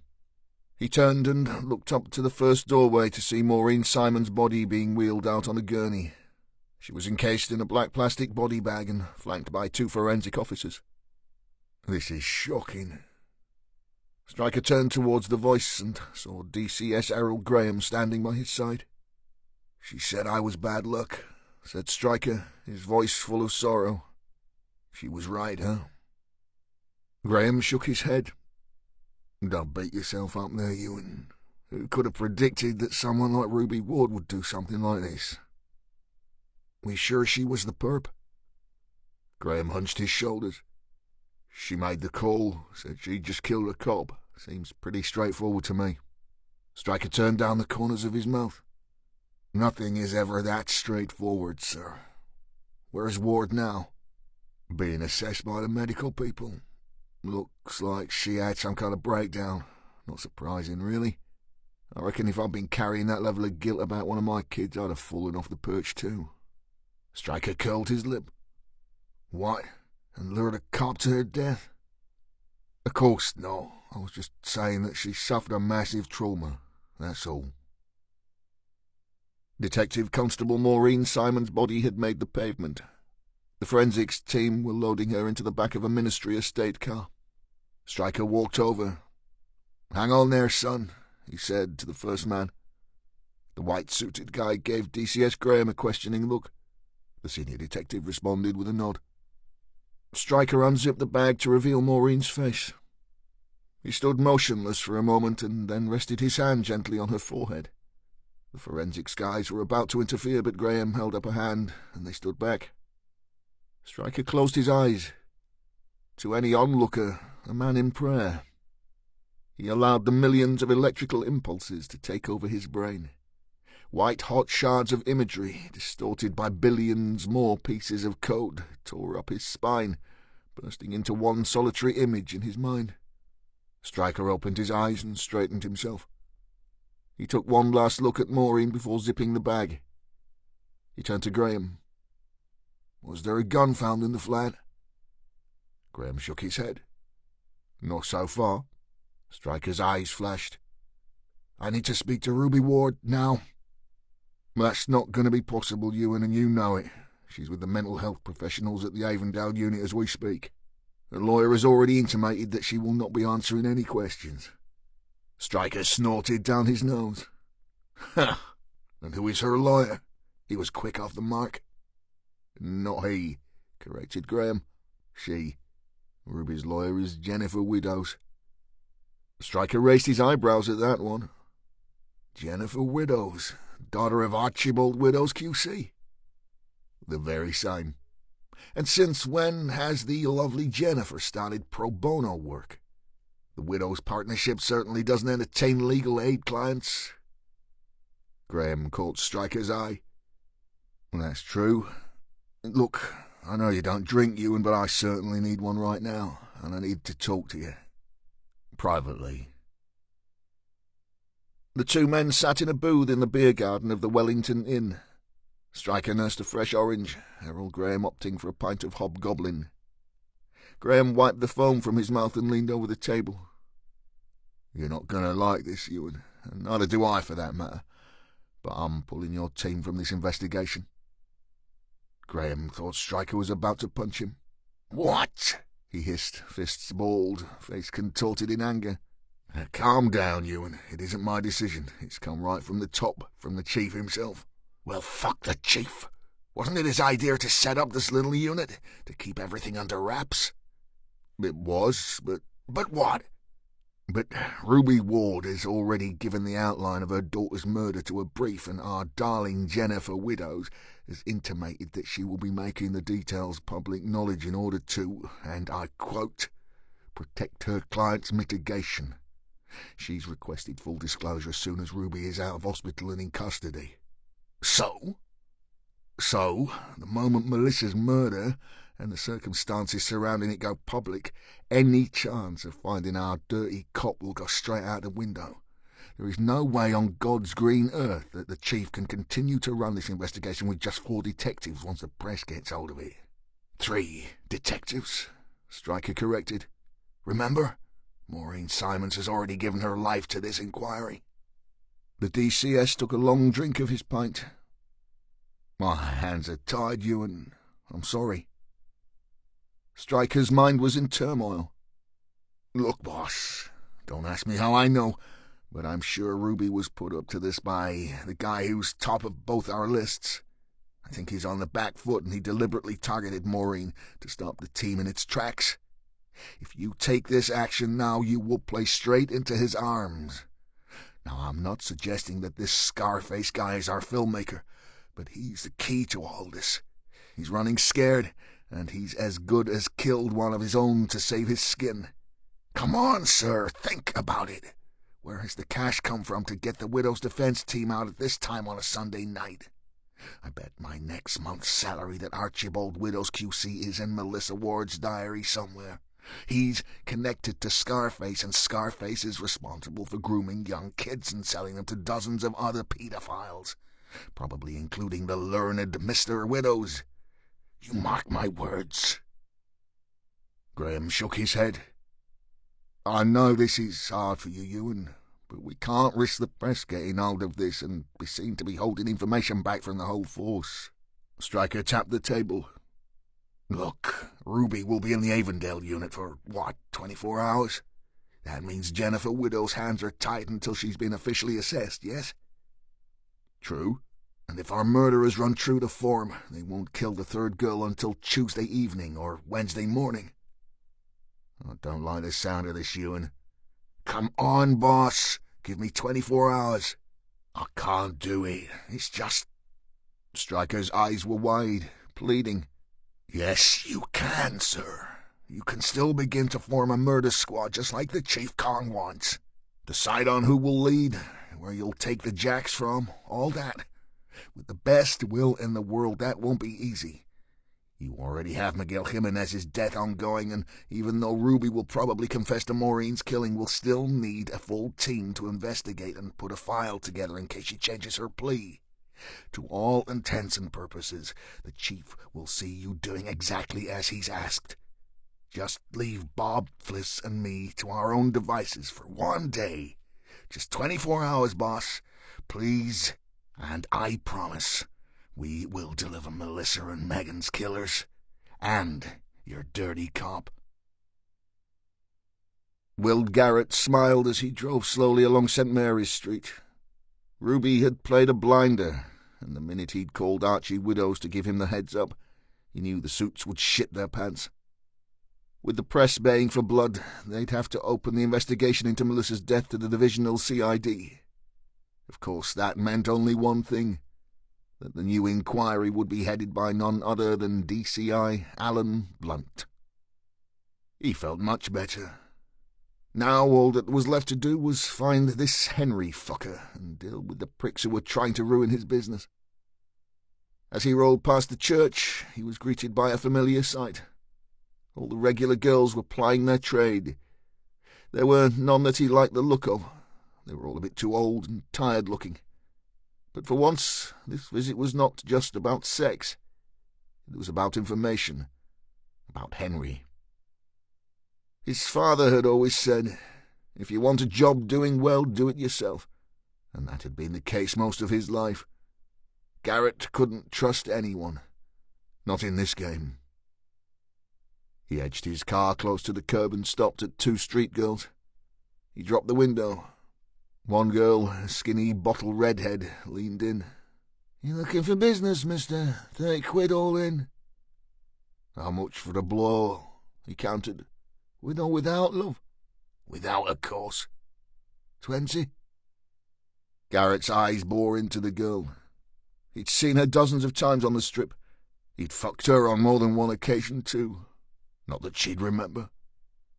He leaned towards her and, with snake-like reactions, reached out and grabbed her by the hair. The girl cried out in pain.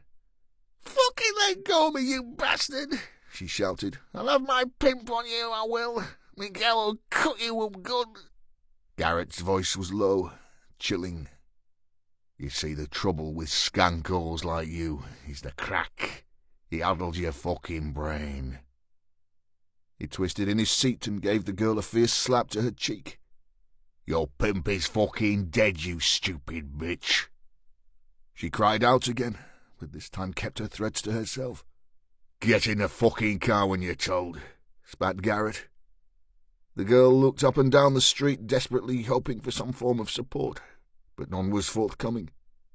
Girls like Tracy never got any help, unless it came in a pipe. She gingerly opened the door and sat inside. Garrett immediately drove off, turned right into Newhall Lane, sped through the lights and parked behind some empty retail units. He unbuckled his trousers and slid them down to his knees. "Come on, stupid," he sneered. "Get on it." The girl twisted in her seat. I want my money first," she said shakily. "Do I look like your daddy?" said Garrett. The girl shook her head. "Well, I am," he hissed. "I'm your daddy, and what I say fucking goes." He pulled his revolver from his jacket and touched the barrel to the girl's head. "Understand, shit for brains." Tracy shook with fear. She pulled up her grubby T-shirt to reveal small, acne-scarred breasts. "Sorry, Daddy," she said. "Sorry, I'll suck you good now, I promise." Garrett snorted a smug laugh. "Oh, I fucking know you will, and you'll swallow the fucking lot too. But first, I want you to tell me something." Tracy nodded furiously, unable to keep her eyes from the gun in Garrett's hand. "Course, yeah, anything, Daddy." "You ever had a guy called Henry? Strange fucker, bit crazy, all muscles." It was all Tracy could do to remember what day it was. But she remembered Henry. She'd been even more scared of him than Garrett and his gun. "Yeah, I remember him. He paid double to take me to his house. A real weird fucker he is, all right. Made me dress up in his dead mum's clothes to fuck me." Garrett almost smiled. "It takes all sorts, eh? You remember where he lives?" Tracy swallowed hard. "Yeah, He lives a couple of streets from me. I'm on Bullfinch, he's on Linnet. You know the number? Tracy shook her head. But you could take me there? Suppose so, yeah. Garrett pursed his lips, put the gun back in his jacket and took hold of Tracy's hair. He pulled her head towards his crotch. Sort this out first, girl, he said. Then we'll go for the drive. Chapter 28. Stryker walked to his car, wondering if he'd bitten off more than he could chew. Talk is cheap, son, his dad would say. You got to be able to walk the walk, too. He was right, of course. Stryker knew that only too well. But first it was his duty to tell the team about Maureen. His first port of call was Bob Higgins' house. He gave the seasoned detective the news about their dead colleague on his doorstep. Bob reinforced Stryker's theory in an instant. "This is Scarface protecting his assets, isn't it?" he said, shaking his head and looking pale. "Jesus, poor Mo. We need to get this bastard, boss." "We do," said Stryker. "Trouble is we've only got a day to do it in." "They're pulling the plug." Stryker didn't answer. "I wondered how long it would be," said Bob quietly. Stryker rested his hands on Bob's powerful shoulder. "We ain't done yet, pal," he said. Fliss Abbott was sitting on the floor in her flat. Once again she was surrounded by piles of papers. He thought for a moment that Fliss might cry at the news of Maureen's demise, but she did not. Instead she stood, wrapped her arms around his neck, and on her tiptoes kissed him deeply. "This isn't your doing, Ewan," she said quietly. "Don't let anyone tell you different." They both sat on the carpet, and Stryker told Fliss about the episode he'd experienced whilst touching Maureen's body. "And you definitely saw a gun?" asked Fliss. "It was overwhelming. A silver pistol with a black grip." "And you took that to mean what?" "That someone was there with Ruby and Maureen, controlling the scene.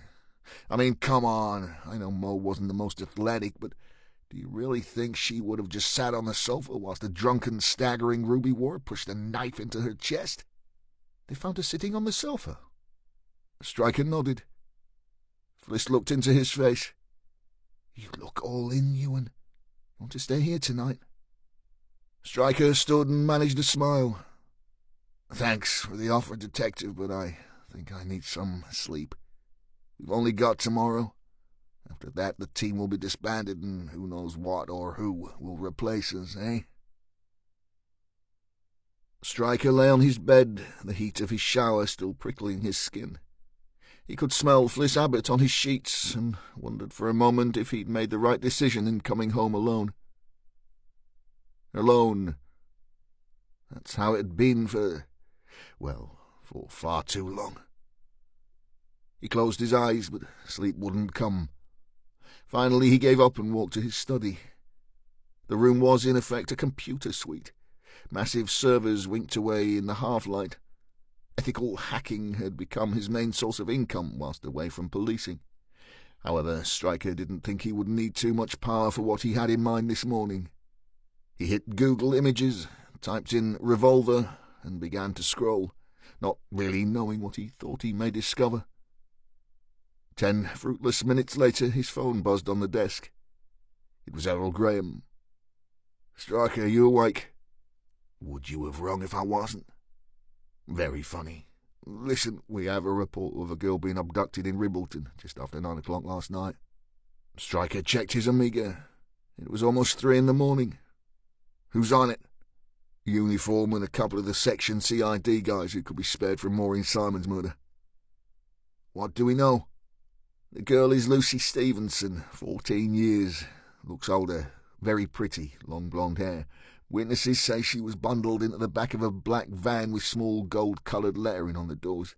And get this, the perp is described as white male between 25 and 30, muscular build with an unusual rolling gait." Stryker thought his head may explode. "Gimp mask guy." "Sounds like him." "Definitely a black van, not a black saloon car?"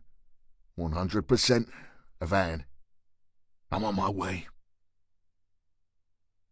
Henry had been close to tears. He'd known he'd have to take Lucy to the farm. After all, where else could he teach her the meaning of his love and keep her all to himself? He knew the doctor would be angry, for sure, but he would have to deal with that particular problem as and when he had to. Right now, in the early hours of the morning, he had a far more pressing issue. The inbuilt satellite navigation unit in the transit had stopped working. He'd tried all the usual things. He'd entered the postcode into the unit as normal, but the screen just displayed the same message over and over. GPS signal lost. He sat in a lay-by, staring at a map that didn't make any sense to him. Lucy, despite her chilling ordeal, looked through the mesh bulkhead as Henry mumbled to himself.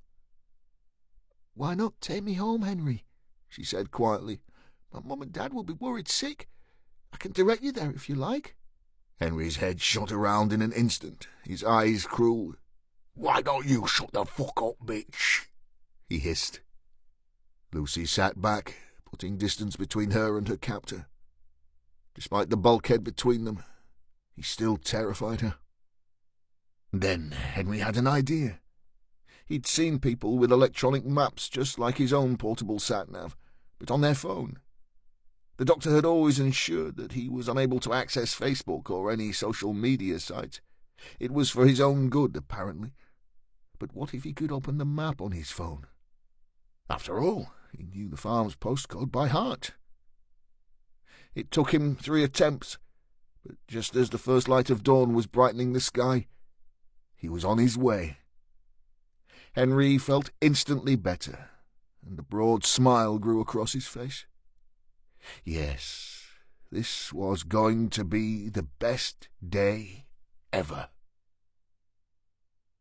Stryker had spent a little under 3 hours searching the county's road camera systems. Dozens of gantry cams, ANPR modules, together with community cameras, gave him a fighting chance that the vehicle used to abduct Lucy Stevenson would have been recorded. It may have, but the pictures around the abduction site were not good enough. All he had gleaned for certain was that several dark-coloured transit vans had travelled on the roads close to the incident within the allotted time frame. As his search grew ever wider, away from the city, out into the suburbs and into the countryside, his eyes began to blur. Karen Jones was the officer in charge of the monitoring station. She dropped a black coffee in front of Stryker and rested her hand on his arm. "I can take it from here, sir. It's 6:30. The appeal for witnesses is going out in 30 minutes. Maybe you will be better manning the phones back at the Nick." Stryker picked up the cup, sipped and grimaced. "I'm not a sir. I'm a sergeant." That's that instant. "What do you expect?" said Jones with a wry smile. "Colombian ground?" "Thanks anyway," said Stryker, pulling on his jacket. "I think you may be right there, so I'll get back to the Nick now." Jones watched as Stryker walked from the room. "Good luck, Sergeant," she said quietly. "You'll need it." Fliss Abbott watched as Bob Higgins plugged in a telephone beneath her workstation. "What's in the box?" he asked, his voice muffled by the confines of the desk. "Tom and Felix," she said. "Cats?" "Well guessed, Detective." Bob extracted himself from under the desk and stretched his back. "I meant, why do we have cats in the office?" "They were Maureen's." "Ah," nodded Bob, a look of sadness drifting over his face. "And you're taking care of them? That's very kind, Fliss. I would have liked that." Fliss shook her head. "No pets allowed in my flat, Bob. How about you?" "My missus is allergic. Maybe Stryker could take them." "Take what?" Stryker strode into the room and scanned the desktops. "We all set with the phones? The TV and radio broadcast is going live in 10. "Yes, boss," offered Bob. There was a quiet mewing from under Fliss Abbott's desk. "What the feck is that?" snapped Stryker. "Oh, had 2 cats," explained Bob. Fliss nipped to her house and picked them up on her way in. "We thought you might be able to look after them," said Fliss, hopefully. Stryker pointed a thick finger at his own chest. "Me? No chance. You'll need to call the RSPCA or something. Anyway, come on, get to your desks." The two detectives shuffled their way around the office and sat, a single phone and a notepad in front of them. Stryker turned on the television and selected Sky News. Sitting behind a long table adorned with the Lancashire Constabulary crest were Brian and Linda Stevenson. Linda held young Sam on her knee and was already crying. Brian looked pale, his arm draped around his wife. Sitting alongside Brian was DCS Errol Graham. To Linda's right was a suit Stryker didn't recognise. "Geoffrey Parker," offered Fliss. "He's the force's chief hostage negotiator. Graham will have brought him in just in case the perp is watching." "And what difference would that make?" asked Bob. Fliss ran a hand through her hair. "It's imperative that the parents be briefed prior to this appeal. Gimp boy, if indeed this is our boy, needs to see Lucy as a little girl, someone's daughter, someone's sister, someone worth keeping alive." Bob screwed up his face. Fliss thought she saw signs that the seasoned detective was struggling. Having two girls of similar age to the victims, the loss of Maureen and now the snatching of young Lucy, it all seemed to be taking its toll. "Well, that's bloody obvious, isn't it?" he snapped. "To us, yes," placated Fliss. Stryker held up a hand. "Listen up," he barked. The team did just that. Dozens of cameras flashed as DCS Errol Graham ran through the timeline of events. Lucy had been to see a friend who lived less than a mile from her home address. She'd begun her walk home just as dusk was falling. Two witnesses reported that a black van with gold lettering on the doors, possibly a Ford, had pulled alongside Lucy, and the driver had engaged her in conversation. One witness suggested that Lucy may have known him. Either way, both boys' attention was drawn back to events when they heard raised voices and saw Lucy being manhandled into the back of the van. Errol Graham described Lucy as a model student and much-loved daughter. A picture of the girl was posted full screen. "Jesus, Mary and Joseph," muttered Stryker. "She's a bonny wee thing." It was Lucy's father, Brian, who had been given the job of speaking, not only about his daughter, but to address her captor directly. Fliss Abbott jotted some notes. She knew this script by heart, but even so, every detail was important. In a shaky voice, Brian told the world what a wonderful girl he and Linda had, what a loving sister she was to little Sam, and how Lucy's grandparents doted on her. He then told her abductor that it wasn't too late to let his daughter go, to set her free unharmed.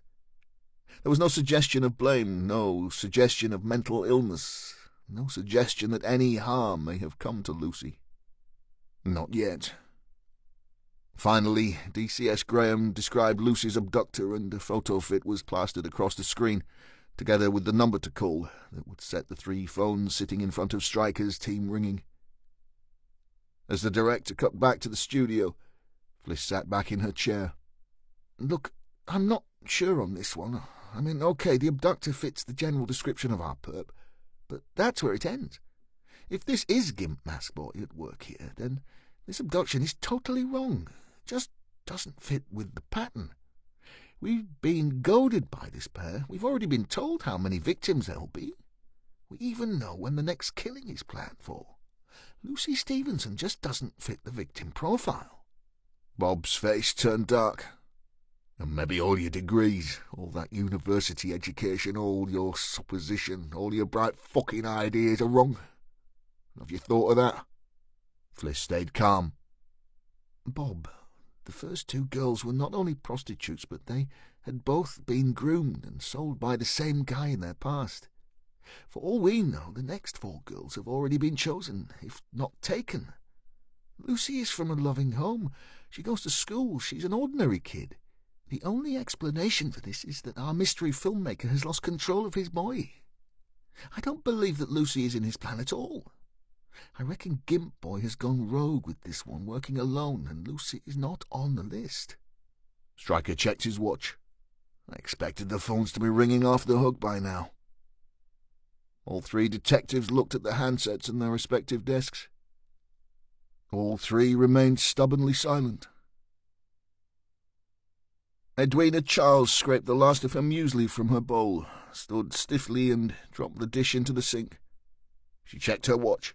She had another 5 minutes before she had to leave for her job at the leisure centre. A TV played silently on the worktop. More bad news, she muttered to herself, reaching for the remote. She was about to hit the off button when the picture of Lucy Stevenson was flashed across the screen. Edwina turned up the volume and listened. The appeal had been first broadcast at 7 o'clock, and this was the hourly rerun. She recognised Lucy at once.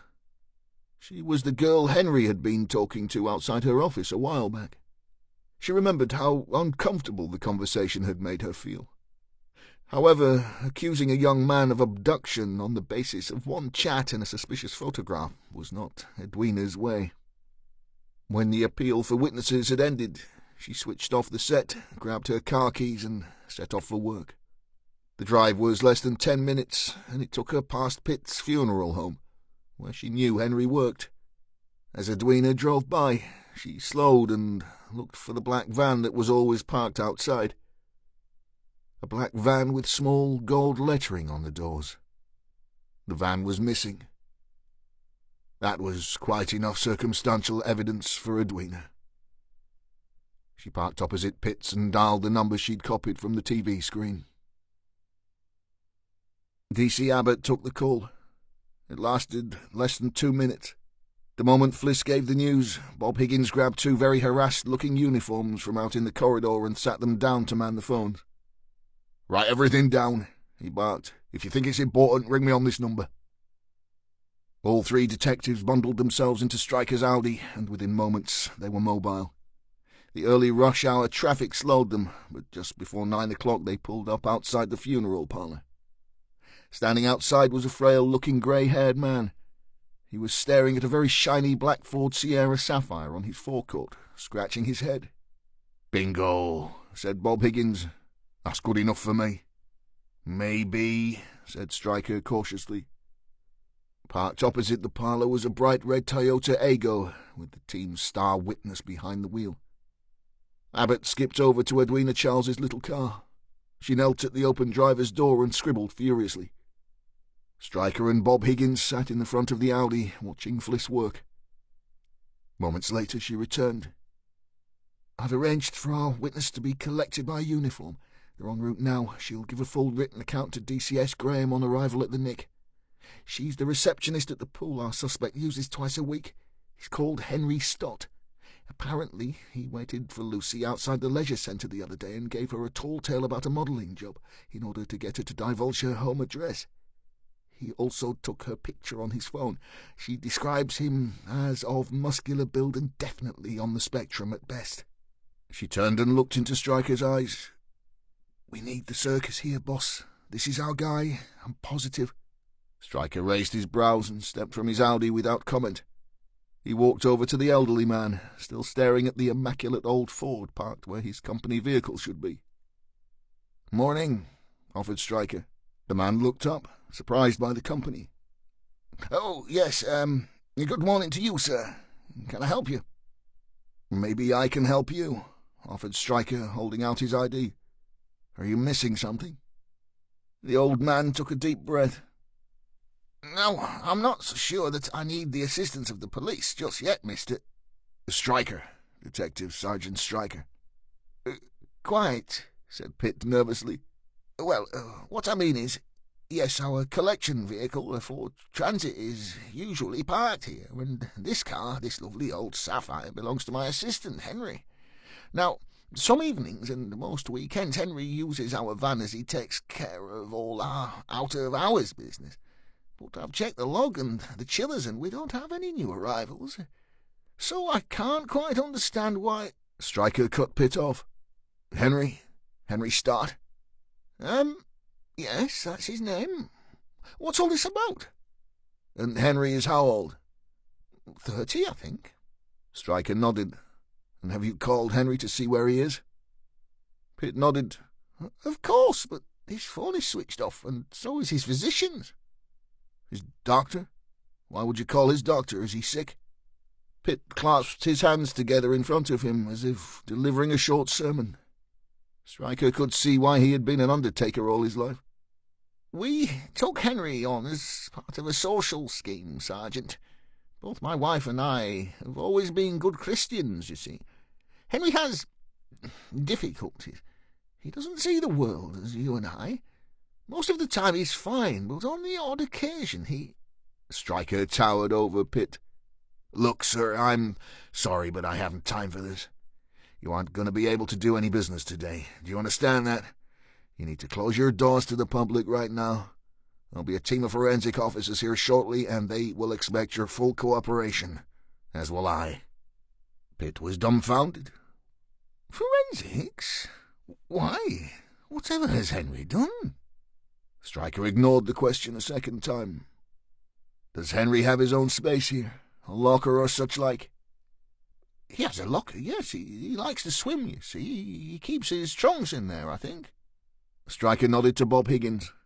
This detective will go with you now, Mr. Pitt. Please show him Henry's locker and his personal file. Pitt hopped from foot to foot. Don't you chaps require a warrant for such things? Stryker glared at Pitt, the veins that ran up the sides of what could laughably be described as his neck bulging with anger. Not if I arrest you on suspicion of conspiracy, Mr. Pitt. On the other hand, you could just remember that Christian duty you are so fond of and help the police do theirs. Now show the detective what I asked. Bob pulled on a pair of latex gloves and walked inside the premises, behind a very worried-looking Pitt. Stryker and Fliss Abbott stood examining the old Sierra Sapphire.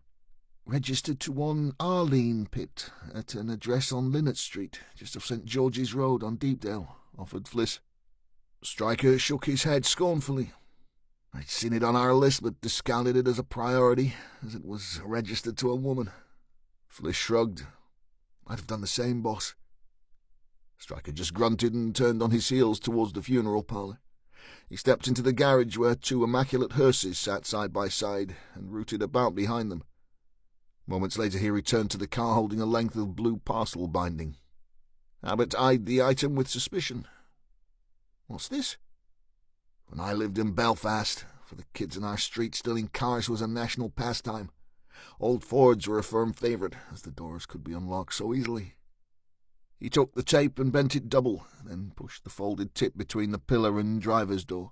Then, by manoeuvring the ends of the tape, he created a loop inside the car, which dropped easily over the button that would release the lock. In less than 10 seconds, Stryker was sitting in the driver's seat. Impressive, said Fliss. Sign of a misspent youth.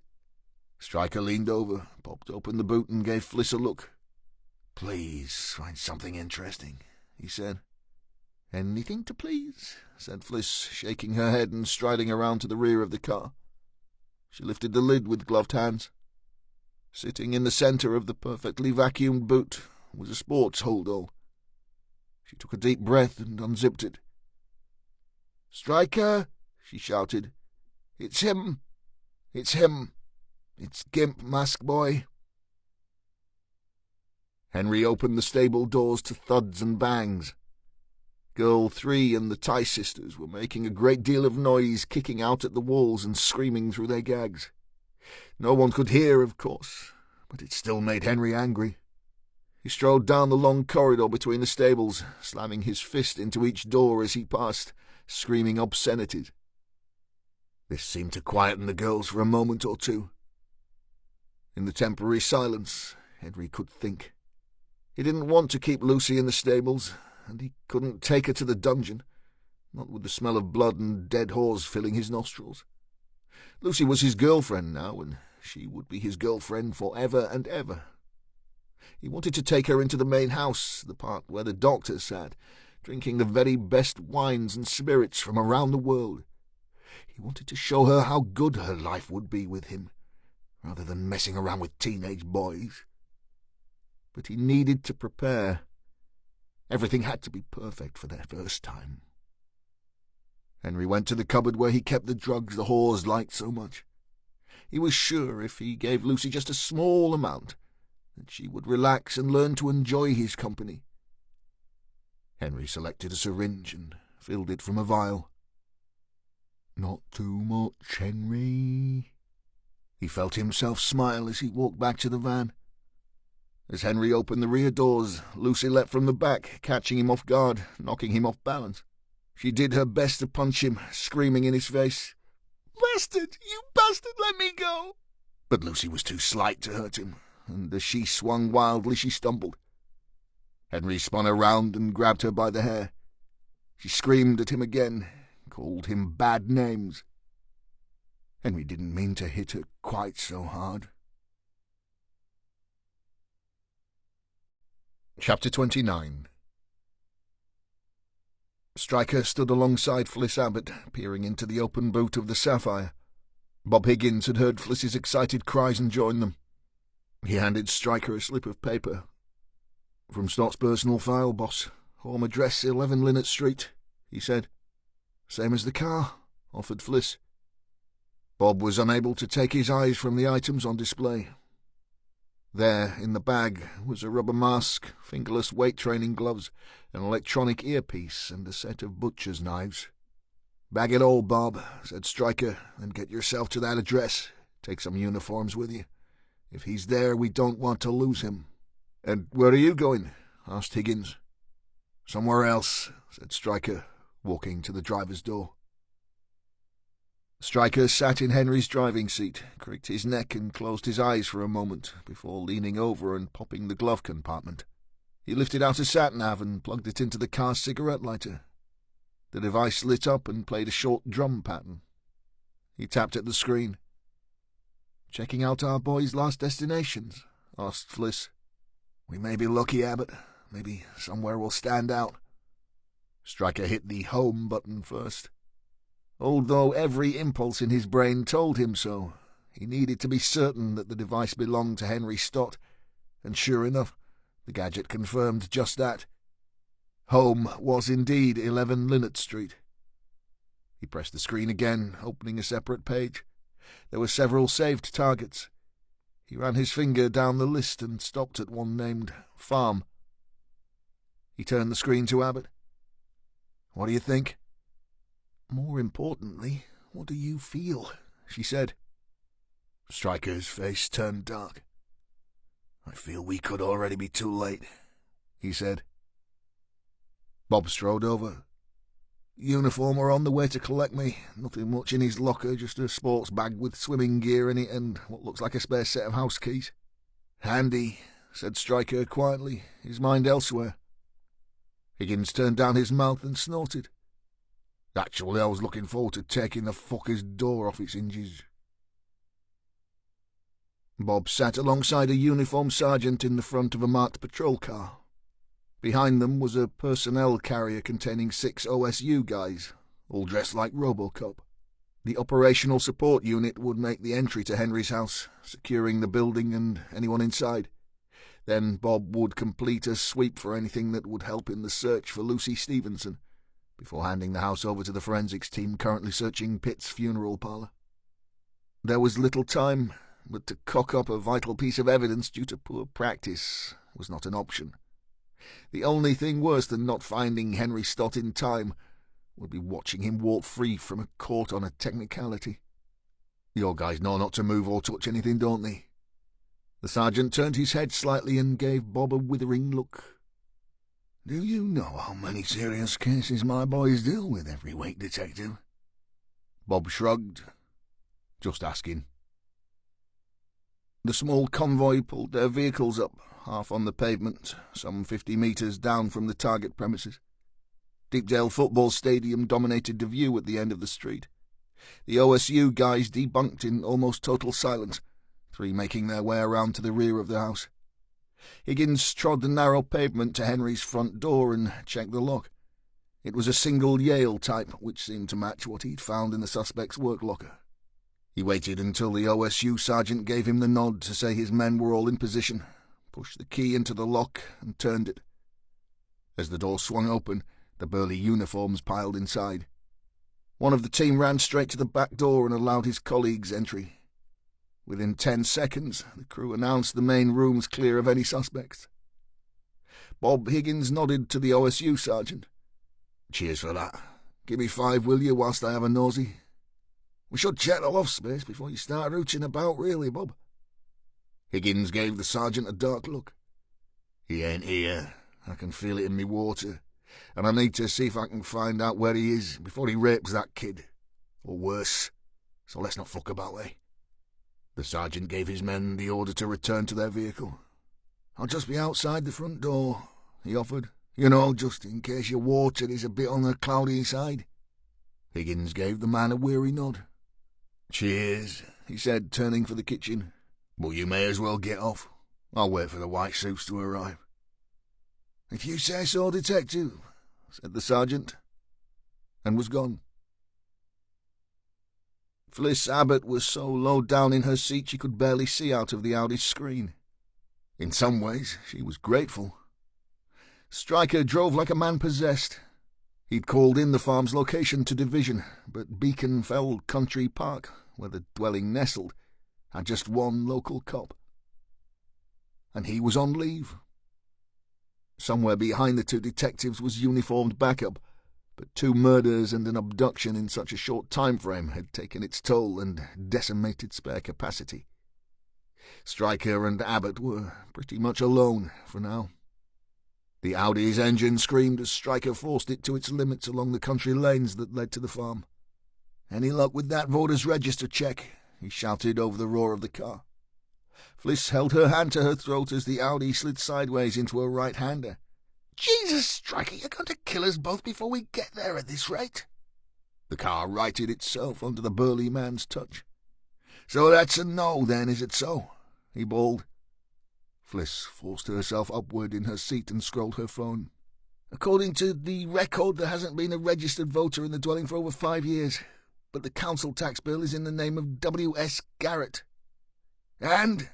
said Stryker impatiently. "And," said Fliss, her eyes flashing in his direction, "nothing."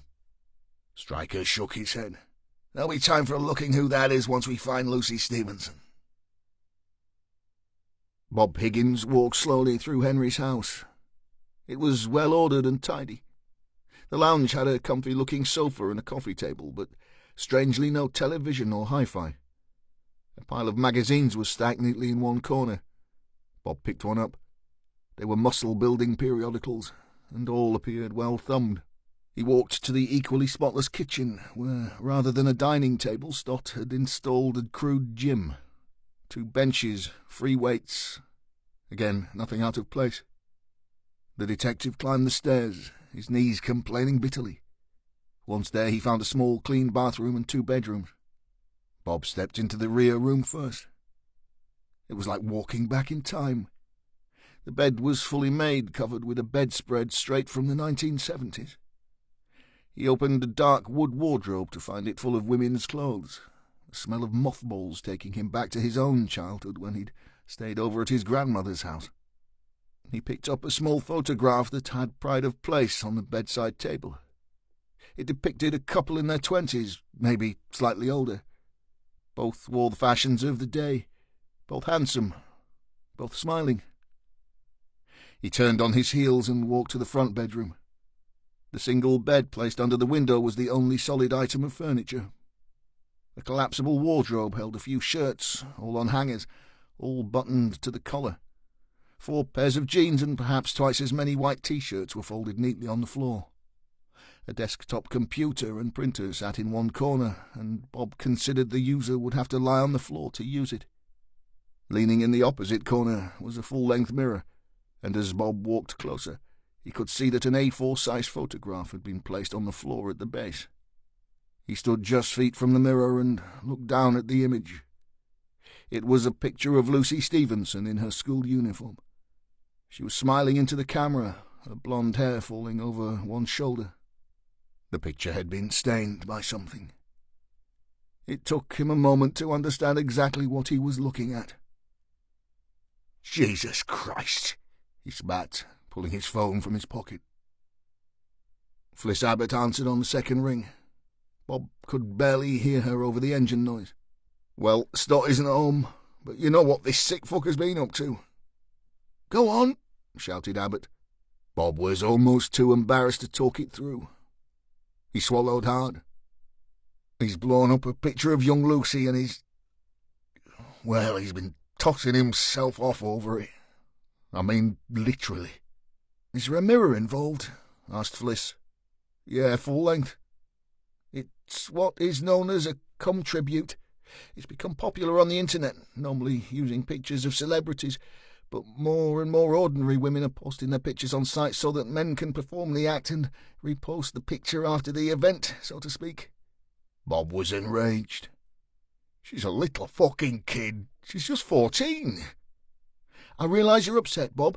Look, this is all part of the bigger picture of Henry Stott's offending profile, part of his wider portfolio of criminal behaviour. I don't give a flying fuck about his portfolio. I want the sick bastard in a cell. Bob, we're 5 minutes from the farm. If he's there, we'll catch him. At that, the signal broke off. Fliss looked at her handset. No bars.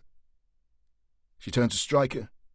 We won't be shouting for help using our phones, that's for sure. I hope DCS Graham keeps his promise about backup. Bob looked at the screen of his handset and realised the signal had dropped out. His eyes were then drawn back to the image of Lucy, and he shook his head. Finally, he tore himself away from the shot and looked out of the window into the street. Standing across the road was a man taking a long look at Henry's house. He was tall, well over 6 feet. Bob put him in his late 40s, maybe early 50s. He was well dressed in a lightweight pale suit and open-neck shirt, and he had a scar on his face. A scar that ran from his left eye, across his cheek, to his chin. Bob turned on his heels and started to run. "Come on, Lucy," said Henry quietly. "I know you can hear me." Except she couldn't, because Henry had punched her to the temple. Lucy was in a deep state of unconsciousness and lay on the gravel drive at the rear of the van, twitching occasionally, blood seeping from her left ear.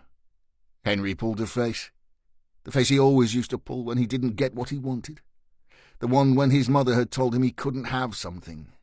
He couldn't have sweets because he hadn't tidied his room. He couldn't have a pair of jeans like the other kids in school because they had no money. Henry had always wanted to say that they had no money because his mother had killed his father. But, of course, he daren't. His father had technically died of heart failure. The doctor had told him so in one of the many sessions. And what the doctor said was always true. In a way. Only in a way. Because Henry's mother had given his father that heart attack. Made him ill. She was the root cause. The way she talked to him, belittled him, the way she flaunted herself about the town at the weekend, whilst his father worked nights in the mill. Henry's mother was a whore. Not in the sense of taking money for her services, just a whore. She would go out each night and return drunk. More often than not, she would bring men back to the house and fuck them in his father's bed. Of course, since Henry had thrown his mother down the stairs, snapping her neck like a twig, he'd got his own back on her. Oh, yes, he had. He'd kept her room exactly as she'd left it. Same bedding, same curtains. Nothing moved or altered. And each time he'd collected a street whore, he'd had them in that very bed and dressed them in his mother's clothes. "Look at me now, mother." Henry knelt by Lucy's immobile body and forced himself to count anything, to stop his temper from taking over. It always happened when he thought of his mother, and he really didn't want to kill his new girlfriend before they'd even consummated their love. As the minutes passed, he felt his heart rate return to normal. Finally, he picked up Lucy's limp body and walked to the main house. He lay her on one of the large sofas in the lounge and looked at her. The cropped white top she was wearing had ridden up slightly, revealing the merest hint of lace. The tight pink mini did little to hide her modesty, and Henry was in no mood to pull it downward. Henry licked his lips. He sat beside Lucy and ran his hand along her bare thigh. He could feel the stirring in his jeans. "Wake up, Lucy," he said. "Come on, we're going to have so much fun." So much fun. The entrance to the farm was a gated opening leading to a long driveway. Stryker expertly manoeuvred the car into the narrow space and hit the gas. "Gate's open, someone's home," he said, "and don't worry about the phones, Abbott. We won't need backup." Fliss shot him another look. Stryker was a massively strong individual, and any man would have been a fool to take him on in a physical contest. A fool, or mad. And Fliss Abbott knew all about mad, about insane. She also knew just how strong mental illness could make an individual.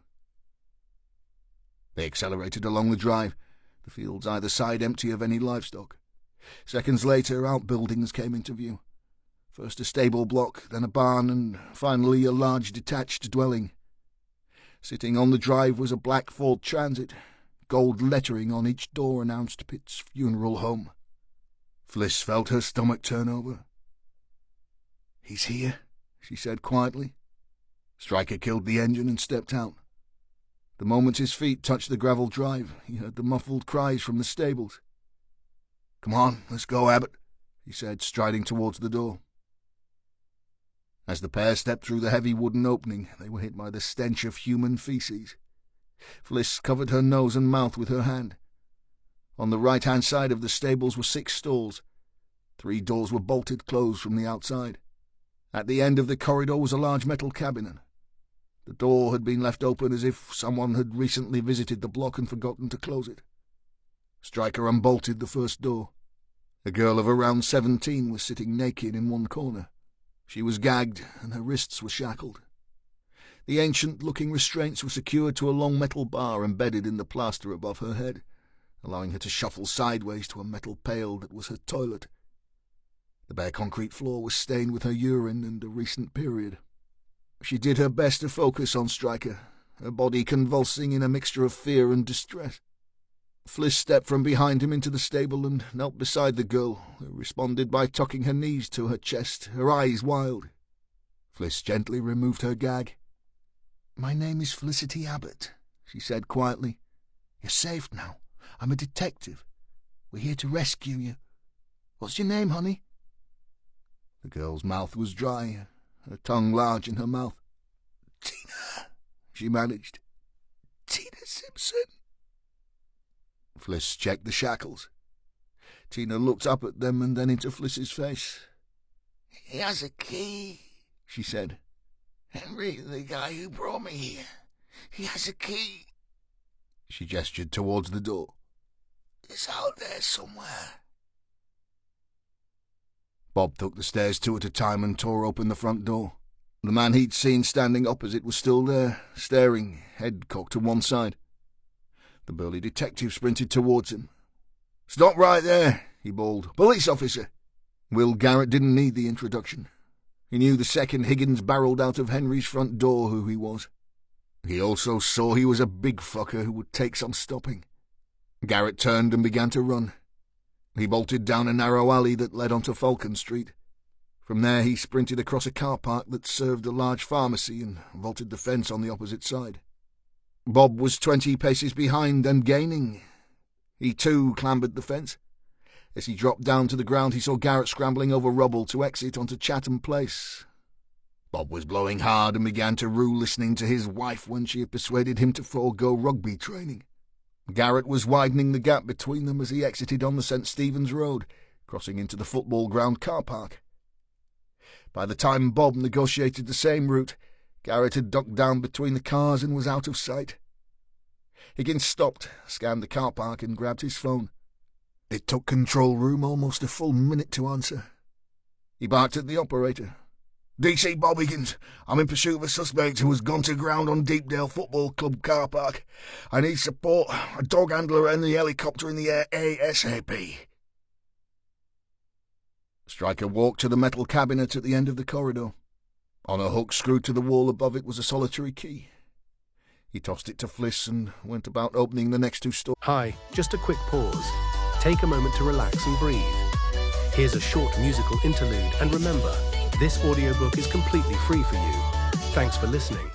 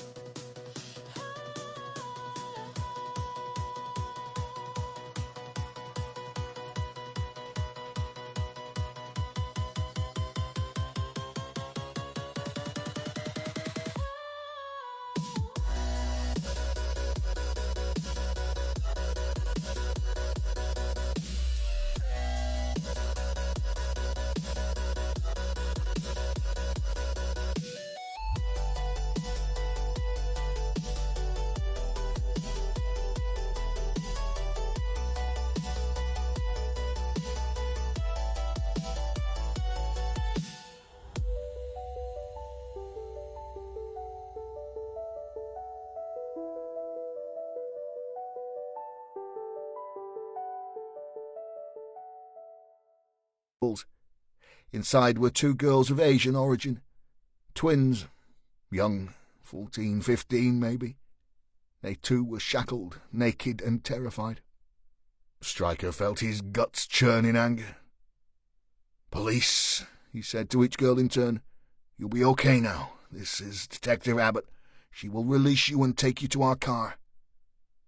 Stryker strode forward, eyes flashing, muscles twitching. "Where are you going?" asked Fliss. "The main house," he said. "We've had Melissa and Megan. These 3 here make 5 girls. That means Lucy is number 6, whether she fits your profile or not." "Don't do anything crazy, Ewan," she said softly. "Me?" said Stryker, releasing the tension in his shoulders. "I'm a pussycat." The doctor's phone flashed on the sideboard. Every time the miniature CCTV cameras dotted around the stables and main house were activated, it made the same noise and flashed away. Live stills were streamed to the device every few seconds. The doctor had seen Henry arrive with the girl. The wrong girl. The doctor had seen the news too, all of it bad. Henry was out of control, no doubt, and now that the cops had found the farm, it was only a matter of time before Henry was caught. Only a matter of time before they came for the doctor, too. Of course, Henry had been briefed for every eventuality. The doctor had spent many hours drilling him. But human nature would eventually take over, and he would talk. Not that they could use any of his testimony. He was, of course, totally insane. And by then, it wouldn't matter. Had all 6 girls been dealt with in the way the doctor had planned, that would have been perfect. Henry would have been buried next to them, and all that would have been left to do was ensure the living paid their price. But you couldn't have everything. Those that deserved the greatest punishment would still pay before this was all over. The meticulous planning, the hours of work, would all be worth it. The doctor strolled through the long, neat garden, looked up to the sun and pulled on a pair of surgical gloves. It was a good day, after all. Opening the shed that contained the mower and a plethora of other garden implements, the doctor found a small tin that had once contained biscuits. Once the lid was removed, the doctor then rummaged to the bottom of the various screws, nails and hooks, and gently placed Melissa Ward's silver jewellery inside. Megan's meagre collection also included her rotting thumb. The doctor used a separate tin for those. Once back inside the house, a quick search found the laptop that the doctor desired. Its owner had password-protected everything, of course, but was foolishly slack and far too confident simply to memorize random codes. Punching in Garrett 1960, W. Garrett 1960 high case, W. Garrett 1960 low case, ensured that on the 3rd attempt, the screen flickered into life. The doctor then inserted a USB stick into a port and copied the 2 films depicting Melissa's and Megan's murders onto the machine's hard drive. Finally, the doctor smiled as an empty vial of vecuronium, the drug used to paralyze Miguel Jimenez before he was hung, was dropped into the laptop case. That will do nicely. Bob Higgins could hear the helicopter's rotors before the aircraft came into view.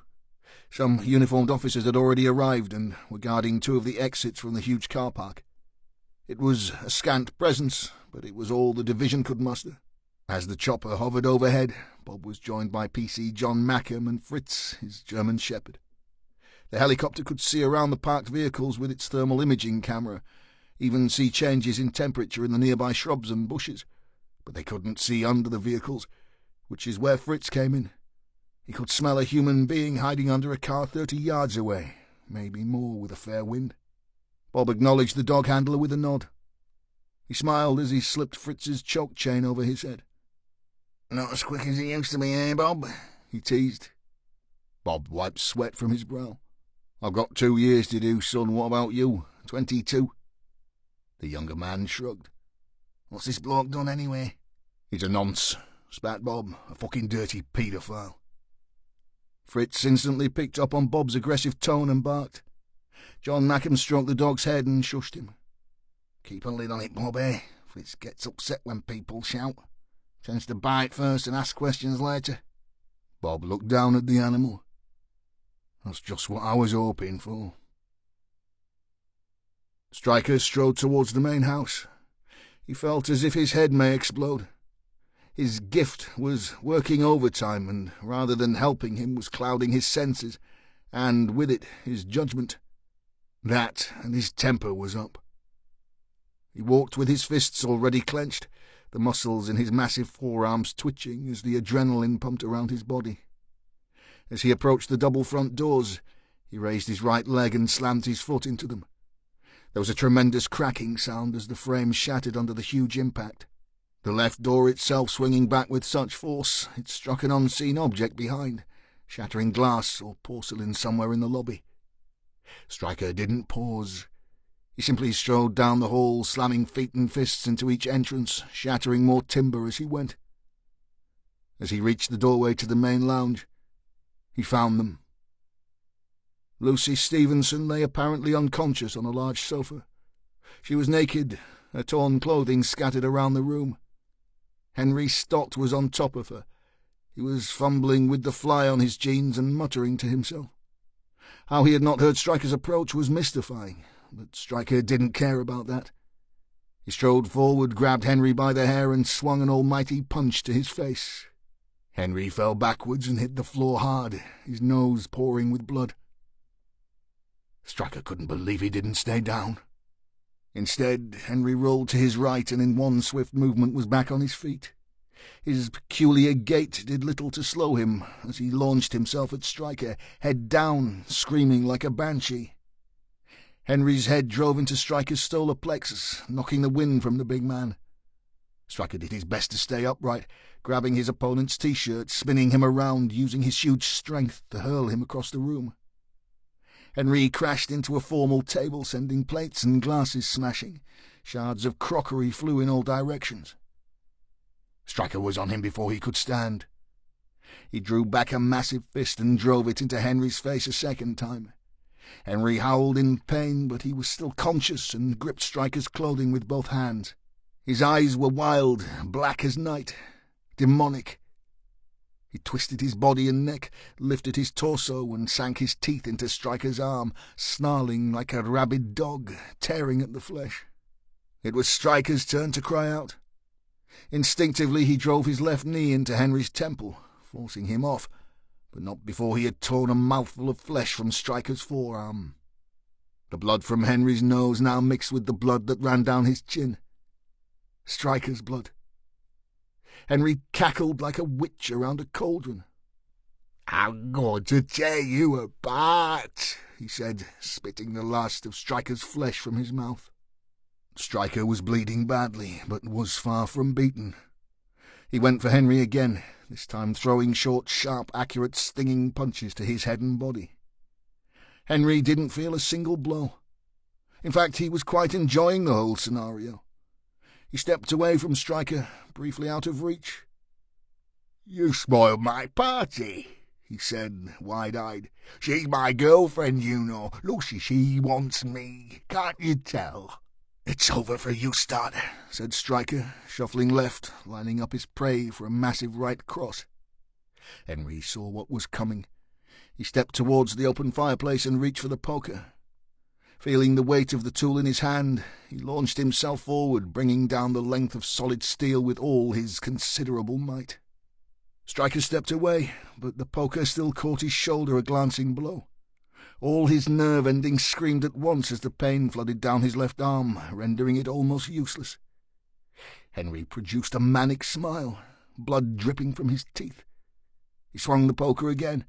This time it was a slashing horizontal sweep aimed at Stryker's chin. It missed, but as Stryker leaned backwards to avoid the blow, he lost his footing and staggered. Henry saw his chance, stepped in and brought down the poker again. It caught Stryker across his shoulder blades, and he fell face down on the carpet, rivers of blood flowing through his upper body. Stryker hit the floor hard, fighting for breath. He'd just made it to his knees as Henry came again, swinging the poker wildly. His first sweep missed by inches, giving Stryker a split second to roll away from his foe and get back on his feet. He staggered, still fighting for breath, blood pouring down his right arm and dripping from his knuckles. He was beginning to get feeling back in his left, enough to grab a nearby stool and use it as a shield against Henry's poker. Stryker raised his right blood-soaked fist and held up the stool in his left. He bared his teeth. "Come on, you fucker, let's see what you've got." But Henry had other ideas. He bolted from the room, down the hallway, and ran into the sunshine where Fliss Abbott was putting the last of the 3 girls into the back of the Audi. She slammed the rear door just as Henry made the drive. "Police!" she shouted, holding up a hand. "Stay right there, Mr. Stotts. You're under arrest." Fliss's head spun. If Henry was outside covered in blood, where was Stryker? She swallowed her fear and stepped forward. Her question was answered in the next second as Stryker came stumbling out into the open, looking wide-eyed and bleeding from a very nasty-looking wound to his arm. "Get in the car!" he bawled at Fliss. "Lock the doors! Do it now!" Abbott did as she was told. The 3 girls in the back seat huddled together and began screaming at the sight of Henry. Stott ignored them all and ran to the transit. Tearing at the driver's door, he leapt into the seat. Stryker was after him, locking eyes with the madman. He was just steps away from the van as Henry fired up the engine and slammed the transit into reverse. The van skewed backwards on the gravel, crashing into the Audi behind. Stryker leapt onto the front bumper of the van and grabbed at Henry through the open driver's window. Stott batted his hand away and found first gear. The transit lurched forward, causing Stryker to hang on for dear life. Henry turned the wheel hard left and swung the van around, lumbering over grass and smashing garden ornaments as he went. Within seconds, Henry was back on gravel and accelerating hard back towards the open gate. Stryker held firm and began to punch the windscreen with his injured right hand. Henry laughed. Realizing the futility of his actions, Stryker reached upward, grabbed the drainage lip on the roof of the van with his right hand and swung his body towards the driver's door. The transit was almost at the gate, and Henry edged it as close to the offside as he dared, hoping to squash the big cup between the vehicle and the gatepost. But Stryker saw it coming and arched his body away from the danger. Henry exited onto the road, turned hard right and stamped on the accelerator. Stryker had to use all his strength to hang on, his feet slipping from the front bumper, his fingers screaming at him to let go. Henry drove like the lunatic he was, swerving from side to side. Stryker knew that if he fell, he would be run over in an instant.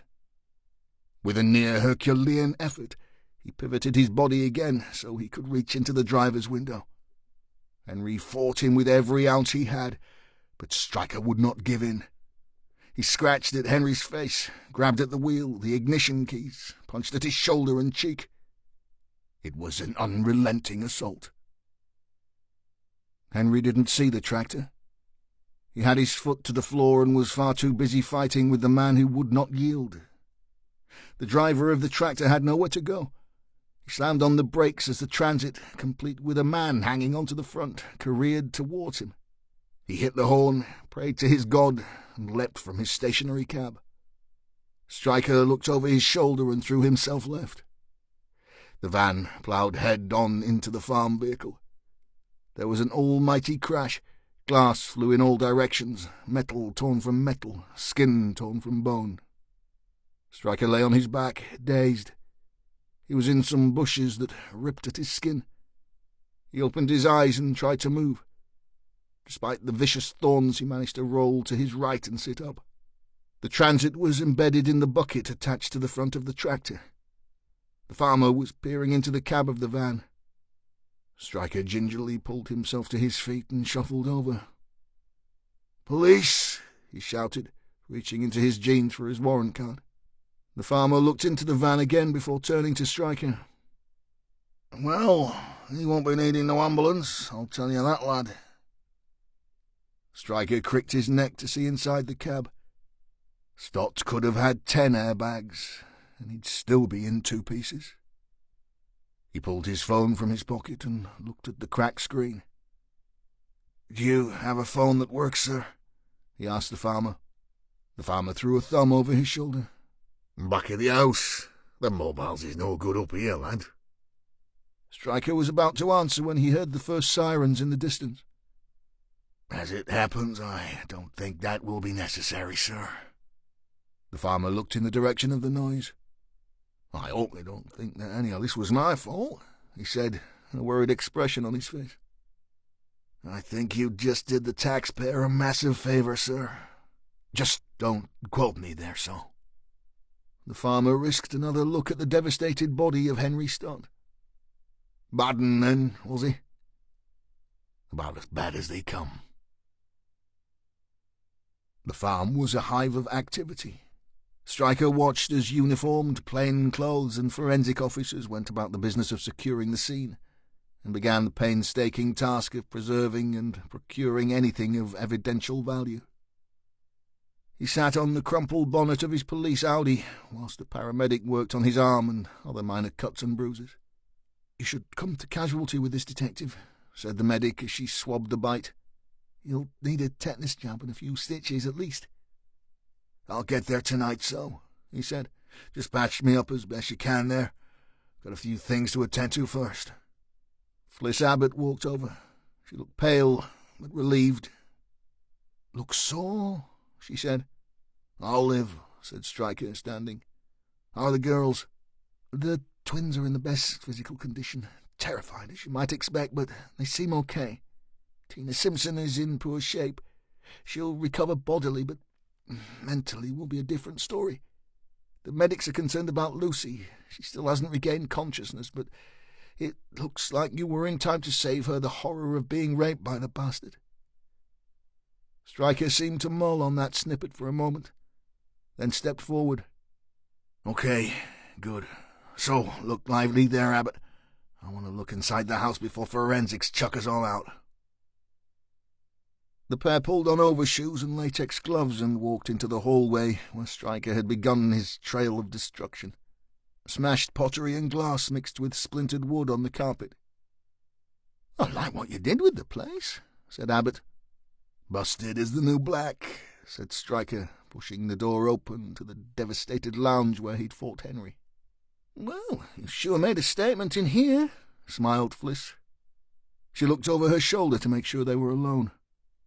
"Just a moment," she said, resting her small palm in the centre of Stryker's chest. Stryker looked down at her, his bright blue eyes inquisitive. Fliss reached up and kissed him tenderly. "I'm glad you're in one piece, Sergeant." For the briefest moment, she thought she saw Stryker smile. But it was short-lived. "Come on now, Abbott. There'll be time for all that when this is all finished there. Now, where do you think the dungeon is?" Fliss shook her head. "You take a girl to the nicest places," she said, looking about her. "Well, if this were the movies, I'd guess the basement." Sure enough, off to the kitchen the detectives found an entrance that led down a narrow staircase. At the bottom were two substantial-looking locked doors. Fliss raised her eyebrows. "No point stopping your remodelling job now, Stryker." He raised his foot and delivered a mighty blow to the door to his left. The frame splintered and the door swung open. Instantly they were hit by a shocking stench. Fliss retched and held her hand to her mouth. "If you're going to puke there, Abbott, best you do it outside," said Stryker. "The guys in white suits will have your guts if you muck up their scene." Fliss swallowed hard, doing her best to control her body. She shot Stryker a look. "Thanks for the info, Sergeant. Nice to see you're concerned for my welfare." Stryker shrugged. "I'm all heart." Abbott stepped inside the dungeon that she was all too familiar with after watching the two sordid films posted to the mothers of Melissa Ward and Megan Farrow. However, there was one section of the room that had always been out of shot. On the right-hand wall was a second door. Someone had left on bright fluorescent lights inside, and they shone a narrow pattern on the dungeon floor from the gap beneath. She looked to Stryker. "You think we have company?" "No, I just think Henry wasn't too concerned about the electricity bill." As the pair approached, the smell increased in density. It was overwhelming. Stryker reached forward and pulled on the door, revealing its shocking contents. Jesus, Mary and Joseph, he said. In the centre was a stainless steel pathologist's table. The drains either side, designed to take away blood and bodily fluids as the doctor cut into the cadaver, ran into a plastic tub which was over half full with dark red blood. "Oh, my God, he cut them up, didn't he?" said Fliss. "Looks that way," offered Stryker, peering into the barrel. "And the contents of this is all that is left of the poor souls." The pair retraced their steps and stood by the X-shaped table in the centre of the dungeon. Stryker pointed at the cameras fitted around the room. "They look like standard security cameras, the sort you see in any supermarket." "And I bet the control room is behind the other door at the bottom of the stairs," offered Fliss. "But you won't be going in there now, will you?" said a voice from behind them. Stryker turned to see a man dressed in a white suit, hands on hips and an angry expression on his face. "We were—" Stryker began. "You were just leaving, Sergeant," said the man. "This is our baby now. You can go and get your injuries looked at. You'll have our full findings, as and when." Fliss shrugged. "Come on, he's right. Let's get you stitched up and jabbed before you develop something nasty." Bob Higgins had followed the sniffer dog around the huge car park for the best part of an hour. He was sweating, tired and frustrated. The helicopter had long since given up the search. "What do you reckon, John?" he asked the handler. P.C. Mackham sniffed and scratched his head. Fritz sat wagging his tail, waiting for his next command. "I reckon he's gone, pal. Probably managed to get into his car unnoticed." Bob nodded and pulled his phone from his pocket. "OK, John. Well, thanks anyway." Bob dialed Stryker and got an unavailable message. When he got the same for Fliss's mobile, he rang DCS Graham. "He's being stitched up as we speak, Bob. Nasty bite to his arm and a few other cuts and bruises, but he'll live. Fliss is with 3 girls that were being held at the farm. They were going to be Stott's next victims. They're pretty shook up, but OK physically. Lucy Stevenson is in the Royal. She's unconscious and being assessed, but she's alive. And this Henry bloke? Henry Stott is dead. He drove head-on into a tractor trying to escape. It's over, Bob. Well done." Bob shook his head. "No, boss, it isn't over. I've seen Scarface today. He was scoping Henry's house. It's him, for certain. It's him, and he's connected to this, I'm certain." Graham was calm and collected. "OK, Bob, but let's just see what we have so far, and we'll worry about your Scarface man later, eh?" But Bob wasn't happy. He knew the team were due to be disbanded. Now they had one of the main culprits in the morgue and the remaining girls in safe hands. What had been the root cause of all the horror, all the death, all the pain, couldn't be brushed under the carpet again. No, he'd seen Scarface and lost him. He'd slipped through the system before. He wasn't going to get away so easily. This wasn't over. Higgins walked to the main entrance of the football ground and spoke to the security guard on the gate. He showed his ID, turned and pointed to the huge lighting towers that lit the car park for evening games. "These things have CCTV?" The guard nodded. "Sure, all of them. All car parks covered. We have ANPR too." Bob grabbed the young guard by the cheeks and gave him a playful shake. "You are a fucking beauty, mate. A fucking beauty." The camera room was state-of-the-art and the operator well-trained. Bob watched as Scarface ran onto the park and dropped down between the rows of parked cars. The cameras lost him briefly as they automatically skipped between towers. But as Bob watched his own image jog into view, a second camera was focusing on Will Garrett slipping into a large black saloon. "I need that registration plate," he said to the operator. The guy punched a few buttons and the plate came up full screen as the car exited the site. "Your wish is my command, Detective." Bob wrote down the number, thanked the guy, and strode out of the room. Bob arrived back at the Nick with a spring in his step. He punched the code into the door lock of the team's tiny office and stepped inside. He found Fliss Abbott typing ferociously into the home system. Stryker sat at his desk, looking pale, stroking a small tabby cat. Bob nodded towards his sergeant's bandaged arm. "How are you, boss?" "Better than Henry Stott," said Stryker flatly, the cat purring under his touch. "Really?" "Last I saw of him, he had half of Massey Ferguson stuck to his chest." "What a shame." "And the girl, Lucy?" Fliss stopped typing and looked over her glasses. "Awake, thank God. No sign of any sexual assault either. Tina Simpson is sedated and in shock. The Wong twins are with social services." Bob sat at his desk and watched Stryker pet the cat. "Where's the other one? Maureen had two, didn't she?" "He's in the box," said Stryker. "Seems a bit reluctant to come out at the minute." Bob shrugged. "Not surprising. You still calling out the RSPCA?" Fliss smiled. "I think the little one here has won the boss over." Bob nodded. "Yeah, I can see. Anyway, how do you two feel about nicking Scarface?" Stryker put the cat back with its sibling. "Just because a guy turns up outside Henry Stott's house with a scar on his face and does a runner when he sees your ugly mug doesn't make him our suspect." "He has to be," Bob growled. "His house is in Longton, just 200 yards from the Golden Ball, the pub Ruby got picked up from." Stryker turned down the corners of his mouth and shrugged. "And what would this guy be called then now?" "Garrett," said Bob. "William Garrett." Fliss stopped typing. "I know that name." She rummaged through the drawer of her desk and found her notebook. "That's it. There. William Garrett's name is on the council tax bill for the farm." She typed his name into Google and began a search. "He's a retired cop. Served over on the file by the look of the press clippings." "Fucking banterites," spat Bob.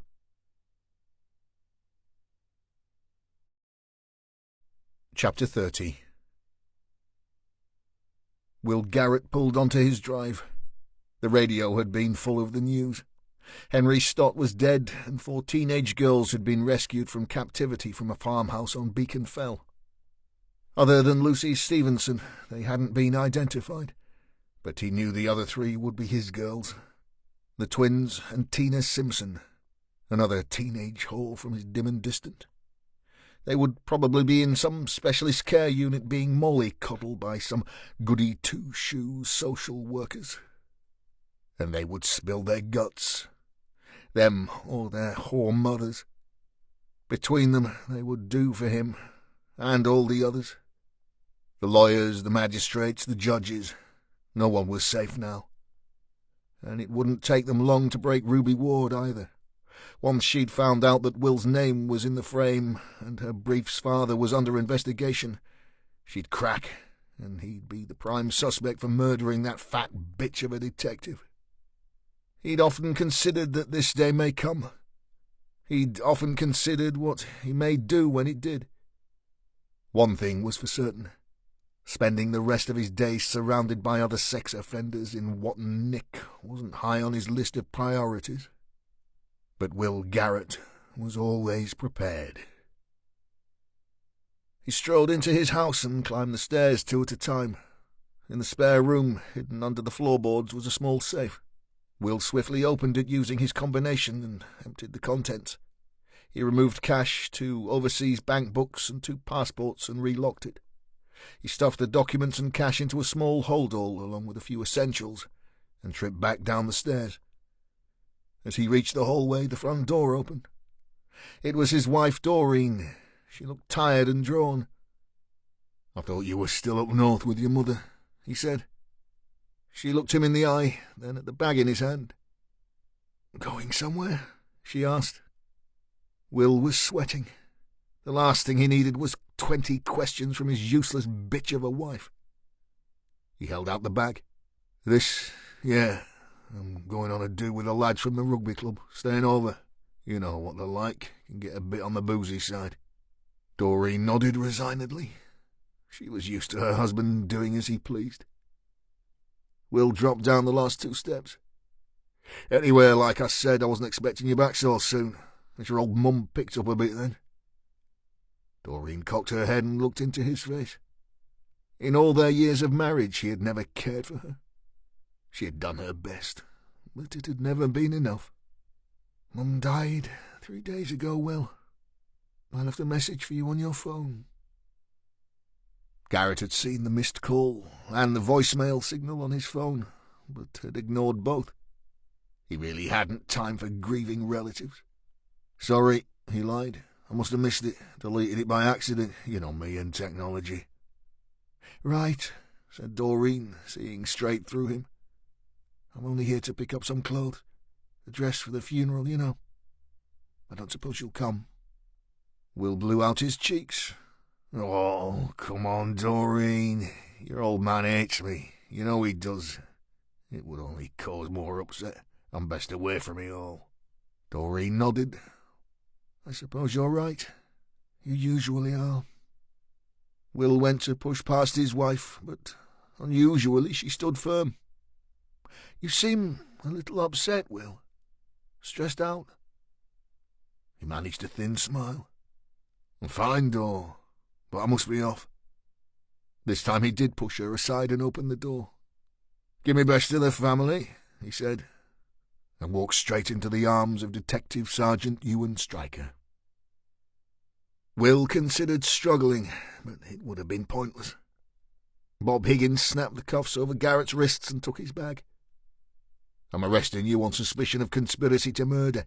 You are not obliged to say anything, but it may harm your defence. Will didn't hear the rest. He watched as his wife walked casually through the hall and into the lounge. She never even looked back. Bob sat Garrett in the back of a marked car and watched it pull away. He turned to Stryker. You think we can make it stick? He asked. Stryker shrugged. Bob was convinced that Garrett was their missing filmmaker.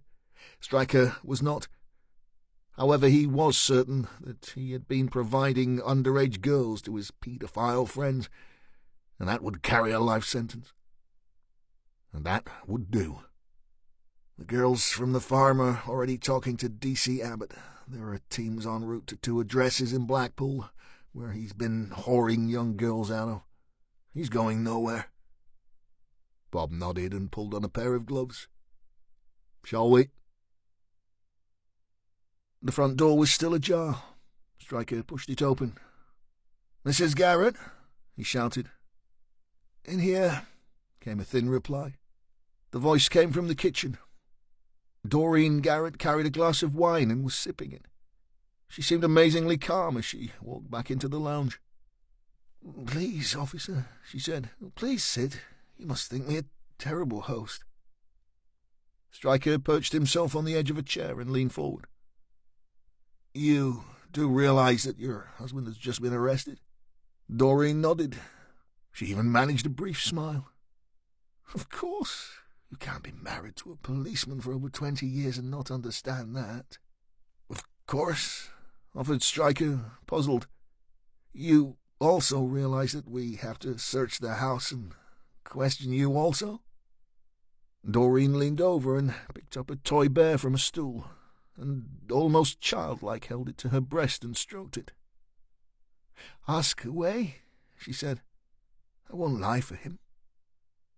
Stryker nodded to Bob to start a cursory search. Higgins left him to it and stepped through the kitchen out into the garden. You don't appear overly concerned that your husband has been arrested, Mrs. Garrett. She shook her head. Inspector. I'm not an inspector, Ma'am. I'm a sergeant. A sergeant, then? No, I'm concerned, of course I am. But I'm not surprised. Not surprised at all. You were aware of his crimes? I was aware of his promiscuity, his addiction to sex, and his love of whores. I was well aware of those things, Sergeant. I simply thought... Yet you stood by him? We're a good Catholic family, Detective. We don't get divorced where I come from. I need to ask you some questions about your husband's whereabouts the last few days. Doreen shook her head. I'm sorry, officer. William has long since ceased telling me his whereabouts. And, as it happens, I've been in the northeast for over a week. My mother has been very poorly. Unfortunately, she passed. I'm so sorry to hear that. Doreen managed to smile and nodded. It fell from her face as if she had finally assessed her situation. So, why exactly has my husband been arrested, Sergeant? Stryker opened his mouth to speak when Bob Higgins barreled in holding an old biscuit tin. "You won't believe this, boss," he said. Chapter 31. Harold Graham's office was cool, air-conditioned. Stryker sat in a swivel chair, usually reserved for civilian dignitaries. "Well," said the DCS, pouring himself a large single malt, "it looks like you have done exactly what you said you would." He raised his glass. "Well done, Stryker. There'll be a promotion in this for you." Stryker guzzled at his bottle of Evian and checked his Amiga. "I like being a sergeant, sir. Anyway, we still have our filmmaker to find. This isn't over." Graham snorted and licked his lips. "You sure of that, Ewan? I mean, the evidence is overwhelming. The jewellery, the films." "I'm sure," said Stryker, "but I do think Garrett knows our second killer in some way. Let's see what he has to say." Stryker dropped his empty water bottle in the wastebasket. "You know, the search teams have found another body in the same brothel used by the Wong twins. A Syrian woman by the name of Latoya Aslam." Graham blew out his cheeks. "Yeah, I heard." Stryker stood. "Looks like another of Henry's victims." He shook his head. "Makes you wonder how someone like him was ever allowed to be free, huh?" Bob Higgins sat beside Stryker, pen in hand, a thick blank notepad under his fist. Garrett was joined by a very dour-looking brief, one Calvin Kershaw. The man came with a reputation for defending high-profile offenders, including serving and retired cops. Garrett himself looked calm and confident, a self-satisfied smirk flashing across his face as the preliminaries began. Once everyone was introduced for the benefit of the tape, Stryker started with the Blackpool brothel. Garrett shrugged. "I've never visited that address in Blackpool myself. Well, not as far as I recall, unless it was in an official capacity when I was still serving." He found that smirk again. "I used to spend quite some time around brothels in my line of work." Stryker's eyes flashed. "So I believe, much to the distress of your lady wife. Strange you say that you've never been there, though." Stryker took a breath. "So, by that, I'd understand the name Latoya Aslam doesn't mean anything to you either. Are you sure you didn't come across her in your dim and distant?" Garrett turned down the corners of his mouth and shook his head. "Sounds a foreign name to me. What was she? Asian? Arab? African? I was never really fond of niggers." Stryker leaned across the table, getting in Garrett's face. "She was Arabic. We believe Syrian. We believe Henry Stott strangled her and abducted the Wong twins at the same time. Aslam's corpse has human skin under her nails. A simple DNA test will confirm our suspicions. Nice of you to preserve her body for us, though." "No comment." "This Henry, the one who strangled Latoya, is the same Henry Stott who murdered Melissa Ward and Megan Farrell. The same Henry Stott who abducted Tina Simpson. Henry was bad for your business, wasn't he? A real thorn in your side." "No comment." Stryker was undeterred. "Funny how Mrs. Wong tells us that Latoya worked as your madam and that she hid her body in the freezer on your say-so." Garrett blew a short breath down his nose. "Wong? A chink? Oh, okay. How many more reliable witnesses have you got lined up? Maybe a couple of asylum seekers that aren't on the game. Mrs. Wong says that she'd returned from doing some outcalls when she discovered Aslam's body and her daughter's missing. Wong says that she called you first because you look after her and the twins. and that you also pay the rent on the house. What does she mean by look after, exactly?" Calvin Kershaw leaned in Garrett's ear. Will nodded his acknowledgment and added, "No comment." Bob Higgins lifted his head from his pad and glared menacingly. Stryker moved on. "Tell me about Melissa Ward." Garrett looked like he'd tasted something bitter. "As I recall, she's a whore. No, actually, she's a dead whore. You just told me." Stryker felt his hackles rise. "Oh, you're all heart, Garrett. Was she another girl that you looked after?"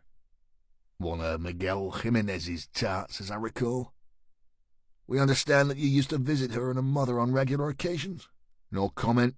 We believe that you had a long-term relationship with Ruby Ward and that you groomed her daughter Melissa for sex when she was just 13 years old." "No comment." Stryker remained calm. He'd expected just the responses he was getting. "Okay, Garrett, let's talk about Henry Stott, our little film star. Let's talk about him." Garrett let his head fall back. He looked down his nose at Stryker. "Never heard of him, and the only films I've ever made were taken on holiday." Bob Higgins stepped in. "If you've never heard of him, how come you were scoping his house, and how come you ran off like a scolded cat when I came out to challenge you?" Garrett assumed his smug persona. "It comes to something when a law-abiding man of impeccable character can't go for a walk on a sunny day without a hairy-ass detective charging after him." He pointed at Higgins. "With a face like that, anyone would have run away from you, pal." Stryker shook his head. "Tell me about how the two snuff movies found their way onto your laptop." Garrett's smirk became a smile. "Yeah, right. I read the disclosure file with Calvin here. That was a nice cosy coincidence, wasn't it, Stryker? Just like my name on the rental agreement for the farm. I think you're missing a suspect, don't you?" Deep in his gut, Stryker knew Garrett was right on that point, but he curled his lip and pressed on. He had other scores to settle with the ex-cop. "Well, go on then, Garrett. Tell me where I'm going wrong. Tell me how innocent you are. Because right now, the connections between you, Melissa Ward, Megan Farrow, Tina Simpson, and the Wong twins just won't go away." Garrett guffawed. "Connections don't win trials, Stryker, and you know it. Someone is obviously trying to frame me. They selected those girls because of their relationship to me." He gestured towards Bob Higgins. "And before you start scribbling down my confession, detective, that relationship was purely professional. Check my old files. Check my arrest records. You'll find Ruby Ward and Sonia Farrow in there more than once, and Simpson. All of them. They were whores, and it was part of my job to deal with them. I was a cop for over 20 years, Stryker. I worked Vice, and you made enemies on Vice if you did your job right. But then again, you wouldn't know about that, would you? Someone has obviously rented that farm in my name and planted that evidence at my house. Come on, what kind of fucking detective are you? It's all too easy." "I'm the kind of detective who gets results, Garrett." "Well, you won't be adding me to your list. Do you really think I'm the type to leave a vial of poison in me case? Or maybe I like to keep dead whores' jewellery and rotting thumbs in me shed?" Garrett shook his head. "None of this is worth shit, and you know it." Calvin Kershaw tapped the table with his gold Dunhill fountain pen and spoke for the first time. "We will, of course, be requesting full disclosure of the forensic evidence linking my client to these items officers allegedly discovered at his home. Fingerprints, DNA, digital timestamps, and the like. And I will state now, for the record, that Mr. Garrett strenuously denies any involvement in the making of these dreadful films, or the deaths of Melissa Ward, Megan Farrow, or Mr. Jimenez." Stryker snorted. Garrett snapped. "Look, Stryker, it's fucking obvious I'm being set up. Whoever was controlling this Henry Stott guy was clever. Not just clever, but knowledgeable. He knew all about my past arrest records. He's in the swim. He knows the oldest profession in the world. He knows the dark web. Miguel Jimenez was a low-life pimp and dealer. I admit I had dealings with him in the past, and I admit I visited him at his home on occasion. But injecting people with rare drugs is all a bit James Bond, isn't it? If I had such a big beef with the scumbag, I'd have snapped the fucker's neck and thrown him in the ribble. Anyway, I heard that he was found with a noose around his throat and his dick in his hand. Doesn't sound much like a murder to me. Stryker curled his lip and felt his fists clench. So, all this is a conspiracy against Will Garrett. Well, per you, let me cry in my soup. You're a fool, Stryker, hissed Garrett, just like the rest of the suits in this place. You believe what you want to believe. So let me put it simply so your thick Irish head can understand. If I was behind the camera taking those pictures, making those movies, I would have had to be up at that farm when the filming took place. Agreed? Stryker took a breath and did his best to stop himself from smashing Garrett in the mouth. So, smiled Garrett, check me whereabouts at those times. Wear out some of that shoe leather. Do some old-fashioned police work for a change, rather than using fucking Google and silly little girls that think they're FBI agents. Stryker felt the first sparks of cerebral activity clawing at his spinal cord. Only one person could have furnished Garrett with information about the team. I take it by that comment you are referring to our profiler, Detective Abbott? Garrett shrugged complacently. I'm not completely out of the game, Stryker. I hear things. DCI Blunt a friend of yours, is he? Asked Stryker. No comment. Is he the one that Melissa called the chief in her diaries? No comment. How old was Melissa when you first sold her to Alan Blunt? No comment. Kershaw coughed into his hand. I didn't see any evidence disclosed to warrant this line of questioning, Detective. Stryker gave the brief a look that could kill at 1,000 yards. But before he could berate Kershaw, there was a knock at the interview room door. A red-faced, uniformed constable popped his head inside. Sergeant Stryker, DCS Graham asked me to come get you. The tape was paused, and Stryker stood. Garrett curled his lip. Please don't tell me the good cop is on his way now, Stryker. Not that old chestnut. Stryker didn't answer. He simply followed the constable from the room. Moments later he was back. Once the legal introductions were completed, Stryker resumed his questioning. He lay his massive palms on the table and gave Calvin Kershaw a cheeky wink. You know what, gentlemen? The first rats have deserted the sinking ship. Ruby Ward's legal representative, Ms. Jennifer Widows, has gone walkabout, and her esteemed father, Archibald Widows, QC, has decided on a long holiday to places unknown. Stryker shot Garrett a look. Good customer was he, Will. Either way, our Ruby is changing her story. Garrett lost a little of his cockiness. The ramblings of a drug-addled alcoholic. Oh, you think anything she gives you'll see the light of day? The CPS will run away from a testimony farther than the French in a trench. Kershaw didn't look too sure. Stryker was warming to his task. Okay, Garrett. Here's a bit of old-fashioned police work for you. Where were you Sunday evening when Detective Maureen Simons was stabbed to death?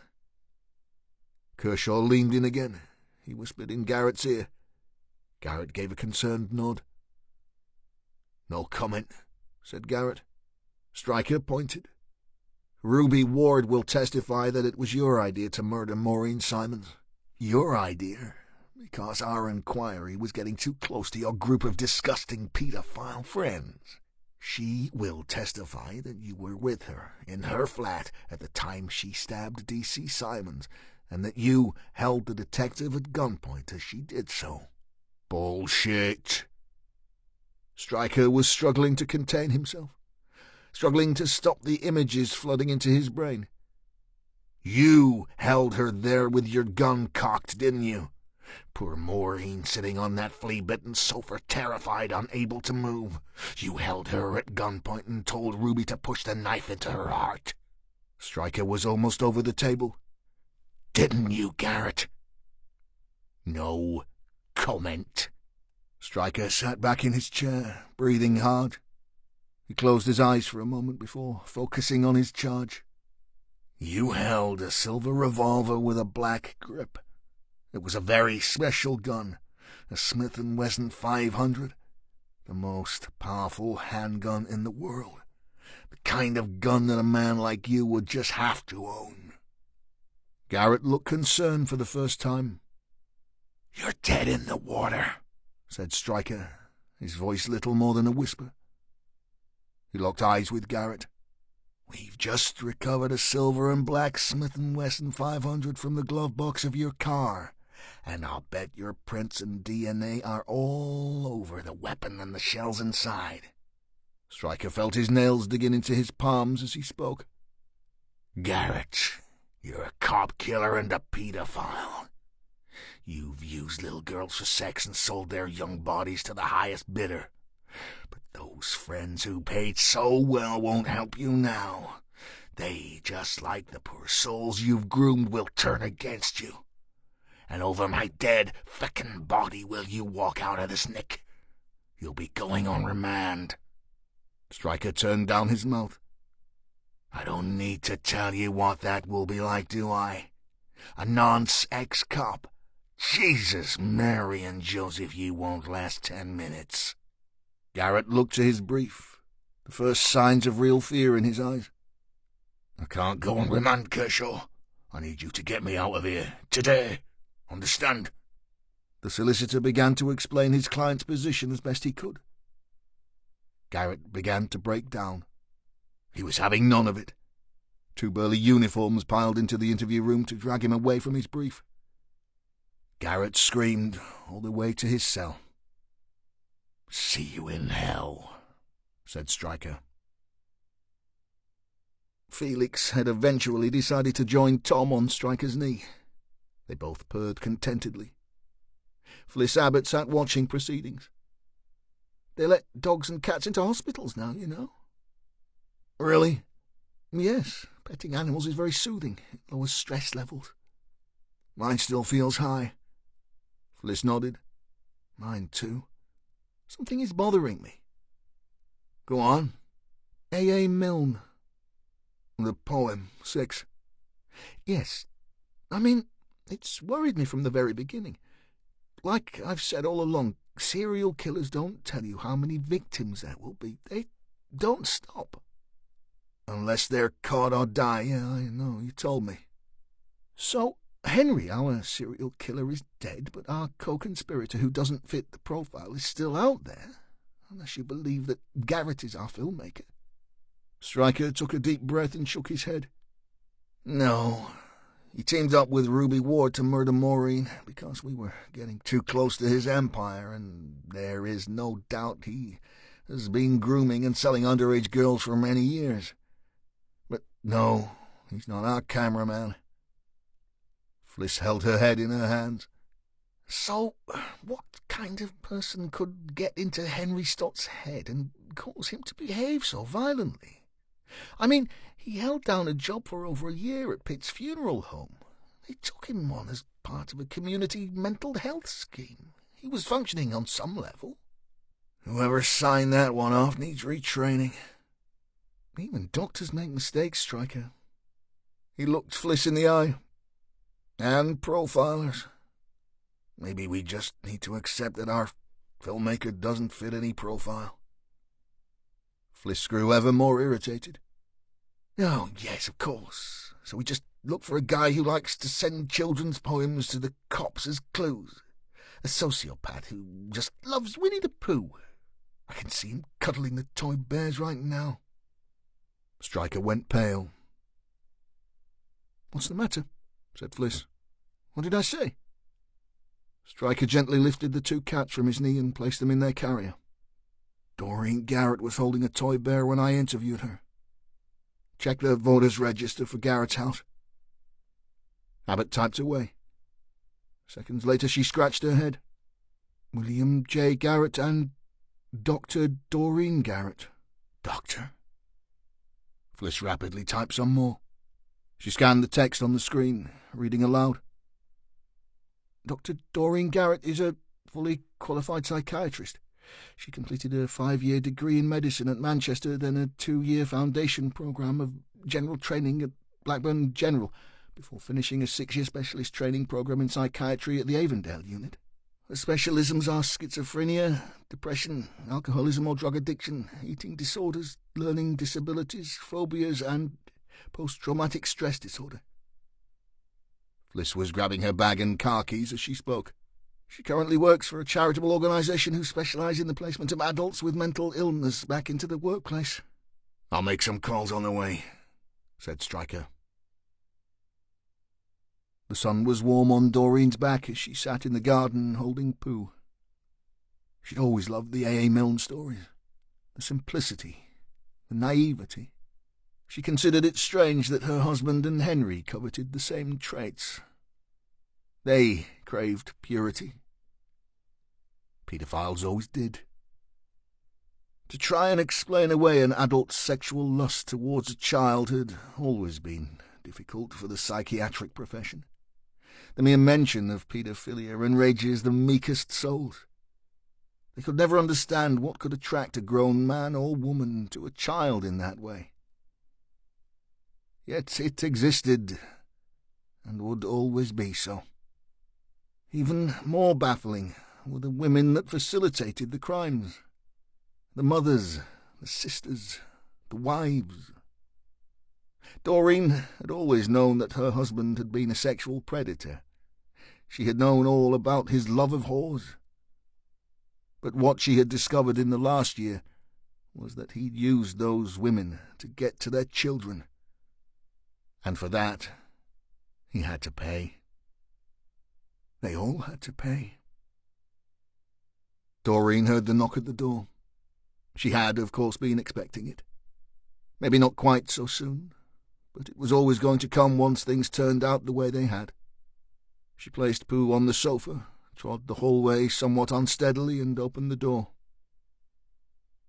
"Sergeant Stryker," she said with a smile. "Hello, Mrs. Garrett. Or should I call you Dr. Garrett?" offered Stryker. "Doreen is fine."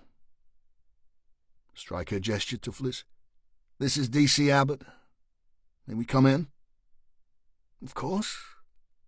Doreen opened the door and ushered the detectives inside. "Can I get you anything? Tea, coffee, something stronger? I realise that you're on duty, but Will always said that detectives like to drink at any time of the day." Fliss looked into Doreen's face. She was a plain woman who didn't feel the need to add to her ordinariness in any way by applying makeup. Her hair was cut short around her ears and was greying at the temples. Yet it was the doctor's eyes that stood out to Fliss. They were pale, sharp, and demanding. They just didn't fit with the rest of the woman. "You told Sergeant Stryker that you had been away visiting your sick mother the last couple of weeks, and that she'd passed," said Fliss. "Yes, I've been to Tyneside on and off for the last month or so." Fliss nodded, walked into the lounge, and, noticing Pooh bare, picked up the toy from the sofa. "That must have been very difficult for you." Doreen's grey eyes flashed. The mousy, downtrodden housewife disappeared for an instant, and a devilishly dark replacement stood in her place. She ignored Fliss's comment. "Put him down." "Oh," said Fliss.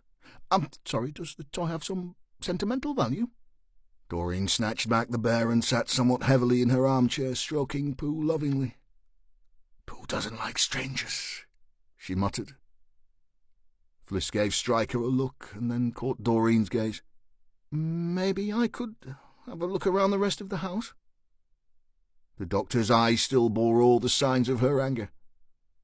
"If you must." Stryker waited until Abbott had trod the stairs to the bedrooms before he spoke. "We have officers en route to your parents' home, Dr. Garrett. They will, of course, confirm for certain, but our initial inquiries tell us that your mother died last year, at this time. In fact, it was her year's anniversary this very week." Doreen didn't answer. She simply stroked Pooh, gazing straight ahead. Stryker changed tack. "How would you describe your relationship with your husband, Doreen?" The doctor snorted her derision. "What relationship, Sergeant? We don't have one. I already told you about the whores, didn't I?" Stryker nodded. "Yeah, you did. But you also told me how you could never divorce him." Doreen looked up from the bear, her eyes glass-like, foreboding. "Well, I won't need to now, will I? He'll be in jail." "That's probably true, yeah." Doreen raised her brows. "Probably? You mean there is a chance he will be released? His friends in high places pulling the strings, are they? He was investigated last year, but it came to nothing. Too many of his kind in the ranks, you see. I know them all, you know, their names and what they've done." Stryker moved his questioning again. "I believe you work for a company that places people with mental health issues back into the community. Find them jobs, houses, that kind of thing." Doreen was stone-faced. "It's a charitable organization, yes. We do great things for people with mental health problems. People like Henry Start." Doreen remained tight-lipped. "Come on, Doctor. You must remember Henry. You took a personal interest in him. In fact, Mr. Pitt at the funeral parlor tells me that you insisted that he ring you personally, should he ever have an issue with Henry. Isn't that so?" Doreen gripped Pooh even tighter.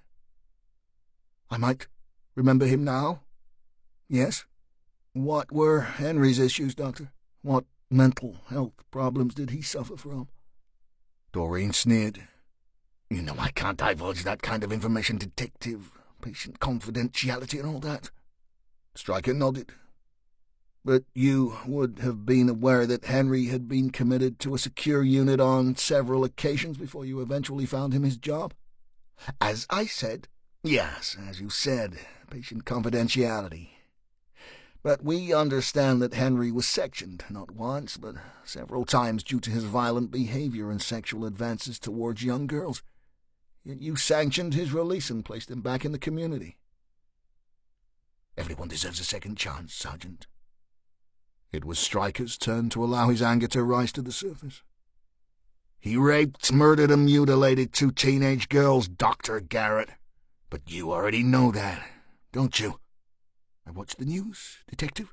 I'm sure you do, Doreen. 2 young lives snuffed out.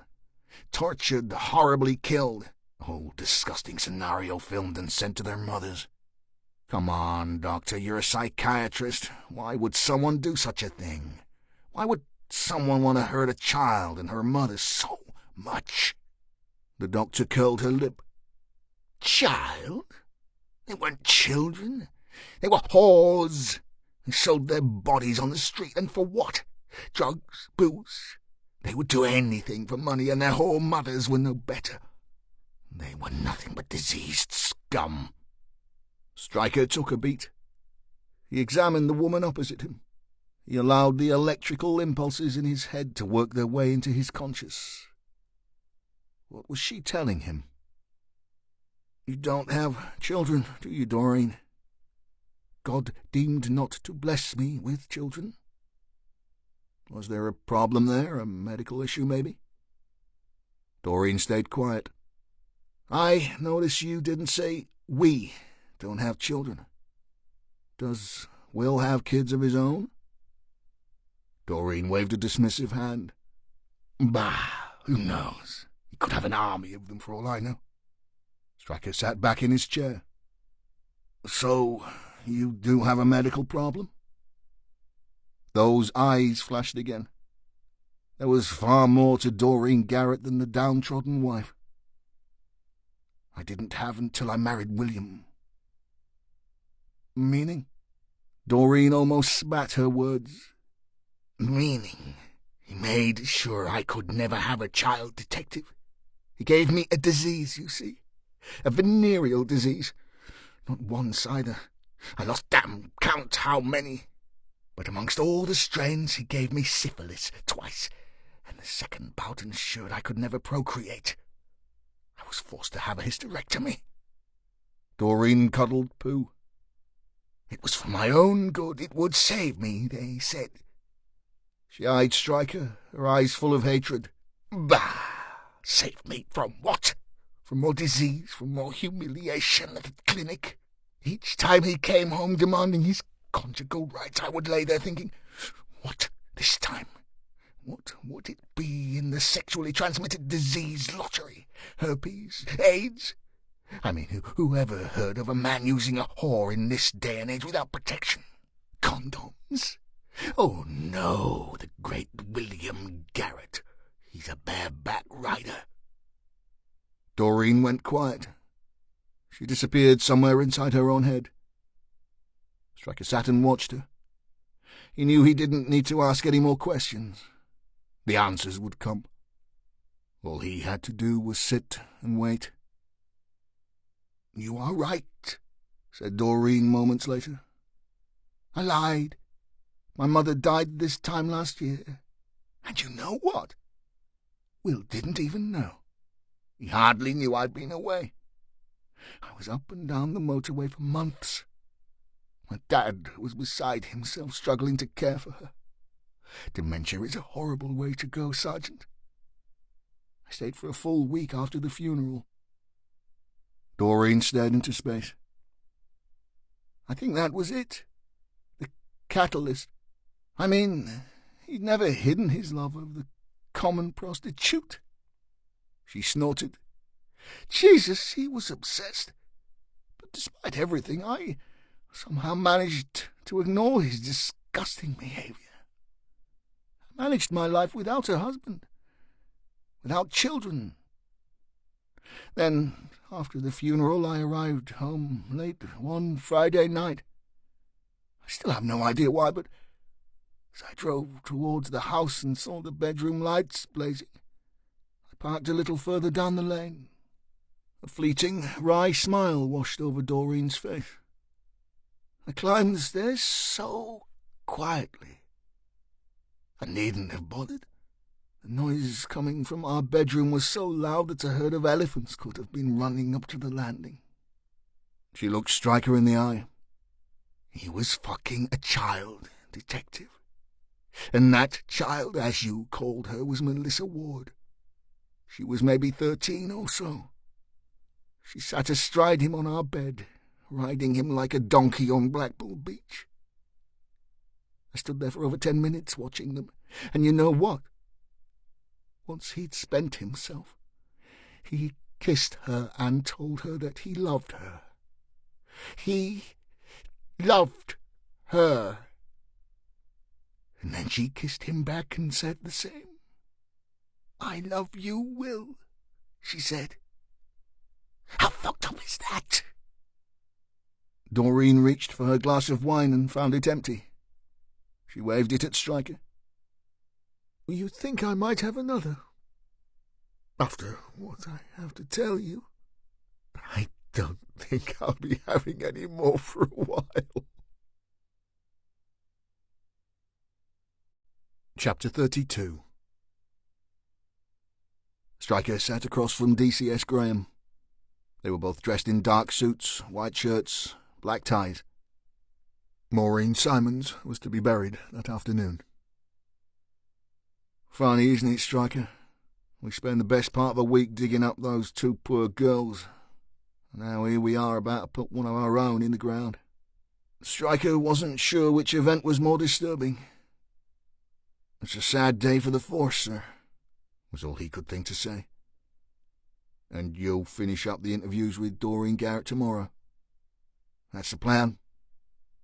I still can't believe that she managed to keep her husband under surveillance for that length of time without him noticing. She's a very astute woman, totally barking, but shrewd, perceptive, judicious. You put a name to it. I think the strangest part is how controlling she could be to all but her own husband. She tolerated his shocking behavior for all those years and was treated like a doormat. Yet she had a tremendous hold on her patients. She lost control of Henry Stott. Stryker nodded. If she hadn't, I think we may have been looking at all 6 victims rather than just the 2. Her planning and cunning would have made our job almost impossible. She'd calculated everything down to the last detail. After the 6 were dead, Henry would have been poisoned and Garrett would have been dropped in the frame as the filmmaker. But why did she kill Miguel Jimenez? Because she couldn't risk him dropping Garrett in the frame as Melissa's pimp before her plan was completed. Graham shook his head ruefully. What do you think drove a middle-class successful psychiatrist to conceive such a shocking plan? You're probably better asking D.C. Abbott that question, boss. All I can say is, after she witnessed her husband having sex with Melissa Ward, she began to look at his life in microscopic detail.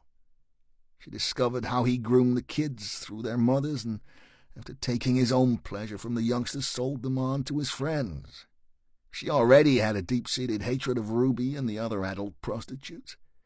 She blamed them for infecting her with syphilis, leading to her being childless. But it was when she witnessed Will having sex with Melissa that caused her to begin what she calls her crusade. Her aim was to take her revenge on everyone and everything she blamed for her dismal existence. Her husband, the mothers, their children, and, of course, us, the police, who she considered to be, at best, toothless, hence the taunting poem. And how many men has she identified from Melissa's diaries now? 11. Graham rubbed the top of his head. My God, Ewan, I can't believe that Alan Blunt was part of all this. I mean, I've known him for years, and his poor wife. There are some big hitters on that list, that's for sure. I believe Blunt has offered to name more of the group, too. I suppose he's looking for a deal. Graham rested his hands across his substantial belly. He and Garrett both, Stryker, but neither will get any leniency. They'll never see the outside of a prison in our lifetimes. The reception area of the Nick was always busy during the morning. As Stryker stepped past the queue, bound for the exit and the church service, he heard a quiet voice call his name. He turned to see Lucy Stevenson sitting between her parents, Brian and Linda. "Hello, Lucy," he said. "How are you?" Brian nodded to his daughter. "Go on then, Lucy. The officer won't bite." The girl stood, stepped over to Stryker and held out her hand. He took it in his massive palm and they shook.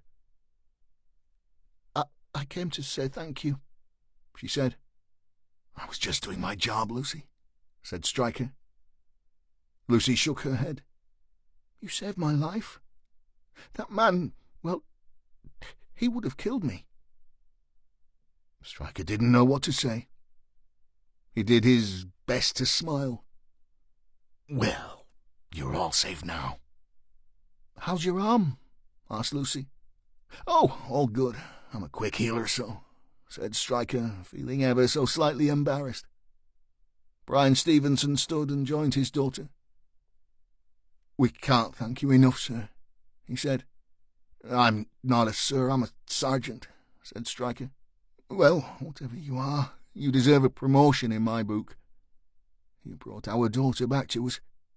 "And she's a fine girl, said Stryker. Brian noticed Stryker's black tie. "You were to the funeral, then?" Stryker nodded. "Aye. Shocking business you're in." Stryker turned. "You are right there, sir. Shocking indeed." Chapter 33. Fliss Abbott draped her arm around Stryker's shoulders and rested her head against him. They sat on a metal bench looking out to sea. "It's beautiful here," she said. "It is. I can't believe the week is almost over." Back to the grind then, so. It's good that Graham is keeping our little team together, though, don't you think? I do. And you don't think that us being together like this will be a problem? Stryker turned his head and stroked Fliss's cheek with the back of his hand, his eyes wide. I'm easy to work with there, Abbott. I'm a real pussycat. End. You've been listening to 6 by Robert White, narrated by Nicholas Cam, published by Whole Story Quest Audiobooks, an imprint of W.F. Howes Limited. This work is copyrighted 2017, Robert White. This recording is copyrighted 2018, W.F. Howes Limited.